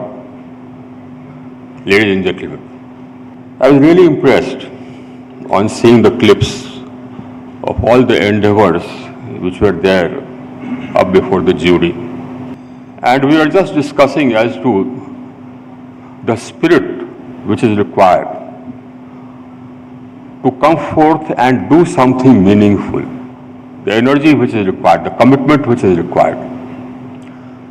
Now, these are qualities which make a human, which actually separate the great from the good. I want to congratulate all those who were nominated and who participated, not only the winners. And I want to congratulate the Times Group for organizing this. Recognizing good work, recognizing service to society is an integral part of providing service to the society. Once you recognize that effort, that means you are becoming a part of it. And it shows that your heart is in the right place. As a people, we Indians have qualities which I think set us apart. We have faith, we recognize service to the people, we set up people on a pedestal. You know, our thought process is different. If you go around the world, you will find that the common man, the common people in other countries appreciate those who flaunt a lot of wealth, who show off a lot of wealth. But in our country, it's the opposite. In our country, we respect people who are simple. We respect simplicity. We respect fasting, not gluttony. We respect sacrifice. Here, and I contest elections. I fight politics. I'm in politics. I fight elections. And I win because people vote for me. Now, I have noticed one thing, and that is that the common man, he respects simplicity. He respects honesty. That's what the common man's quality is. You may sort of have huge SUVs, etc. That won't get you votes. They'll in fact, it will probably cost you a few votes. But if they see that you are simple, not only in dress, but also inside, if they see that you are straight, they'll vote for you. That's the secret which I learned. And my constituency is actually one of the larger constituencies in my state. So that's what sets us apart. That's what sets us apart.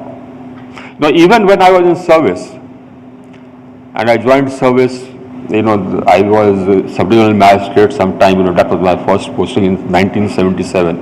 Right till when I retired, there's one thing I noted about the people, that if you are totally upright, and if you are totally fair, the common man is with you. Even people who are corrupt, if you take action, even people who have committed mistakes, done something wrong, and you take action, they don't hold it against you. They realize that this is something which you do. These are your principles, and they appreciate you for it. And they stand by. When I was in service, I had many fights with many politicians, but the people were always on my side because they felt that what I was doing was right. So that's one great thing. And I was working in Bihar. That was my cadre. My cadre was Bihar, and now of course my constituency is there. So even there, people appreciated what is right, what is good. That appreciation was there. And the people who've been working for the society selflessly, I can tell you one thing, that we Indians hold them in high esteem. The fact that you are holding this is itself a sign of that.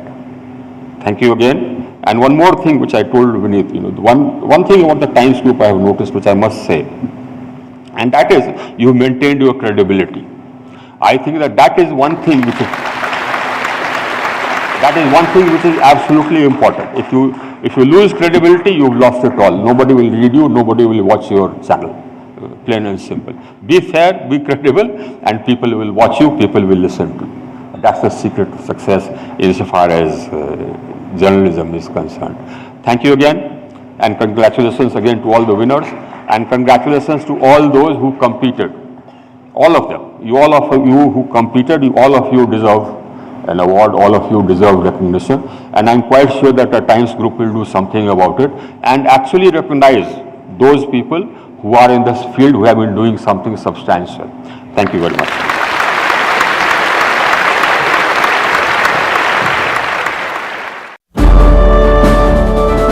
backbone of Amazing Indians was its robust selection procedure. The grand jury led by Dr. Preeti Adani went on a long deliberation to choose the Amazing Indians in each category. It was a really difficult task for all of us jury members to select the winners. There were across the spectrum in different areas like right from rural development to education to COVID warriors. There were of different age groups and some were very young, which was a very surprising thing when we came across a very young nominee and some which are above 80 years also.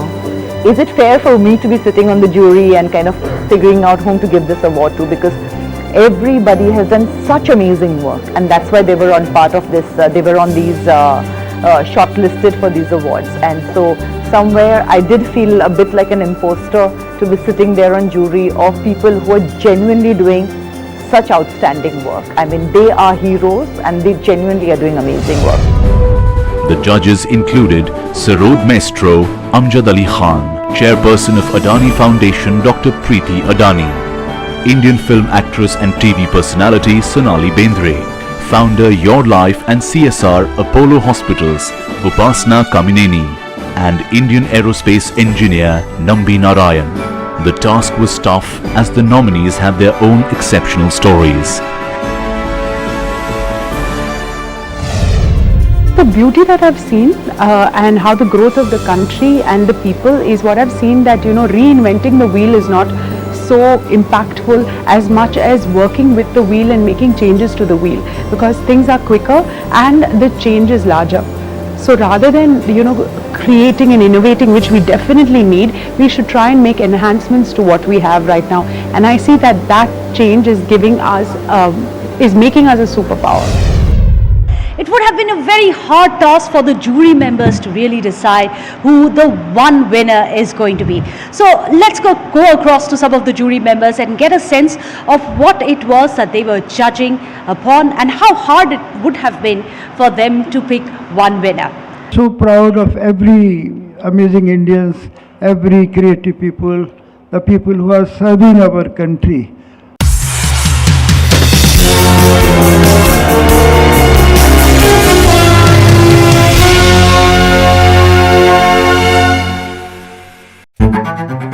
When journalism is led by integrity and when experience meets passion, there is no scope for half-truths. When the noise drowns out the truth and many lose sight of what is the real issue. I ask the legitimate question and uncover the whole truth. Don't tax the poor people who are using petrol, diesel to go to work or to send their children to school. I give you the complete picture in black and white, not a colored opinion, facts that help you form your opinion. The News Hour at 9. Weeknights at 9, only on Times Now. Can we have your attention please? क्या आप दिन की सही शुरुआत ढूंढ रहे हैं? I believe in an action-packed, fast-paced and an agenda-setting start to the day.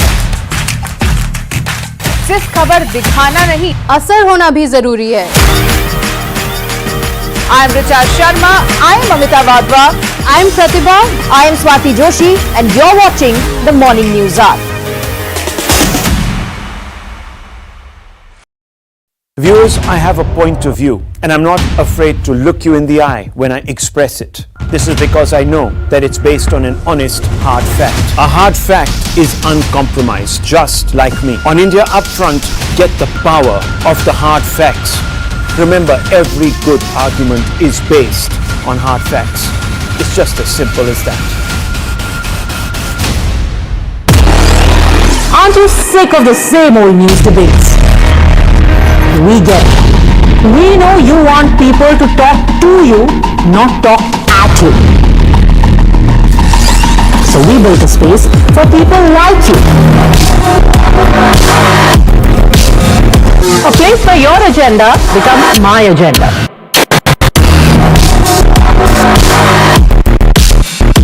So we keep our eyes and ears open to issues that really matter.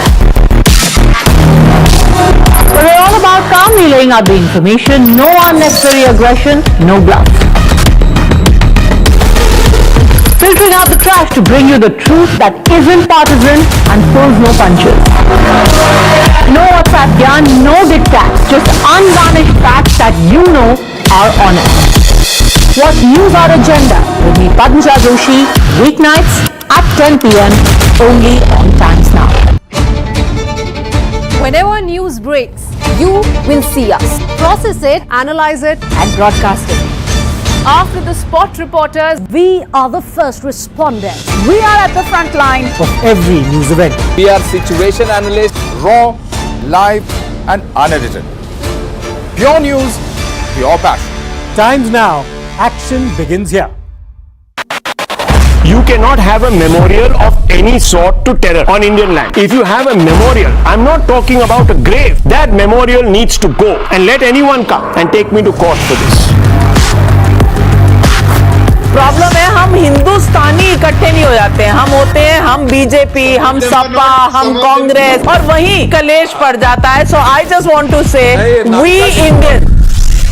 Why should they get some random curriculum?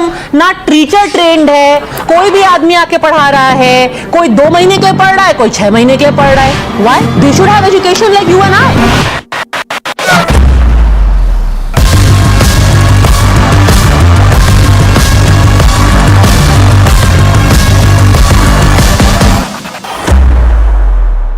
She asks tough questions like no other journalist. जब आप मुख्यमंत्री थे तो आपने क्या? What is your interview for? My interview is for asking about Kashmir. I'm not ready to give her interview. क्या इस देश में मुसलमान टारगेट पर है?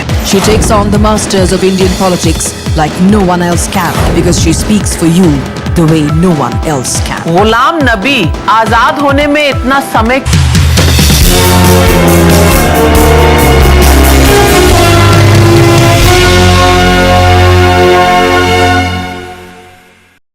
It would have been a very hard task for the jury members to really decide who the one winner is going to be.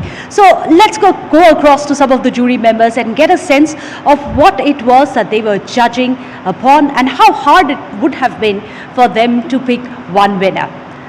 Ustad ji, agar if we can ask you about, was there any point in the deliberations where there was a tie, where you were really confused about two people, and what was the reason behind there being a sort of an impasse between the jury members?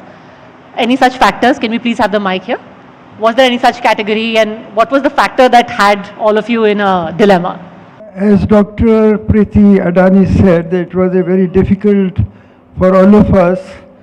But we are so proud of every amazing Indians, every creative people, the people who are serving our country. So this, it is a collective effort, all the honored members. We are amazed to see the dedication of people, the commitment of people. And I was telling Mr. Narayan that Indians, it is in our DNA how to serve. साष्टांग नमस्कार दुनिया में और कहीं नहीं होता है, only in India.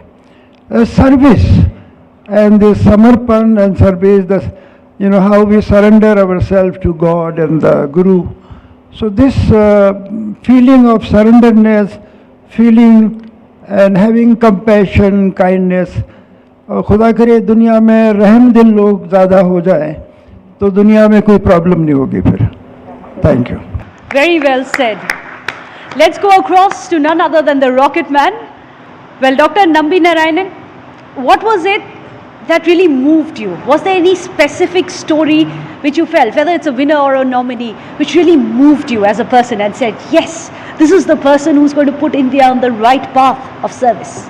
No, the kind of services we went through, like collecting garbage and then helping those underdeveloped people and things like that. I'll tell you one thing very simple. None of these activities I can ever think of doing it in my life. That itself is a typical way of looking at things, because these are people who are doing things which are not possible for me to do.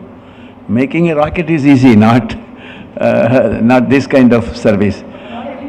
I think there are billions of people who disagree with that, but we take your word for it. Yeah, but I personally felt that everyone deserves to be encouraged, and marginally only they were differing from. So we found ways and means of, rather than selecting a fellow, rejecting somebody. So, but for this reason we prefer this fellow over some kind of. I very well remember somebody was delivering oxygen cylinders to remote areas. At that time, it was one of the major tasks, so we thought that that person must be selected. So it was interesting, and certainly we have done the job to the best of our ability.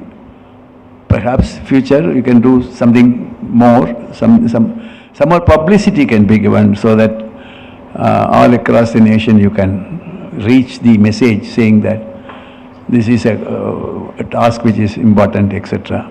So we enjoyed it, nice, good. You're right, sir. In fact, that in our very small way, that is exactly what is the entire objective of these awards. When we keep saying unsung heroes, we should be talking about them. They shouldn't remain unsung anymore. And hopefully it should inspire thousands of people who walk in their steps in the future. Ms. Kamineni, very often when we're talking about activism, social service, there are causes, and a lot of people get attached to causes that already exist. What do you make of a lot of our nominees also who, for example, like we said, COVID was a black swan event. We didn't know how to react to it. We didn't know as a media how to react to it. And then thousands of people just stood up and they said, you know what, we will step forward and we will work for other Indians like us.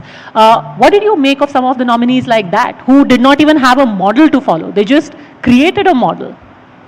So I would like to start by saying that all of us are amazing. But the people that were nominated here are just one step ahead of us. And I would like to take the opportunity to thank Preeti ji for actually giving us an opportunity and influencing us to become better versions of ourselves. And I think that's what this award ceremony is about. It's a platform to help us become better versions of ourselves and get inspired by these stories on ground. All the nominees here are award winners, according to me. And the people that stood out for a certain reason, as Dr. had said. So what I want to say is congratulations to everyone, and I hope, and we all hope, to become better individuals like all of you here today. Thank you. Absolutely. Everyone who's been nominated is a winner. We had to choose an awardee among all the nominees, but everyone, single person there is a winner. I think I speak on behalf of everyone. The one issue that touches everyone is when there are people who are working with animals. Yes, philanthropists who are working with children, in education, in health, but animals are so difficult to work with. Ms. Bendre, especially of the nominees that we had in that category, we had people who are working with horses, we have people who are working with dogs, with those who are providing prosthetics. What are some of the interesting conversations you may have had in that particular category? Hi, good evening everybody. It's really amazing to be here, and I would like to say that 2 times now, and Vidithya, it's an amazing initiative, and it was a privilege to be part of this jury, and I would like to thank Dr. Preeti Adani for that it was a very thoughtful, and it was a great discussion. The jury talking and the discussion that we were having was very, very interesting, and I thought it helped us grow and learn a lot. It was heartbreaking because in one way, because there were so many deserving and we couldn't really include all of those, and yet it was uplifting also, because when you saw that with so little, so much was created. It was very inspiring. Like you said, where the animals were concerned, and for me, I would like to have every animal taken care of. But our winner, there you are. What was interesting, I mean, everybody did an amazing job, but to actually give the nature back, as in the sense, not give back to nature, but give nature back itself, because we're just taking over, and this is one person who has actually built a forest reserve. It's not just taking care a small piece of land where you're taking care of a few animals, but you're actually giving a habitat back, and that's very, very difficult to do because you'll plant trees. Next year they might die. You will have to redo things, and so I kind of understand. We all spoke about it, and all my jury members here will agree. We just figured that how much has gone into it for him to have put this much in. I mean, everybody put in a lot, but this kind of work and dedication was of another level, and it was very, very inspiring. And I would say that for the organic farming also, it was, just to start off like that and to do it. It is so much more easier to take the easy way out. But she took the hard way, did organic farming, and that's the need of tomorrow. So there were so many inspiring people. As an actor, one has attended a lot of award ceremonies and has been part of a lot of them. But this award ceremony for me is the best one and the most special one. And this is a ceremony, these are the awards that has helped me grow. And I've learned so much from it. So it was a very, very uplifting experience for me. Thank you for the opportunity. And you're absolutely right, because very often when for example, if you have film award ceremonies, there is such a body of work. We see these people, they're everywhere, social media. So we already know a certain amount. But here are people who are just quietly, doggedly working away behind the scenes. And then suddenly you realize what it is that they are doing. So hats off to even judge that kind of achievement. Absolutely, and just giving this kind of a spotlight is so important because it just shows that so much more can be done. This celebration of uncommon Indians continues. Stay tuned as next week the winners are revealed.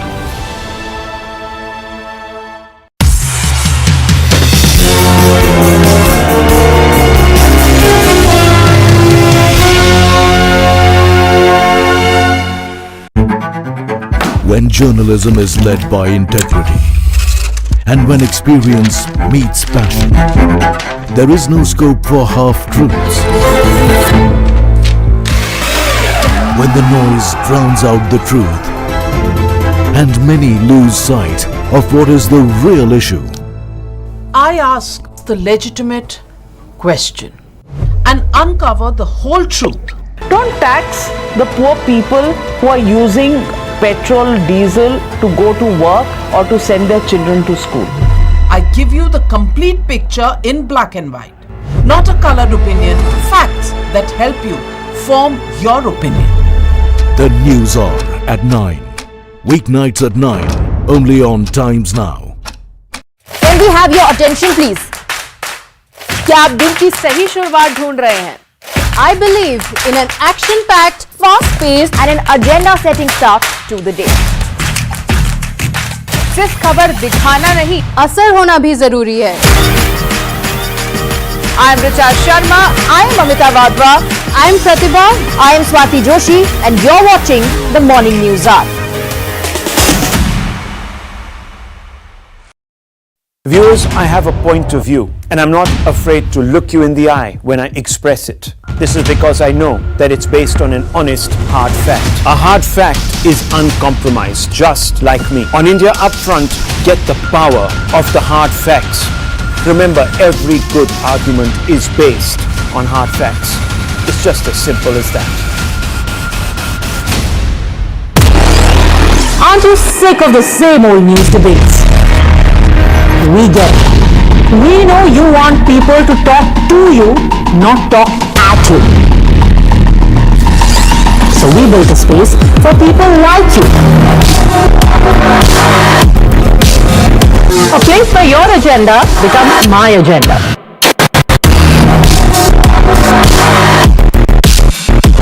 Where we keep our eyes and ears open to issues that really matter.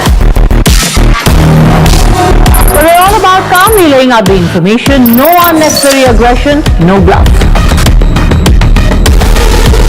Filtering out the trash to bring you the truth that isn't partisan and pulls no punches. No WhatsApp yarn, no diktats, just unvarnished facts that you know are honest.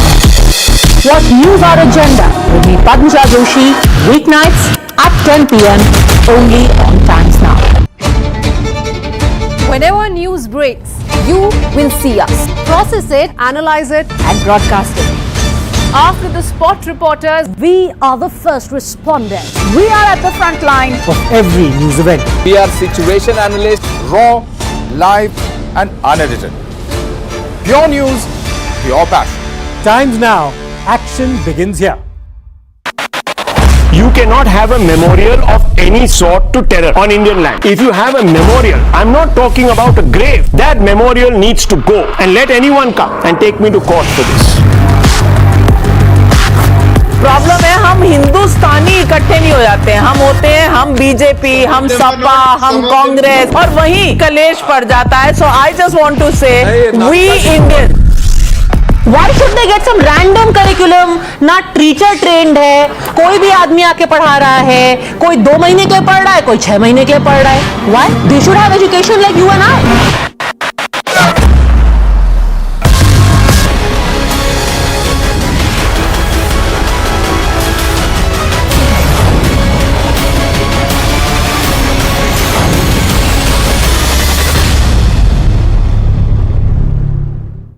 Viewers, on Converse, we look back upon the week's big story.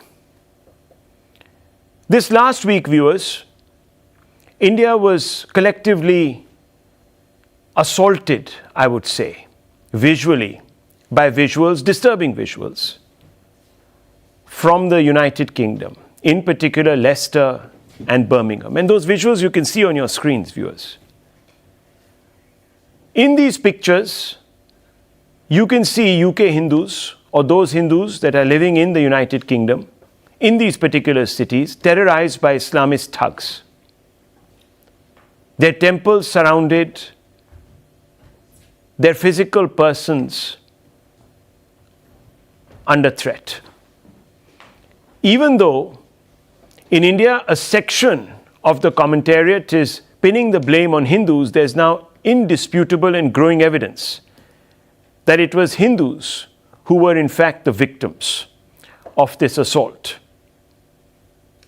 This assault, viewers, has even been raised in British Parliament by concerned MPs who believe that there is a very real danger now to Hindus living in the United Kingdom.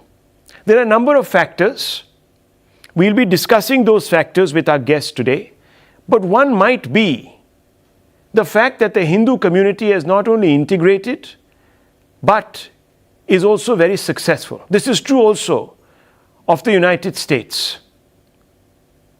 And therefore, perhaps, it's not surprising that the fact that Hindus are being singled out is not restricted just to the United Kingdom.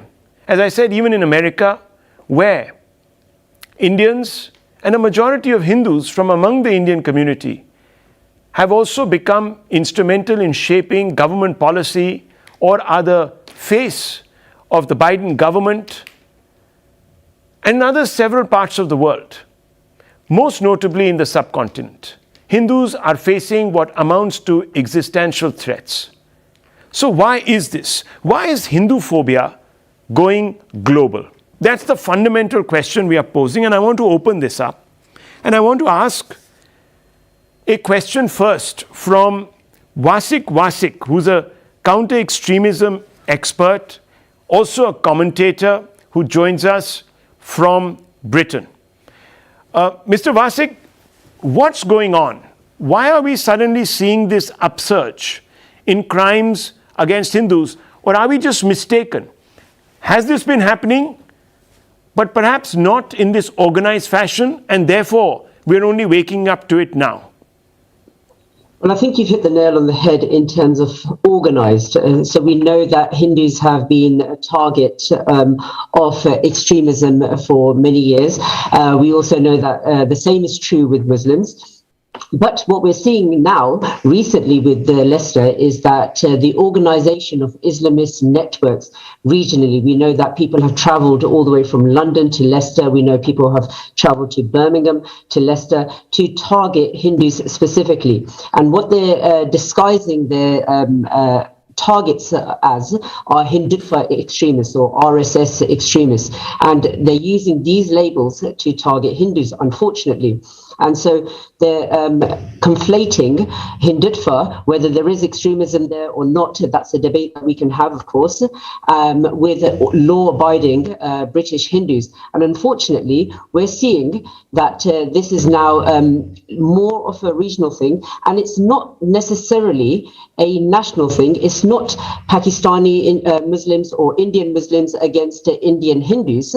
We're seeing also Muslims or Islamists, definitely, from other regions of the world, other ethnicities, who are also targeting Hindus. So I don't think it's just a nationalist issue. I think it's something deeper and something that we need to look into.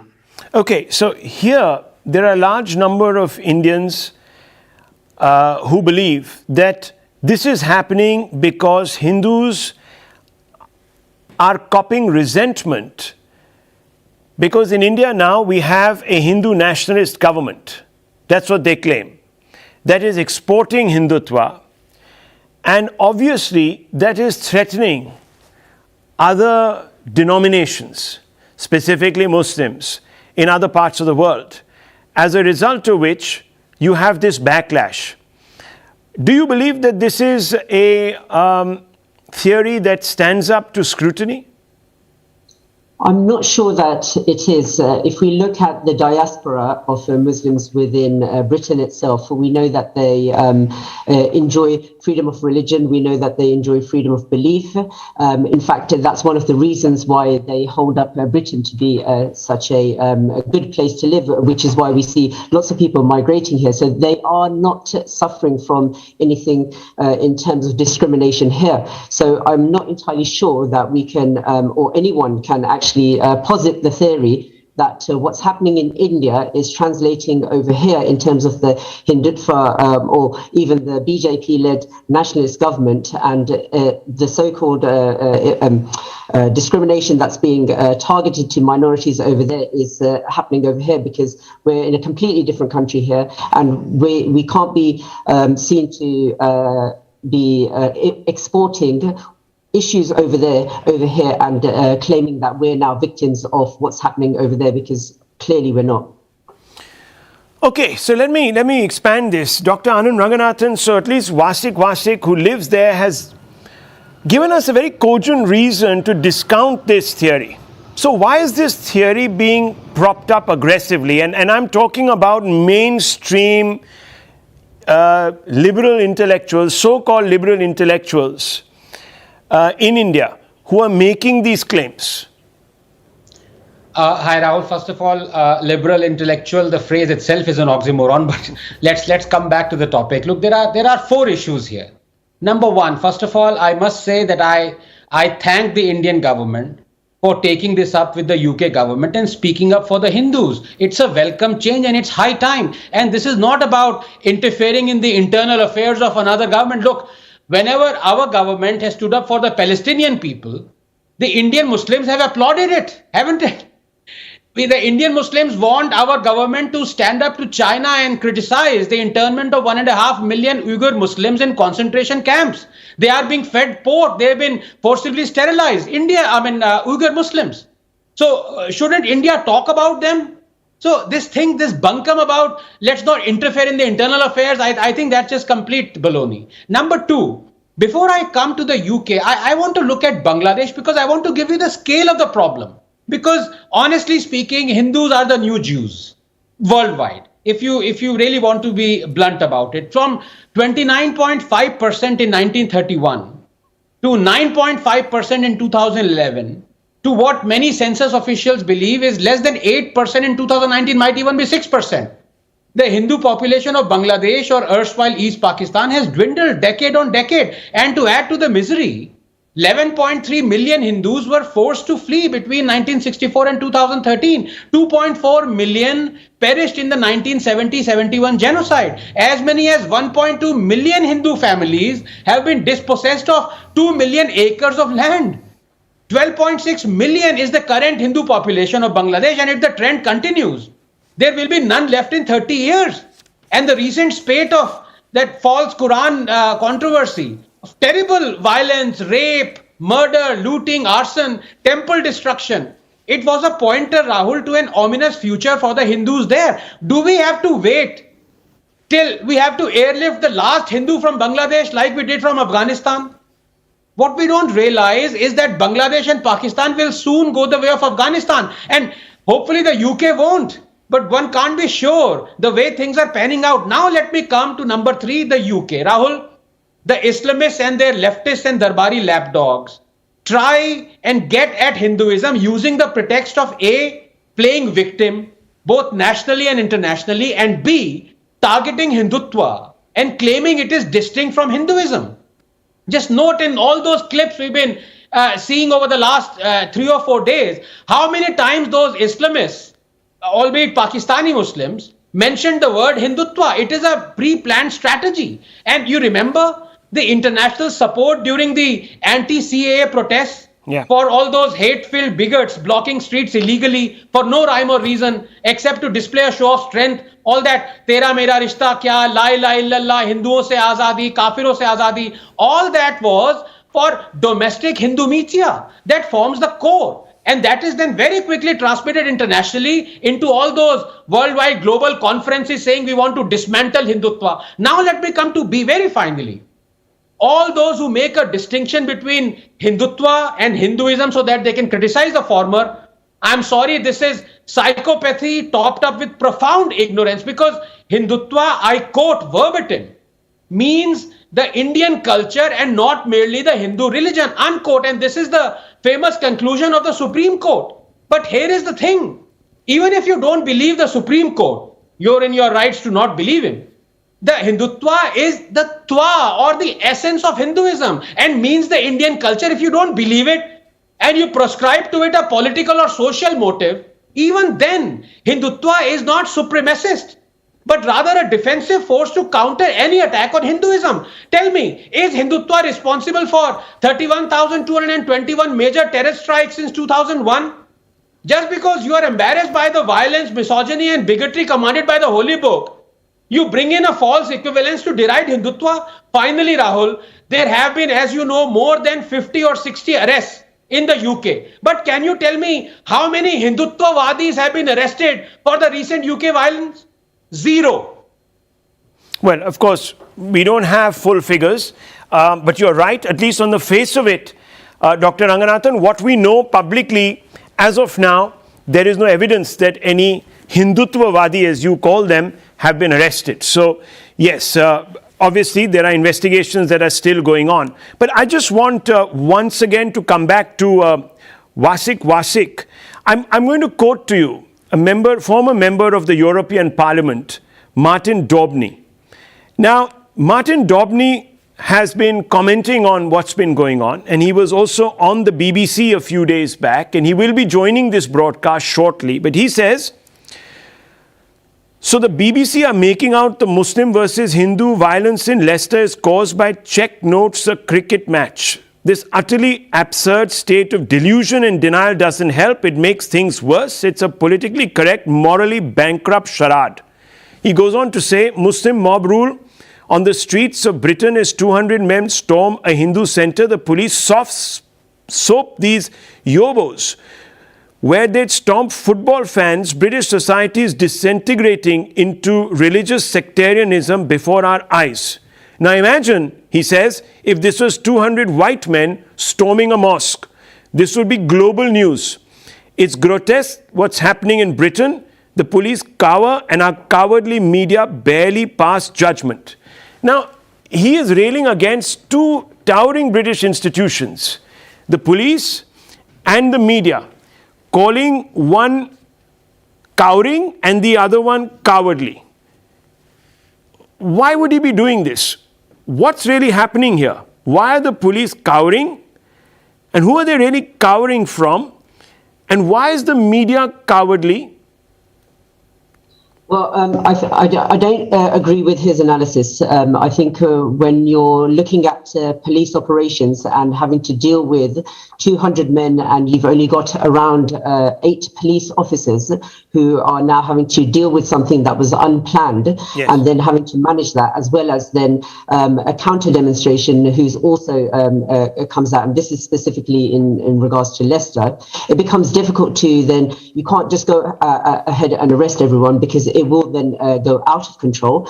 So you do have to think sensibly when dealing with a situation that you weren't privy to. Secondly, in terms of the media, I think I saw recently that a lot of the media have been raising the concern of Hindutva extremism and RSS extremism, and that's fine, you can do that, but what I haven't seen from the media is then raising the issue of Islamist extremism. And what we have seen is video evidence of Islamist extremists at these protests, galvanizing lots of these men to actually take up this cause and to frame it as a Muslim versus Hindu one.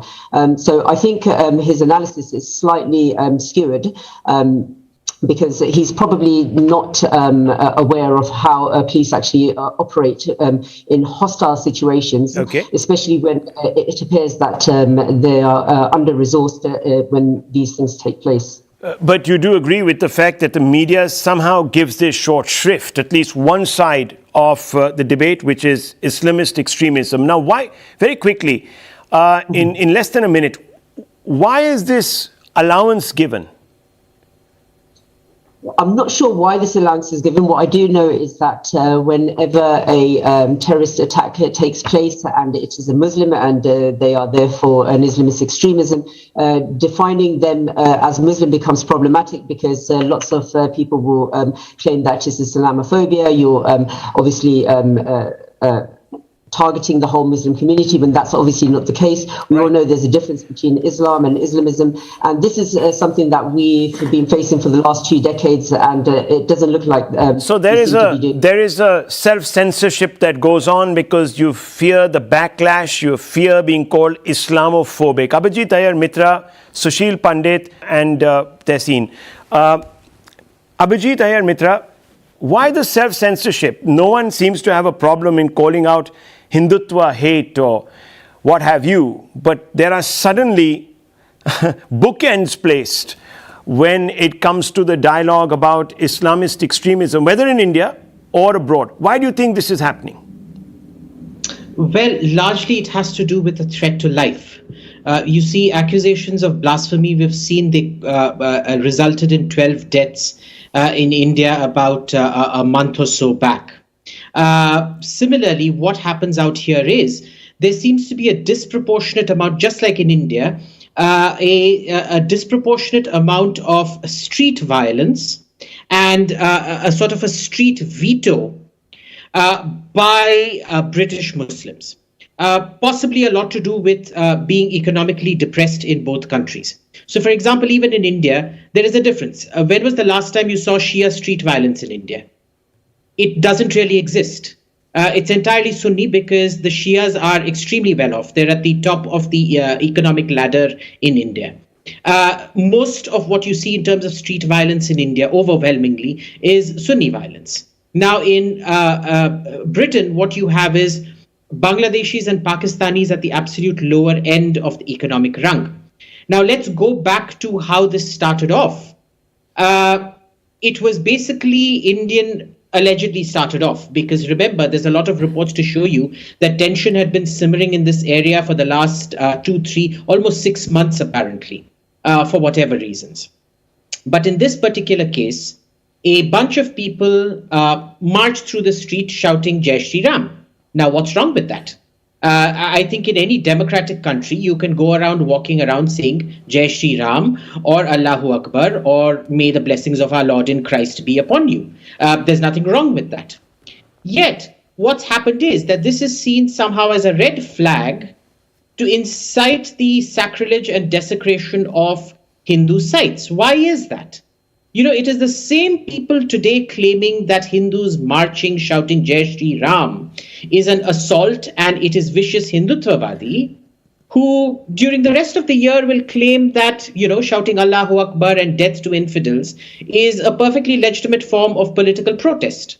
What is worse is that you're seeing that a whole load of people are literally saying we need to do to them what we did to them in Kashmir, which is ethnically cleanse them. There is a chap called Mohammed Hijab who's gone around stoking up a lot of the crowds. And unfortunately, the Leicester police have played into this because they've been putting out a whole series of wrong information, which then they had to retract or clarify on several different occasions. Why is that? Now, understand, everybody here, whether we admit it or not, operates under the knowledge that you can pretty much say anything to a Hindu and get away with it. Precisely because of that street veto, you simply cannot say what you like about Islam or Muslims and get away with it. I think the more worrying aspect, of course, is what Wasik just raised, which is the state of the British police at the moment. We are always taught that a third world country is one where the state does not have the monopoly on violence, and a supposed G7 first world country should have a monopoly on violence. And yet it turns out that British police have really not been able to control much of this, allowed it to escalate, in some cases significantly exacerbated it through misinformation. And this isn't the first time. If you remember, I think it was last year or last to last year, there were protests outside the Indian High Commission, again instigated by the Pakistanis, where they attacked the Indian High Commission, damaged Indian High Commission property, and the police were just sitting around, knitting sweaters or twiddling their thumbs or drinking high tea with cucumber sandwiches or what have you. Well, so if you have a police force like that, would you really trust your safety and security to them? Well, so a level of self-censorship comes in. Right. So that's actually a matter of deeper concern.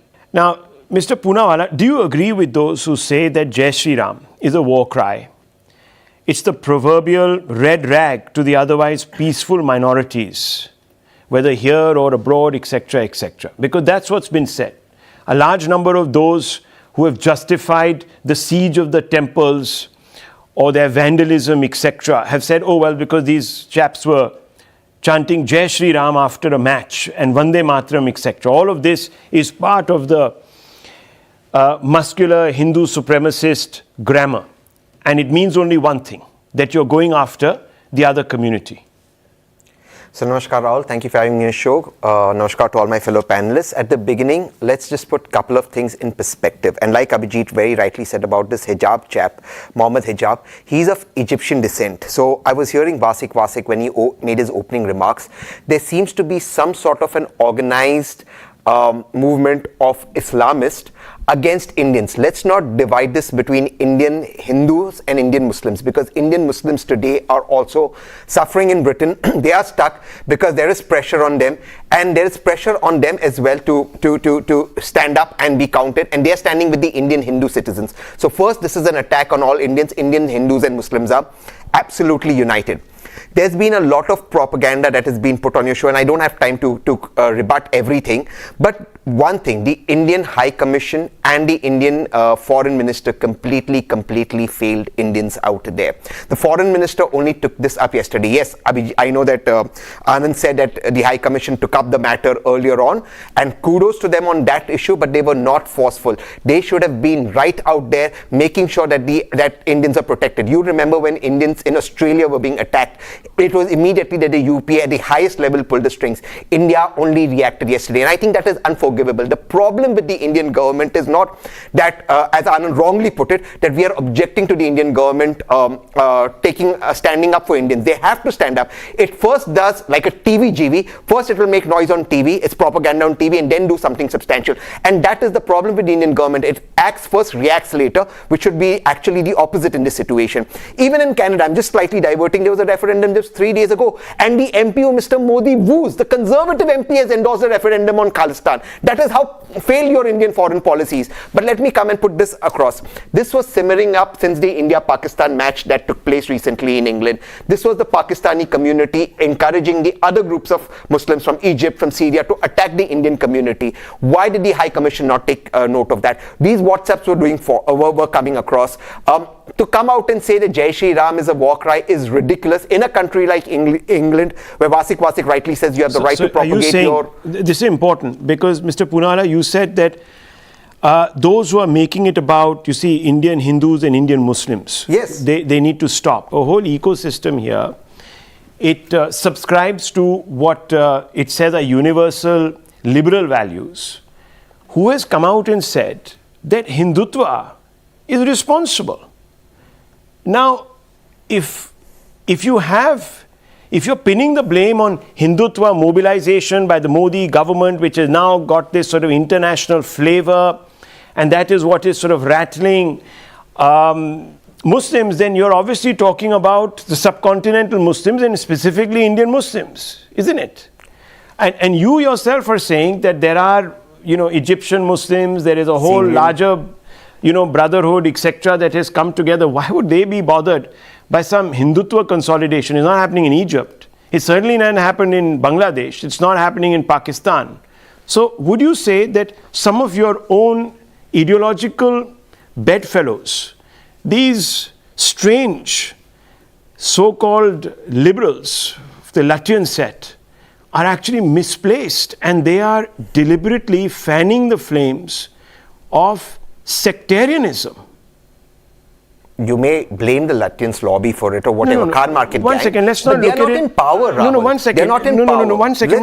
Let's call this out for what it is. Because, let's call this out for what it is. 1 second, let me call this out. The problem with the Modi government is this. May I just call let's this be out? a little honest tonight. Yes. You can keep shifting the goalpost in this debate. No, then you need to come out and say that my fellow liberals who are trying to mischievously make this about Hindutva, which is only restricted to the Indian context, are wrong. And they are deliberately trying to drive a wedge between communities here in India and scoring points against the Modi government and trying to suggest that it's Modi that is somehow wrecking India's image internationally. He is wrecking India's image internationally. There is no doubt about it. And let me put it across to you why. Okay. Let's give you 3 specific examples. Mr. Modi loves to bring foreign policy into domestic policy. And that's the first cardinal mistake in policy. But this Your is foreign domestic policy should not be brought into domestic. Issue. So for his domestic politics, he brings it forward. He tries to bring in fake foreign policy achievements which do not exist. Let's come to a specific issue about CA that Anand Ranganathan raised. I challenge CA in court. I think it's against the constitution. There were people who had blocked the street. Why did the Home Ministry under Mr. Modi not pull out those protesters until the Supreme Court came down? So this is a man and a government which has a weak domestic policy. Because your bedfellow said, one second, because your bed, one second. Am I running the country? One second, Mr. Poonawalla, don't become the nationalist that you're not. So let us get to the point. One second, please, just 1 second. Don't suddenly become a BJP man. I am not a BJP man. Now listen to me. Anti-BJP. Listen. Don't become the Trojan horse that you're not. So let's not be too clever here by half. Let us ask the most basic question here, please. Can I very quickly come in? Okay. Yeah. Okay, doctor. Go ahead. Yes, but allow me to rebut you, doctor. Yeah. Of course. Yes, absolutely. And also, doctor, just one fact check. You were wrong on the Bangladesh population, but that's for another date. Tehseen said 4 things. He is, what is the expression? He is hunting with the hounds and running with the hare. Out of those 4 things, I applaud Tehseen that 2 things that he said, they're worth applause. Number 1, that he said Jai Shri Ram is not a provocative slogan. That's good. Thank you for saying that. Number 2, he applauded the Indian government for stepping in, irrespective of the fact that many from his, I hesitate to use the word ilk because that will be wrong, from his party and from that ecosystem have even criticized the government for even talking about this. But where Tehseen is wrong are on 2 things. Number 1, when he gives a blank check to the Indian Muslims and says this is the doing of the international Egyptian or something, can I ask him? Yeah. Who threw the Hindus out of Kashmir? Were they Egyptian Muslims? Can I ask him? Who was the one who poured on in their lakhs on the streets demanding Sar Tan Se Juda for Nupur? Who killed Kanhaiya Lal? They are all Indian Muslims. I'm sorry, Tehseen, much as you would like to say, and much as I would like to believe that Indian Muslims have no hand in this, you only have to watch Rahul's debates over the last 2 days, where Indian Muslims have refused to criticize this and have sided with the Pakistani Muslims. Ask Rahul. Okay, may I please? One second. Let me just step in here. Yeah, of course. Just give me 30 seconds. Yeah. It's very important, viewers, that we understand what is going on. Now, no one here is implying that there are in any way Indian Muslims in the UK that were part of this mob, because we don't have the proof. We've only seen balaclava wearing men, masked men, spewing profanities against Hindus. One would imagine that no Indian Muslim would be standing amongst that lot. That having been said, it is surprising though, Tehseen Poonawalla, that we don't have a bunch of people who have appeared on this show taking a definitive position against the bullying, the siege of Hindu temples, and the terrorizing through verbal intimidation of others who don't even live in Leicester and Birmingham. As Wasik put it very articulately, people from London, people from other parts of UK, not just England, came to this place to create violence. So yes, as Abhijit said, I'm not going to pull my punches. Your ilk sits and blames Hindutwas. Who's blaming Hindutwas? There is extremists. I am blaming the government of India. They should have been proactive. You can say that I am a Khan market lobby, I'm a Lucian's lobby, whatever terms you want to tell me. But Rahul, I am not in power. When I was in power in Australia and Indians were attacked in Australia, I stood up and made the Australian Prime Minister take note. Did the British Prime Minister take note? So here we go, viewers. This is a very convenient argument. It happens in Rajasthan under the Rajasthan Chief Minister, Modi is to blame. If it happens in UK, Modi is to blame. If it happens in Timbuktu, Modi is to blame. I don't think that Modi was the Prime Minister of the world, but maybe as you taunt him by calling him Vishwa Guru, you're conceding that point. Nonetheless, let me move on. Okay, let me move on. No, hang on. Vishwa Guru. Okay, so let me tell you, viewers. Why did Modi not take it Your Prime Minister also sat down, sir, and gave a portion of our country away to Pakistan by making a gaffe at Sharm el Sheikh. So I don't want to. No, one second. So I don't want to get into this. Let's not get into it. One second. No, I don't want to because you're digressing. You're deliberately throwing out. You brought up Sharm el Sheikh, sir. Look, Tehseen, you're deliberately trying to evade the answer. I am saying ultimately you are responsible because of your selective silence on what your ilk. One second. What your ilk are doing. Sorry. Quote unquote. I refuse this. Again, you're just badgering me. I refuse this terminology. You're badgering me. I am standing up for Indians. You're not a liberal. Are you not a liberal? My citizens. Are you not a liberal? Are you a liberal? I'm absolutely a liberal. So I'm saying your ilk from that point of view, a liberal ilk. Okay. So you're saying that the Prime Minister is not a liberal? He is. You're not a liberal? He is. That's why I am too. So I'm saying. So are you part of this ilk? Yes. Why are you getting defensive? No, I'm just asking you. No, I'm only saying. Why are you wanting to excommunicate yourself from me? I'm not. I'm asking you. You're also I'm asking you, but I don't have that point of view. So I don't have your point of view. I don't share your point of view. So I'm asking you. You blame them. You go out there and you blame them and you say that don't make this about Indian Hindus and Indian Muslims. But they are raking up Hindutva. What has Hindutva got to do with someone from Egypt? Tell me. But all of this hate started in August with the India-Pakistan matches. It did, sir. And we you've heard Wasik saying to us. You've heard Wasik saying to us. It's been building up for years altogether. For August. And a trigger. No, he said. Don't misquote him. Don't misquote him.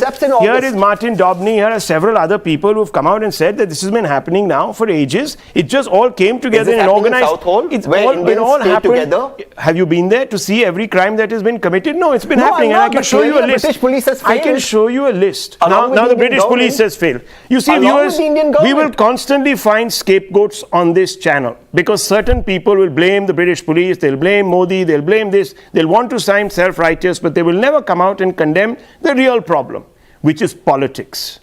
A vicious politics that is aimed at dividing Indians. Sushil Pandit, it's important that we set the record straight and call out those who are making this Indian Hindu versus Indian Pakistani, Indian Hindu versus Indian Muslim problem. No, I don't know. I don't have a way to find out whether there were Indian Muslims involved on this side or that side. But when you say that Sunnis are poor and therefore they are more prone to violence, this is like some kind of a rationalization. I find a lot of Hindus much poorer than Sunni Muslims in different parts of India and elsewhere. They are not prone to violence.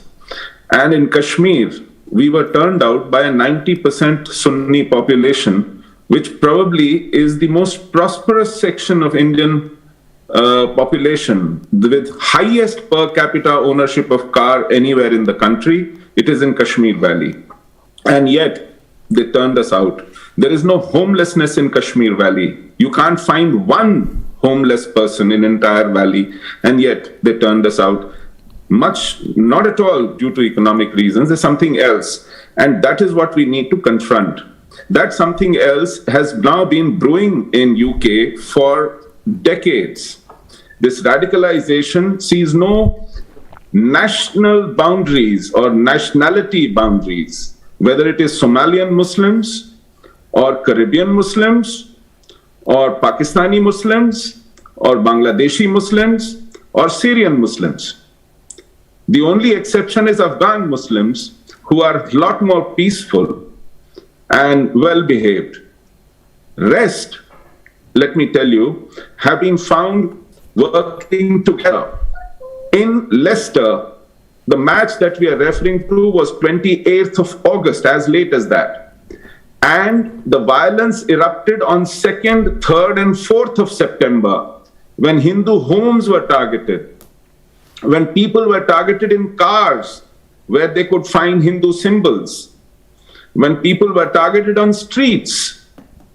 Indian embassy reacted barely a couple of days back, I think on 21st. Yeah.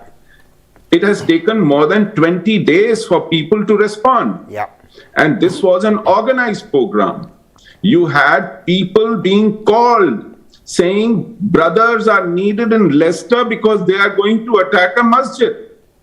Yeah. These are the kind of calls, and these are not calls to Bangladeshi Muslims or Pakistani Muslims. Brothers is the Brotherhood of Islam. And they were targeting Hindus. You may want to know why. Chances are because Hindus and India are coterminous. Both are getting more and more prosperous, visible, and earning respect. They don't live on state support in UK or in US or anywhere else. They work hard, they pay taxes, they are peaceful. The proportion of Hindu population in prison is in decimal places compared to their proportion in population. Whereas the proportion of Muslim prisoners in UK prison is more than 4 times. More than 4 times their proportion of population in the UK population. So this shows the level of violence, the level of lawlessness prevalent in a certain section. And why do police and why do the authorities turn a blind eye? Just for the same reasons as they do in India. They want to buy peace. They want to appease. They want to make concessions in the hope that they'll turn more peaceful. That's the only reason. Police is far outnumbered compared to the job at hand. They are thin. There's very little recruitment happening, and they turn a blind eye to most of the cases because they can't spend time on it. They can't spend time on investigating or preventing or policing the streets. Right. So they try and buy peace. They try and somehow appease those who are prone to violence in the hope that they will therefore curb violence or keep it down. No other reason.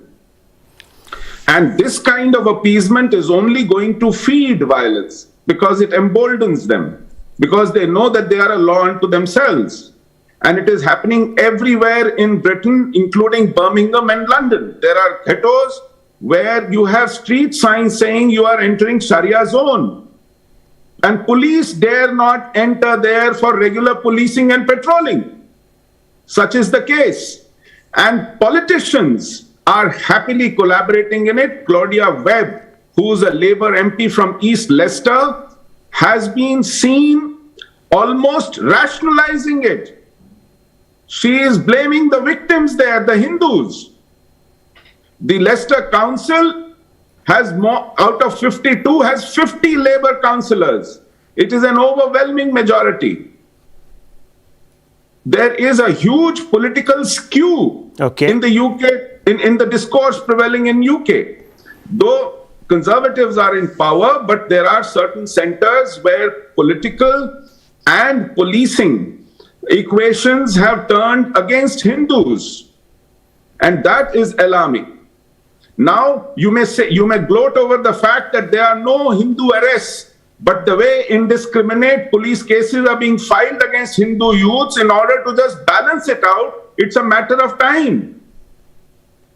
And that is a real threat. Okay. If a Hindu says, Jai Shri Ram, it's a war cry. If, I'm sorry to say this, viewers, if the Lashkar-e-Toiba says Ghazwa-e-Hind, then it has nothing to do with anything. It is just some, made up something or the other. It's not a war cry. So how do you see this, Dr. Ranganathan? No, I'm afraid, much as a good friend as Tehseen is of mine, is in quicksand right now, because look at the... Tehseen, please let me. You see, Rahul is absolutely right that those terror organizations use this phrase Ghazwa-e-Hind. Yes. When they use it, you say it doesn't exist. When I quote to you authentic verses of the Quran that the ISIS follow, you say that is also not true.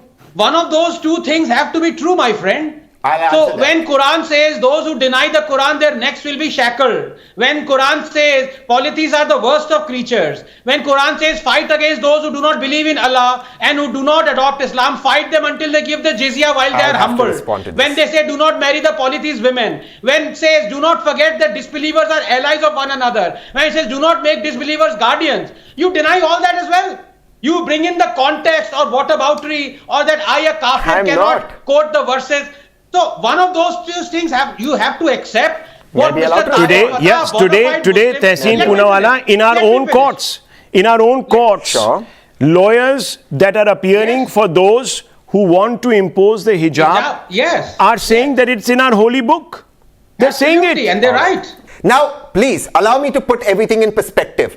There is interpretations of the Quran which happens time after time after time after time. If you want to quote some Imam or some Maulana who comes and makes the most conservative interpretation, like somebody would interpret the Manusmriti conservatively, I leave that to you. That's your choice. But that's not the interpretation of the Quran. Ghazwa-e-Hind is a fake quote hadith attributed to the Prophet. Please allow me to finish. Please allow me to finish. Please allow me to finish. The first, 1 second. Come on, Anand. Why are you shouting? Calm down. Lower your tone. Calm down. The first word in the Quran is Iqra. It means to study, to get educated, to read. The Prophet asked people to get educated when Islam was started. Okay, viewers, look, I'm running out of time now. We've gone down some rabbit holes here. Viewers, it's very simple. We have a situation where some of us are in grave denial about what is going on. This reminds me of what happened also in Kashmir to some extent. Till the storm did not blow people over, we refused to see it. And even now, we don't want to acknowledge it. So Tehseen has made 4 points, and I don't want to pick on him or single him out. He made 4 points, viewers, tonight.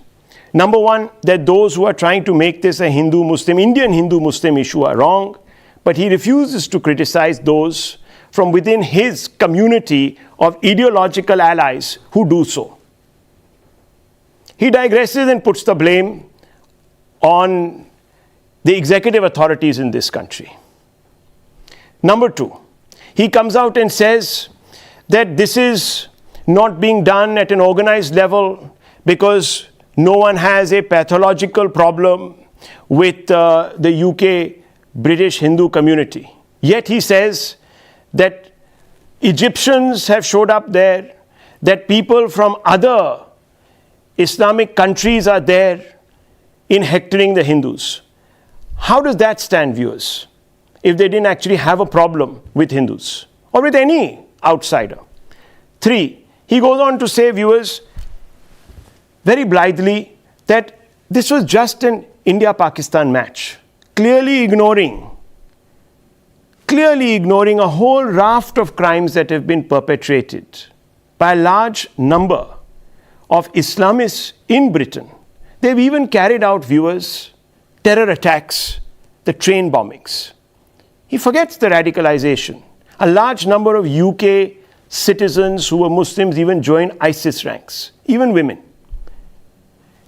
I want to bring the last and the foremost point that he made. And I find that striking because he said at a fundamental level, in India, you have a bunch of people who use a political slogan to target minorities. I would then feel, viewers, that this kind of comment gives the rationale for those who are carrying out attacks on foreign soil, foreigners, foreign Muslims, not Indian Muslims, on Hindus. Do you think, viewers, Pakistanis need an excuse to target Indian Hindus anywhere in the world? They don't.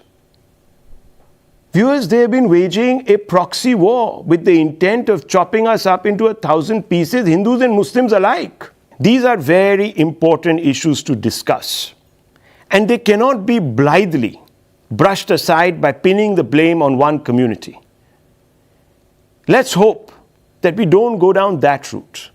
Because the moment you start doing so, viewers, you're going to breed more resentment, and that's going to be problematic. I leave it at that.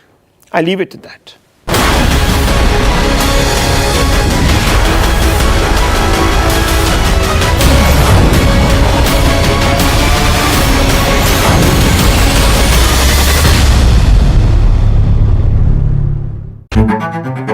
When journalism is led by integrity, and when experience meets passion, there is no scope for half-truths.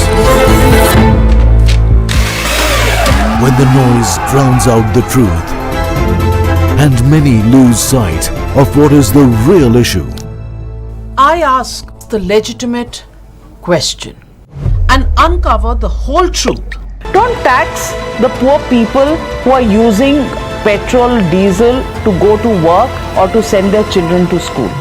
I give you the complete picture in black and white, not a colored opinion, facts that help you form your opinion. The News Hour at 9. Weeknights at 9. Only on Times Now. Can we have your attention please? क्या आप दिन की सही शुरुआत ढूंढ रहे हैं? I believe in an action-packed, fast-paced and an agenda-setting start to the day. सिर्फ खबर दिखाना नहीं, असर होना भी जरूरी है. I am Richa Sharma. I am Amita Vadva. I am Pratibha. I am Swati Joshi, and you're watching the Morning News Hour. Viewers, I have a point of view, and I'm not afraid to look you in the eye when I express it. This is because I know that it's based on an honest, hard fact. A hard fact is uncompromised, just like me. On India Upfront, get the power of the hard facts. Remember, every good argument is based on hard facts. It's just as simple as that. Aren't you sick of the same old news debates? We get it.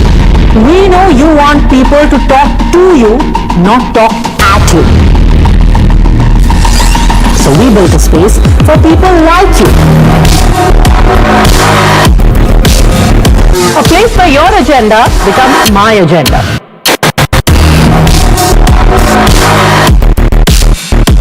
So we keep our eyes and ears open to issues that really matter. We're all about calmly laying out the information, no unnecessary aggression, no bluff. Filtering out the trash to bring you the truth that isn't partisan and pulls no punches.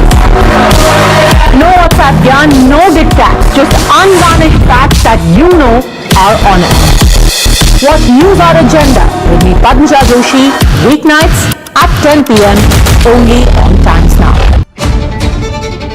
Whenever news breaks, you will see us. Process it, analyze it, and broadcast it. After the spot reporters, we are the first responders. We are at the front line of every news event. We are situation analysts, raw, live, and unedited. Pure news, pure passion. Times Now, action begins here. You cannot have a memorial of any sort to terror on Indian land. If you have a memorial, I'm not talking about a grave. That memorial needs to go, and let anyone come and take me to court for this. Problem है हम हिंदुस्तानी इकट्ठे नहीं हो जाते हैं, हम होते हैं हम बीजेपी, हम सपा, हम कांग्रेस, और वहीं कलेश पड़ जाता है. So I just want to say we Indian. Why should they get some random curriculum? ना टीचर ट्रेंड है, कोई भी आदमी आके पढ़ा रहा है, कोई 2 महीने के लिए पढ़ रहा है, कोई 6 महीने के लिए पढ़ रहा है. Why? They should have education like you and I.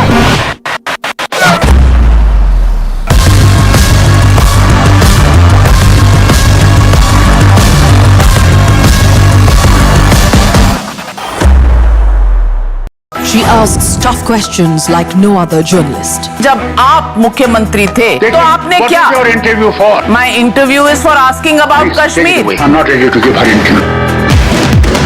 क्या इस देश में मुसलमान टारगेट पर है? She takes on the masters of Indian politics like no one else can because she speaks for you the way no one else can. Ghulam Nabi Azad होने में इतना समय क्यों लग गया? लोग कहते हैं कि देश में बीजेपी ने ऐसा माहौल बना दिया है कि सब जगह हिंदू मुस्लिम हो रहा. लोग कहते हैं कि आपकी फिल्म की वजह से वहाँ कश्मीरी हिंदुओं को टेररिस्ट नाम बुला कर अब मार रहे हैं. Because your voice must be heard, your questions answered above all else. Frankly speaking, with Navika Kumar.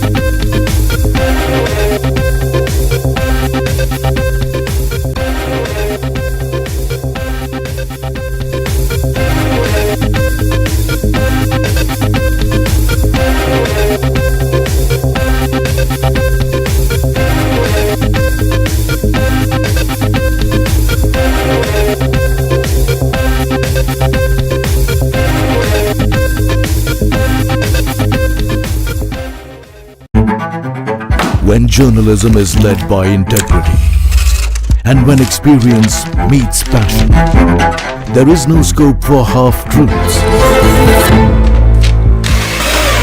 When the noise drowns out the truth and many lose sight of what is the real issue. I ask the legitimate question and uncover the whole truth. Don't tax the poor people who are using petrol, diesel to go to work or to send their children to school. I give you the complete picture in black and white, not a colored opinion, facts that help you form your opinion. The News Hour at 9. Weeknights at 9. Only on Times Now. Can we have your attention please? क्या आप दिन की सही शुरुआत ढूंढ रहे हैं? I believe in an action-packed, fast-paced and an agenda-setting start to the day. सिर्फ खबर दिखाना नहीं, असर होना भी जरूरी है. I am Richa Sharma, I am Amita Wadhwa, I am Pratibha, I am Swati Joshi, and you're watching the Morning News Hour. Viewers, I have a point of view, and I'm not afraid to look you in the eye when I express it. This is because I know that it's based on an honest, hard fact. A hard fact is uncompromised, just like me. On India Upfront, get the power of the hard facts. Remember, every good argument is based on hard facts. It's just as simple as that. Aren't you sick of the same old news debates? We get it. We know you want people to talk to you, not talk at you. So we built a space for people like you. A place where your agenda becomes my agenda.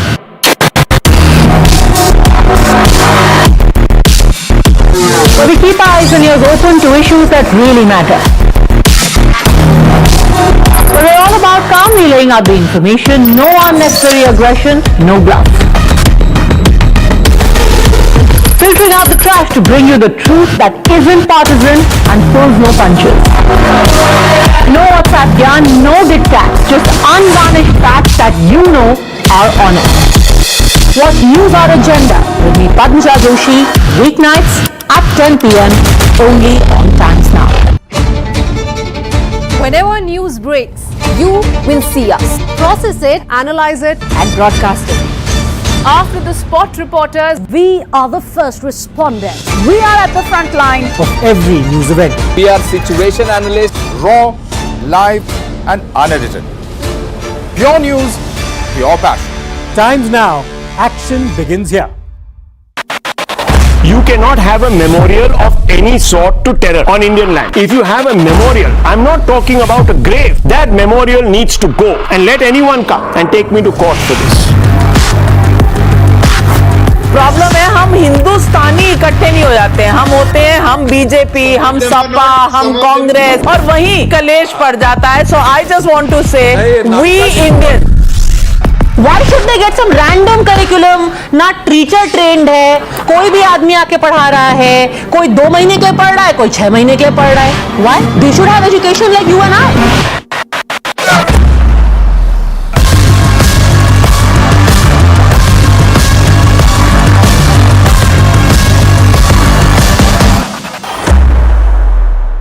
She asks tough questions like no other journalist. जब आप मुख्यमंत्री थे तो आपने क्या? What is your interview for? My interview is for asking about Kashmir. I'm not ready to give her interview. क्या इस देश में मुसलमान टारगेट पर है? She takes on the masters of Indian politics like no one else can because she speaks for you the way no one else can. Ghulam Nabi Azad होने में इतना समय क्यों लग गया? लोग कहते हैं कि देश में बीजेपी ने ऐसा माहौल बना दिया है कि सब जगह हिंदू मुस्लिम हो रहा. लोग कहते हैं कि आपकी फिल्म की वजह से वहाँ कश्मीरी हिंदुओं को टेररिस्ट नाम बुला कर अब मार रहे हैं. Because your voice must be heard, your questions answered above all else. Frankly speaking, with Navika Kumar.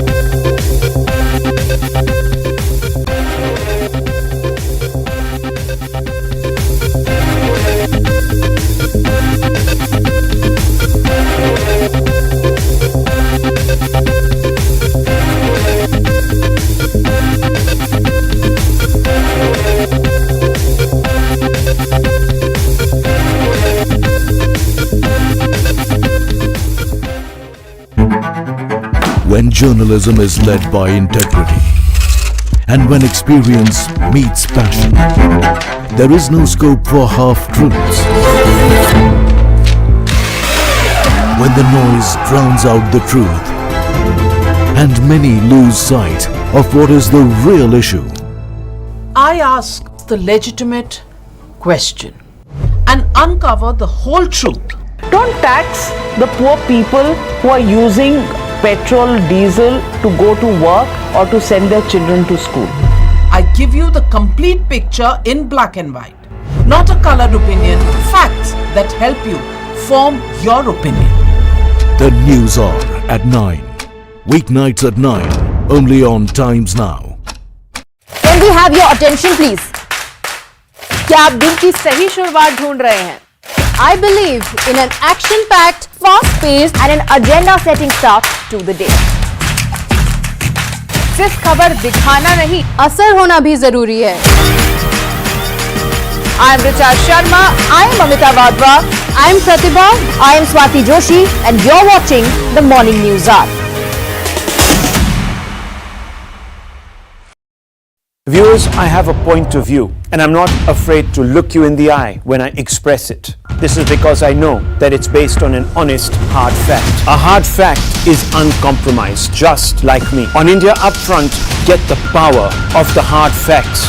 Remember, every good argument is based on hard facts. It's just as simple as that.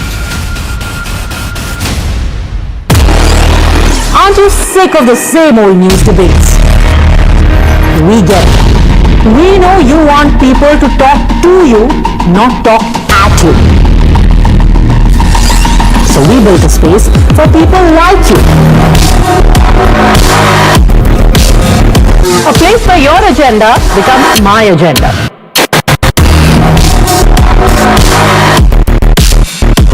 So we keep our eyes and ears open to issues that really matter.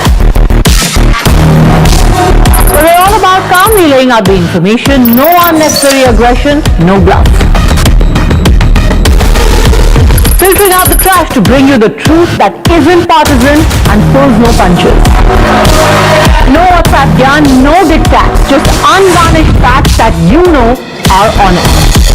Watch News Hour Agenda with me, Padmja Joshi, weeknights at 10 p.m. only on Times Now. Whenever news breaks, you will see us. Process it, analyze it, and broadcast it. After the spot reporters, we are the first responders. We are at the front line of every news event. We are situation analysts, raw, live and unedited. Pure news, pure passion. Times Now, action begins here. You cannot have a memorial of any sort to terror on Indian land. If you have a memorial, I'm not talking about a grave. That memorial needs to go, and let anyone come and take me to court for this. Problem है हम हिंदुस्तानी इकट्ठे नहीं हो जाते हैं. हम होते हैं हम बीजेपी, हम सपा, हम कांग्रेस और वहीं कलेश पड़ जाता है. So I just want to say we Indian. Why should they get some random curriculum? ना टीचर ट्रेंड है, कोई भी आदमी आके पढ़ा रहा है, कोई 2 महीने के लिए पढ़ रहा है, कोई 6 महीने के लिए पढ़ रहा है. Why? They should have education like you and I.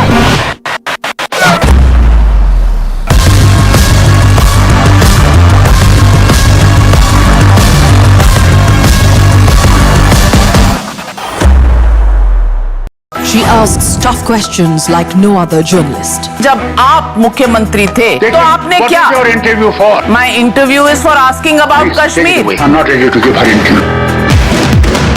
क्या इस देश में मुसलमान टारगेट पर है? She takes on the masters of Indian politics like no one else can because she speaks for you the way no one else can. Ghulam Nabi Azad होने में इतना समय क्यों लग गया? लोग कहते हैं कि देश में बीजेपी ने ऐसा माहौल बना दिया है कि सब जगह हिंदू मुस्लिम हो रहा. लोग कहते हैं कि आपकी फिल्म की वजह से वहाँ कश्मीरी हिंदुओं को टेररिस्ट नाम बुला कर अब मार रहे हैं. Because your voice must be heard, your questions answered above all else. Frankly speaking, with Navika Kumar. Prime time isn't just about debates.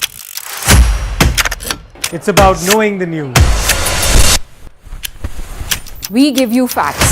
With context and without bias. The long and short of what made the headlines. Factual and forthright on News Now overnight. When journalism is led by integrity, and when experience meets passion, there is no scope for half-truths. When the noise drowns out the truth, and many lose sight of what is the real issue. I ask the legitimate question and uncover the whole truth.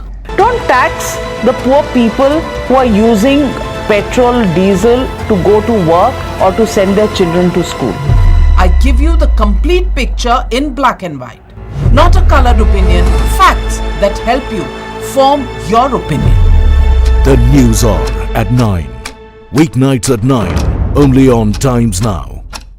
Can we have your...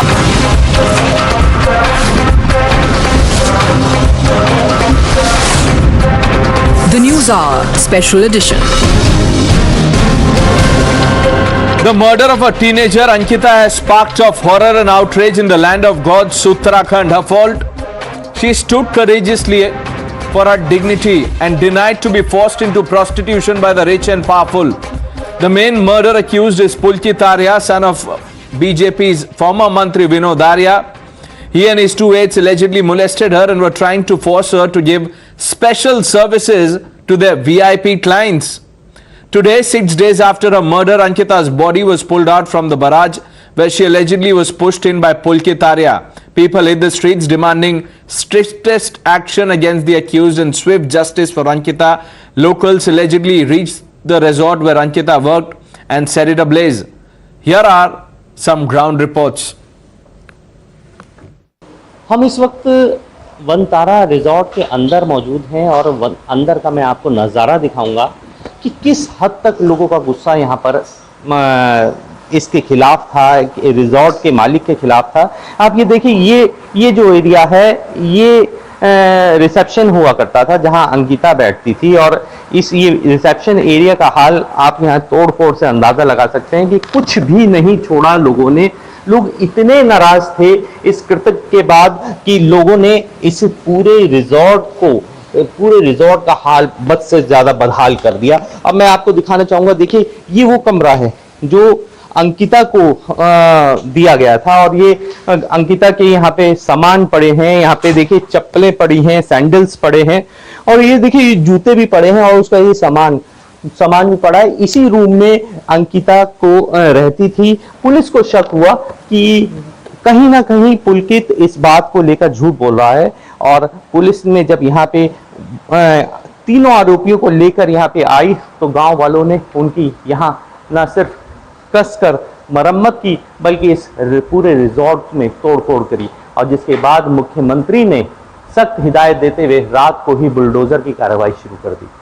तमाम ऐसे angles हैं, angles को ढूंढते हुए police उनके पास पहुंचती है और जहां तक उम्मीद लगाई जा रही है कि ये राज का पर्दाफाश न हो जाए, इसी वजह से अंकिता को कहीं दूर ले जाकर उसकी हत्या की गई। और यही चीला रेंज है, ये तकरीबन 8 से 10 किलोमीटर के जो झील है, ये जो चीला रेंज है ये पूरा 8 से 10 किलोमीटर इसकी दूरी है। इसे ढूंढने में पूरे 48 घंटे का समय लगा। पुलिस 21 तारीख से लगातार आरोपियों की निशानदेही पे इसी नदी में ढूंढ रही थी। जब इस मामले का पटक्षेप हुआ तो डीएम के कहने पर इस पूरी नदी का जो इस झील का पानी रोक दिया गया और पानी रोकने के बाद आज 2 दिन बाद इस नदी में इस झाल के किनारे उसकी जो अंकिता थी उनकी लाश यहां से बरामद हुई और शिनाख्त अभी कुछ देर पहले हमने दिखाया कि शिनाख्त के लिए उनके परिवार वाले आए, उनके फादर आए, उनके ब्रदर आए। उन्होंने शिनाख्त करके ये बताया कि हाँ ये अंकिता की ही लाश है। Now, there are WhatsApp chats in which Ankita had written to a friend saying she was being pressurized to give extra service, special service and sexual favors to the VIP guests. Here's a small report. We have with us some chats that have been released by Ankita's friend, and over here she is telling her friend that she is feeling insecure inside the resort. She is saying that some VIP is coming on Monday who is asking for some extra services. Now over here she is saying that, explaining how her ordeal with her friend, where she is saying that बोला तुम spa की बात कर रही थी and मैंने बोला ये गवारों वाली हरकतें मत करो ना. She is repeatedly denying the offer that was being asked to her and she was allegedly being offered 10,000 rupees for the same service, where she is explaining that this is the thing that has been asked from me. Now the most scathing part of these chats is where she is defining what these services actually mean, and we have in our next slide the chat where she is explaining actually the part that what these extra services which she has been asked mean in the resort, to which she is saying that even despite being offered rupees 10,000 she doesn't want to provide these services. बोलो मैं शरीफ हूँ, ऐसी service मैं provide नहीं करती. मैंने बोला भाई तू क्या सोचता है कि मैं गरीब हूँ, 10,000 में बिक जाऊंगी. Here she is saying that even despite being offered 10,000 rupees she is not ready to provide those extra services. ये लोग उस लड़की के साथ क्या क्या करेंगे क्या पता. Now her friend is actually, now this is the part viewers which is under lens. This is where she is defining what these extra services in the resort actually mean. Extra services means this. उसको समझाना. Now her friend is also saying that उसको समझाने दो, ऐसे उसको समझा दो ऐसे ऑफर्स आज के बाद ना लाए. Now Ankita is saying Aryan को सब पता है ताकि मैं मान जाऊं इसीलिए ऐसा बोला. नेक्स्ट टाइम बोला तो यहाँ काम नहीं करूंगी. Now she is saying refusing to even work from this place if such offers still came along. Now these are the chats that have been under the lens of the police and now being probed. Meanwhile, the Chief Minister has vowed strictest of action. He was quick enough to order bulldozer action on the resort. The opposition not convinced.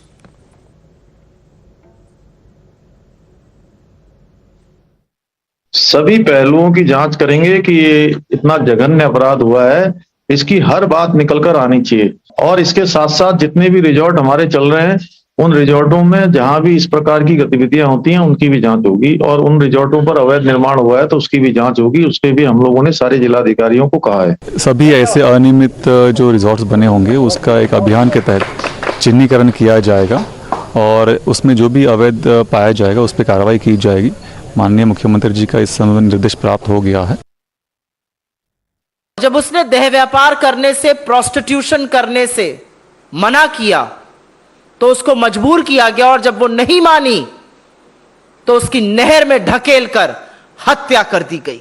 ऐसा क्यों है कि जब भी लड़की के शोषण की, जब भी किसी लड़की के साथ दुष्कर्म की कोई घटना सामने आती है तो कहीं ना कहीं उसमें भारतीय जनता पार्टी के नेता का नाम जरूर सामने आ जाता है. Now it is becoming the order of the day, and you know, in the shape of human being, when he'll turn as an animal, you cannot understand, because deterioration of the culture, deterioration of the sense of human being, deterioration in the sense of civilized way of thinking in the society, that is deteriorating very fast.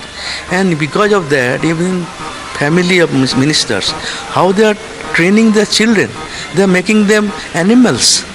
Unfortunate, these things should be very sternly dealt with. Now you heard the war of words there. Let's open this up. Deepti Rawat Bharadwaj, the National General Secretary of the BJP Mahila Morcha, is on the show. Binay Singh, political analyst. Lokesh Jindal, leader of the Congress party. Vivek Srivastav, political analyst, completes the panel. Good evening to all of you. I want to begin by asking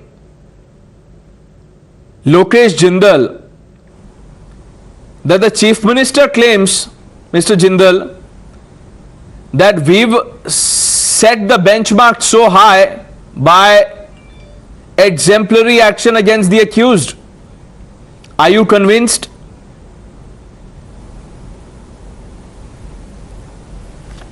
Ankita had to pay with her life because a son of a BJP leader had no fear of law.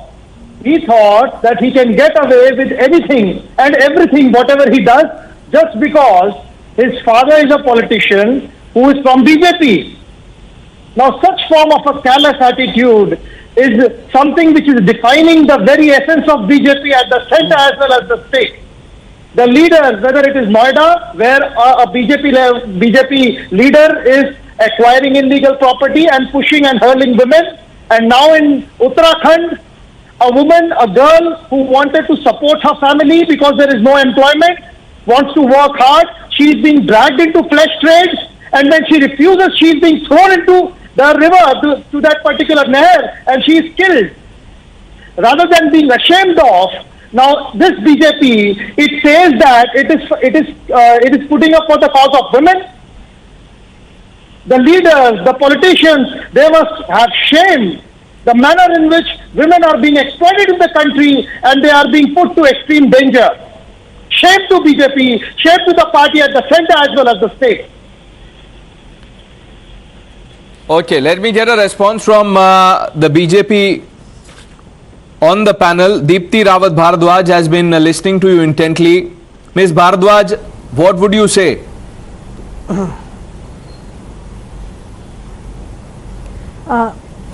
This is a very sad incident which has happened, and especially in a peaceful state like Uttarakhand, where we see that women are safe in hills, women are safe in our cities. It's a peaceful state, I can say, but these kind of incident when happen, this is very astonishing and very saddening for everyone, I say, because I mean, whatever it is, that I am also a woman and I have also daughters, you know, and the people of Uttarakhand, and they are so we are so pro women. So these kind of incidents should not happen, but if these incidents, these kind of things happen, the government should take strict action. And what government has taken, what the CM has taken, lot of strict action. You can see after filing of FIR that accused was arrested with his friends in 3 hours only. The action what has taken place in their resort, we have seen that action also has taken place. The demolition drive what has taken place, that is also there. No, Ms. Bharadwaj, but while you are saying the accused was arrested within 3 hours, I have to tell you something. That the locals have alleged delay of 3 to 4 days. The police was woken up by the loud protest, and by the protest that intensified because of the inaction. It was only after that the state actually began to take action. And this is something that we asked the Uttarakhand Chief Minister, and he said that because of the terrain, sometimes these things can happen, but we can assure of the strictest action. But the opposition says all this is hogwash. There was an attempt to cover up initially. See, there is not at all an attempt to cover up, because we have seen Congress governments in different states. We are seeing that if you take out the data of Rajasthan, if you take out the data of Chhattisgarh, where they have governments, Congress people have government, so you can see how many rape incidents are been happening. It's more than, you know, any time before. Like I went to Chhattisgarh also, in near Chapa district. There were they were calling it a Nirbhaya 2 case. It was a very horrifying incident which happened in Chhattisgarh, and more than 5,000 rape cases are there in Chhattisgarh. And if you are talking about, no, I don't want to put any kind of allegations to the party, actually to the opposition. There are lot of people, there are lot of Congress leaders who has been accused of rape incidents. I can tell you that Vikram Singh Brahma of Assam, he is a Congress leader of Assam. He has been accused of rape. He has been accused of rape. Then Rohit Tilak of Youth Congress, even he is accused of rape. So all these people, they have allegations and they are accused of these kind of cases. But the party, the BJP, never supports such culprits. We never support such culprits. We never want that these kind of activities or these kind of people should be, you know, they are उनको कहीं से कहीं तक सरकार का या संगठन का कोई संरक्षण मिला हुआ है, उनको उनके ऊपर कड़ी से कड़ी कार्रवाई सरकार कर रही है. And even our party has, you know, expelled All them. No, no, Ms. Every Bhardwaj, one of while you're them. saying I mean, action is being taken now that the accused have been arrested, the question is, and Lokesh Jindal is making that point, and I want to ask you again, what explains the delay? There is no delay. I can say there is no delay. There was very fast action was taken, but at the initial state, what you're talking about, it is the matter what you are, I think, misinterpret that CM is saying. We have different kind of policing system. There is a Patwari system, there is a revenue policing in that area, and there is a normal policing in other areas, in the cities. So where the police stations are there, the police stations are placed only in the general policing area, only in the cities. But that area where this resort was comes under the revenue policing. So revenue policing with Patwari system is there. So that system is not so fast. और उसके ऊपर भी मैं आपको बताऊं, the पटवारी जो the person who was there as a पटवारी, उसके ऊपर भी सरकार द्वारा एक्शन लिया गया है. Okay. The action has been taken against that all person right. also. So action has been taken for all right. Fair enough. Vivek Srivastava. Government. What is the problem then? Very responsible. What is the problem then if the BJP claims that swift action has been taken? What is the problem then? Yes. See, there are many problems. Number one, whenever we talk to the government as opposition on any issue and the government is not able to perform or do some duty properly, they start quoting the Congress, God knows for what reasons. Okay, Congress के राज्य में ये नहीं हुआ और हम छत्तीसगढ़ चले गए थे. Like Deepthi was saying right now, I do not know what she wants to say. Is she trying to say that something wrong is happening somewhere, so two wrongs are making it right? No, but so it gives the BJP minister's son a right to do something which is wrong. No, no, are you trying to say this? Not safe in Rajasthan. No, you talk about Uttarakhand. You are whatever is happening. This is a sensitive no. subject. Wait. Let's not compare. So what Deepthi ji is trying to say, let's talk civilized. Let's not shout. No, I'm not talking about party. It is your party is in government in a particular state. Something wrong happens. We are from the opposition and we are trying to question you and we are trying to ask you, and it is our right. It's our constitutional duty as a civilized democracy. And you are trying to take us to other states. You are trying to take us to Congress. You are trying to take us. What are you trying to say? You two wrongs do not make a right, and if something wrong has happened in some other state, that is not the issue. The issue is your party is in power in this state, something wrong is happening. Is that resort legal? Did it come up properly? There are so many issues, and if it is legal, आप demolish किस ground पे आप कर रहे हैं, उसकी क्या permission है? There are so many issues, and action is not being taken. And let me tell you one thing, this is not the first time. Sonali Phogat's case, again the same thing.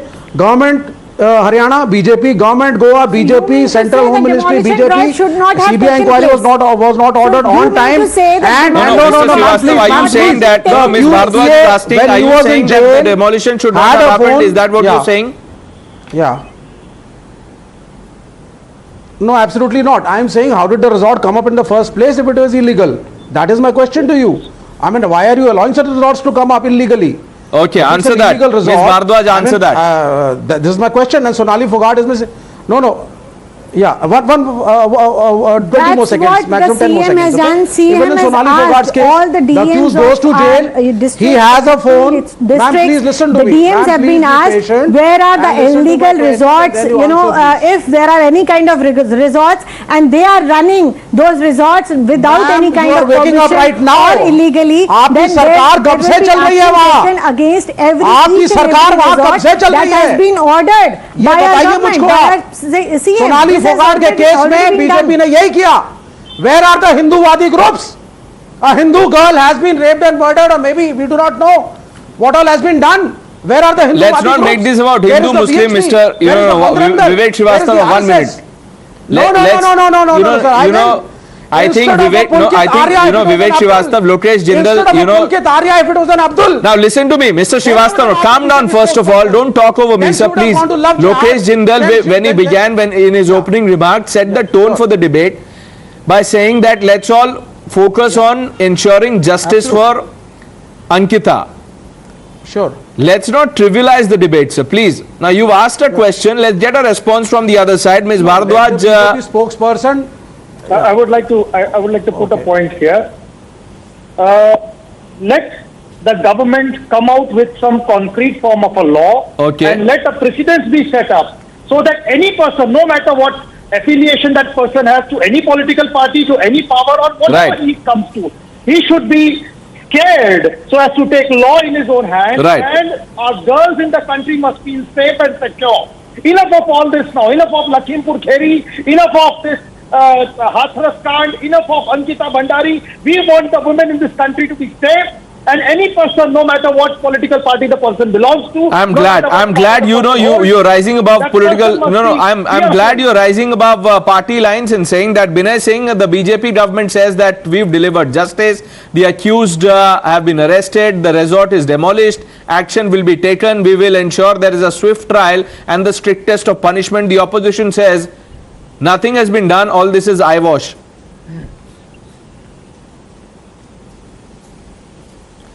I'm surprised by the reaction. A girl has been killed. She has lost her life for not compromising with her modesty. She was a hero. So where comes the issue of Hindu and Muslim? Where comes the issue of legal and illegal structure? Arey Baba, why can't you condemn in simple lines? In such cases also you are loaded with if and buts. Why can't in you such cases BJP also you have a vision of political vision, you have a political hangover, why can't you have an ideological hangover, you have a BJP leader, Mr. Srivastava, please come out of an ideological hangover. Please come out of your ideological hangover. Out of the ideological hangover. It has been condemned. मंत्री का बेटा गुंडा निकल रहा है sir. It has been condemned. All because of social political spheres. State of Uttarakhand. Nobody has supported it. Nobody has supported it. Where the women go to jungle alone to take, everything, to take grass, to take their, kettles. For grazing their cattle, all the women are working there and they work alone. Why are BJP ministers' son? Why are BJP ministers' sons spoiled brats? It is very sad, very saddening. I myself am saying this. He is very serious on this issue, and government is working on this issue. Party is also very serious on this. What has the government come up with? The politician is insulted by the party. No, you are giving the criminals tickets, sir. You are giving the criminals tickets, and those kind of people are becoming ministers and MLAs, and then their sons are also criminals, and this is what happens. It is the culture of BJP, and I have a right to criticize. What is the kind of training and upbringing this kid was given by the BJP? It has wiped out 10% population of the world. I don't know ideology, sir. Don't try to. This is not a first time. Very simple and whether it is Mr. Vijay Vargiya's son, whether it is Mr. Vijay Vargiya's son who takes a bat and hits people. All right. At a toll bridge. The charge is that the political link of the accused delayed action in the case, at least initially. The BJP has rejected the charge. The accused have been arrested. The Chief Minister has assured the strictest punishment for the accused. Let's see how this case unfolds. Justice for Ankita is our campaign here on Times Now. Thank all of you for joining us. Deepti Bhardwaj, Binay Singh, Lokesh Jindal, Vivek Srivastava on debate number 1 on the News Hour Special Edition.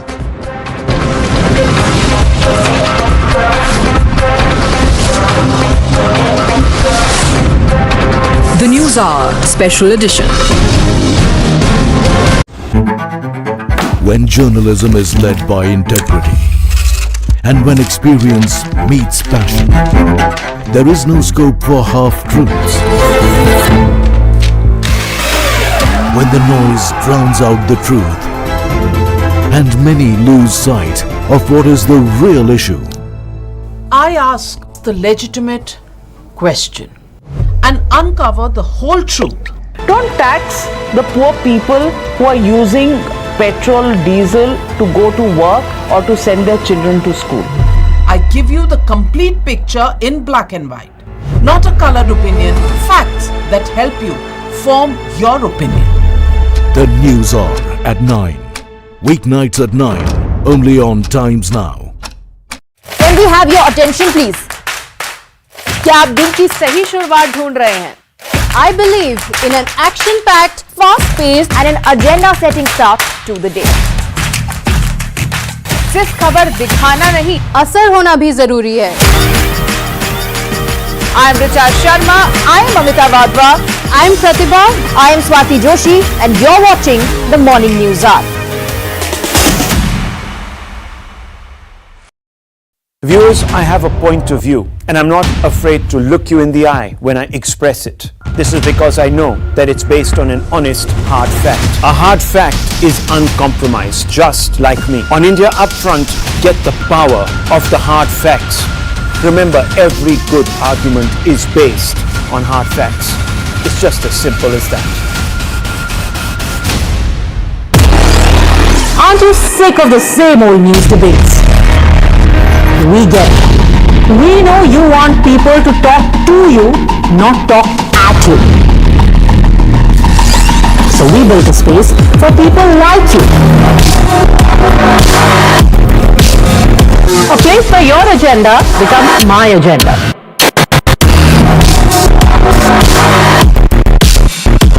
Where we keep our eyes and ears open to issues that really matter. We're all about calmly laying out the information, no unnecessary aggression, no bluff. Filtering out the trash to bring you the truth that isn't partisan and pulls no punches. No WhatsApp yarn, no diktats, just unvarnished facts that you know are honest. Watch News Hour Agenda with me, Padmaja Joshi, weeknights at 10 p.m. only on Times Now.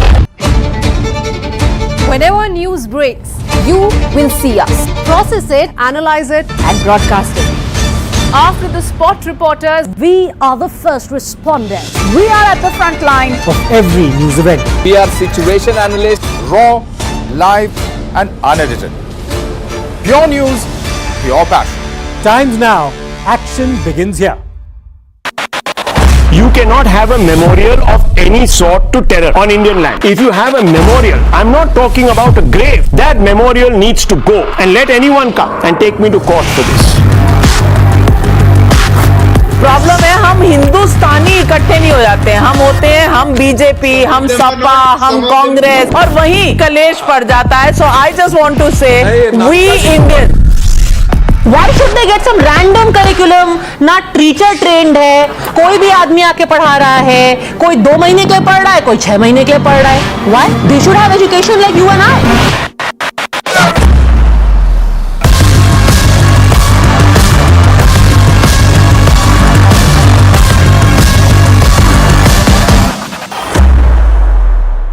She asks tough questions like no other journalist. जब आप मुख्यमंत्री थे तो आपने क्या? What is your interview for? My interview is for asking about Kashmir. I'm not ready to give her interview. क्या इस देश में मुसलमान टारगेट पर है?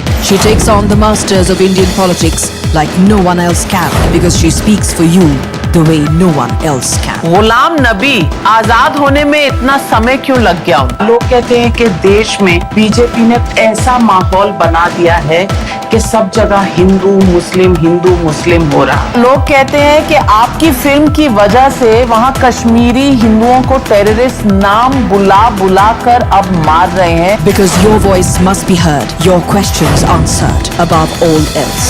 Frankly speaking, with Navika Kumar.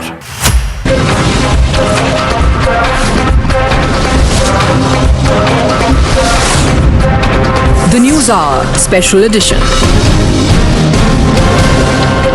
Now on to a story that affects everyone. The rupee collapsed to a new record low, weakening sharply beyond the 81 mark per dollar for the first time ever as the US dollar towered near a 2-decade high.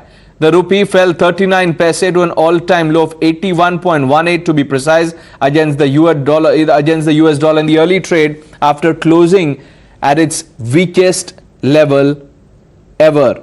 Now, the Indian rupee has been in free fall for some time, and there is a debate on the approach that the government needs to adopt, or at least the approach that needs to be adopted to arrest this free fall. Let me open this up without any delay. Rajat Sethi, author, economist, joining us also is Prasenjit Bose. Now, good evening to both of you. Rajat Sethi, let me begin by asking you, what do you make of the free fall and the talk around it?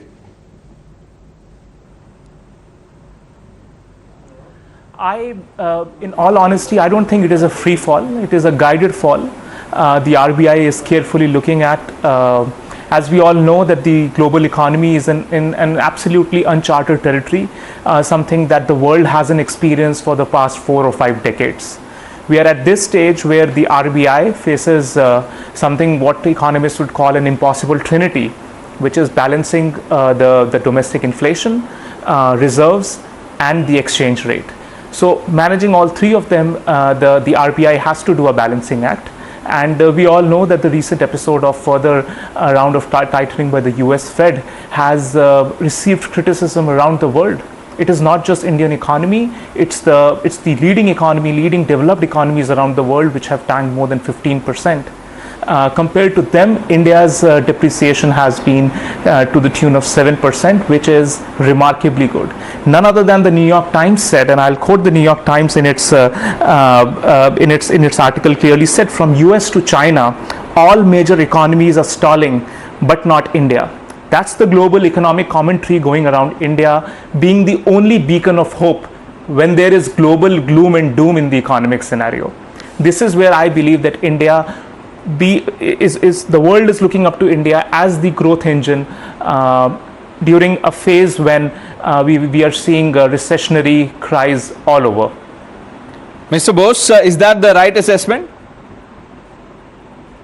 To make assessment about India's domestic growth on the basis of exchange rate movements, I think is slightly far-fetched.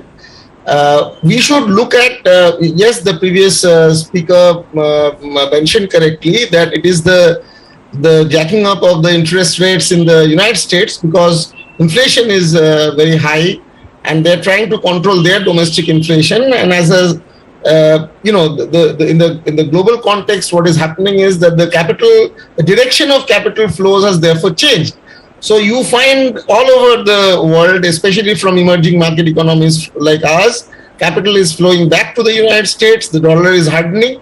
And what the previous speaker perhaps missed out in his initial comments is that in the effort to stabilize the rupee, by the RBI, already our foreign exchange reserves are depleted by over $100 billion. So basically, I think the RBI is trying, but it is more than clear that the downslide in the rupee it is going to persist. The reason why it will persist is, yes, it has so far compared to many other countries, the rupee's depreciation is comparatively lower. But the fact of the matter is that our external balance has started deteriorating again. Problem of the Indian economy that whenever our growth rate starts moving higher, we start importing more and more goods, especially oil, gold, coal, and so on. And our export performance has never been, despite Make in India initiative and so on, it has never really taken off. And therefore, once again, when we are recovering, our economy has recovered from the COVID slump. The current account deficit, the external balance is becoming a problem. No, while I understand your diagnosis, sir, I'm going to ask you to prescribe some medicines also to arrest this. But 1 minute. I think you missed the point that Rajat was trying to make. He said that there is no reason for the gloom and doom which is going on. No, there is no gloom and doom. Why should there be gloom and doom? If there is a problem, the problem should not be allowed to become a crisis. That is the point. So I think in the short run, what the RBI is trying to do, we hope it works. I think that is the way forward. But if you are looking at making India's external balance more conducive for a stronger or a more stable rupee regime, you have to improve your export performance and you have to do something about our high import intensity. So therefore, the Make in India slogan has to convert into reality, and it is a long-term project. You can't do it just overnight. So over the long term, so far it has only been sloganeering. As and when it translates into actual activity on the ground, our export really takes off. we do something about our imports, burgeoning imports and so on, I think we will have a more... Okay, so you're saying, Rajat Sethi, would you like to respond to that? He's saying that this is a structural problem and, the sloganeering won't help.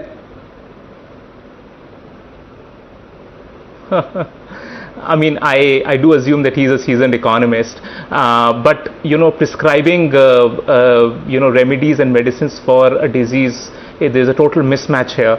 It's a short-term problem. It's a problem which has been largely induced by one country's rapid fiscal tightening.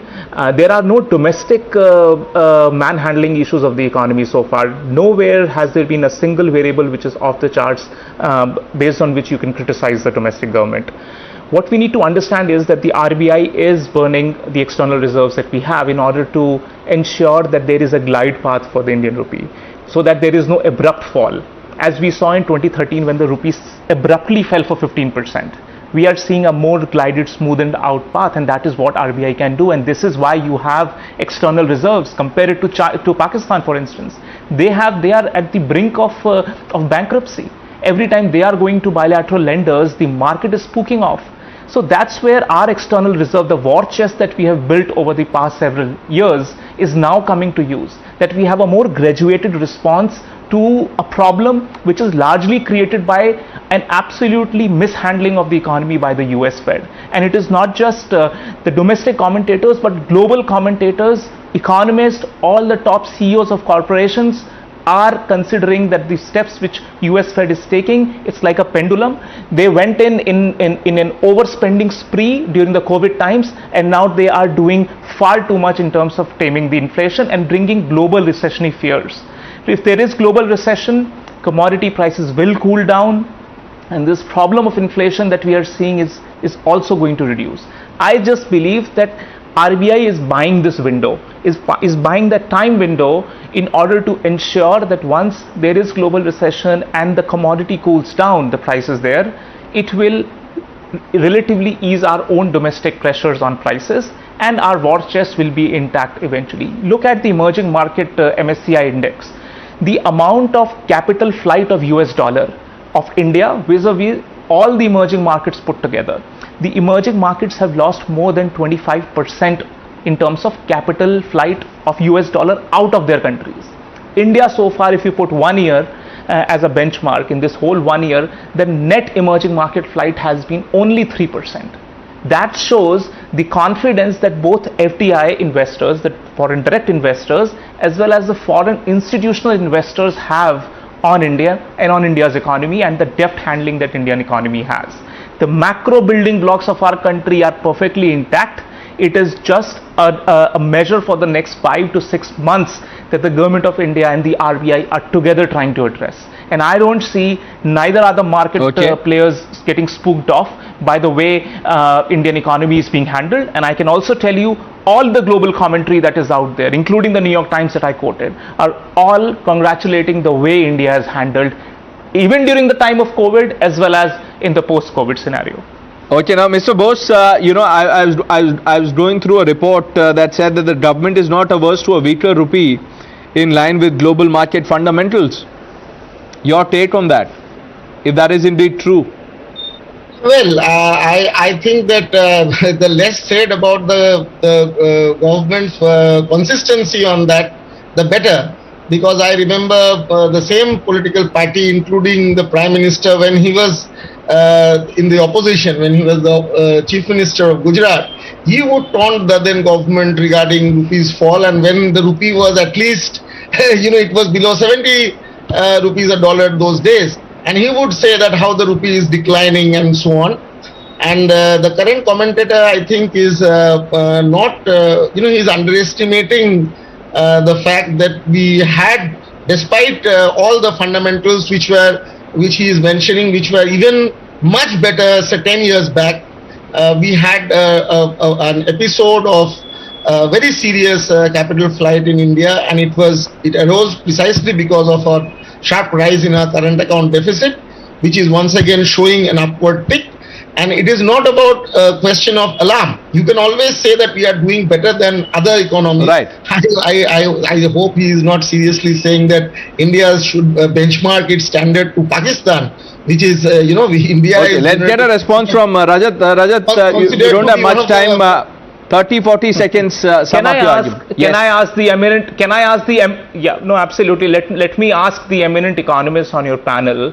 Give me one macro indices in which India was better 10 years back and is not good right now. He won't be able to quote anything. And let me tell you, it is not his. And there was this whole class of eminent economists which were lamenting the fact the way India, sir, please allow me to finish, the way Indian government was trying to handle the COVID response. All of these people ganged up together, right from the Kaushik Basus and Raghuram Rajans. If you read their articles back published in 2020, we will all be laughing right now. They were trying to prescribe something exactly where all the global economies have faltered. They were like print your money, just start distributing it recklessly. And all the consequences that the economy world over are seeing today is because of these prescriptions that these eminent economists have been given time and again. And they have been proven wrong by Modinomics. None other than the way our own, sir, please, sir, this is a matter of fact. You've all been put on record and you've been publicly, you should be called out and named for the wrongful prescriptions that you've been given. You've been giving this Indian public, and you've been trying to mislead that government of India is not doing it. When the US government on the other side already, I have completely unfortunately run out of time. Rajat Sethi, Prasenjit Bose, thank you for joining us on this all important issue.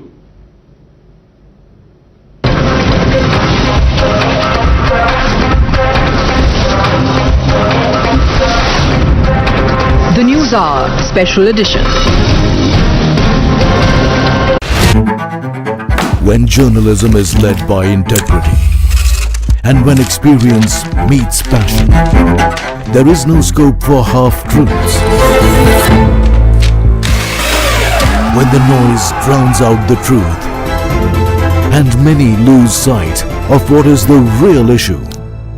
I ask the legitimate question and uncover the whole truth. Don't tax the poor people who are using petrol, diesel to go to work or to send their children to school. I give you the complete picture in black and white, not a colored opinion, facts that help you form your opinion. The News Hour at 9. Weeknights at 9, only on Times Now. Can we have your attention please? क्या आप दिन की सही शुरुआत ढूंढ रहे हैं? I believe in an action-packed, fast-paced and an agenda-setting start to the day. सिर्फ खबर दिखाना नहीं, असर होना भी जरूरी है. I am Richa Sharma, I am Amita Wadhwa, I am Pratibha, I am Swati Joshi, and you're watching the Morning News Hour. Viewers, I have a point of view, and I'm not afraid to look you in the eye when I express it. This is because I know that it's based on an honest, hard fact. A hard fact is uncompromised, just like me. On India Upfront, get the power of the hard facts. Remember, every good argument is based on hard facts. It's just as simple as that. Aren't you sick of the same old news debates? We get it.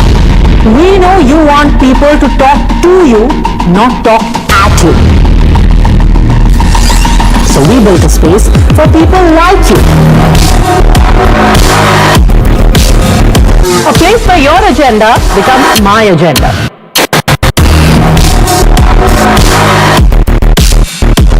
Where we keep our eyes and ears open to issues that really matter.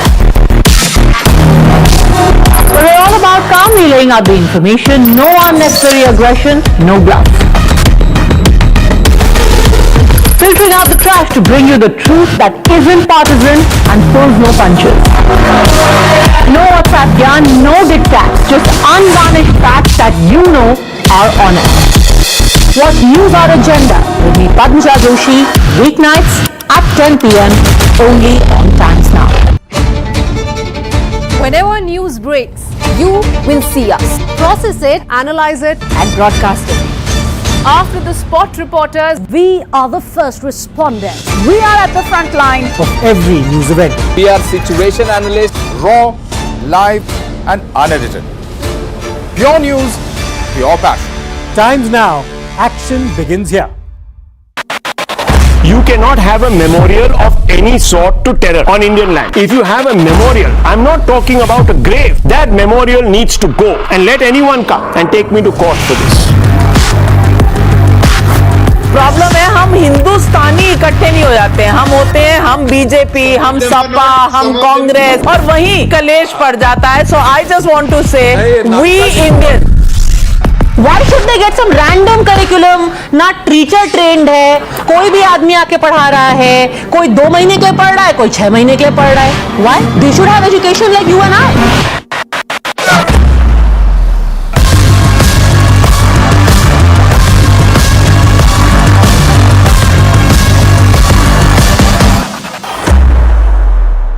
She asks tough questions like no other journalist. जब आप मुख्यमंत्री थे तो आपने क्या? What is your interview for? My interview is for asking about Kashmir. I'm not ready to give her interview.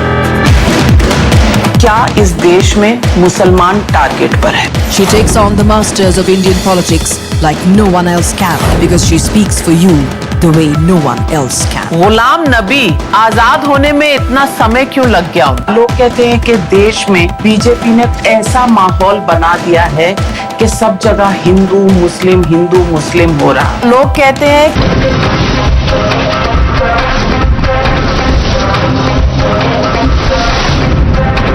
The News Hour Special Edition.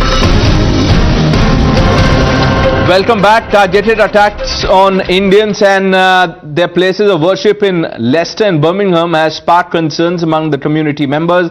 The anger against such hate attack is now being felt in India too. VHP held a protest in Delhi outside the British High Commission, asking for protection to be provided and seeking justice. I would warn the UK government that jihadis are nobody's friends. They are a risk to democracy, they are a risk to freedom of speech and expression and of peaceful coexistence. We have written to the Prime Minister of England and are submitting a memorandum today to take note of these things and take suitable action of those persons. Now the rise in hate attacks has been condemned by political leaders across party lines. ये बर्टेन के साथ हमारी है तो उसको maintain करने के लिए जरूरी है कि जो सरकार वहाँ की है इसका जल्दी संज्ञान ले ताकि आइंदा इस प्रकार से हरकत ना हो. ये लोग किसी भी देश में जाकर के इस प्रकार का माहौल बनाने की कोशिश करते हैं. उसमें कौन सी एजेंसीज इन्वॉल्व हैं, वो मिलिटेंसी की जो साथ संगठन है लश्कर-ए-तोयबा या इनके भी वहाँ पर कहीं ना कहीं एजेंट बैठे हैं. इसको जल्द रोकना होगा. It is very unfortunate the British government has failed to maintain law and order and provide security to the Indian citizens. The British government must provide security to the Hindu religious places and Indian citizens, and for that Indian government should ask British government, Prime Minister Modi should ask British government to provide security to the Indian citizen and Hindu religious places from the Pakistani miscreants. Now, in the wake of rising incidents of hate, British MP Bob Blackman has written to UK Home Secretary